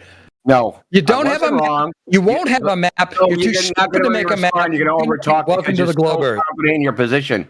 That's why you're going to overtalk me, because you're so confident. I posted that because you didn't believe they used right? Right? I didn't And believe they used. No need to yell, dude. No, the whole No, I said. No, dude, you're not talking over me. That's a no-go. Okay? You said they don't use Cartesian coordinates and said they have to use latitude and longitude. I posted that to demonstrate they don't use latitude and longitude. It wasn't endorsing the entire fucking page. That design section that you quoted is one of the only parts on that page with no citation. That's just someone's fucking opinion. Probably an ignorant fucking opinion. Probably some made up bullshit by some Glober, because we see it all over Wikipedia. Uncited bullshit. Why do you say Glober like that? That sounds like a slur. It is. In this case, it is a slur. Because, like, I've been in this topic a long time, and I've watched Wikipedia. Kind of insensitive. Can you let me finish the sentence? I watched Wikipedia metamorphosize. So here's an example. If you go look up Horizon, Horizon had a definition. I'm just saying, I'm a little bit offended by that. Yeah, sorry about that. Anyway, nobody cares. You're just trying to deflect, dude. So Horizon had a definition. I haven't even brought up a point yet. Okay. Horizon, where the land appeared to meet the sky, right? And there were citations, all that crap. That's the common definition. It's been a definition for fucking 1,000 years. Now it has Horizon is the edge of a celestial body. So there's a whole 3-paragraph section that says the horizon is the edge of a celestial body that's unsighted. Buoyancy used to have a thing that said, oh, you don't need to take into account gravity because the G cancels out. That got nuked. Okay? Here's another. He's saying they're using a rectangular grid. Wait, it got nuked?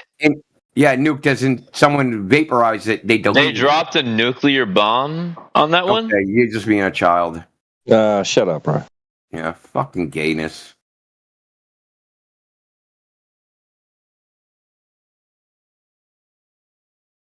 Shy on unmute Spurgomatic.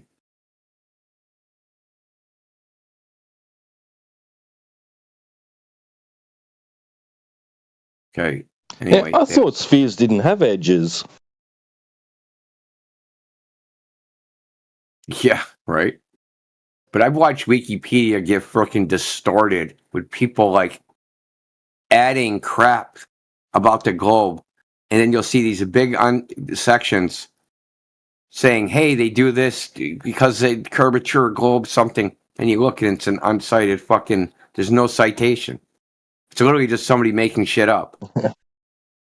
And you got to think there'd be a lot of. I wouldn't doubt it. So there'd be especially if it was done in the 1700s, right? The original documentation that they used to design the survey, that would be out there. It's not under copyright, right?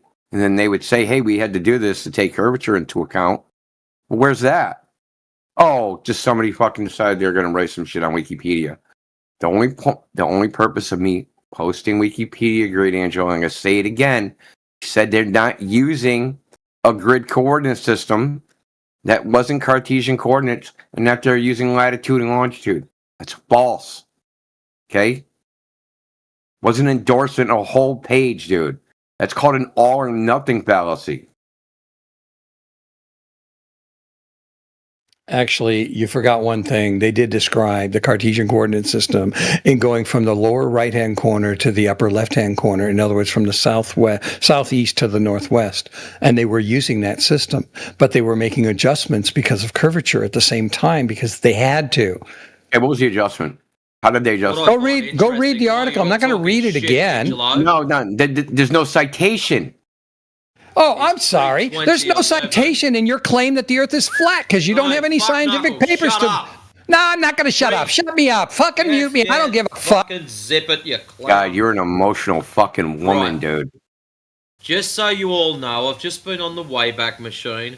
Prior to halfway through 2011, your section where it claimed everything you said, Great Angelo, didn't even exist. So this information was up for approximately 6 years, and that wasn't in there. Why the necessity to add this?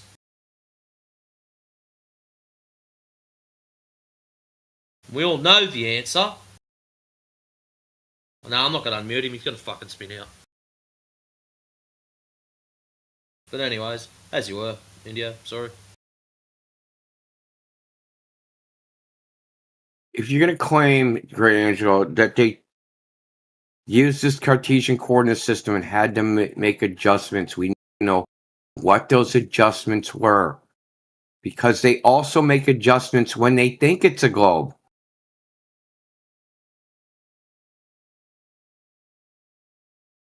Well, first, the reference that you chose was Wikipedia. So if there were changes done in the last 10 or 12 years, that's the way Wikipedia works. I'm not in charge of why it was done or who added it or whatever. I just read the reference back. You used that as a reference in your claim, Indio. No, I didn't.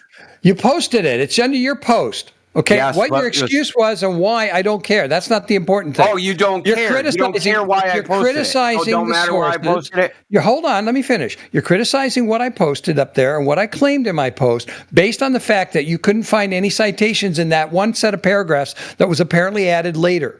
But the point of Wikipedia is it's a group posting. If you're going to use it as your source for your claim, I have every right to use it as my source for my claim as a counterclaim, even if it was added later. You can use the argument that it was added later. Hold on. You can use the argument that it was added later, which sounds very suspicious and suspect. To you, to me even, it sounds suspicious and suspect, not because I think they're trying to cover something up, but because why they didn't cite any sources. Because I'm a big man of sources. I love them. I posted another land survey. Okay, dude, you're being too verbose, dude. Considering when this was done, why was this information not put in from the get-go? Why did it take him an extra 1, look, 2, that doesn't 3, even 4, matter, 6, quite 7, honestly. Yeah, it doesn't matter. Matrix, it doesn't matter so because you're missing the point. Any author can post something. It might have been a further author later on. Look, it's my turn to talk, dude. It's my fucking turn to talk, okay? Oh, I'm sorry. We're in a kid's room. Apparently, we are with you around. So it's really simple. When you evaluate whether anything on a Wikipedia article is true, you do it by citation. Okay? Yeah, I posted so a the citation from the OSU Extension thing I said Service. is true. I said they used a grid coordinate system, and there's a picture of the book from 1780 something of them using a grid coordinate system. Okay? I didn't deny that the PLF. Yours is, yeah, interrupt me. So yours is just a bunch of fucking words someone said that have no citation, dude. That means it's worthless. If I said something, hey, look at this Wikipedia article, and I said, look at this section that has no citation, then, dude, that's legitimate to say, there's no citation. This is just what some rando on the internet wrote. Well, explain this then. Very simply, if you have a grid coordinate system, On a 36 by 36 square mile, and counties in Iowa, by the way, almost all are that shape, except the ones along the Missouri and Mississippi River. Okay, they're all perfectly square counties. As a result of that, you should be able to stitch those counties together based on that mapping system. On a map, the problem is you can't. The minute you try to put it on a map, they don't stitch together correctly. Show us. Oh, holy shit, bro. Yeah, show us. That's what I asked you the evidence for. You just said it again. You said it doesn't. I will do that for you. Hold on. Are they square in reality? No, we want, they're but square make on sure the it's in the map. correct On the- coordinate system. Using the coordinate system. Yeah, 36 by 36. Which coordinate system? In the transformation? Well, if they're square in reality, who gives a shit what it looks like on a fucking map? Thank you. See, this is where you're a dunce, great Angelo. It's not square in reality. Okay, that's the problem also, because you have a problem with curvature. You can't have a perfectly square mile on a curved surface. I know. We know that. Right, and it's not that way in the map either. Yes, it is. Not when it's done correctly. Oh, now it's wrong. So they're not doing it right. On a small scale, So the thing it you works claimed exists, correctly. now you're claiming they're not doing it. Hold on. On a small scale, it works correctly. Here we go on with a another small claim scale. that you're not going to Okay? substantiate. On a large scale, you cannot do this. Try your cool. scale. Cool. Show Try to us. scale it out. Your Show us. system. Show It is written in your own article that you posted. It's demonstrated in your Show own us. article that you posted. It wasn't the Read part your of the own article. that I was citing. So show Oh, us. I'm sorry. So you cite an article, you make me read it, and when I find something Yeah. later on that contradicts what you're claiming, you want to say that I'm wrong because I read it out of your article. No, Brilliant. I'm saying You it's lost this what one. you read is India, you're never unreliable. going to admit you were no, wrong. you're So trying I'm to just going straw to go. man me again. I say No, I'm go saying listen to what the you read is you're going to talk over me. You let me Listen to talk. YouTube. No, I'm leaving. Listen to the Goodbye, YouTube. You'll bitch. find- Shut the fuck up, bro. Simple as that. Okay, All right, we heard your I'm voice. gonna It's say our this. I'm podcast. gonna say this anyway, so you hear it, fucktard. Okay. I said what you read is unreliable because it doesn't have a citation. What I posted is reliable because it's going to be a picture of what the fuck they did. Yours is someone imagining what they did in their fucking head, for all we know. So I asked you very specifically, what is the correction? I also very specifically, you said, hey, they don't line up. I asked you for that evidence. Where was that? Where? You said they don't line up. Show us. If you do a We're talking about transformation, land. if you transfer your square grid and you go, hey, I want to use the lead and maintain my squares, you can't do that. Right? They aren't going to line up anymore because you did a geometric transformation. But the grid system themselves, as long as you stay within that, they're going to line up all day because that's how you're measuring it. So you don't understand how maps work. You actually don't fucking understand how geometry works in general. Yeah, I really don't know how fucking Wikipedia works or citation. Sorry, By the way, I was just going to say, by the way, is it just me or is Indio chopping out periodically? Yeah, it's Yeah, probably kinda like I'm probably losing- blowing out my mic. Yeah, losing No. like the last word and shit in sentences. Yeah. And stuff. Yeah. You said the word transformation, but we heard transfer. You know, it didn't pop or anything. It just didn't come through. Yeah, I don't know. Maybe it got bad. All right. Who knows? Maybe I got bad internet. Fuck that.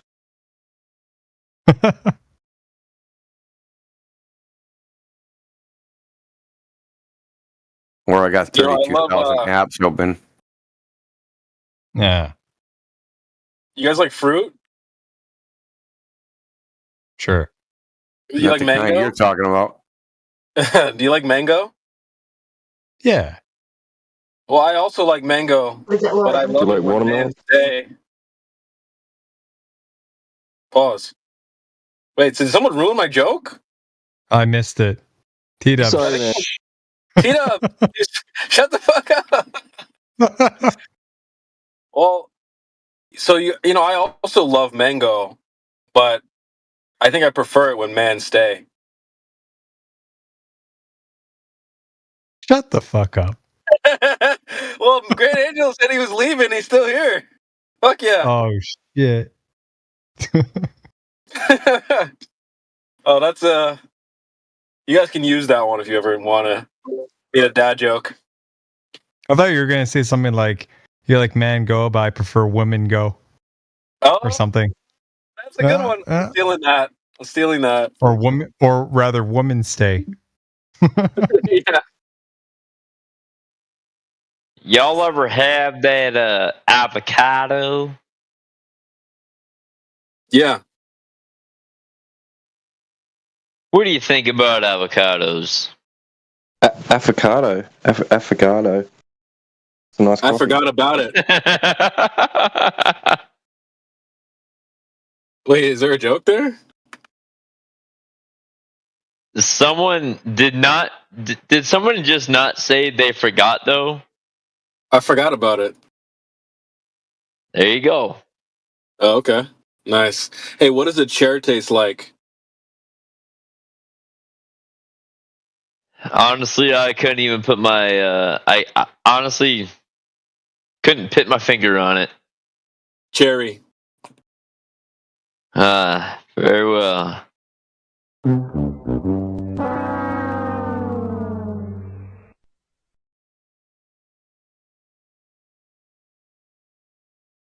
Man, we gotta get QE back in here, man. Can we get QE back?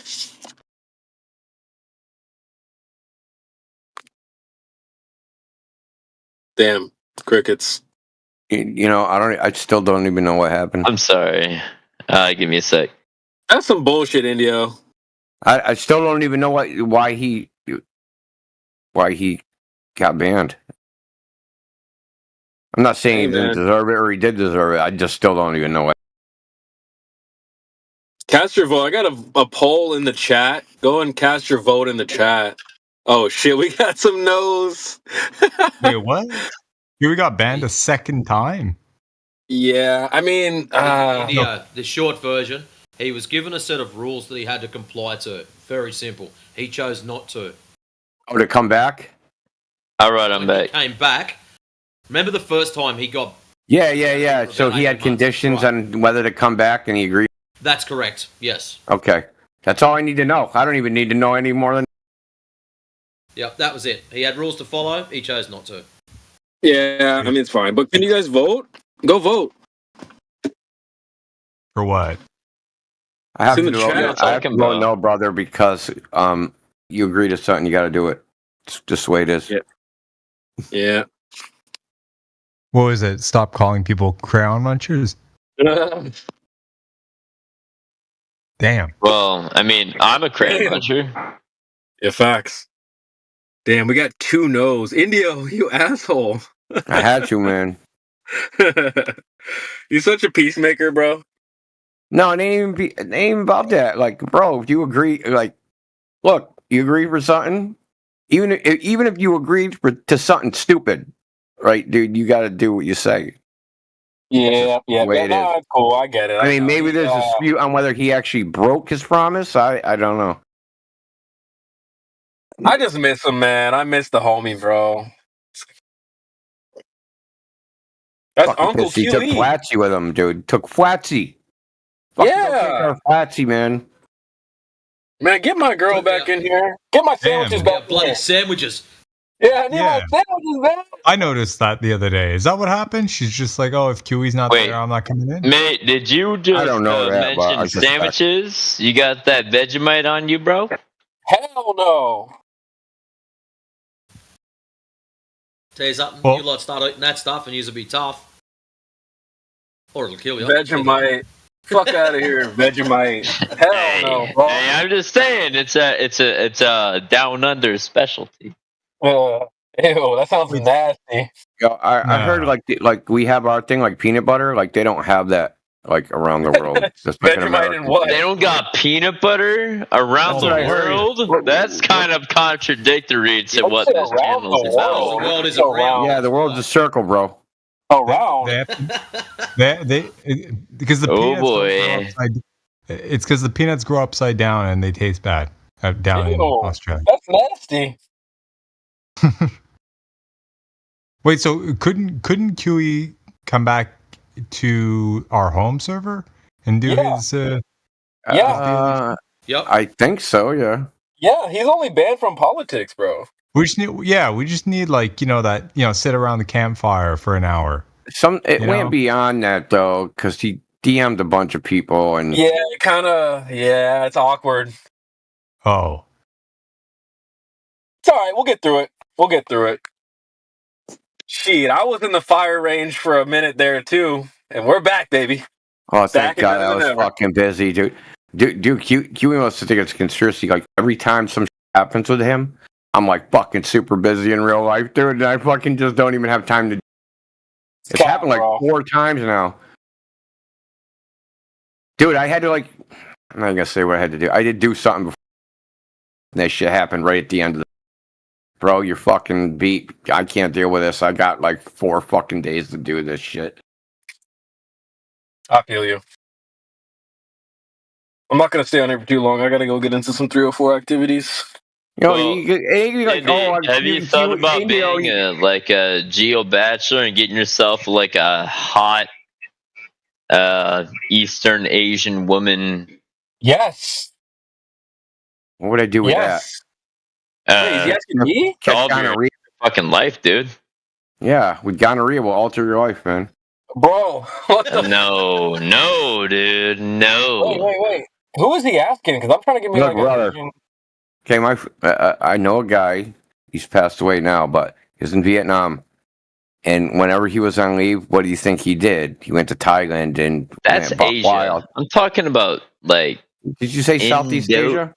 I'm talking about like Eurasia, that area, down south. Dude, the Like you take Europe and Asia and you go south. You have Slavic women, you have Turkish women, and then you have the upper class Indian women. Yeah, but those are all conservative women that just don't throw out pussy like in America. You should be looking for pussy, bro. You should be looking for a woman who's gonna worship you. With her. Okay, Dude, bro. fucking dude, I don't know where you're going for that, Here to dude. worship you with. What that? Well, see, I have it easy. Why women I've been in the worship their Marine Corps donkey? for 7 years, so I'm kind of basically living on easy mode. But for y'all, I mean, judging by the sound of your voice, y'all are white, and a lot of women in that area want a white man, especially since you all have American accents. They want a white American man. Be like, hey, what's up? Hey, I'm already a passport, bro. We're good. Yeah, and like type shit. All right, we should move on though, because he's a passport, bro, but he just bangs all the foreigners while they're here. He doesn't have to go anywhere. well, hey man, Mexico's not too far from here. Dude, you're in. Oh yeah, you're close to like You just let them come to you, man. Like you don't even have to go nowhere, passport, bro. Like you're already there. Like I'm here too. It's true. Like, bro, I could screw any nationality. Every single nationality is where. Every single one, I guarantee. It's like an international fucking airport. Yeah. I feel you, bro. You're in a good part. I should come visit sometime. Bro, dude, your back would hurt, man. I'm telling you this. Dude, this is liberal Massachusetts. Hey, There's so what do many y'all women, think about dude. anime girls? W. Ooh. Dude, you Bro, just might have to. You're gonna get me in trouble. CB, you just have to fake being a liberal, dude. That's all you gotta do. Oh no, you don't have to. No, never mind, dude. You're mixed, dude. You can just fucking say what you want, dude. So you don't have to fake being real. You can be black for Trump, dude. You're still gonna get tapping it. I am black for Trump. Perfect. So you're only allowed to be conservative if you're a minority. Perfect. Yeah, I know, right? Yeah. That makes people blow a freaking gasket. Like, wait, what? You can't. What? Okay, Cambridge went 99% for Hillary Clinton. Just think about that. Wow. Yeah, but how about them uwu chicks, bro? Wait, so India, does that mean I can be conservative? Because I'm actually partially I mean, you don't have to be conservative to get with one of the upper class Indian women. Nah. I still don't look Native American at all, but I wasn't talking about Native Americans. I was talking about like actual Indians. yeah, no, I'm talking to Indio because he said minority stuff. I'm like, oh shit, I'll just invoke. Yeah, my girlfriend right now, she is. She's an investment banker in India. Can I talk? Bro. Can I? Yeah. I was. You killed my joke, dude. Like, I'll just invoke my quasi minority. I'm sorry, bro. I'm sorry. Fuck. Dude, Dude, that what really killed your joke was him freaking talking about Pajit women, man. Just gross. I know, he said G. Hang on. No need to be racist, okay? Bro, nobody wants them G304s, bro. What? Oh, yes, the tabarnak. Dude, they wipe forward, dude. They don't even wipe back. What? Hang on. You boys, you just need to fucking send it, dude. Send it, bro. Look, I'm an old dude, man. I got more ass than a toilet seat. I don't need any more.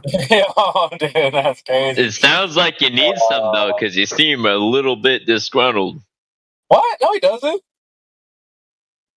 I mean, I could say that he probably needs some. I'm a little disgruntled. Oh, yeah. We need to change the subject. You're going to get me in trouble. No hoe's gonna fix that shit. That's facts. Yeah, hoes can't fix shit. Pussy is a temporary fix, but the bros are forever.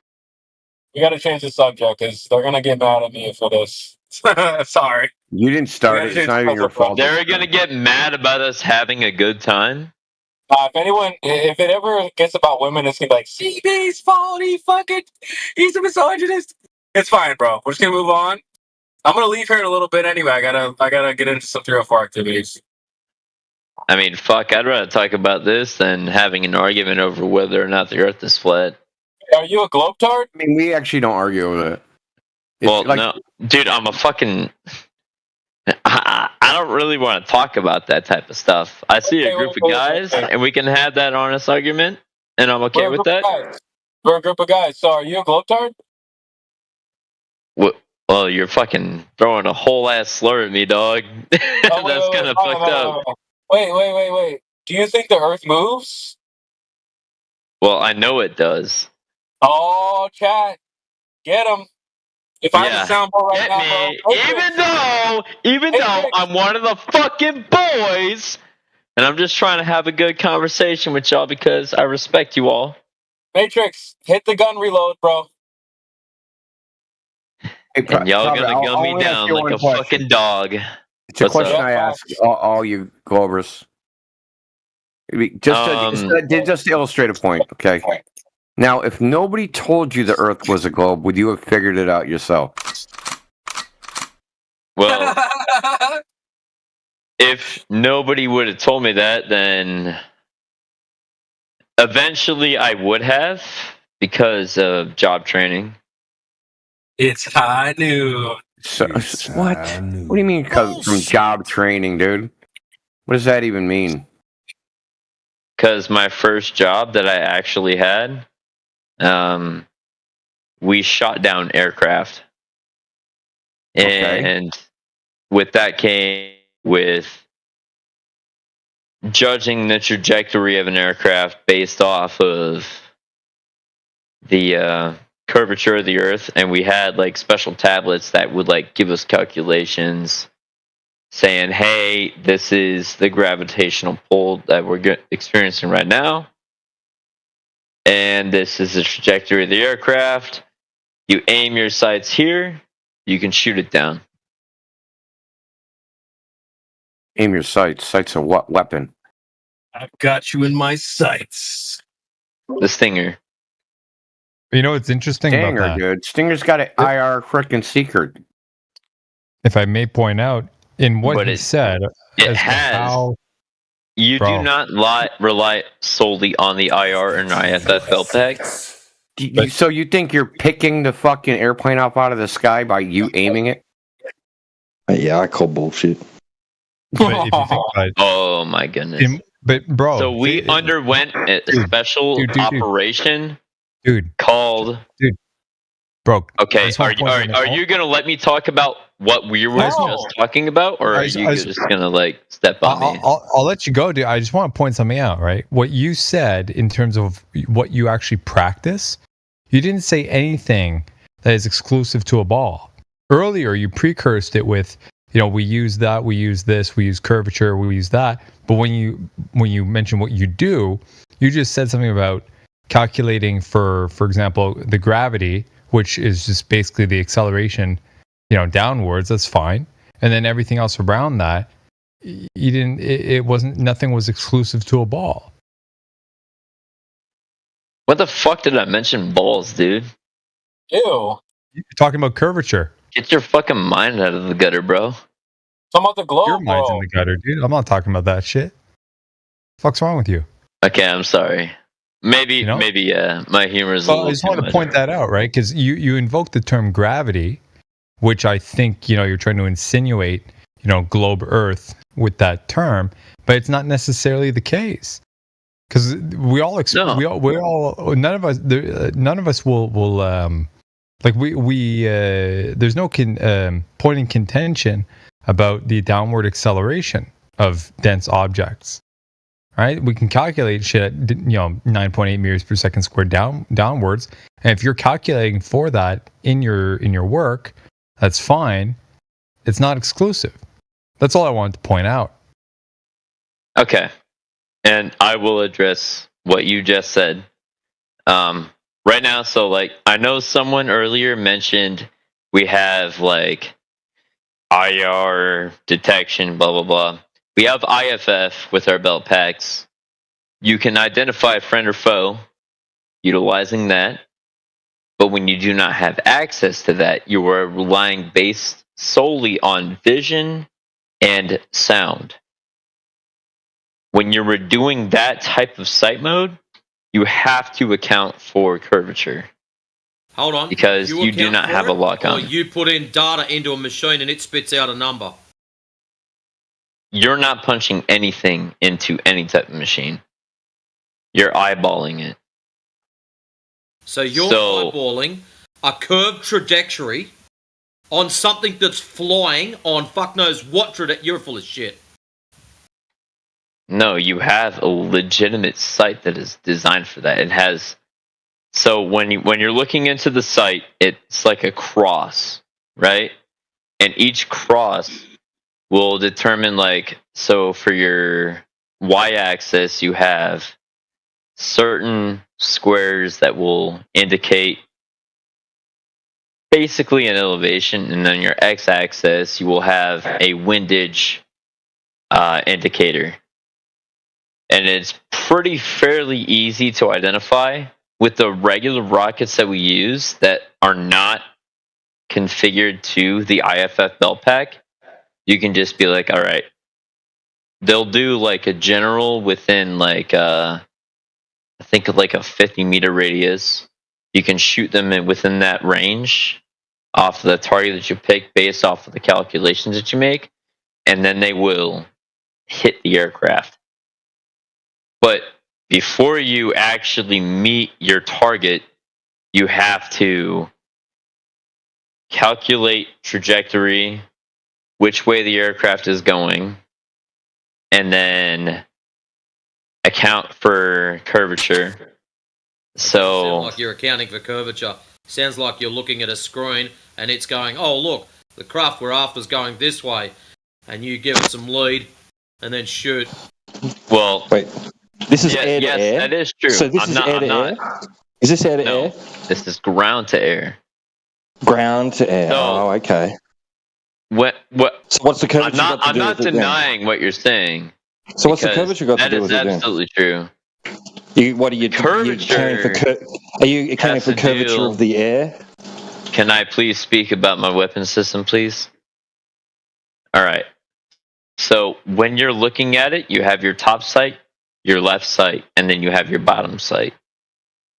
The bottom sight within that optic that you're looking through is going to be your yardage. So generally when you're identifying an aircraft, You'd be like, hey, I'm going to super elevate this weapon. I'm looking up. I'm getting the acquisition of the lateral, basically the bearing of the object. And then that bottom sight is going to tell you how much your sight needs to compensate based on what you're looking at.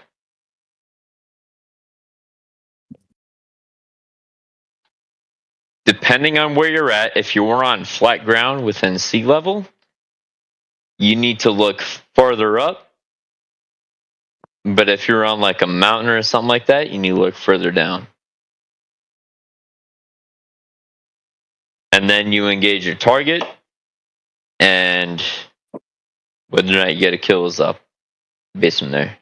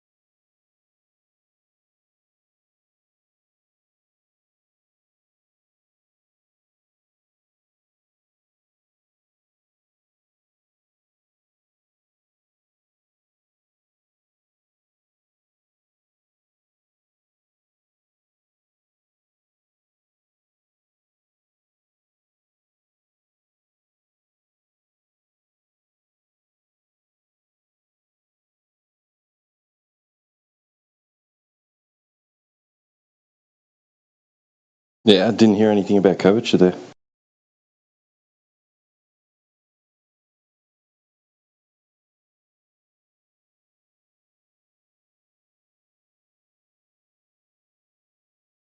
That in my childhood. I was a middle child. Hello? So I just think it's really, really interesting that you're directly involved in academia, being a professor. And I don't mean to call it a conspiracy theory begrudgingly. I just mean it as in like a culturally, what does Flat Earth represent? It's very, in that regards, a conspiracy, which is not something academics normally go for. So that's what I find so interesting. Globe is a conspiracy. Remember that. Well, I'm not trying to paint it as one. I'm trying to say, like, culturally, what is it, right? I'm just saying culturally that's where it falls. I'm not trying to make a claim. Right. It's kind of what you're saying. Like, oh, wow. It's not so much a conspiracy theory, but it's the fact that, wow, there's this teacher who actually looks outside the textbook. Are you serious? I think that's interesting. Like, does that, do you ever bring it up with your peers? Does this impact you professionally? Do you, like, take a look at your material in a different way? I just think it's interesting.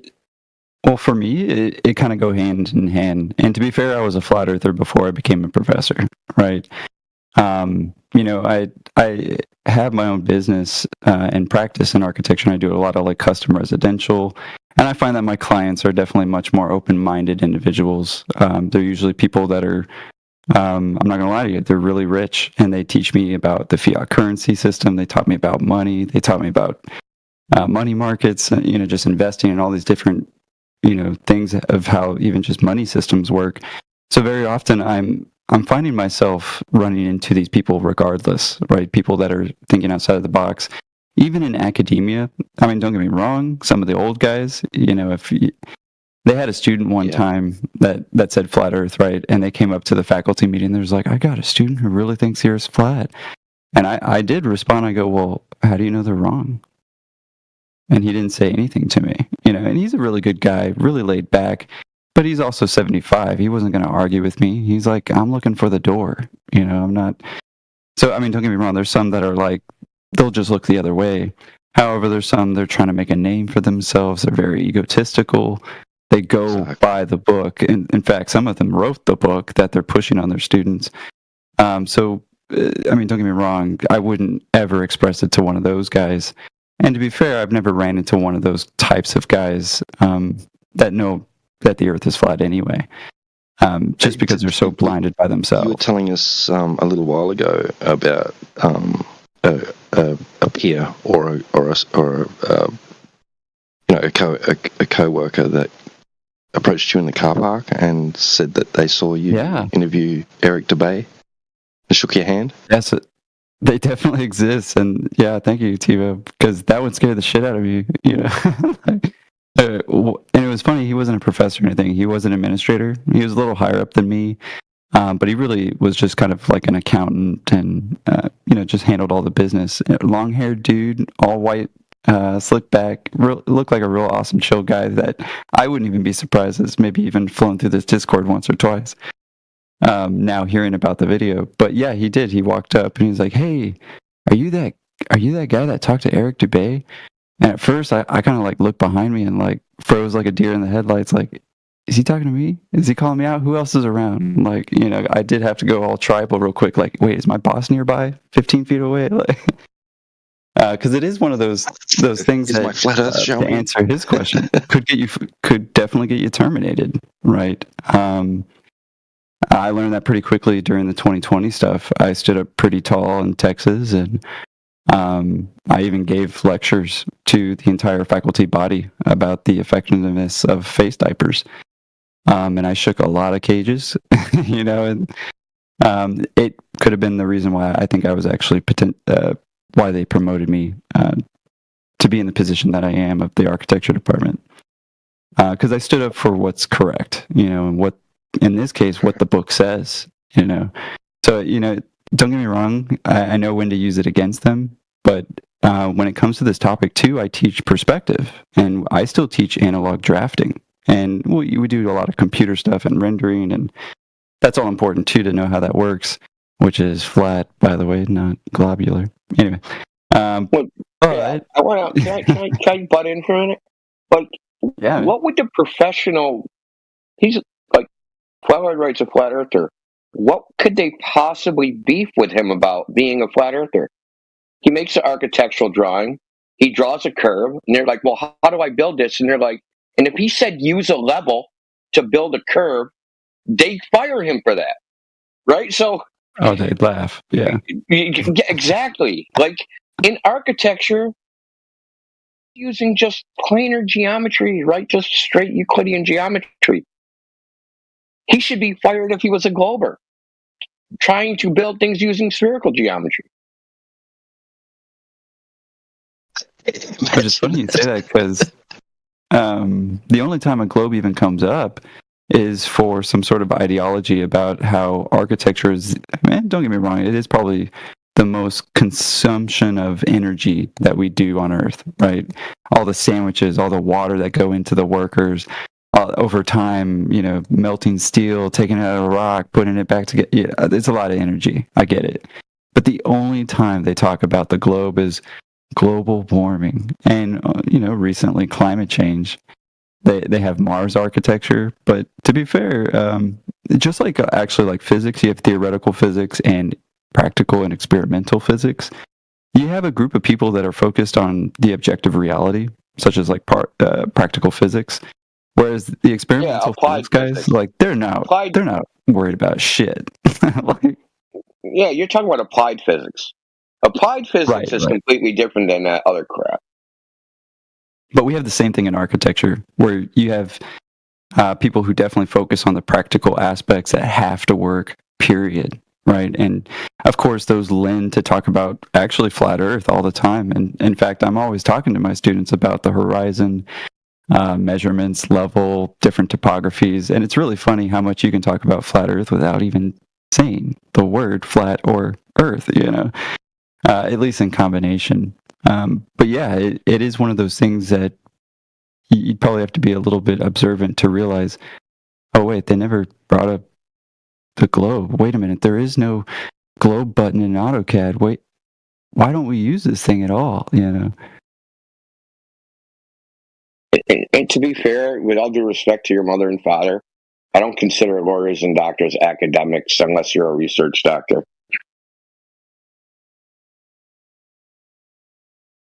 Oh, shots fired. But I don't know, man. Do you just want to start slinging insults at each other? No, whatever, bro. It's not academics. Academic is someone that works in academia. Okay, got you. I would say an academic is more of an archetype of person, somebody that learns, that is educated, and that values education. So I don't think you become an academic or stop becoming an academic just because you went to school. So, whatever, man. So if you take a bunch of classes, you magically become an academic? No, I would say that it depends on the archetype of the person. You could take a lot of college, you could get a bachelor's degree, you could not be an academic. Does that make sense? It's a type of person. I'm just trying to figure out what the distinction is. How do I know an academic versus a non-academic? What are the properties one has versus the other? They have parties, and a lot of them. You'll figure it out. Their nose is turned up a little bit. Talk to a lot of them. I used to work at General Dynamics and talk to a lot of academics. There was 1,000 freaking academics, PhDs in electrical engineering, computer science, you name it, every possible freaking field you could think of, because the Defense Department does fucking everything. What was it you said to me? They didn't get the right degree or whatever, so they're not an academic? I'm just going to tell that to you, man. No, that's a straw man. I can tell you're not, whatever. Tell you're not an academic. You're straw manning what I said. I knew what you meant, Abel. Just somebody who, puts education or values knowledge maybe at a higher degree than somebody else.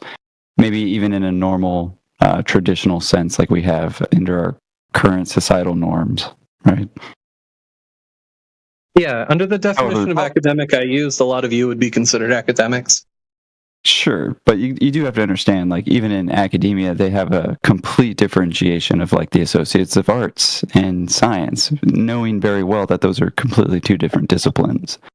Yeah, for sure. I mean, don't get me wrong. I would say both aren't necessarily who's just memorizing stuff, and one is actually pressing, or pushing, or being creative with knowledge. I usually say the academic is actually one who goes, well, what if I make the science of art or the art of science?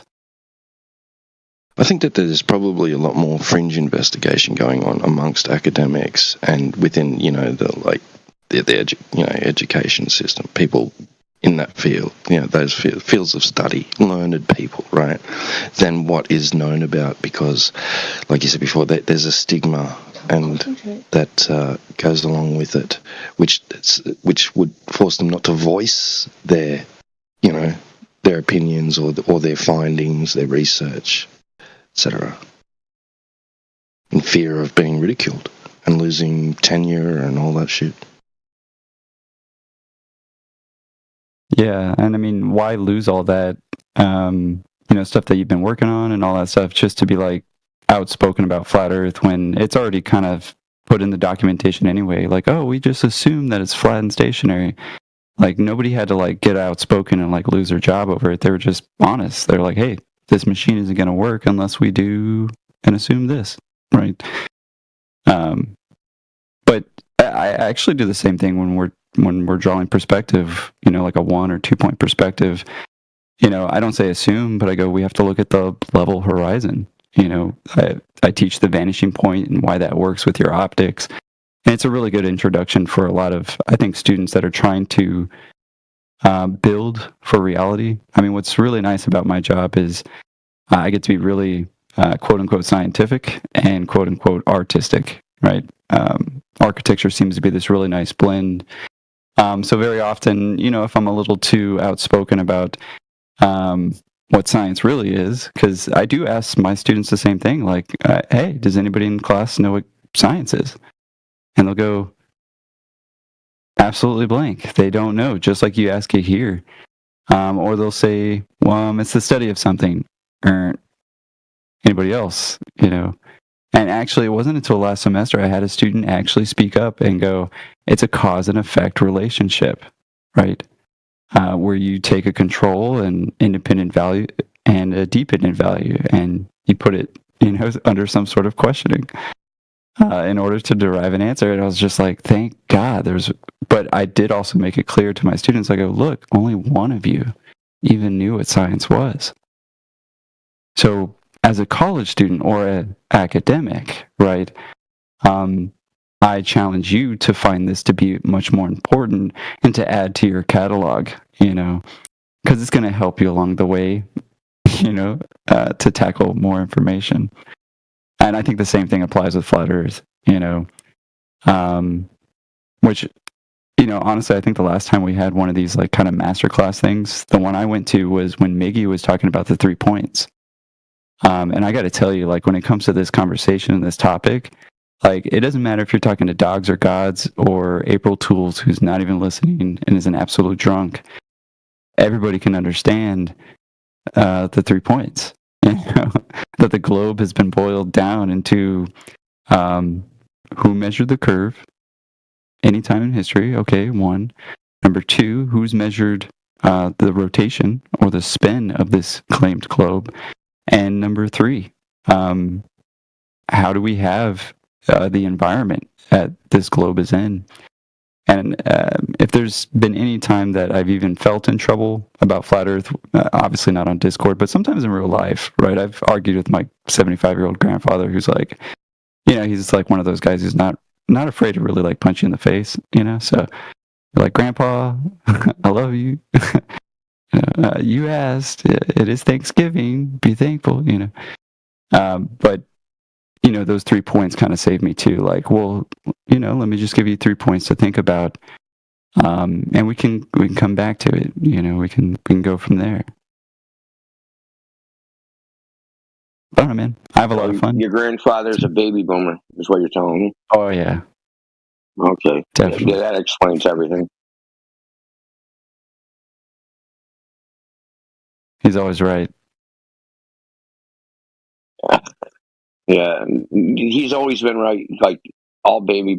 There's a documentarian named David Hoffman on YouTube, and he's been like doing like these like documentary films since like the 60s. So they're like old stuff that he filmed that he uploaded to YouTube, and a lot of them is like interviews with baby boomers and the culture back then and things like even back then they were calling them spoiled brats. Like everybody knew, like even then, that the baby boomer generation are just a bunch of like entitled spoiled brats. Even worse than like nowadays, they call like Zoomers like entitled brats, but they were even worse back then. Oof. Yeah, I mean that's what I do. And like there's a historical record. The guys made the documentaries. I mean, these are like black and white films that he filmed on like Super 8, right? Just Super 8 film. Like, so it's kind of, it's very pretty enlightening because he did these interviews like over a period of like 50 years. He like tracked like the generation, and their attitude, like just their entitled attitude, just never changes. They're right about everything. They're never wrong. Everything they do is perfect. Everybody else is just a bunch of fuck ups. It's pretty crazy. Well, they're masters of disengagement and avoiding conflict, and they have like the ultimate echo chamber. I mean, I'm not saying I don't like people that are baby boomers, but but they're wild when they have like lines that they will not cross to even speak of or acknowledge certain things existing. It's wild. Dude, I don't like them. They're the worst generation. It's like there's a floor and a ceiling for ideas that they'll entertain. They'll literally, like, if you brought some idea that's like beyond what they're like, that's too like far out that like say questions the government, that's too much, or questions like the mainstream narrative too much, they literally just will start their shake their head and like start pacing and like walk out of the room, like you said, disengage. They'll literally walk. It's funny though because these are family members, obviously, that I would have relationships, and even things like a baseball that you could talk about. They'll even have lines within that, because I mentioned one time a couple of years ago, we can talk about baseball. Oh, who's in a slump? Who's good? Who's bad? Whatever. But even there's limits to talking about who's bad. You have to give them a chance. But I mentioned the pitch clock, and God bless them, there was because the beauty of baseball to everyone in the old world, which they were a part of, was unending timeouts, no clock. The game could, in theory, last forever. Well, now they say, well, we need to speed up the pace of play because there's things to do. It's strange. Because weren't they the protesting hippies? And that now they're just yes. Dude, that's why I say they're entitled. Like, whatever is convenient for their lifestyle is the way the world has to be. Even if it contradicts their previous position. That happened like 4 decades earlier, because what was convenient for their lifestyle then is the way it was supposed to be. And now 40 years have passed and things have changed, and they need a new convenience.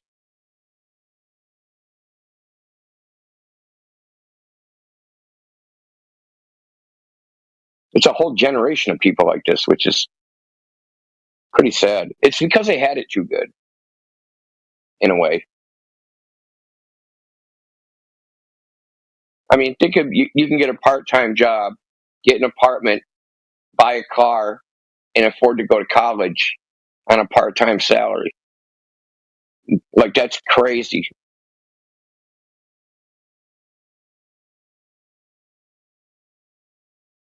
Like, if they wanted to drop out of school at 16 and get a job that was good enough to support an entire family, never graduate high school, that was doable. That was even doable when I was like 14, 15, 16. You could quit high school, get a job in a factory somewhere, and it paid good enough for you to support yourself. Now, within like a decade, that ended, right? Like, your level of education now you can't maintain a job with your unskilled labor to support yourself unless you were promoted somehow or gained skills that like warranted a higher wage. But during the boomers never had to worry about that. They could literally just go, "Oh, I don't want to go to college. I'll go be a steel worker, or I'll go work in Detroit at one of the auto factories and punch widgets over and over again on a machine." And they could raise a family of frickin' 6 on the salary from doing that, like an unskilled labor job.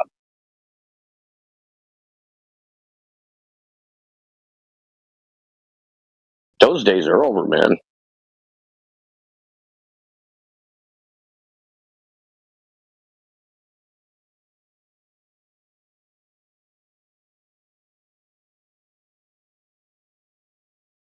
Maybe that's why he was trying. That guy was, I don't know if he's still here, trying to draw that hard line of the academics or whatever, because certain people look, these these cities that had all these factories in the Midwest and stuff, a lot of people kind of looked down upon them. The people who went to, I don't know, the whole thing's weird. It wasn't that, though. Like, when I was a kid, like, that were in academia, college boys, they'd call them, right? They got, like, okay, because my father, he was a college boy. He fucking went to MIT, graduated degree in telecommunications. Like, he didn't get any respect from, like, other men. Because he was considered, like, a fucking nerd. Now nerd is cool, but you remember Revenge of the Nerds. Back then, being a nerd was not cool. The Marlboro Man was cool. Being a freaking steelworker was cool. You know, like being a fucking man's man was cool. Yeah, Indio, check it out. When that was happening, I was like in high school, you know, being a nerd was like, you could get beat up for that shit. And I used to tell people, listen, we're going to be running this place in about 30 years, so make sure you don't beat up the wrong people. And people basically left me alone. Revenge of the Nerds was predictive programming.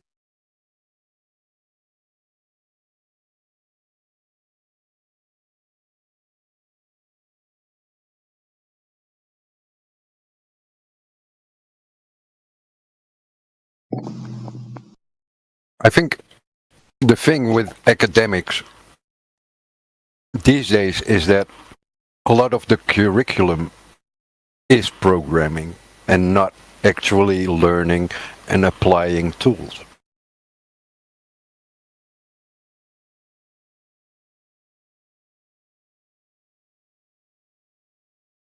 Like much of the things in academics have proven themselves to be, as long as we believe in it, it is workable.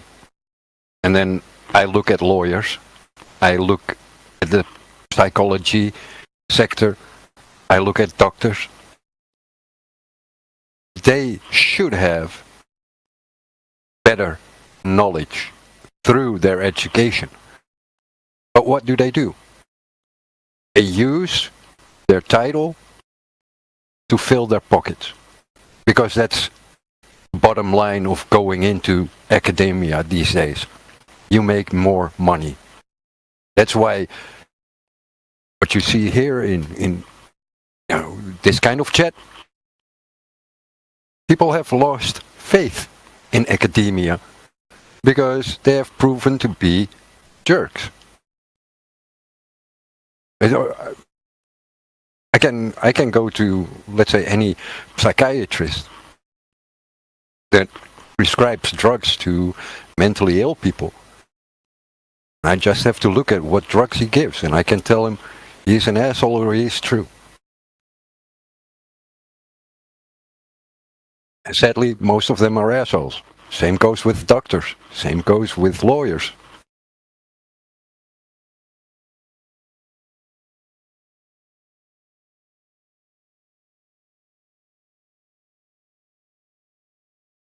Things that might be another aspect. Yeah, things on the individual. On the individual level, you have good individuals, but sadly, academia or academics is the highway to money. Society has changed from being, a meaningful husband, the one who takes care of the family, to the one who has to ensure that the family got 2 cars, 3 cars, 3 vacations, a bigger house than his neighbor, etc. Because you have this shift in, let's say, monetary value, not just in practice, but also in the mind of the people. Academia, it's a hierarchy thing. Yeah, it has become a cesspool. People that go there for the money, not what you actually can learn there. Well, I think it's telling that I said, with all due respect, your parents aren't in academia, and he took it as an insult. How is not being in academia insulting? Because my parents have devoted their lives to these higher pursuits. It would be like, if like my mom's a doctor, bro. Oh, why? Like, that's so cool. Like she went to college. The sacrifices I've seen her make, it's just insulting. One's a doctor. Yeah, I got a medical people. You're my family, dude. You're taking it personally. You have to but look it's at it ridiculous. in a broad People spectrum. work hard at a lot of trades, right? And I make fun of those medical people in my family all the time. Let me give you a simple example from my line of work. I'm a street sweeper. If we run out of street sweepers, and I live in a country where we have too many academia. They refuse to go do manual labor. Why? Because they are educated. They rather be on the dole than actually work for a living. And you ask yourself, if I take it personally, what I have against academia, it's their attitude. Because the most of the academia around here, they go to the university when they're 18, 19-year-old. They do booze, do drugs, spend some time in college. They learn the stories, but not the trade or the tools, and they get a grade. And then they are, oh, look at me, I'm in the academia. They're all hyped up. And then, they're just there for the money because they didn't learn shit, because they were. If you go to college campus, be honest, how many are there for the trade?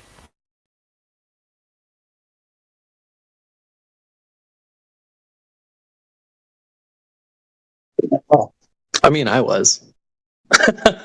yeah, that's why I say don't take it personally. But if you go to a college campus, how many of the people are there just to be there because, or the parents wanted it, or they think, hey, it was easy at high school, so I can go to university, and then, they get, and I know in America it's different, but here in the Netherlands you can start drinking when you're 16 without any issue. When the Dutch kids go to college, all they do is party. Yeah, I think all they do is party. There's a lot of people choose to go. A lot of people, I think, choose to go to college so they can continue being a child, and that universities at this point in time are basically high schools for adults.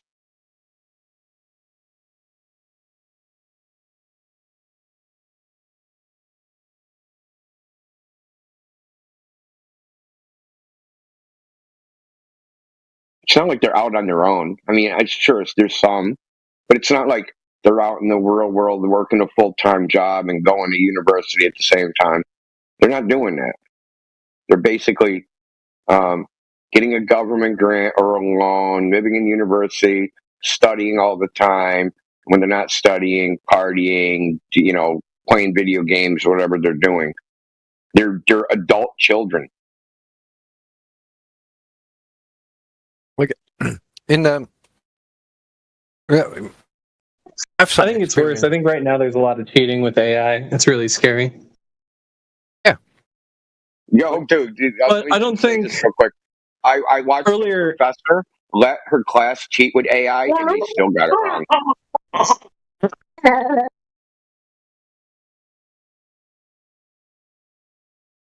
Having a meltdown. Yeah, my baby's really upset. Yeah, see? You even got the baby upset. Stop telling it it's a globe, and it won't cry anymore. Did you tell the baby it wasn't an academic, and the baby got pissed? Like,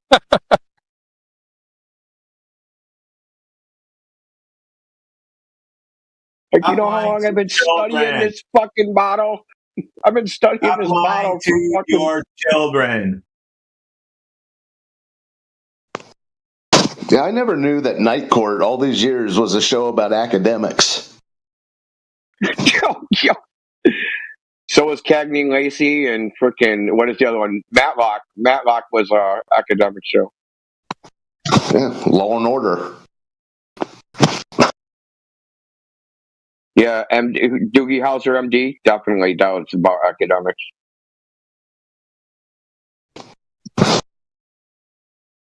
Yeah, they got away with a lot on that show. A television show that was about him writing in his journal. But yeah, I don't know. Yeah, it's weird because like there's trial lawyers and then there's lawyers that teach law. There's going to be some guys who teach law who snicker about the trial lawyers, and then there's trial lawyers who snicker about the academia lawyers. So it's like, it's weird that he has this thing about academia. This person's an academic. This person's an academic. They're all academics. It's weird. Yeah, I get it. And I'll find that with a lot of these people who use the term colleagues.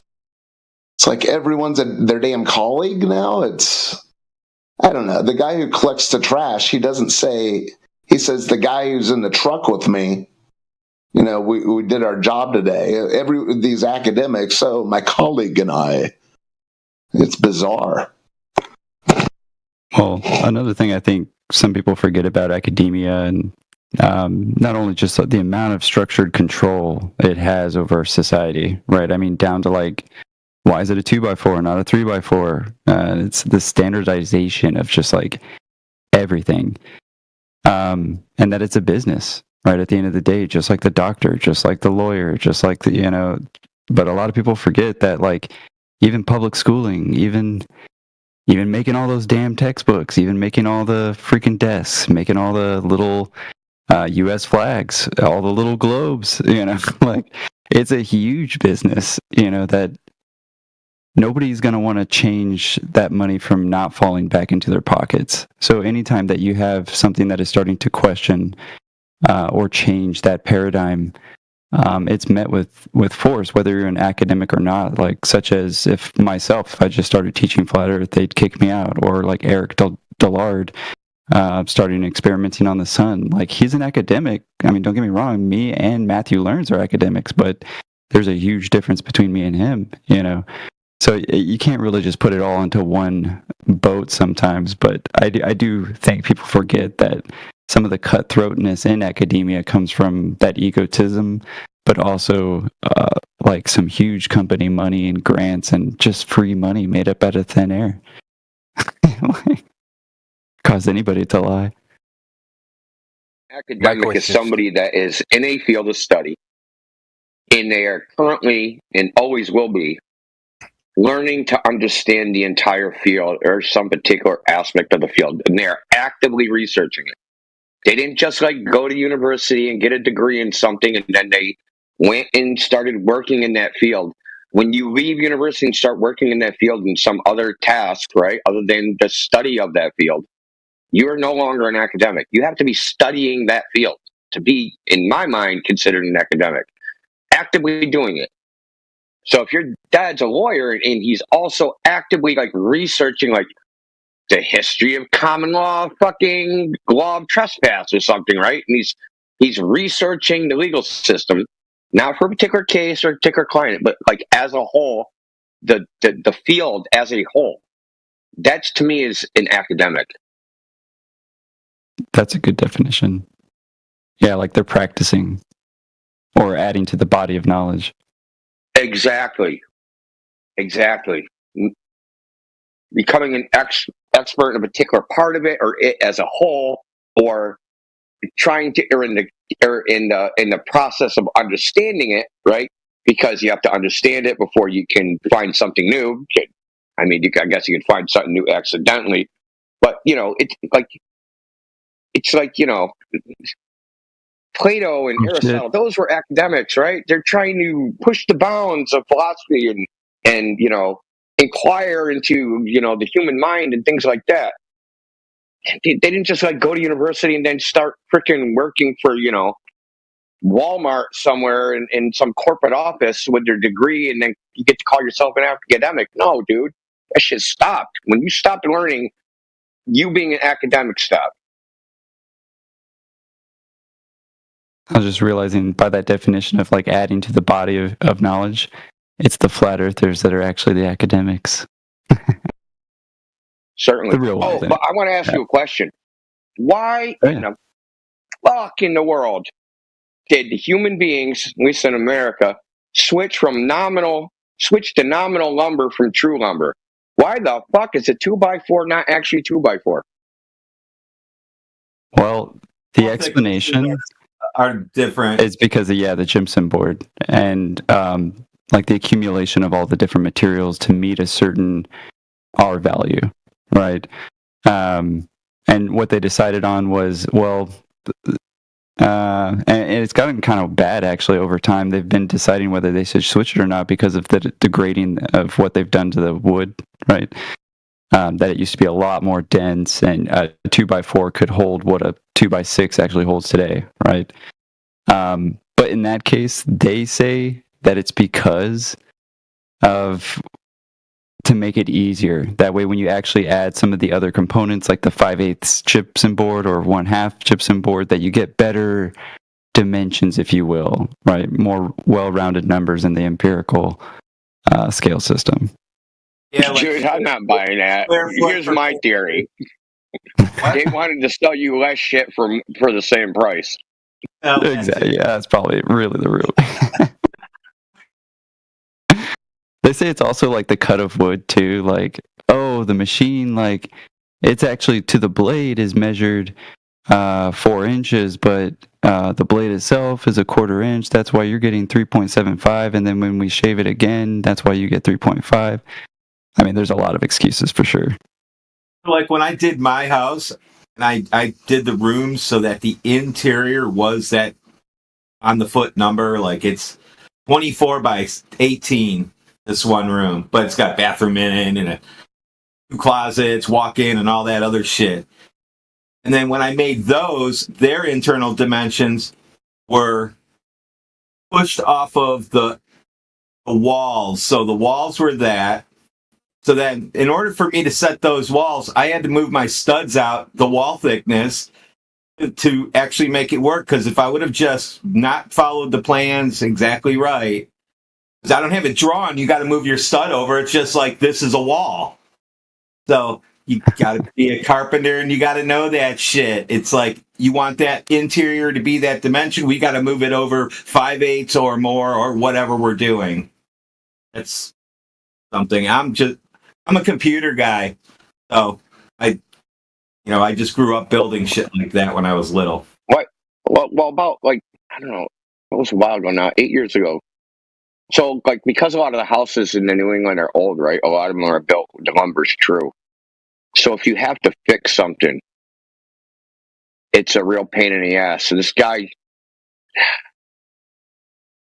the house started sagging, so he had to like. And he just like tried to cut something, and then like he cut it first, and then like when he went to get to like the it was like I think it was like a 3x8 or something, but true. Like it was like impossible to get like something strong enough to replace it, to fix it. And then so he just left it that way. Then the house sag got worse, and then I ended up having to go in and fucking fix it for him because he really couldn't figure out how to fix it. Anyway, but it involved like marrying pieces and shit. It's just like stupid to me. Like, why you have to go through a bunch of shit, right? Instead of just, hey, I need a 3x8, and go and buy something that's 3x8 inches. Well, I think it's convenient too that the same manufacturers like making the gypsum and cutting the wood and making, like they kind of set a standard all at once too, because otherwise you got like kind of what Sony and Apple did in the 90s, You would have to get like 6x6s to cut down to get your 2x4s, because I don't think they make sizes in between that aren't 3.5 by whatever. But that's definitely the problem with the old buildings, because again, that wood density is like, yeah, they used a 2x4, but it was like the strength of freaking 2x6s, like. I've been in those buildings before. That wood is crazy hard and dense and heavy. Really heavy. Hell. raw cut. You can see the big ass saw blade that ripped those things. There's splinters all over them. That's the real wood. Yeah, my friend he rents like a loft with a as an art studio, and like it's in an old Civil War. So it's art studios are artists, right? But they put it in like an old building that was built like during the Civil War, and like they changed something, so they cut a bunch of pieces of wood off of it, off the rafters, and he wanted a couple of them, like for his house to like use as like a border or something for his garden, and he like had me carry them down like 4 flights of stairs. Dude, they were like 150 pounds and they're only like 2 feet fucking long, 12 by 12s.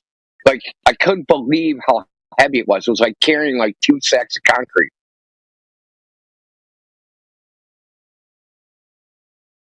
It was just wood. It had so many rings in it. Yeah, it was like wood Discord. Yeah, that's what she said.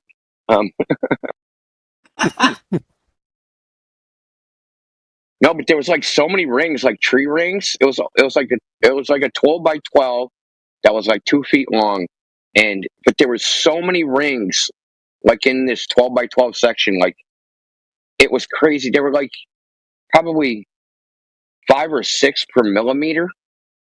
It was super dense wood. They were super dense forests. The less dense they are, the fatter the rings will be. Dude, like you look at how they built it, right? So like they have like these giant pieces of freaking like, super hard freaking old growth forest wood bolted together with like steel fucking plates and shit. Like this building is never coming down. Ever.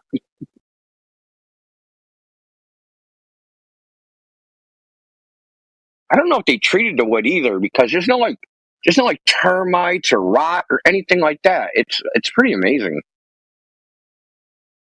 Yeah, to my knowledge, I don't think they treated it with anything besides sanding it wood and earthers, chipping it. YouTube wood earthers. I got to moderate for a second. Eviet wants proof that the Earth is flat. He doesn't want to see GIFs. He wants proof. Can you guys handle this? I know you can. Well, I'm not trying to have necessarily a conversation. I know I'll get like pictures of like, oh, if you look at this, there will be no curvature. I know you get pictures. If you look at this, there will be no curvature. No space pictures involved. Not one space picture will be involved. I was more just curious on why not to trust NASA specifically. I would say I'll give you one. So NASA, go for it, Golden. NASA puts rockets in space, right? So for that, and they want to launch things into orbit. So for that, you need a globe. So where is NASA's direct observation in nature of Earth being a globe? They should have published that shit, the method, when they did it, how they did it, in a scientific paper. I got tons of NASA papers following the scientific method. And they all follow the scientific method. No issues there. But there is not one NASA or NACA documenting the direct observation of a globe Earth to validate their claim that they have to do an arced launch to get the payload of a rocket into an Earth orbit. It should be there. It's nowhere to be found. Without that information, you cannot launch things into an orbit. So how do they do that? Those are academia. So they say. Maybe your dad should investigate. Where is their proof of work? Because proof of work in academia is having written it down through the scientific method. Everything should have been recorded for others to review, repeat, and validate.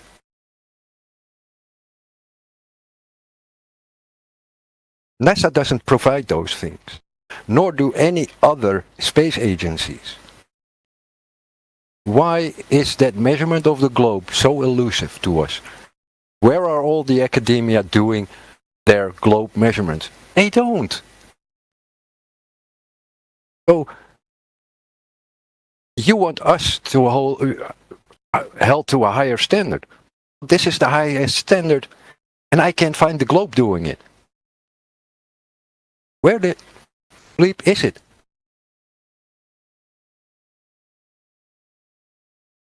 Did that guy dip? No, I'm still here. I was just letting Golden talk. Yeah. I mean, is trusting NASA standard of evidence?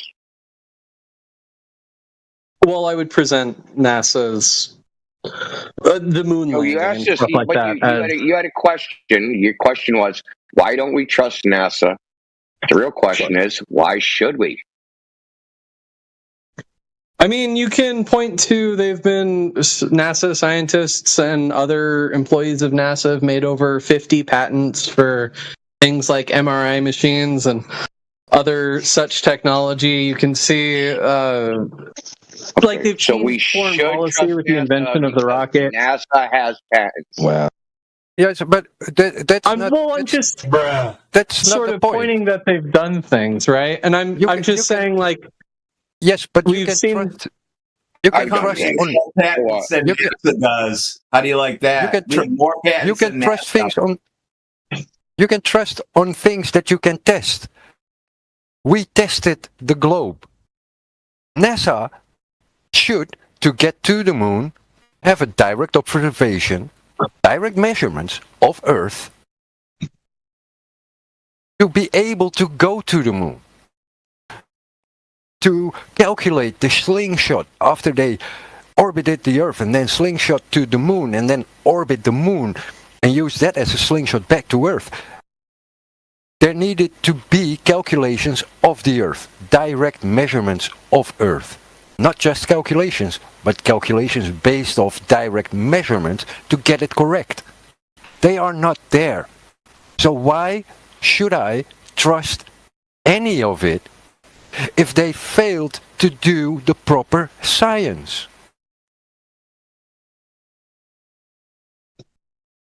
I'm not throwing away the baby with the bathwater. I'm throwing away the bathwater called the moon landing.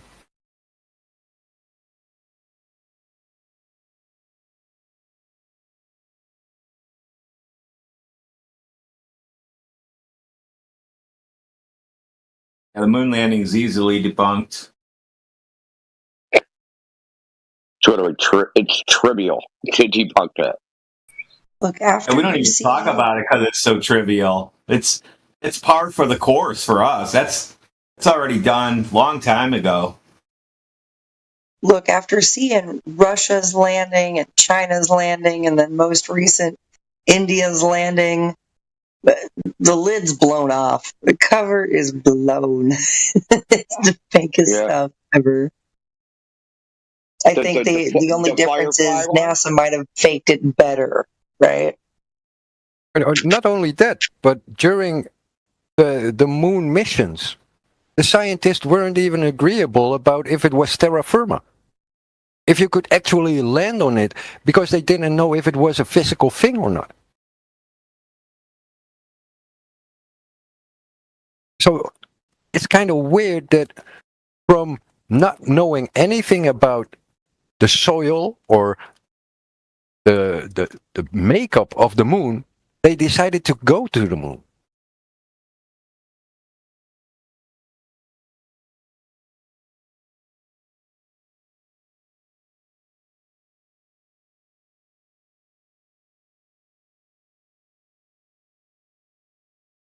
Only years before they went out of the atmosphere with the X-15. And from the X-15 they immediately went to Mercury and Apollo without any step in between. That's weird. That doesn't compute.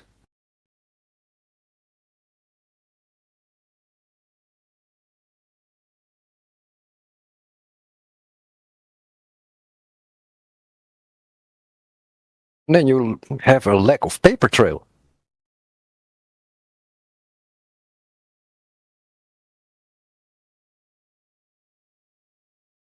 The only paper trail we see are the receipts, how much it cost. But we don't get anything back other than, what they gave you on TV.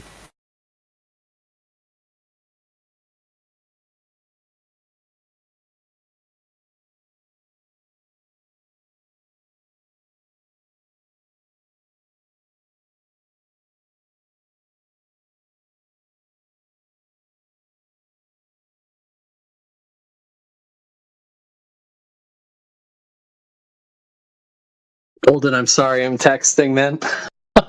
Okay. Oh, shoot.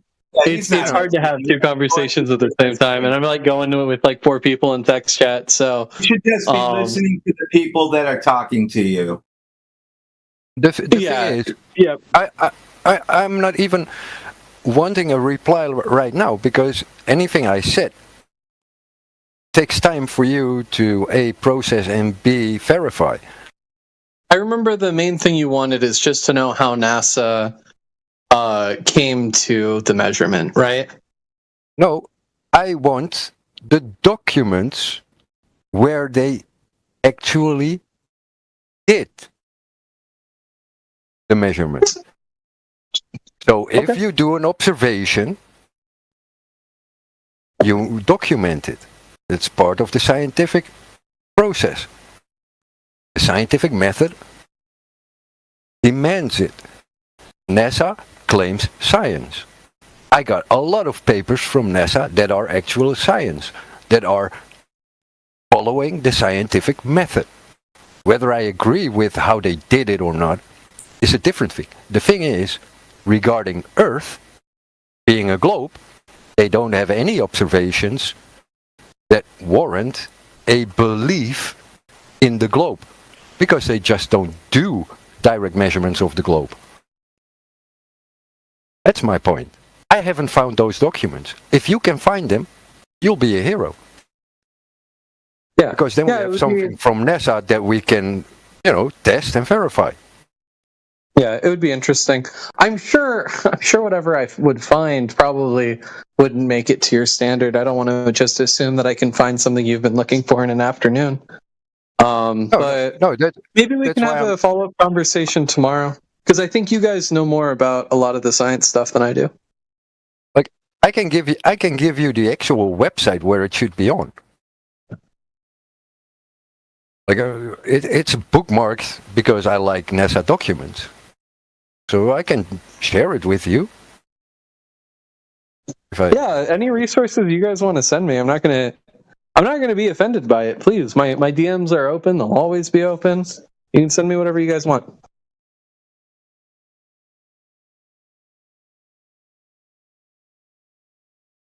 And once you do a decent amount of research into NASA inconsistencies and obvious fakery, I mean, I've done that much research on it. Even if I was on the globe side, I would not buy into the moon landing missions. That's for sure. I mean, I wouldn't. You should have a look into it yourself, before you decide to trust them. But at the end of the day, it's not something that you can validate. So you can find all of the pictures of the Earth and whatnot from NASA that you like. You're not going to be able to validate them. It's always going to come down to whether you choose to trust NASA or not, right? Where on the other hand, we like to deal with empirical evidence, practical demonstrations that anyone can go and check here on Earth. So, I mean, if you've got time sometime, maybe not today, but I'd like to go over some long-distance observations with you step by step, and go over the math, right? And then you can look up the math, and we can go over it. We can show you these observations. They're high-definition videos, right? Done start to finish, showing the entire setup. And there's huge amounts of them, right? It's to the point where it cannot be a globe, the size that they're telling us, right? And there isn't any evidence from the globe side that is to the same standard. I mean, yeah, that sounds really interesting. Sometime when we have time, I'd love to. But yeah, I've got just as an example. Minutes. No, that's okay. So, I mean, we have a good amount of time.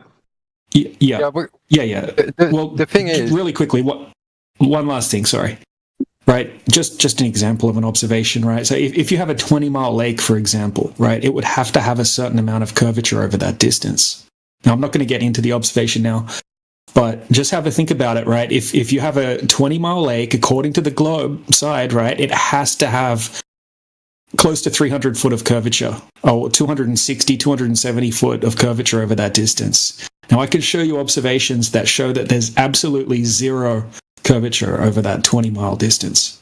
But anyway, we'll go over it another time. I got some stuff to do as well, so. Yeah, we'll have a good day, man. Yeah, cheers. Yeah, I'll just be listening in while I work. The thing is, we can shower you with a lot of information. I can shower you with a lot of NASA documents where they use flat Earth over the globe because flat Earth is easier to calculate, or flat Earth is more practical, whatever excuse they use to use flat Earth. But going to a flat area or going to a body of water and measuring the surface of the body of water for curve is easier and quicker than going through piles of documentation. And then still with documentation, it is do you believe? Because it is second-hand knowledge.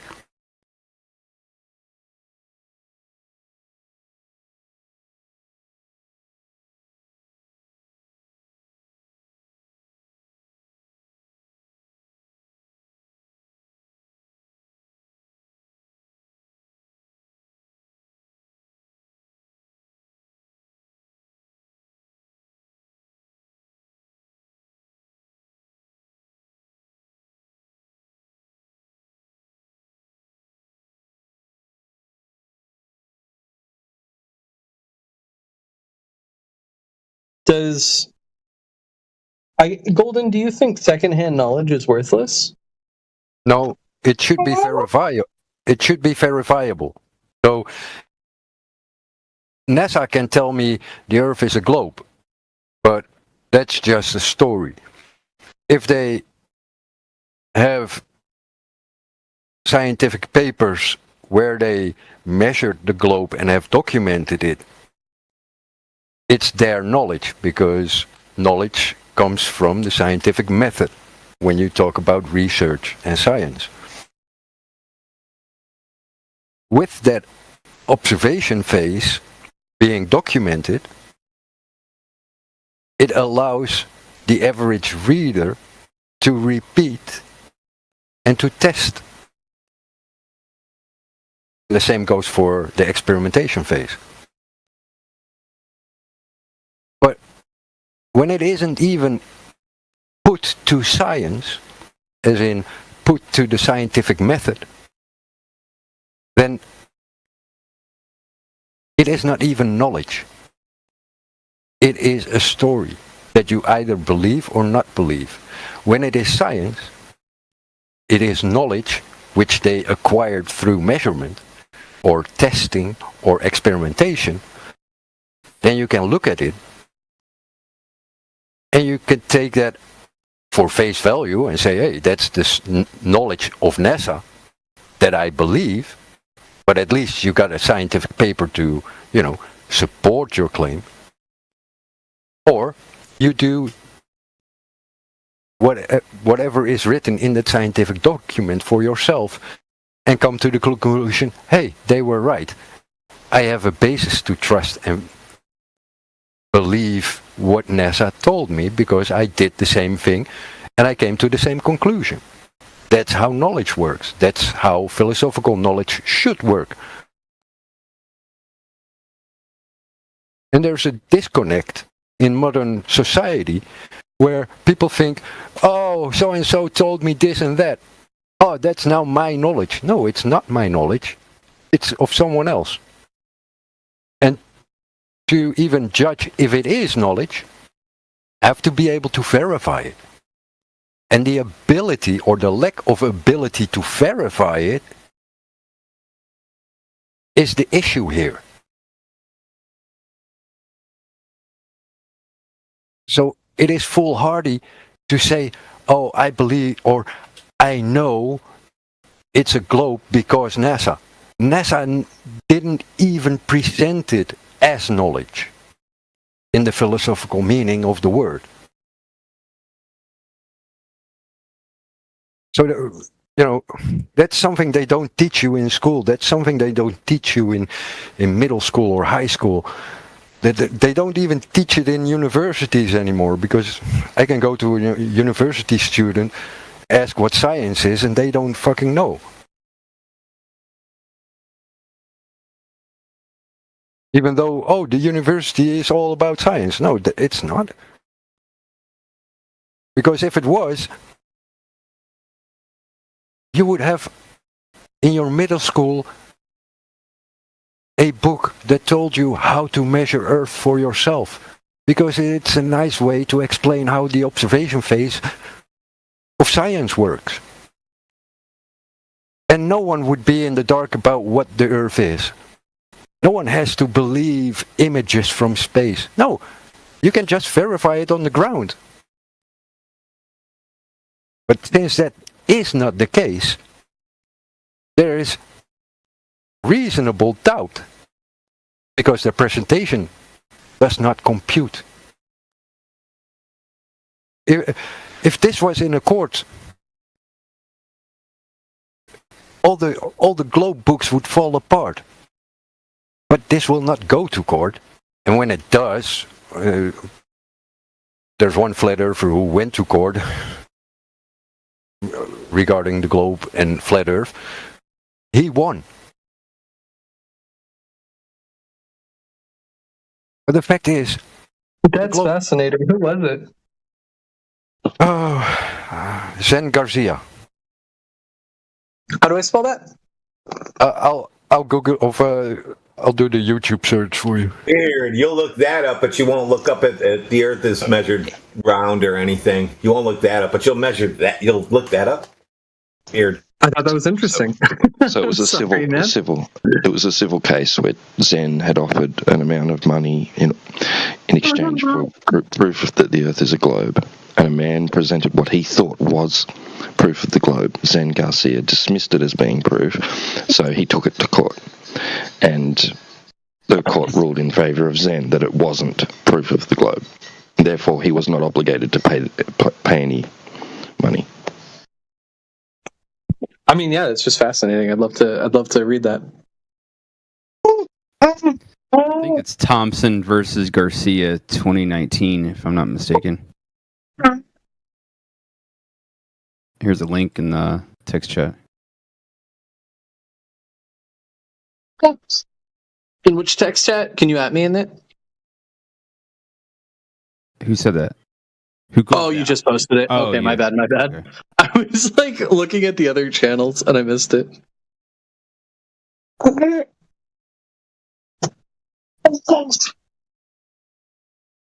Dude, like this is the kind of stuff that I find super interesting. So like, I don't know, just like this is endlessly more interesting to research than just like getting a picture or a GIF, you know?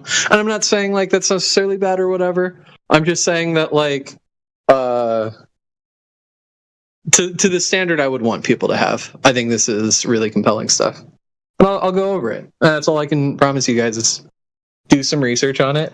And I'd love to have a follow-up conversation.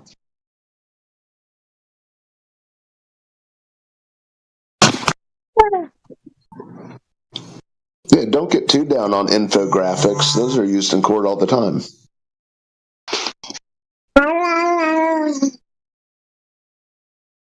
Oh, yeah?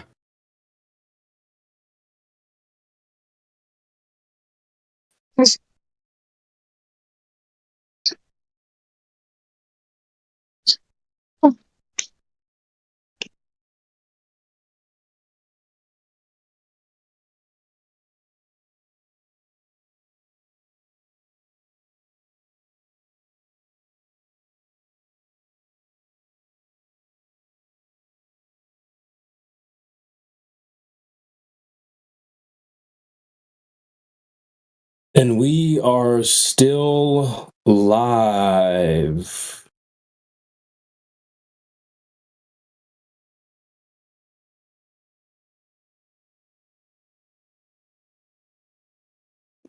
But are we alive?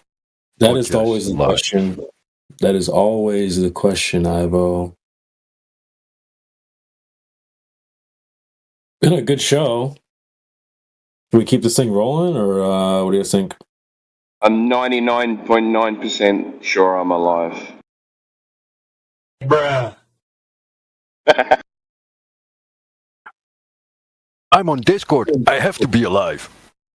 I'm 99.99999% sure. In German, that would sound like no, no, no, no, no, no, no. I am 999. It's because I speak German too. It was an example right there. See? Yeah. We're multicultural around here.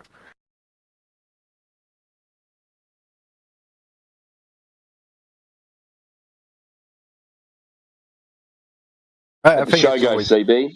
Oh, sorry. Oh no, go ahead. I was just asking CB how show went. It's not over, but it has been really good. Not over until the fat lady sings. Did he go read the court case from his dad's books out? Look it up through that account. What's he got? LexisNexis or something? Who? Me? Nothing, not you. Oh. No, my dad's dad. I can't use his stuff to figure it out. Yeah, you make sure starts today, or is you courted today? You made sure. No, he's dead. He's not a lawyer then anymore.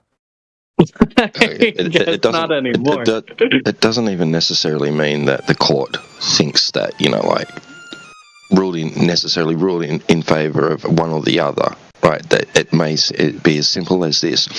Garcia stipulated the terms and conditions, and the court ruled that the other guy did not meet them. Yeah, that could be what it ends up coming out to be. It would just be fascinating to read the information on it, though.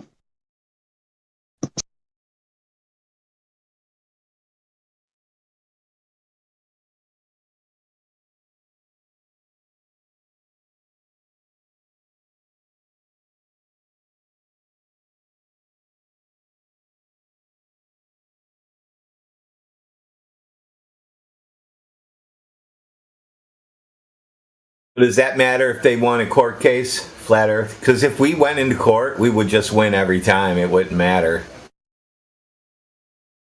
Yeah, they'd be like, Your Honor, they're stupid. Like, nope, that won't work in court. Yeah, that won't work. But Your Honor, they don't trust science.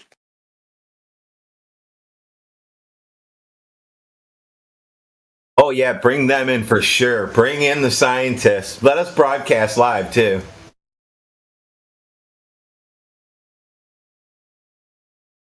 But Your Honor, then we can cross-examine the witnesses. So, we can get them all the way down to cross-examine them to say space is fake. I'll have to say that. I can assure you, no NASA employee or any other space agency employee will be in court saying one or the other because they have an NDA. They'll be doing the Bill Gates thing. I'm sorry, I didn't understand the question. Could you rephrase it? I have no active recollection of that moment. Could you rephrase it in a way that maybe I could understand it better? I was only smoking a cigar.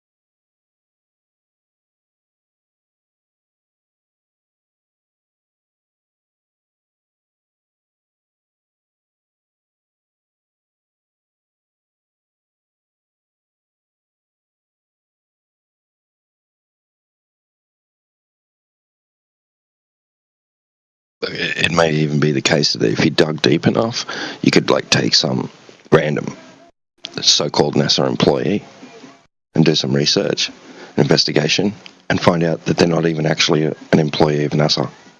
That they're like contracted under some other fucking agency or corporation or something. And that they're not their paycheck is not coming from the NASA's budget. Like that's a possibility. I don't know. NASA is an administration. So basically what they do is fulfill a question of the government and then outsource it to private contractors. And in some cases they have their own employees, but most of it is outsourced.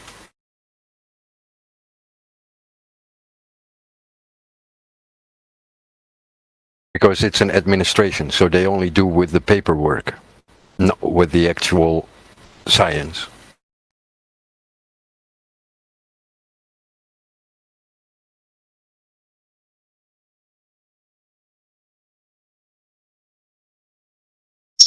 Okay, I'm done with text chat. I'm gonna stop looking at my phone. You know, if you have that link I gave you from NASA. Yeah, I wrote down 2 links for me to look at, for me to research, and it's probably going to take a long time to get through both of them if I give it the research time that I think it deserves. Well, the link I gave you is the technical report server from NASA. So basically every open to the public technical report that NASA puts out is in there. Really? I posted Crafting the Blue Marble for you. So go ahead and investigate that too, because that's how the iPhone globe came from, the very first iPhone. That's where the globe picture came from, that guy. Works for NASA. He drew the globe that everybody loves so much. You guys present to me as a picture from space. It's got words in the clouds and all kinds of shit. Yeah, it's not a photo. It's made from photography, but it's not a complete raw image. Yeah, it's like a bunch of photos put together or something to try to make a picture that looks No, good. why don't you investigate it and read? Why don't you read what that says? Well, because I said I'm going to just do text chat or voice chat. Okay, I'm going to be honest with you, mate. Right. Yeah, that's right. You won't investigate too many things. You don't want to see that one. You don't want to see him telling you that some other company gave him images and said, wrap this around a ball. And Hey, Golden, do you want me to push back the thing you were talking about so I can look at this one? Well, yeah, like the website I gave you if you use the search bar, contains all the public research documents. So that is a very long-term project for you, but it gives you everything that is published publicly. If you search for globe observations, direct measurements of the globe in nature, it's not there. So I guess I have done it. I guess multiple people have done it because I spam that site like every other day.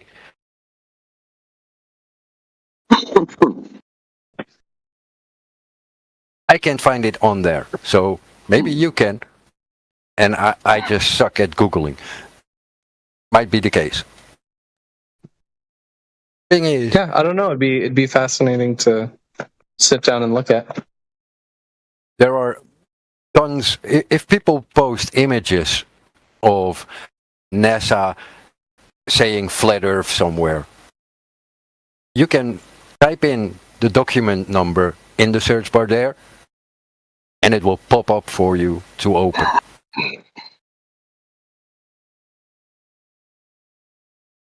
The other thing that Rodwin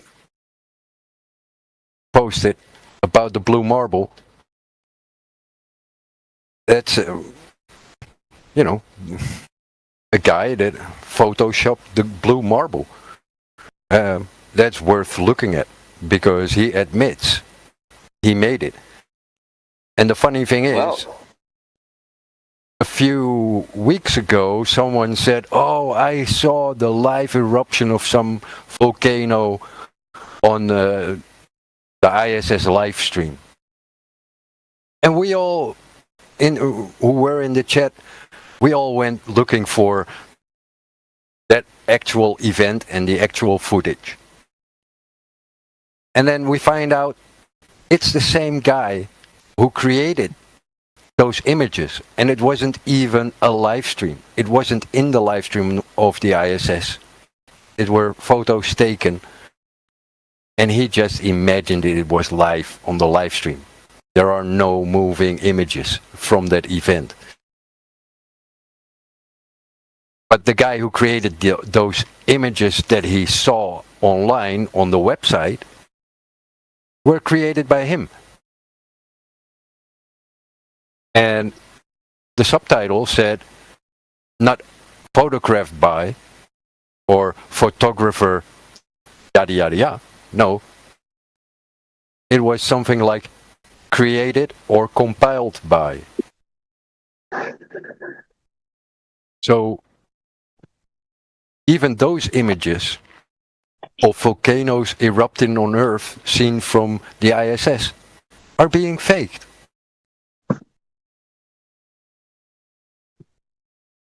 Or at least heavily photoshopped. Because they didn't contribute the actual photographer. That's correct. You just fly over with the plane, you just bend that thing around the ball in Blender, and that's all you have to do. I've made the Earth in Blender already, and it looks like the Earth that we see in the globe. We did a whole Christmas live stream with you. Yeah.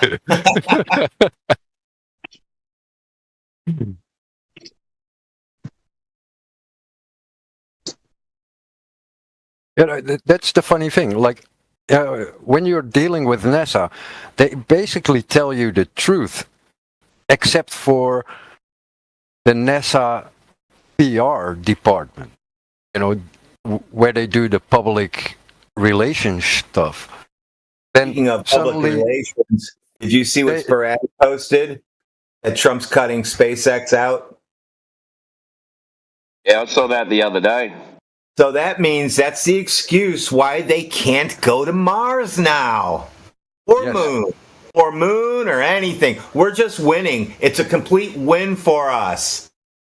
Trump's fault. It's just, preventing damage. Like, I think they wanted to offload the burden of the globe onto SpaceX and others. And I think they didn't want to foot the bill, so they pushed it back.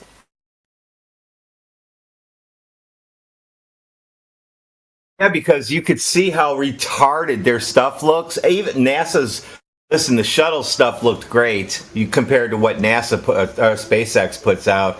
They cut all the corners. At least they had models they were using at one point that looked real. And back in the day of the old tube TV, you couldn't adjust the gamma, which you can do now. And suddenly you see the puppeteer in the background.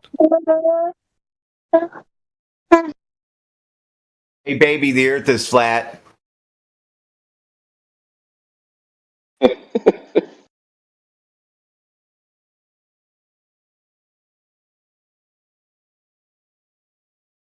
Imagine Are we telling a baby that the Earth is flat?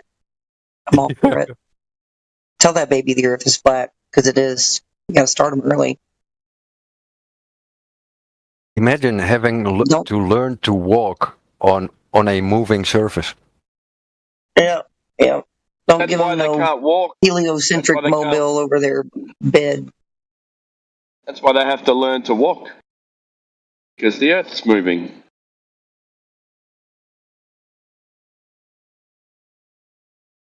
Yeah.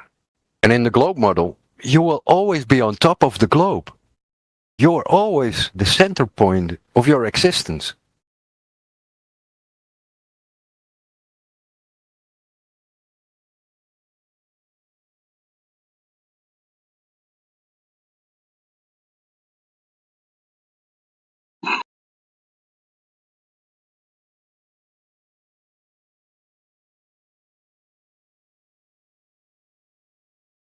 Another win. So when we get it back to the politics server, they're probably this has to be building up by now. Maybe that's why they're just the weirdos are coming in now because they got punched in the face. The anti-flat earthers.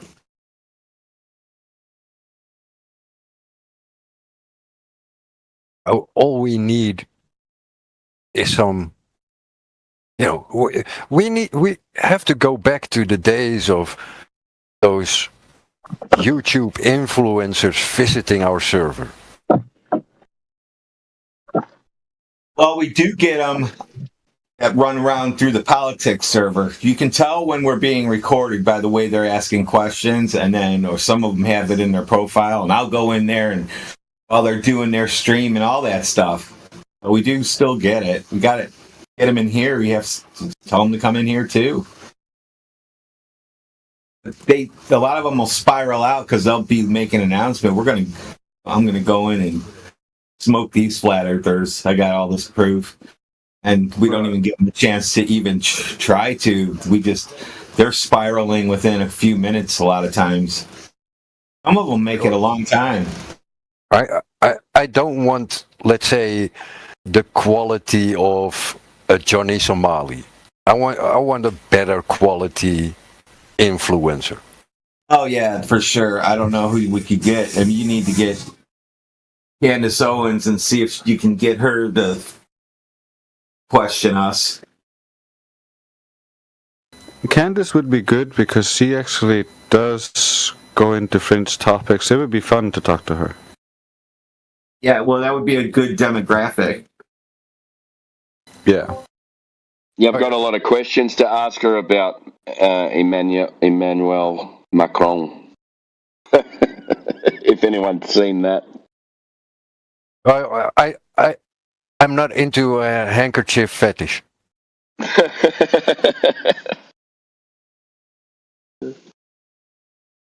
What a great series that was. Or the slap in the face kink.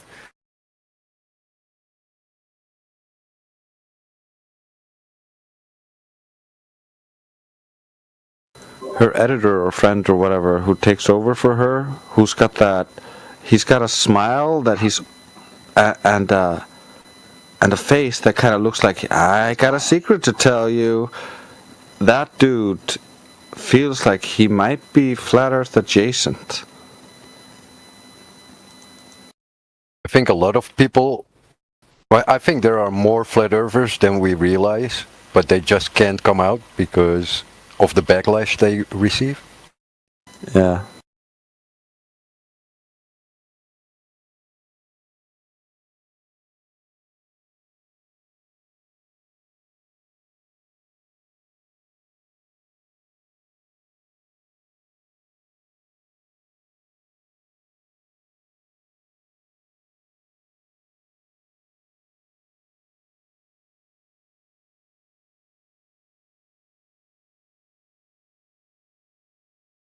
I'm gonna put up a dirty picture just for fun.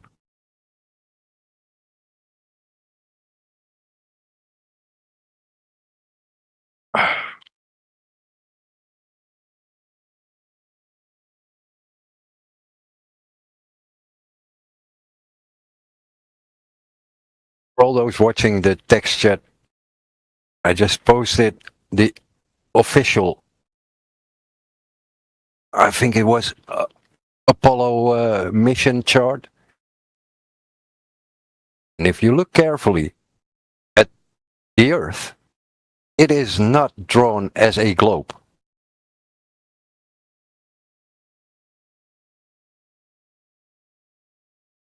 Lol. I never realized that. I have this picture.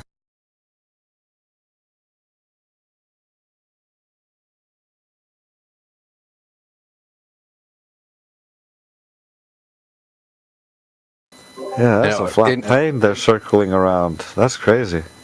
In later editions of the same chart, they changed it to a globe, but this was the first iteration of the chart that was published. Later editions show, let's say, a globe model or a globe painted Earth.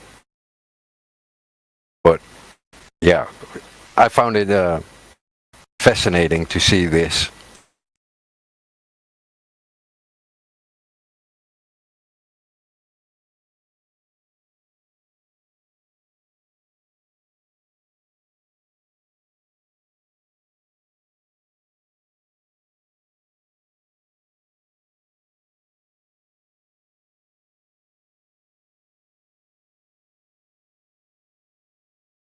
Hey, DJ, you just want to see what you see, right?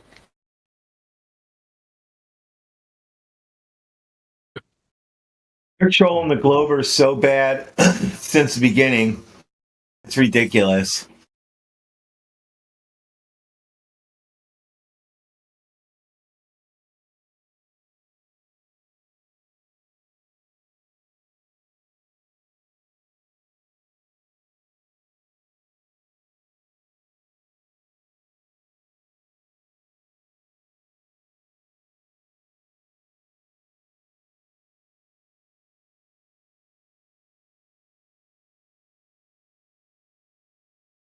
I wonder, how hard would it be to get gun tubers on our side?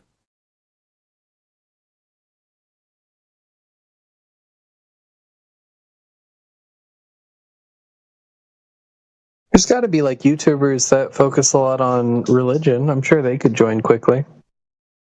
Not religious in here. Well, not not a religion. Flat Earth has nothing to do with religion. The measurement. Issue with religion is that people will believe in the flat Earth rather than test the globe for themselves. Because if religion is the basis, they will be satisfied with, well, the Bible says this. Oh, the Quran says that. Oh, the Torah says this. They will just take it at face value from a book rather than actually engaging with the Earth themselves. Therefore, it is not knowledge, it's just another belief system.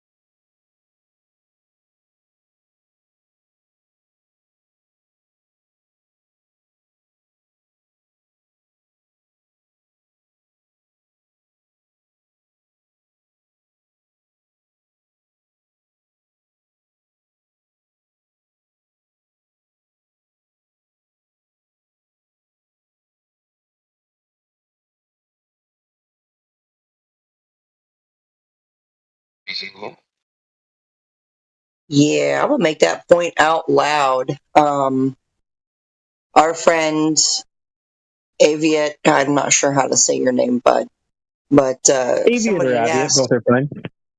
Aviet, okay.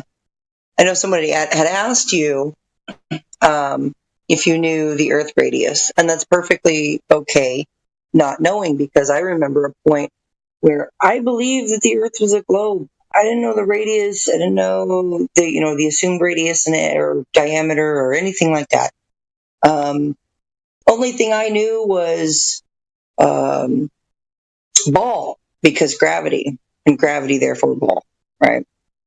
And that seems to be common amongst a lot of globe Earth believers, because that's what they are. They're believers. They have this belief in this thing, and they don't know anything about it. But then, I've speaking from my own experiences, I went through the process of finding out everything I could possibly find out about this heliocentric ball Earth cosmological concept. Like I said, the more I came to realize that none of this makes any sense. None of it can be quantified. None of it can be qualified. None of it can be demonstrated, replicated. There's no experiments that you can do. And as the saying goes, it quite literally doesn't hold water. And it was about that moment that I realized that I fucked up by believing the Earth was a globe. But it really wasn't my fuck up, right? I didn't do it. Like it was done to me. It was done to all of us. You know, we were all convinced, all duped that the Earth is a ball. He fucked up.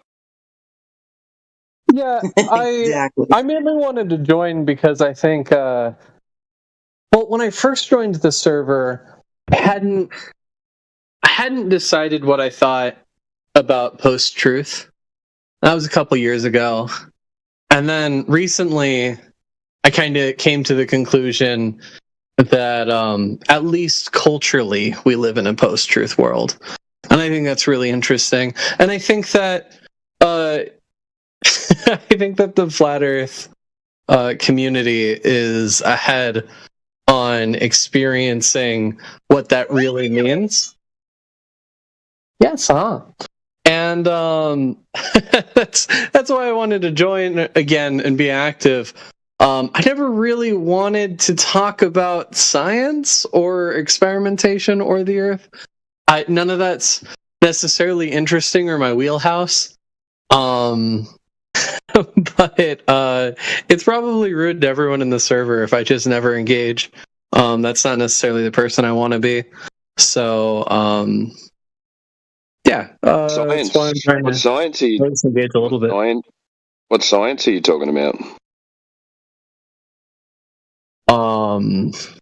I'm notioning towards science. I'm not necessarily talking about any specific science. What does that mean? In this context, I mean like astronomy, physics. When I'm saying science, I'm like, I guess like the hard sciences are stuff that I would consider very interesting. Is astronomy a science? Yeah, astronomy doesn't fall in that category of sciences. You just make observations, right? Mm-hmm. Yeah. So yeah, astronomy doesn't fall in that category of sciences. Things like chemistry, biology, physics, these things fall in the categories of natural science, right?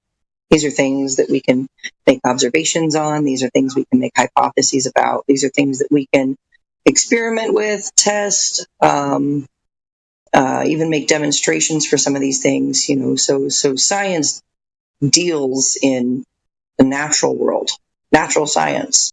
If it's not natural science, then ultimately it's pseudoscience.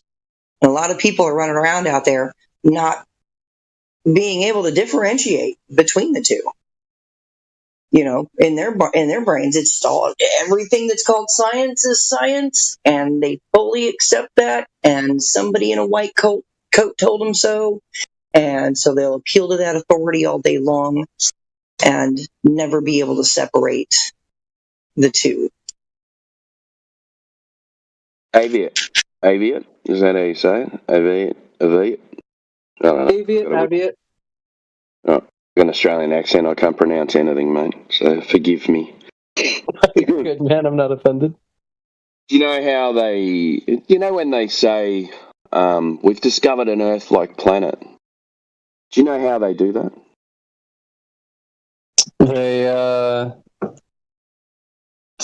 It's something like they pick up light that hits the reflection, right? And they can determine the chemical it is by the wavelength or something like that. And that's stellar spectroscopy. What they do is they stare at a star through a telescope, and then if the light dims, they assume that that's a planet passing in front of it. Now, if that light dims every 365 days or close to it, then they assume that dimming of the light is a planet that's orbiting that star at the same rate as Earth is. So therefore, this could be an Earth-like planet. And then they draw a cartoon about it and say, look, we've discovered an Earth-like planet.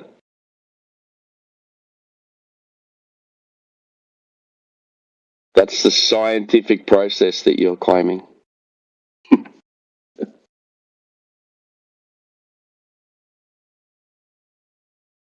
I'm sure that's really interesting to a lot of people, but as I said, it's just not something that I find particularly interesting.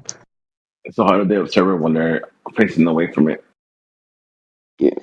So next time you hear them say they discovered an Earth-like planet, just think about what I just said.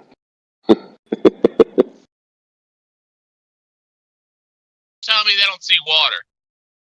See water, freaking land, and bullshit. Like, it's just because it dimmed, and they go, "Oh, it's." Yep, that's a lot of freaking assumptions. Yeah, they can tell there's fish up there that way. Well, based on the periods in between the dimming, right? They can decide if they can sort of calculate how big that star system might be, right? How big the star is, etc. And then they can determine, based on the frequency of the dimming, whether that planet is an outside planet, an inner planet, right? And whether it's within the Goldilocks range, blah blah blah, and the sort of like, I don't know, mate. It's a load of hogwash. It's all a load of So much bullshit. Like, I can't believe that they would. You imagine it like they're looking at some shit like in the movie Avatar, you know? Like, oh, it looks just like ours. It's just got, it's got bigger trees. Yeah, it's like 2 times bigger, but it's got water and stuff, What a load of shit.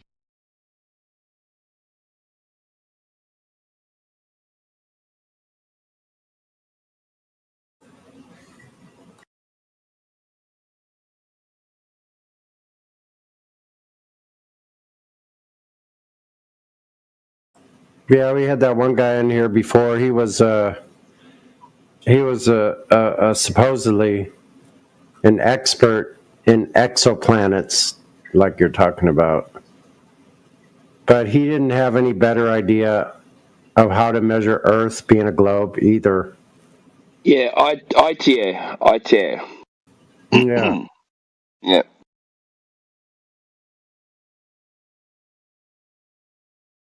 He was all right. He actually argued for us sometimes. Yeah. Yeah, he's like, no, you don't know that.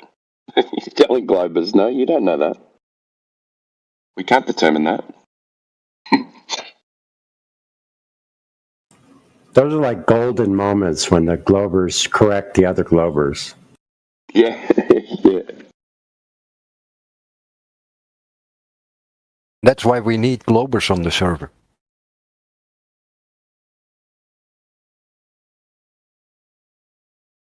Because sometimes it's easier to sit back. Who's and watch manning the lobby? Globers. Who's manning the lobby, monkey? I haven't even looked in there. Is it just a bunch of people spiraling out because we can't get them in here? Oh, Hyder is checking. Hyder is doing the lobby. Okay. It's okay. Okay. Yeah, that's good. I usually try to hang out in there when you guys are just talking and try to, get in VC. It's free. We'll unmute you right away as soon as you come in. All that stuff, because that usually works, but forgot about that. Can't type fast enough to be in there. I'm about to reply to someone and 3 people have already replied and then that person's already replied back by the time I've tried to type 3 words.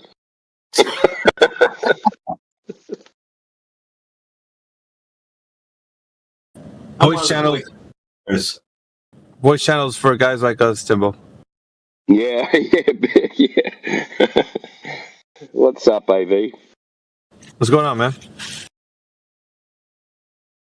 Just getting ready to start the day. Having a coffee. Freezing cold here. Oh yeah, you guys are heading towards was it winter? Yeah, we had a long summer and then it just switched from summer to winter. Just in like a week or two, you know. Just bang.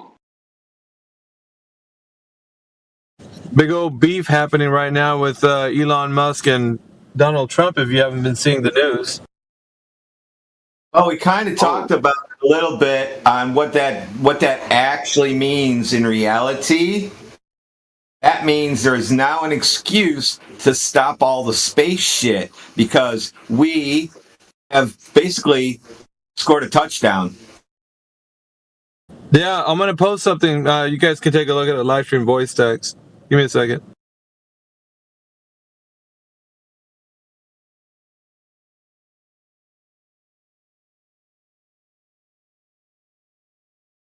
Man, it feels good to post stuff in the live stream voice text, bruh. Yeah, take a gander. Take a gander at what I just posted.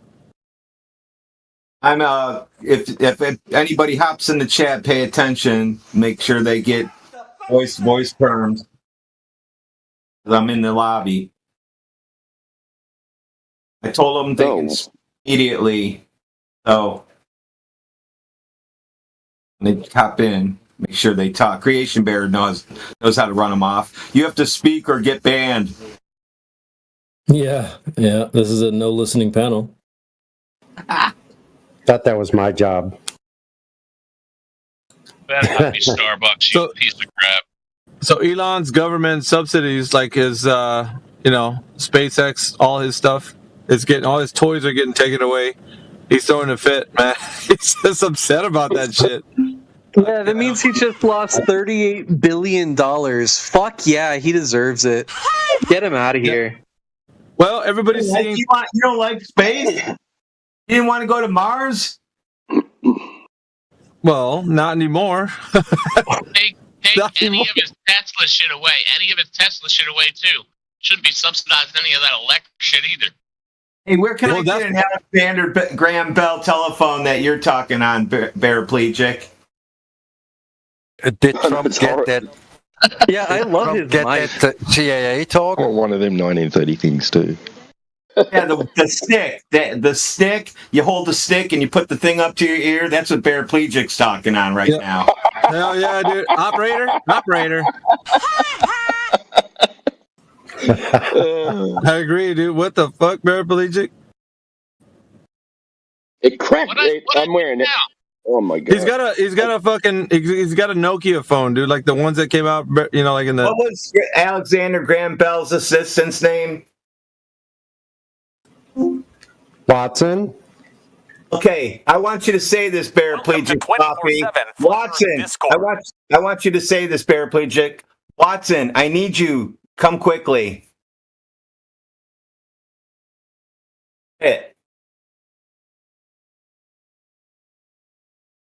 Oh my God. He's not going to fucking do it.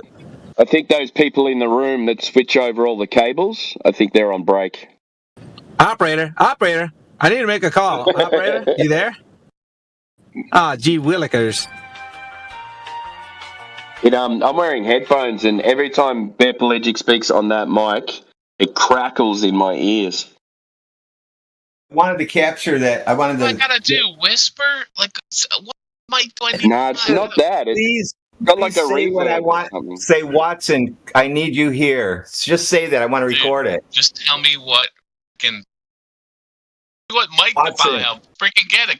It's got to be a headset though. I gotta work, man. I can't front a computer. I know you gotta work, and you have to be in the Flat Earth server. I understand.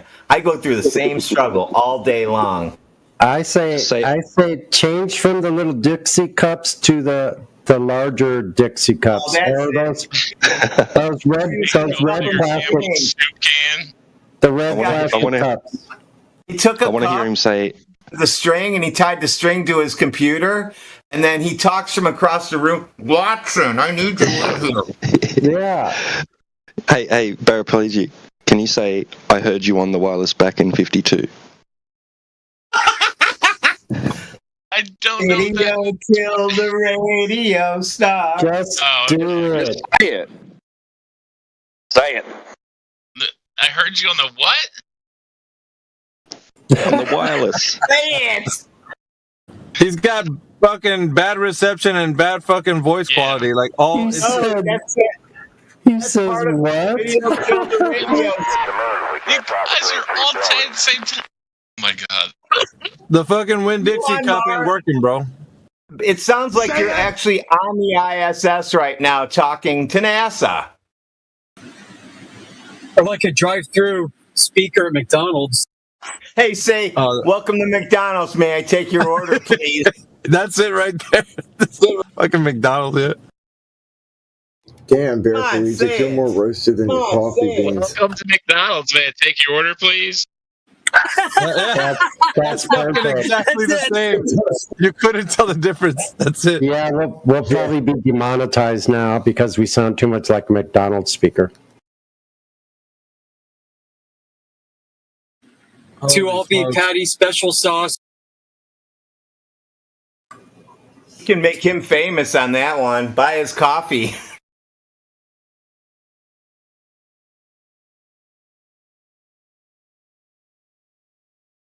Can I have a double Neptune burger with the extra gravity sauce, please? Yeah, so they're taking away Elon's toys. So yeah, he's pretty sour. He's eating sour grape right now. It's fucking it's go time. I mean, it's fucking. He's lighting it up in the social medias, dude. He's talking about fucking Donald Trump being on the fucking Epstein files and shit. Like he's going all fucking out, dude. Dude, could you link that? I'm always talking about how Trump's guilty as sin with the Epstein shit. Yeah, dude, but he's like, yeah, you guys didn't ask about Trump being a part of the Epstein files and shit. Both of them are, dude, they're lighting each other up, bro. They're just fucking, they're going ham. Both Elon Musk said it's the big secret that he's dropping. Here you go. Have fun with that, DJT. Yep. With two big fucking middle fingers right at him, dude. Just like, fuck you.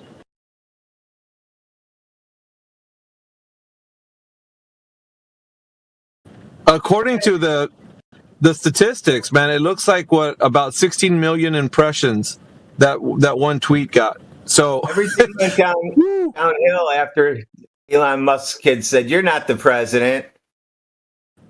Muy caliente. Well, we know who Hey guys, we know who Epstein worked for, right? For real. So now we know who Trump works for real.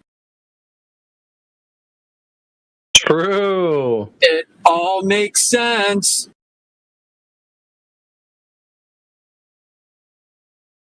And then he tries to pass the biggest budget that's ever existed, $1 trillion on the military. Crazy. Yeah, and how much of that's foreign military aid to, special allies? Oh, yeah, the special allies we can't talk about. I know what you're talking about, man. Absolutely. They get an absurd amount of money, man.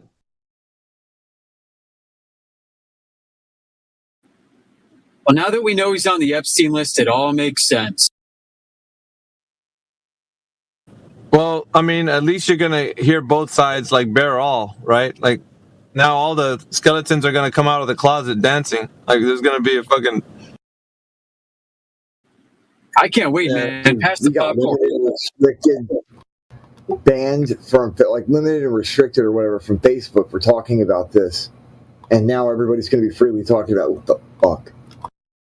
If this was all real and it was not a game, either one would call the other one out about Earth. Well, that's the thing, though. That's what I'm saying. All of the SpaceX, contracts that they had out, fucking gone. Yeah, Elon Musk needs to come clean about flat Earth now. Yeah, they're decommissioning fucking Dragon, the Dragon project, Like that would be the hardest hit for anything. Like if either Trump or Elon goes out, it's flavor. Lost though, right? Otherwise, Also recently, NASA was defunded $480 million in contracts.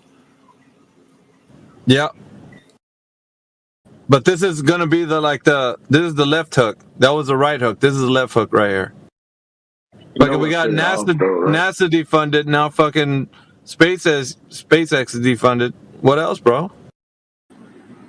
Just yesterday, the Globies are like, what are you going to do when we go to Mars, flat earthers? Dude, I'm telling you, FB's just like, golly. They got Who pushed egg in the for face. NASA to be defunded? Was it Trump or was it Elon? No, Elon. That was Elon. That pushed for the defunding of NASA. Yeah, that's probably going to have a cascading effect because, like dominoes, if they defund $480 million in contracts, then think about all the subcontractors that are below them and the subcontractors below them and below them. It balloons out like they're not even taking into account all of those. So that's what I was saying. That's why this like fucking left hook was just like an upper fucking dude. I'm telling you, it was huge. That's why Elon's blaming him right now. He's fucking. Anybody heard anything about Space Force lately? Because yesterday, I think it was yesterday, I don't know, it was a live broadcast from the White House on TV or on Facebook because it showed up as a thing. So I clicked on it. It might have been the day before yesterday. I don't remember. Anyway, he mentions all the militaries, Coast Guard, all of them. Not one Space Force shit in there at all. But you cannot put drones into space. Those propellers won't work in space. Drones are the new high. Bullshit. They fly on Mars. They work on Mars. That's 1% atmosphere. Yeah. Space Force has to do with cyberspace. It's not outer space. They have that electrodynamic bullshit way up there in the upper reaches of the air. Talk about that magnetosphere, man. Like Yeah, like I'm wondering about the Star Shield contracts, a separate subsidiary wholly managed by not Elon Musk, but by the Shotwell couple. Gwen Shotwell and Robert Shotwell from JPL are in charge of SpaceX and Star Shield. They're the ones that hold all the security clearances. Gonna be a lot of people out of work, bro. That's what's really happening here, though. I bet those contracts are staying put, though.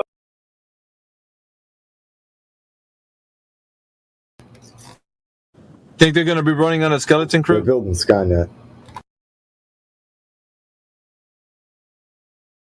Most of it probably. They might be transferring everything to DOD and pulling a lot of this out of the public eye. I think something is going on, but they have to do this front-facing, like, social media, whatever this is, debacle, just so that they can. It's like the sleight of hand, That's what I was thinking. Yeah.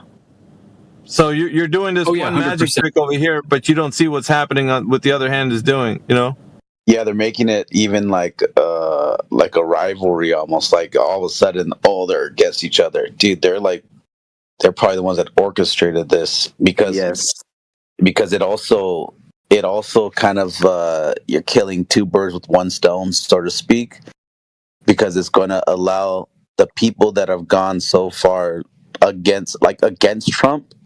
Now it's going to kind of like bring some back, like, all right, but they're just going to have a new champion. His name's going to be Elon. They're going to be really happy and prideful in that, but they're going to have trust back in the government. It happened 4 years ago when Biden was president, and then all the Republicans lost faith in the government. So like they're just playing ping pong with the people's, in the ideology, if you will, and they're winning back the hearts of those who like gave up on government the same way it did back in 2020 when Biden was president. For all the Republicans that couldn't stand the government anymore, and they do this every time, dude. From as long as I've been alive. every president has seemed to do the same tactic as the party transfers from Democrat to Republican, and they always set up this somehow, some way. They set this up. Right. So Trump needs basically a covert reorganization of the government in order to further his political agendas, and this is part of that pivoting process. Exactly. That explains even why Elon Musk, he just posted he took like a little poll, like who thinks we need a new party. That's probably their plan the whole time. Like they just want to establish a whole new party. Hey, Sporadic, look at what Overfence has posted in the live stream text.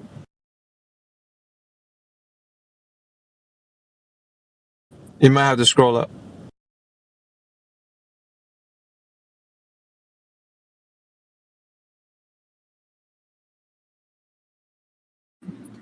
Oh yeah, that's exactly right. Gwen Shotwell and her husband, they're both completely like embedded NASA JPL people. And they're the ones that really run. They're the ones that know. If there's anybody that knows that the earth is flat, it's going to be those two. Yeah, I mean, there has to be a reason that they make fake videos, right? So somebody has to know for a fact that it's flat in order to try to cover the shit up. They're the ones that be in charge of like playing that kabuki dance, shell game theater with payloads at payload integration facility, which we suspect is going on, but it's not like we have proof of. What's the indication that something like that would be occurring, Sporadic? What would be the telltale signs of something like that? Okay. Well, like let's say I want to launch a CubeSat, okay? I developed it to specs. The payload, the launch crew company, like United Launch Alliance or whatever, they send the specs over, and I have to build this thing so that it fits inside of one of these cages that go into the payload. And then so I build it to spec, and then I send it to them, and I don't see it ever again. They take it, and they take it to their facilities, which are like cleared to the top secret level or whatever, Vandenberg Air Force Base. And there they can attach it to a balloon if they want. Or they do something else with it. Or, well, we lost it. Yeah, exactly. They lost it. Or they do something weird with like radios. It just didn't work. I don't know what to tell you.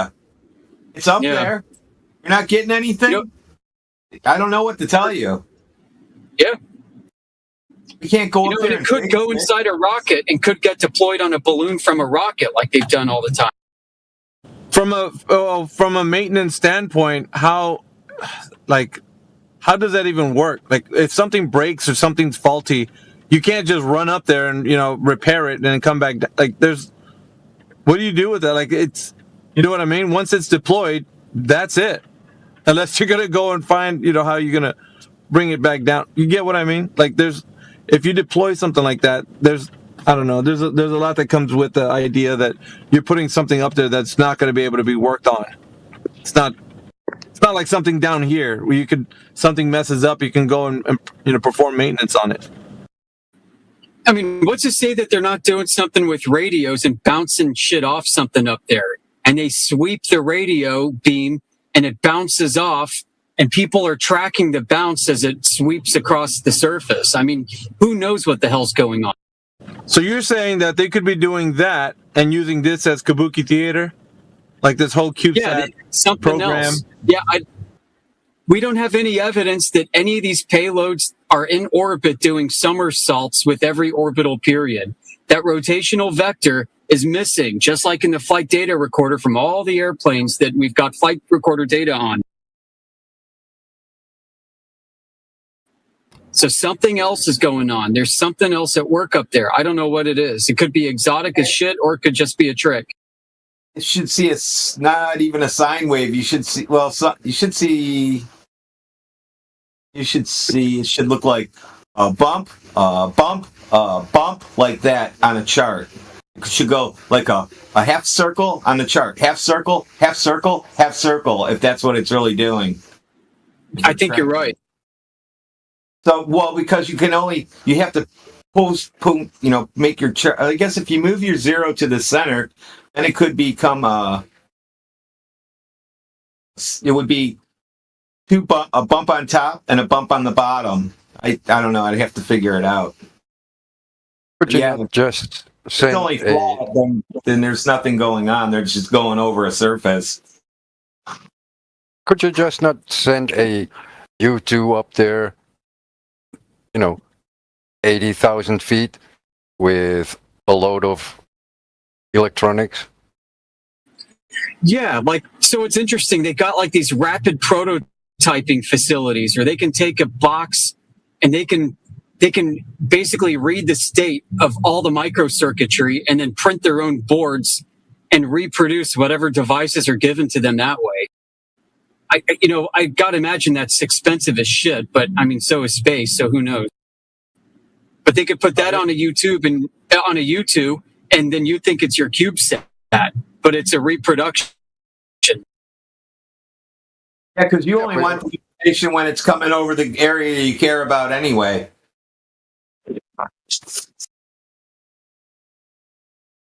And you can do a relay, you fly your U2 from A to B, at B another is waiting in the sky, flies to C.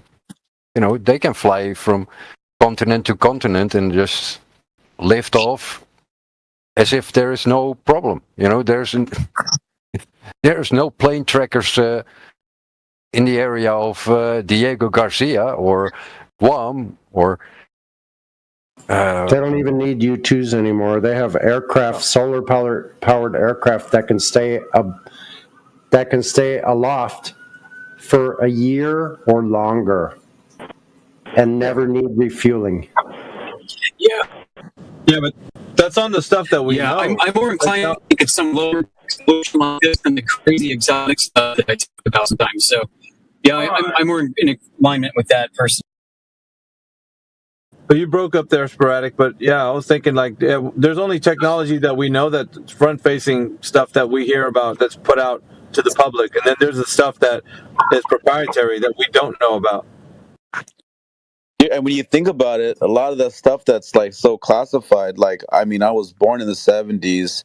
We didn't find out about a plane that was being built literally across the riverbed from where we lived. I used to live next to Northrop. Actually, well, it was now it's Northrop Grumman because they merged. Anyways, but to think that the was it the B-52 I believe that was being built?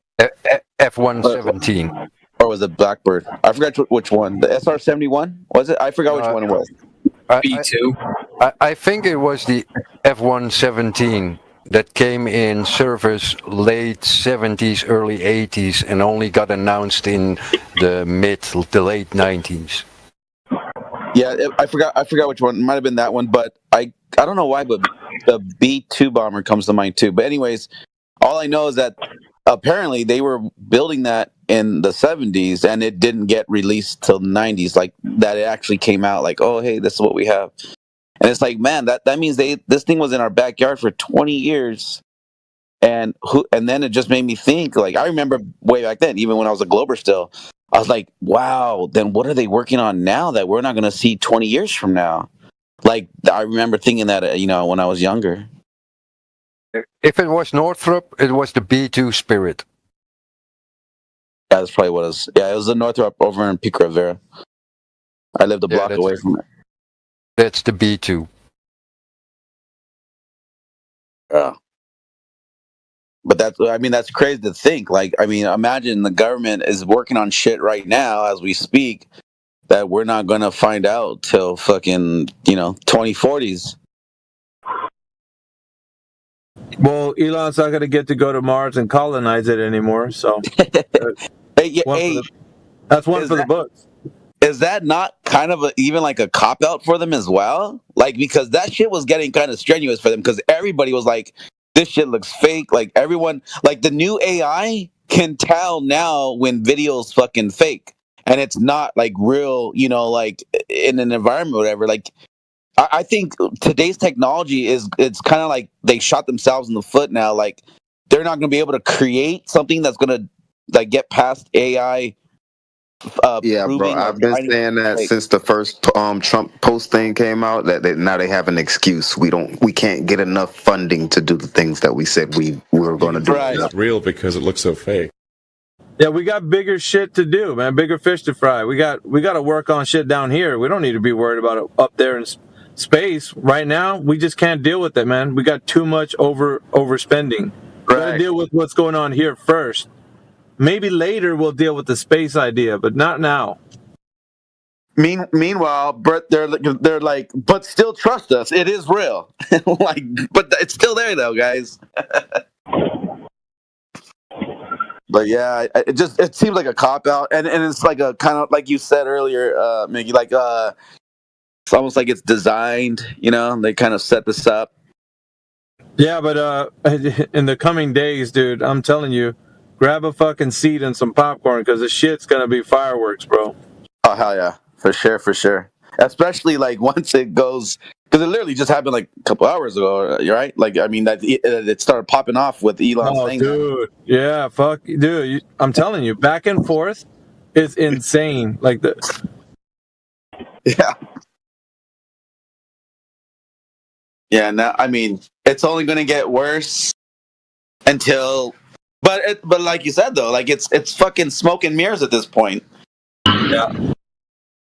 The other thing too, man, is you know, I'm not really saying the Simpsons make these predictions, man, but there's one where they showed him like laying in a coffin, so I don't really know, man. Like, right. I mean, if the shit gets to like fisticuffs, you know, who knows what the fuck these guys? Because they're rich and they're powerful, both of them. So I don't know, bro. Oh yeah, for sure. Especially when one has the power of the pin, and the other one has the power of the dollar, and they're just looking at each other like, "What's your next move? What's your next move?" Yeah. Yeah, they're fucking. I don't know.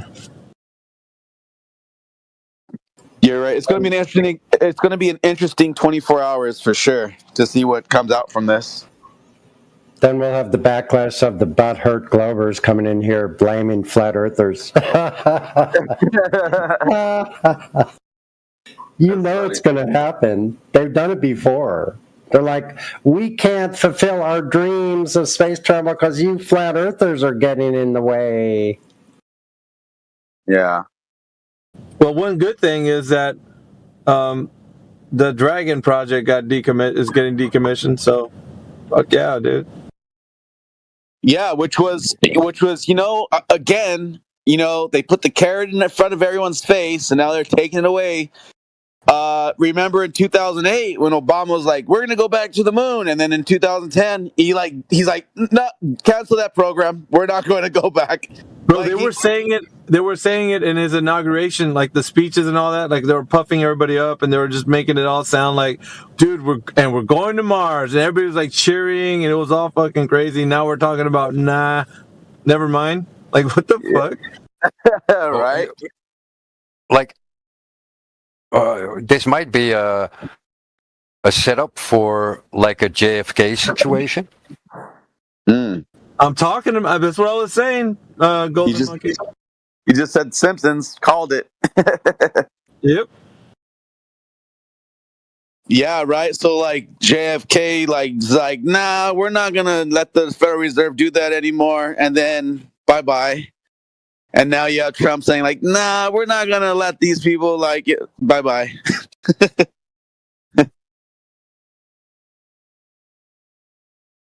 Too much money in that.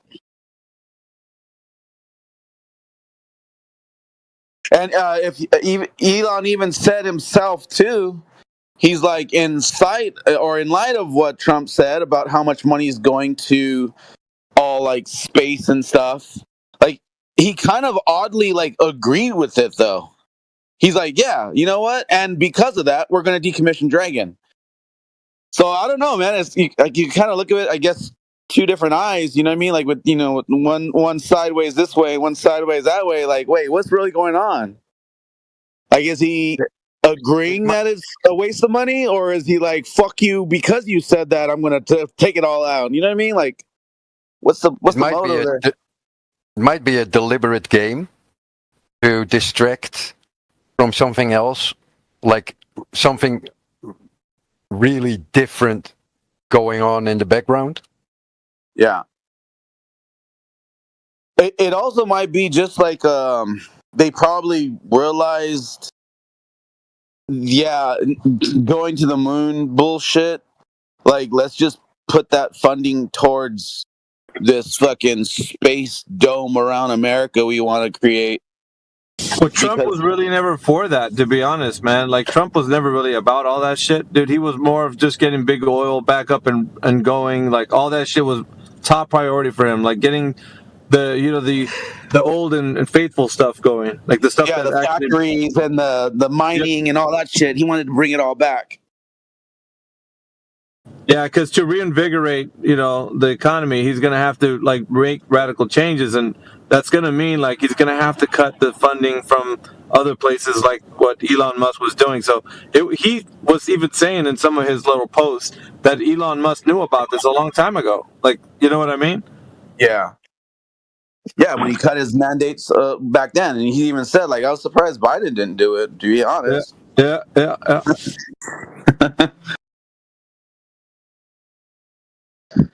But you know what? At the end of the day, dude, it's a fucking circus, bro. It's a show. Yeah, that's true. That is true.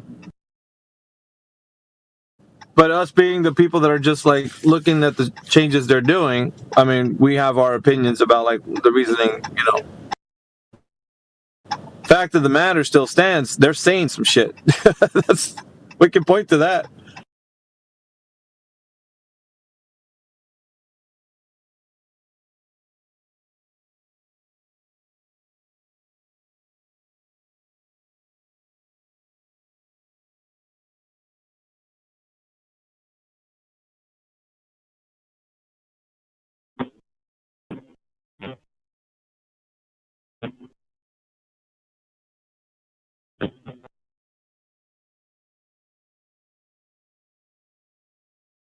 And we are still live.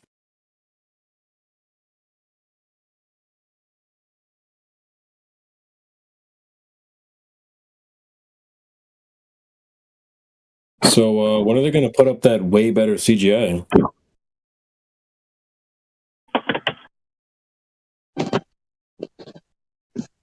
They get the contract with the AI done. But the AI had become a better negotiator than Trump. Maybe they're going to do live CGI in the sky next time.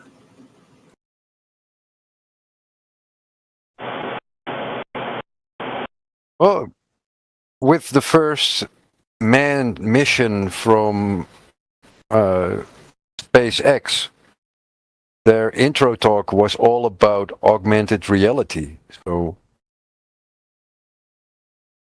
yeah, that's going to cover a lot of people who really want to go to space. It's going to give them the overview effect, and it's going to make them feel like they're a part of the experience. And that's going to create more spiritually influenced Globers who feel like they're a part of this whole space endeavor. Of course, that's what that's going to do. Dude, we've been saying that. We've been saying that for a while, though. We've made mention, like, dude, like the only time you're gonna go watch the moon landing or the Mars landing in the future, most likely, is through a pair of fucking Google fucking VR or Samsung or Apple VR fucking head, goggles, and there's Globers that are like, booyah, flat earthers, see, we just landed. I'm looking at it right now on my fucking screen, and like that's gonna be their reality, bro. That's what they did a long time ago, dude. That's what the moon landing was about. It was about the overview effect and how people would react to that. Correct. And push TVs into everyone's home. Yep. And then became the indoctrination where everybody saw it because, seeing is believing. Yeah.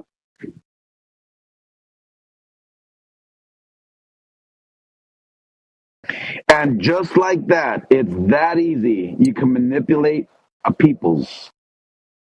Yeah, and all they got to do is carry this belief forward and say, well, we went to space. I saw it on TV. You mean to tell me that they didn't do what I saw? Exactly. I saw it in VR. I sat on my motion chair and I saw it all. I felt it. I was there.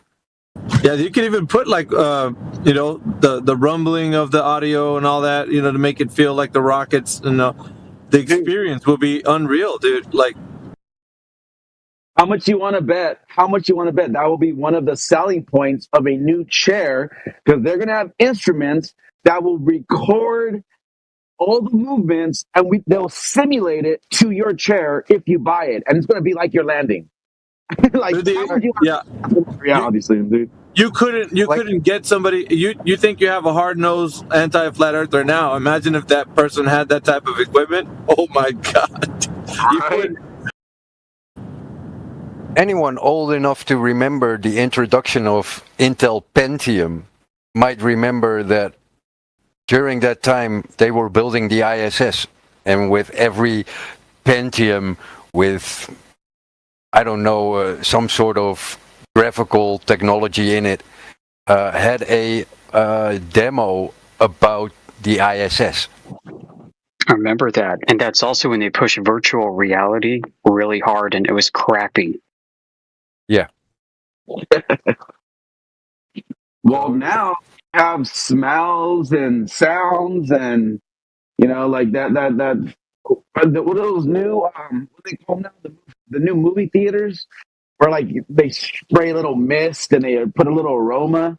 It's like you're in the tropical jungle when you go into, like, what are they call? I think it's the 5D experience or whatever they call it.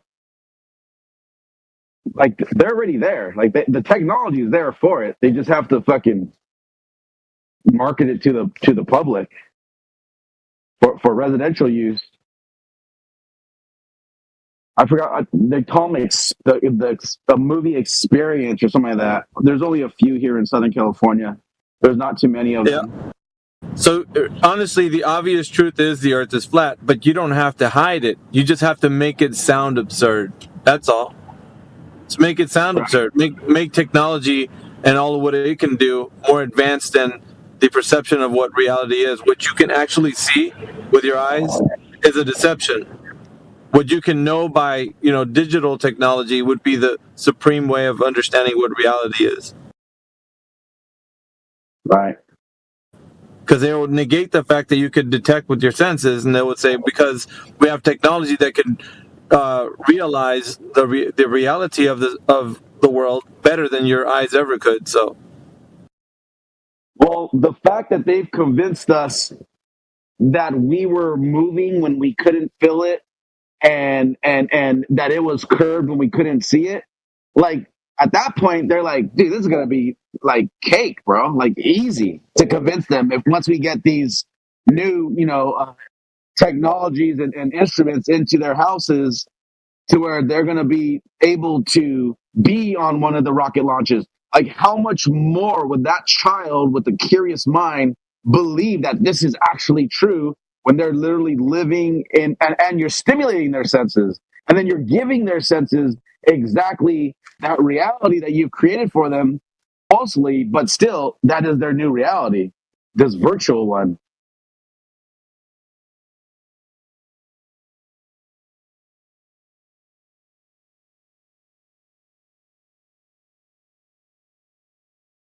I mean, I remember as a kid, watching Jurassic Park, and that made me believe in dinosaurs even more. Why? Because I'm seeing them on TV, and I'm like, oh man, yeah, this is like. Well, I can tell you this: the first time I watched Jurassic Park, I had the Chinese dub with English subtitles. That doesn't make you believe in dinosaurs. I can tell you that. No. I mean, when I was retarded and like I was a glober, and I believed in all that shit. Like when Jurassic Park came out, I was like, oh yeah, we totally knew the color of their skin and like what they did. Like, yeah, of course. And I'm just saying, like, you know, as when you're a young impressionable mind and you actually believe what's being showed to you, and because then I remember an interview of them saying, like, oh yeah, we knew what they are supposed to look like because, you know, we through our using science, we were able to recreate on how they looked and to get the right colors of their skin. And yeah, I believe that dumb shit, dude. I'm an idiot, right? Because I also believe in the globe and the heliocentric model. I'm just saying, though, it's easy to influence us. Yeah, but what I was hinting at was that with movies in your native language, you are more easily fooled when there's a disconnect between the audio and the video. Yeah. Suddenly you are more critical. I get what you're saying. Because that happened with me when we were watching Jurassic Park. It didn't hit. It was like, meh, you know, just a movie.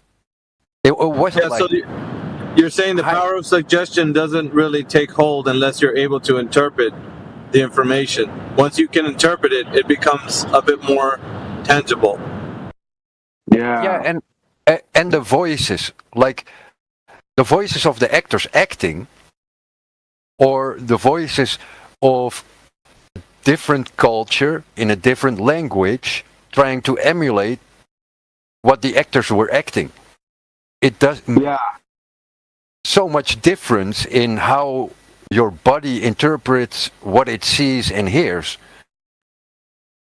So you don't get as immersed in the story as you do, huh? I know what you mean, because I've watched like movies that are like, let's say they were originally written in like Japanese, but as an English actor, and they're not like putting the emphasis on the certain words the same way as like if you're to watch it probably in its original language.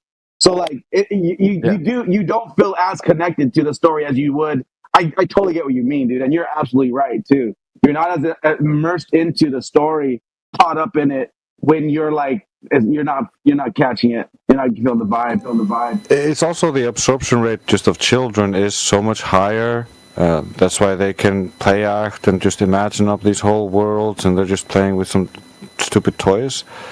So they have a much easier time to go into that trance state and go into that suspension of disbelief and just go with whatever the scientist is saying, where he's like, well, the DNA we discovered. So to them, they don't know any better, so they're just like, okay, that's the authority. He's saying this works, so I believe it works. Right. And then you get older and you realize, oh wait, so all this dinosaur bones makes oil is just like a ploy for rich people to make money off of and market it and set a demand. Yeah, it's some people think that there might be an overall agenda. Why would they lie? Like, but if you think about it, powerful corporations do it to become more powerful because they gain a lot more, methods of acquiring wealth if you're investing. So the moment you start to feel that the thing that you're looking at is a great investment and you start to put money into it, right? Whatever product they're showing you, then they say, hey man, we got us a winner. Let's use this. It's a great way for people to be activated and want to buy the product. Yeah. And dude, and pun intended, they got it down to a science. Yeah, they do. They fucking are. They slay that shit, bro. Like they're like dominating. Data collection, I would say, is a $1 trillion industry.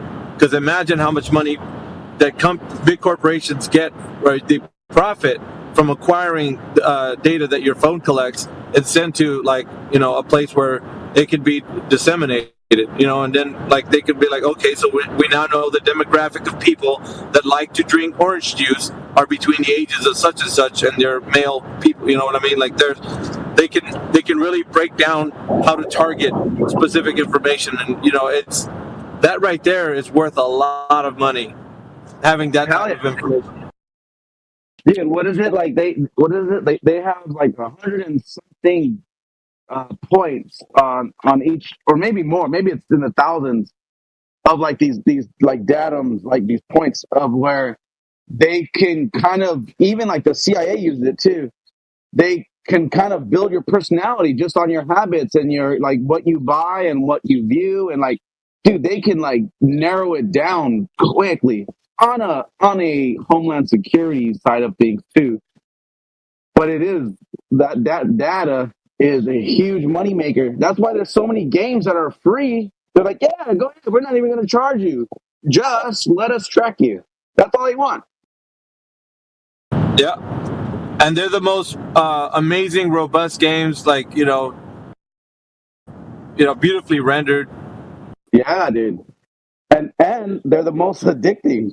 They make those games the most addicting games to where they get you hooked. And then before you know it, you're getting sent advertisements, through your email and suggestions of videos that come on your like social media, even, dude. Like it's so eloquently fucking structured. Like I can do nothing but give them props, even though I fucking hate it. But I'm like, damn, dude, these guys are fucking smart. Like they know what they're doing. Yeah, that's what the real trick. If you are going to go down that route of, I want to download Candy Crush because I'm fucking brainless and bored, at the very least, have the intelligence to turn off your network when you use it, or disable network permissions on that thing, because you can do that on some phones. Pinpoint, this app, okay, you can't use the internet. Shit like that. But if you don't have the acumen to at least do that, then you shouldn't be fucking wearing down your mind even that much more by playing these stupid games. Like, come on. Yeah, what's crazy is that, I'll tell you what, though, what we're talking about right now is not common information. You would think would be very common, that most people will know this and understand. Dude, there's people that don't even know that their fucking phones are being tracked, or they're even able to be like listened on to. There are people that exist like that. Yeah, I think it's worse, man. Like, it's even worse than that, man. Like, it's not even just the app, games and shit. Oftentimes, and I have experience in the industry, so I know, take my word for it, websites that you log into, right? Or even not, websites that you don't even have to log into. Sometimes it's a mix of both. That shit, your email address is getting sent to an advertiser type thing, shindig, and they're profiling you and they're going to try and send you the best ads. Like, that's let me put it on the scope. Let me put it on the scope that's bigger than that. So even let's say you were the conscious type.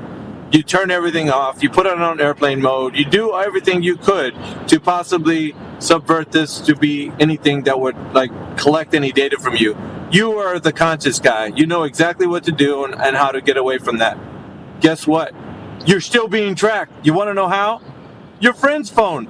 It's working, and it's open to you, so it's collecting your information. You don't even need to be on your conscious stuff that you're, taking care of. It's doing it on somebody else's device. How do you like them apples? Yeah, for sure. That's why for me, when I have friends over, we try to like put the phones in the other room or whatnot, like little things here and there, right? And, I think I've mentioned it. Yeah, but what I'm saying is that you can't stop the wave of like the collection of data. Like you might be to some extent being able to like at least control it a little bit, but you can't stop it all. At some point, people will know who you are and collect the data about what you like, and there would be on some server somewhere all the things that will target you specifically. Yeah, you know what I mean? Like the demographic will still be there. They'll know the exact male, your age, what you like, and all that. So you can only do so much. You know what I mean? All you can do is minimize. All you can do is try and minimize it. Yeah.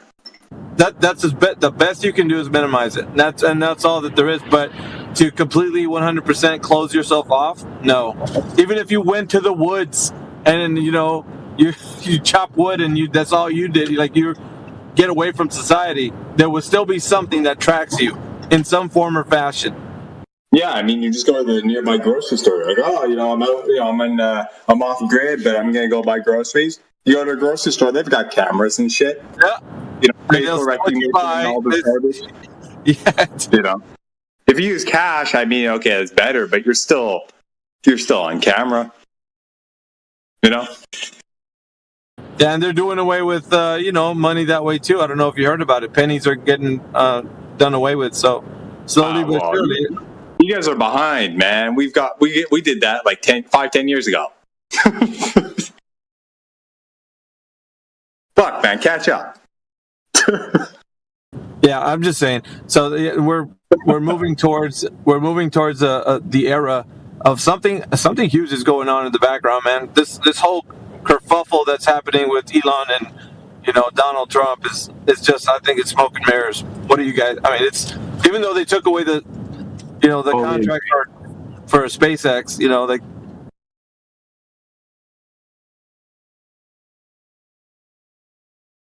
I totally agree, dude.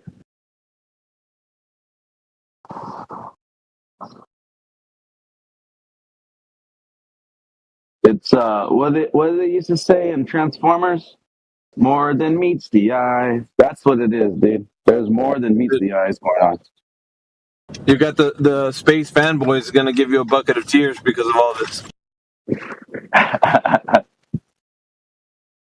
Well, their carrot just got pushed down the road again. Well, that means that someone else is going to announce that they will be going to Mars in the next 4 or 5 years. So then they will be hyped up again. Yeah, it's a never-ending story. Again. Just like the alien invasion. I've been waiting for, ever I can recall being alive. I'm waiting for that alien invasion that never comes. Well, you never lived by South Texas? I'm just kidding. Oh, no. I also wasn't part of the alien invasion that went to the politics server or the politics and religion server. It's interesting too when you think about it. So Elon's like, okay, yeah, I'm going to decommission this. Okay, that kills the moon, going back to the moon project.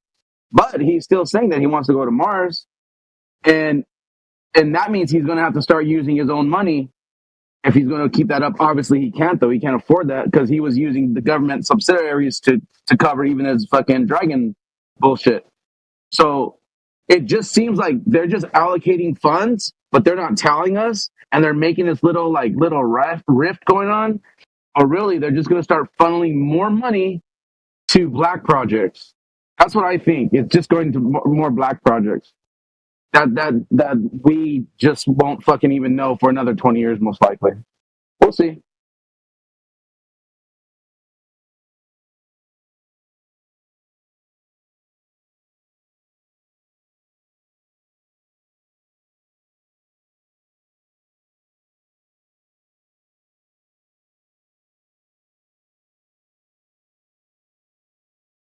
BRB.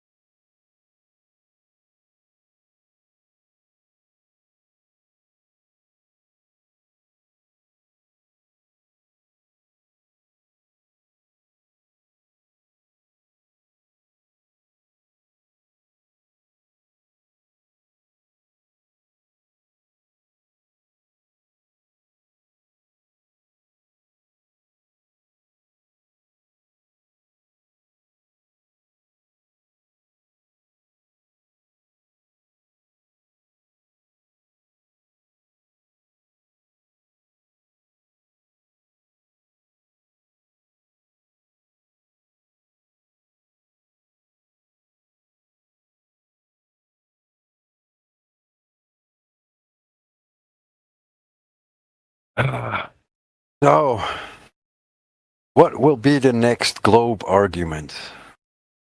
Now that SpaceX, NASA, all have been defunded. All.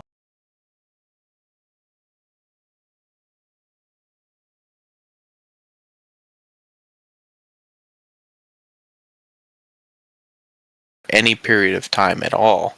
And that's not been the case that we've observed. So this figure can't be accurate. I agree with that. Because that's the AE map, the azimuthal equidistant projection from a globe that I was talking about earlier. That's the thing. This is what I was talking about, just what he posted right there. Right, but this works better on a globe because the axis shifts, right? Because it's a three-dimensional object instead of a two-dimensional. So to make so you'd have to make modifications to this for it to work on a flat Earth. So I feel like this is too simplistic. You could have some sort of light source that's conically projected that shifts both its rotation and the angle that it's pointing at. But even then, it wouldn't be able to illuminate enough of the Earth at the right points at the right times. Why would you say that, though? Because it wouldn't be able to. Well, I mean, do you really know that? Yeah, because you can model it out. So either this projection is wrong or the model is wrong. Well, I'm telling you, this is a projection from a globe, so I'm comfortable saying it's wrong. Okay, so and I mean, right or wrong it's not even really the point of a projection or a map, right? I mean, to say that the map is the territory and to try to conflate the two is just reification fallacy. I don't even know what that is, man. It's just you're taking an abstract thing and saying that this is concrete. This is the real world. This, Well, you can't conflate the two like that. It is a projection. It's a representation of the real world. Yeah, but to say that this representation, which is a concept basically that somebody's come up with, and to conflate that with being the thing itself, that's what that fallacy is. Okay. Yeah. So, I mean, you can't do that. It's not that. It's not this concept. And this concept is also coming from the concept of a globe, too. It's a couple steps removed from... it's already been projected to a globe, and then that projected into this. So do you think that the actual land masses, the oceans, the relations between the different locations, is that incorrect? On this thing here, you're saying? Yes. Is this incorrect? I think, personally... Like, if you were to use this to try and navigate between two locations... That's not even what it's for. It's for time zones and stuff like that. That's not even its purpose, is navigation, I don't think. I think you could get a pretty semi-reasonable, accurate distance between the land masses and stuff like that within the northern part. But beyond that, it gets way too distorted.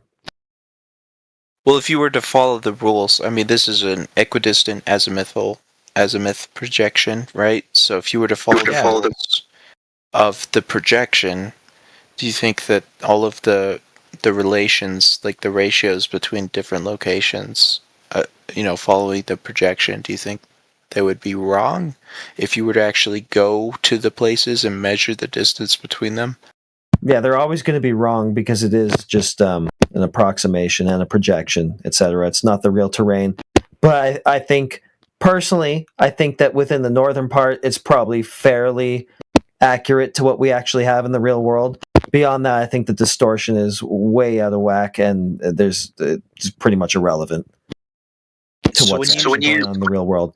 Because of this type of projection, right? This is, I mean, like I said, you could center this type of projection around any part on the Earth, and that will be your center. And whatever, okay, so this is done from a ball in the first place, right? Assuming that.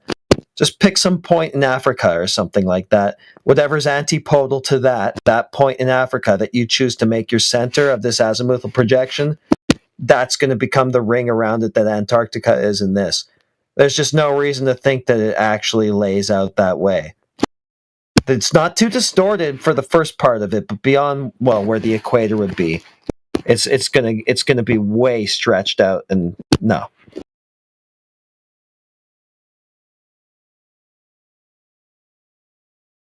Do you see what I'm saying? I have a couple questions, but I do. Well, I mean, long story short, again, this is a projection from a globe. I understand there are people out here who have claimed it as some sort of real model of the flat Earth and whatnot. There's no justification for that. And that's kind of falling back to what I was saying earlier, is you're telling me this is wrong, and I'm not going to argue with that, because I'm not going to say that it was true to begin with. But then I'm asking, what might be a better, more accurate representation? And the answer is always some kind of form of, I don't know. There is no. Because nobody out here is really making a claim to that, for the most part. Yeah, and that's what's frustrating. Well, I mean, in this channel, they're not. There are people who do, but we don't. And that's frustrating to me, is all.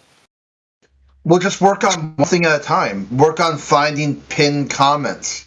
Do you have to worry about a whole Earth map if you can't even find where pinned comments are? Is there pinned comments in this channel? Yeah, I went over it step by step. I tried to get you to find them in solid 20 minutes or something like that. Oh. Maybe I can share my screen and you could show me where the pinned comment button is. Yeah, there's no button for it. You just go right up to where it says pinned, and they're all right there. I see inbox, help, update ready.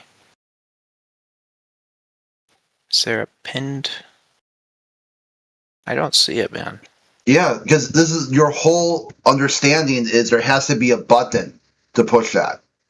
And this is why you lack an ability to understand what maps are. Because there's no pinned comment button? Yeah, because without a button, you can't find a pinned message. Is there a text command that I could type to see the pinned comments? Why are we talking about pinned comments? Because this is a skill set that you really lack, is the ability to find information that you are looking for. So when you're asking for something that you can't find, it showcases that you're unable to process information. Oh, was this in a different text channel? Is that why I can't find it? No, this one right here. This one? Yeah. Okay. So here's what I see right here. Yeah, you have to show what you see. Everyone can find the pinned comics except for you. You're the only one who can't find them. Okay.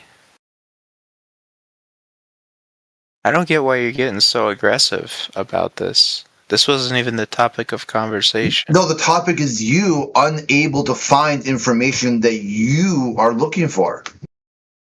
Okay.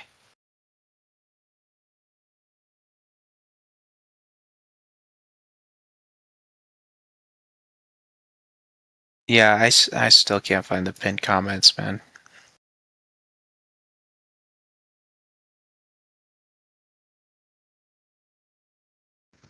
If I tried that too. I tried to delete everything else except for what wasn't pinned, then pinned a new comment. So the next comment, the only thing you saw was pinned messages, and you still couldn't find it. Is this where you type pin? So I have. What do you think? What do you think? Could that be it? Do you think? You think pin equals pin, or pin doesn't equal pin? Gotta chill out, man. Too aggressive.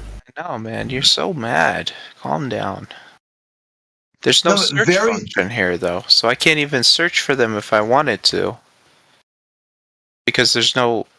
the search function's built in. Where? I just posted what I'm looking at. Here, we'll just get rid of you.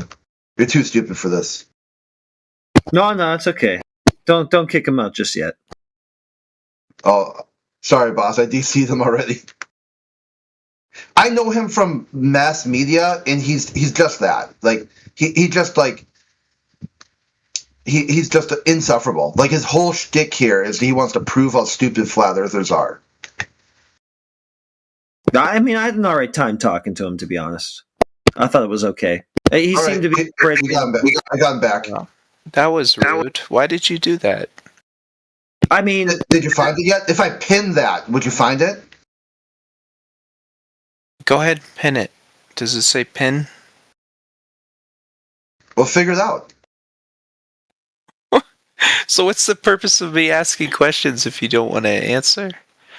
Because the idea here is if you're able to find information that you are looking for, that's made it easy to find, and you still can't find it, that is a problem. That must be troubleshooted. I completely agree with you, and I have told you it's been difficult for me to find. I've shown you the difficulties I've had, and you've only gotten aggressive with me and kicked me out of the channel. I don't know what you want me to do at this point. I mean, I'm asking, how do I search? I showed you my screen. I showed you what I'm looking at, and I don't see how I'm supposed to search for these pinned comments. Yeah, this is a Discord issue, the 10% rule. You have to at least be 10% as smart as the people who come up with it to be able to use it. Okay. So the issue isn't that is there maps or models. The issue is you're not able to understand information that's clearly presented to you. So stupid I can't find the search button that this channel definitely has, which you're able to show me, but you won't because it's so obvious. I did. On the 10th of March, I showed you like the 15 times. March. Yep. Sir, it is June. That was 3 months ago. Yeah, and that's the last time you've been here. You didn't come back after that. Oh, I've been here. I got banned last week, I think, from here. I have been here quite a lot. Maybe it's you who needs help finding information, sir. No, go with that. Yeah, go with that. I'm okay with. If you want to add that answer, no problem. Mind boom. No, dude. I would just like. Look, I showed you what I'm seeing. If you could show me what I click on. I did. On the 10th of March, we went through this step by step for like over an hour. I had another guest mod come into the channel to talk to you about it, to show you what they do. I invited you to go from channel to channel so each channel could explain to you the exact same thing I was explaining to you. None of it worked. These other channels have actual search bars in them. Nothing sunk in. Nothing sunk. It was impossible to get you to understand where to find pinned comments. Nothing landed. And this demonstrates the flat earth model. Nothing new under the sun. The same set of conditions exist today, had existed in the past, and will exist in the future. There's nothing new under the sun. Your goal is to play stupid, and you've played stupid for so long, it's no longer an act. It's just who you are. Yeah. Could we have somebody else, maybe? I mean, you busted in here with this, man. We were having a good conversation. You kind of derailed it. All right, go ahead. Shit. You don't have to talk to me. Well, I mean, so basically, you were talking about finding the map. Yeah, a bunch of questions I don't really like to deal with anyway. I just was because nobody else was around. Questions about things I don't make claims to and whatnot. Yeah, and I'm not trying to make an argument around it. I'm just asking because I'm curious, and it seems to be information that's difficult to come by. Although apparently, I'm an absolute imbecile who doesn't know how to use Discord, so that could be on me. We was talking about how they didn't trust your mapping module. Mapping. Oh, yeah. I just probably the simplest answer to that is to grab your phone and grab Google Maps, turn on the GPS, and keep walking. You're gonna find out that, oh damn, the map matches the real world. So how did you verify all that? you're gonna grab your phone, turn on GPS, turn on Google Maps or Google Earth, and start walking. You're gonna see how the walls match the phone.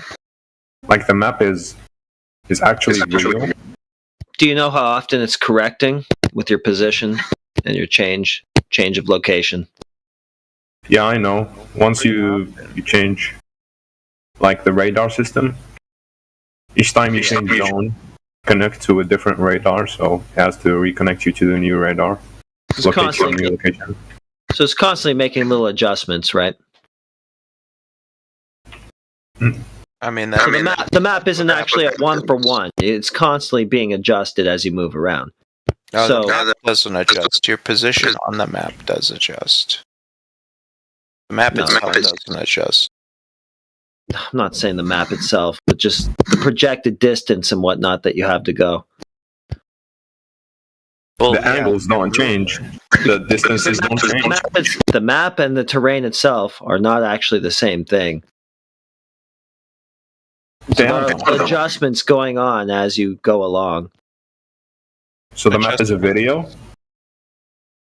Yeah, sure. Call it a video. When you say adjustments, you see the map itself is changing? Well, there's being corrections made. Yeah, what type of corrections? Like corrections to your angle towards the map, or distances changing on the map itself? Well, the distance isn't 1-for-1 what you're actually traveling over. So it's going to have to correct at certain points. There's going to be little errors and things that will be adjusted as you go along. And so how is that going to translate to the grand scale? There are no errors. Is it even applicable to the grand scale? You can get a decent approximation of where you're going from A to B within, 200 kilometers or something like that. What you telling me that this is going to represent the entire Atlantic Ocean 1-for-1? Is that your claim? That's what a map is, isn't it? No, I don't think it is. A 1-for-1 approximation of the entire Atlantic or Pacific? No. Okay, so no. Okay, so we don't necessarily have like a claim of this is what the entire Earth is, so whatever.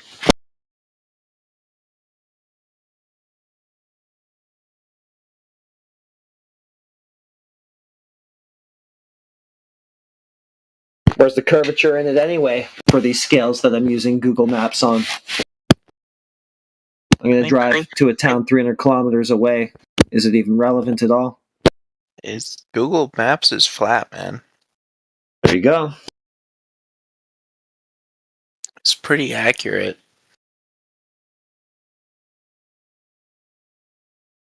I think the only thing that it updates is where you're positioned on the map. The problem is that he claims there are errors on Google Maps. So that's the claim that you have. It's an approximate distance, dude. Because you're moving in a variable speed. It approximates you the estimated The map time itself is an approximation of the real world.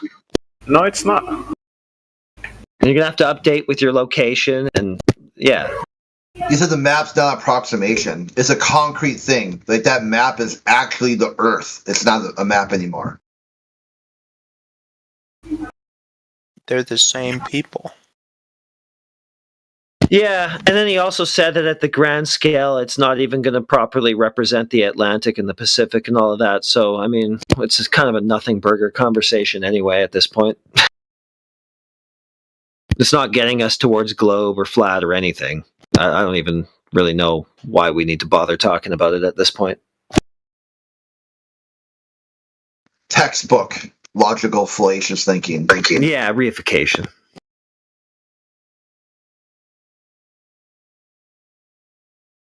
Is he still here? Who was that guy? Is he gone? Left. It's like just showing one hurdle after the next. Like here's the first hurdle.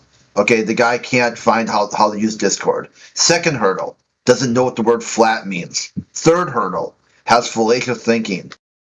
All these walls, all these barriers.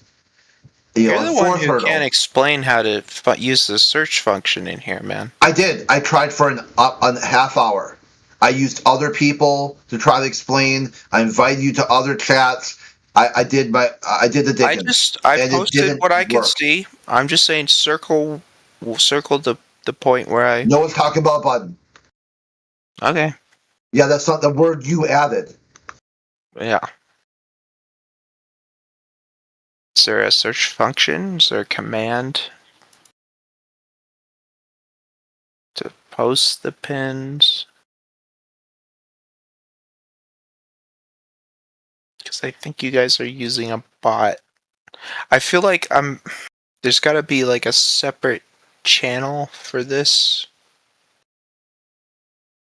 Yeah, we're kind of just limited to that one side chat for this server.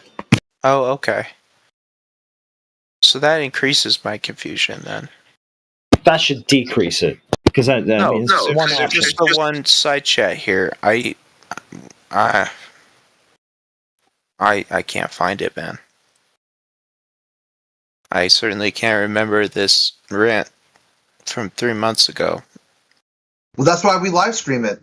So in case needed, it can be played back for all of eternity. Is this live stream pinned by any chance? Same answer as before. That was a joke. I'm sorry.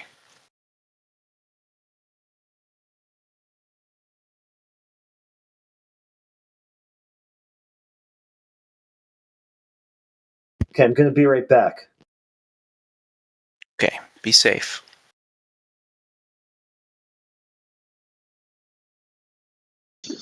Take a GPS with you. Yes, please update us on the corrections.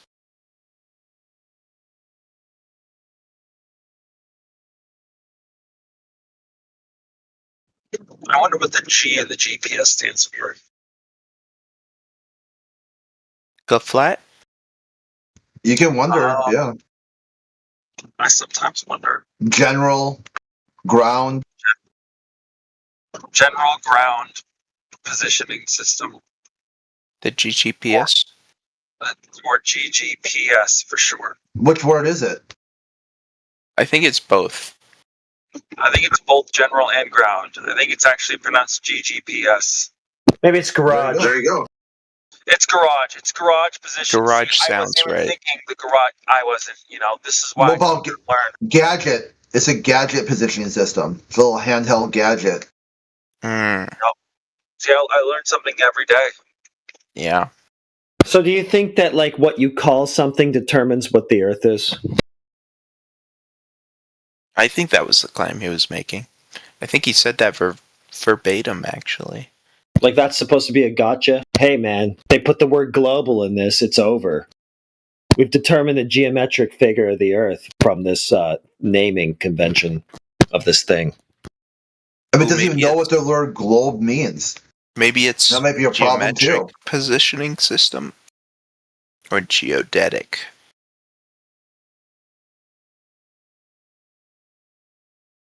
Yeah, according to Bev, it means true globe. Yeah. That could be true globe positioning, so TGPS. Oh, what happened to Bev? Did he get kicked out of here? Probably. Dang. He usually does. I liked Bev. We'll go to his server. He's got his own private server. I know, he invited me.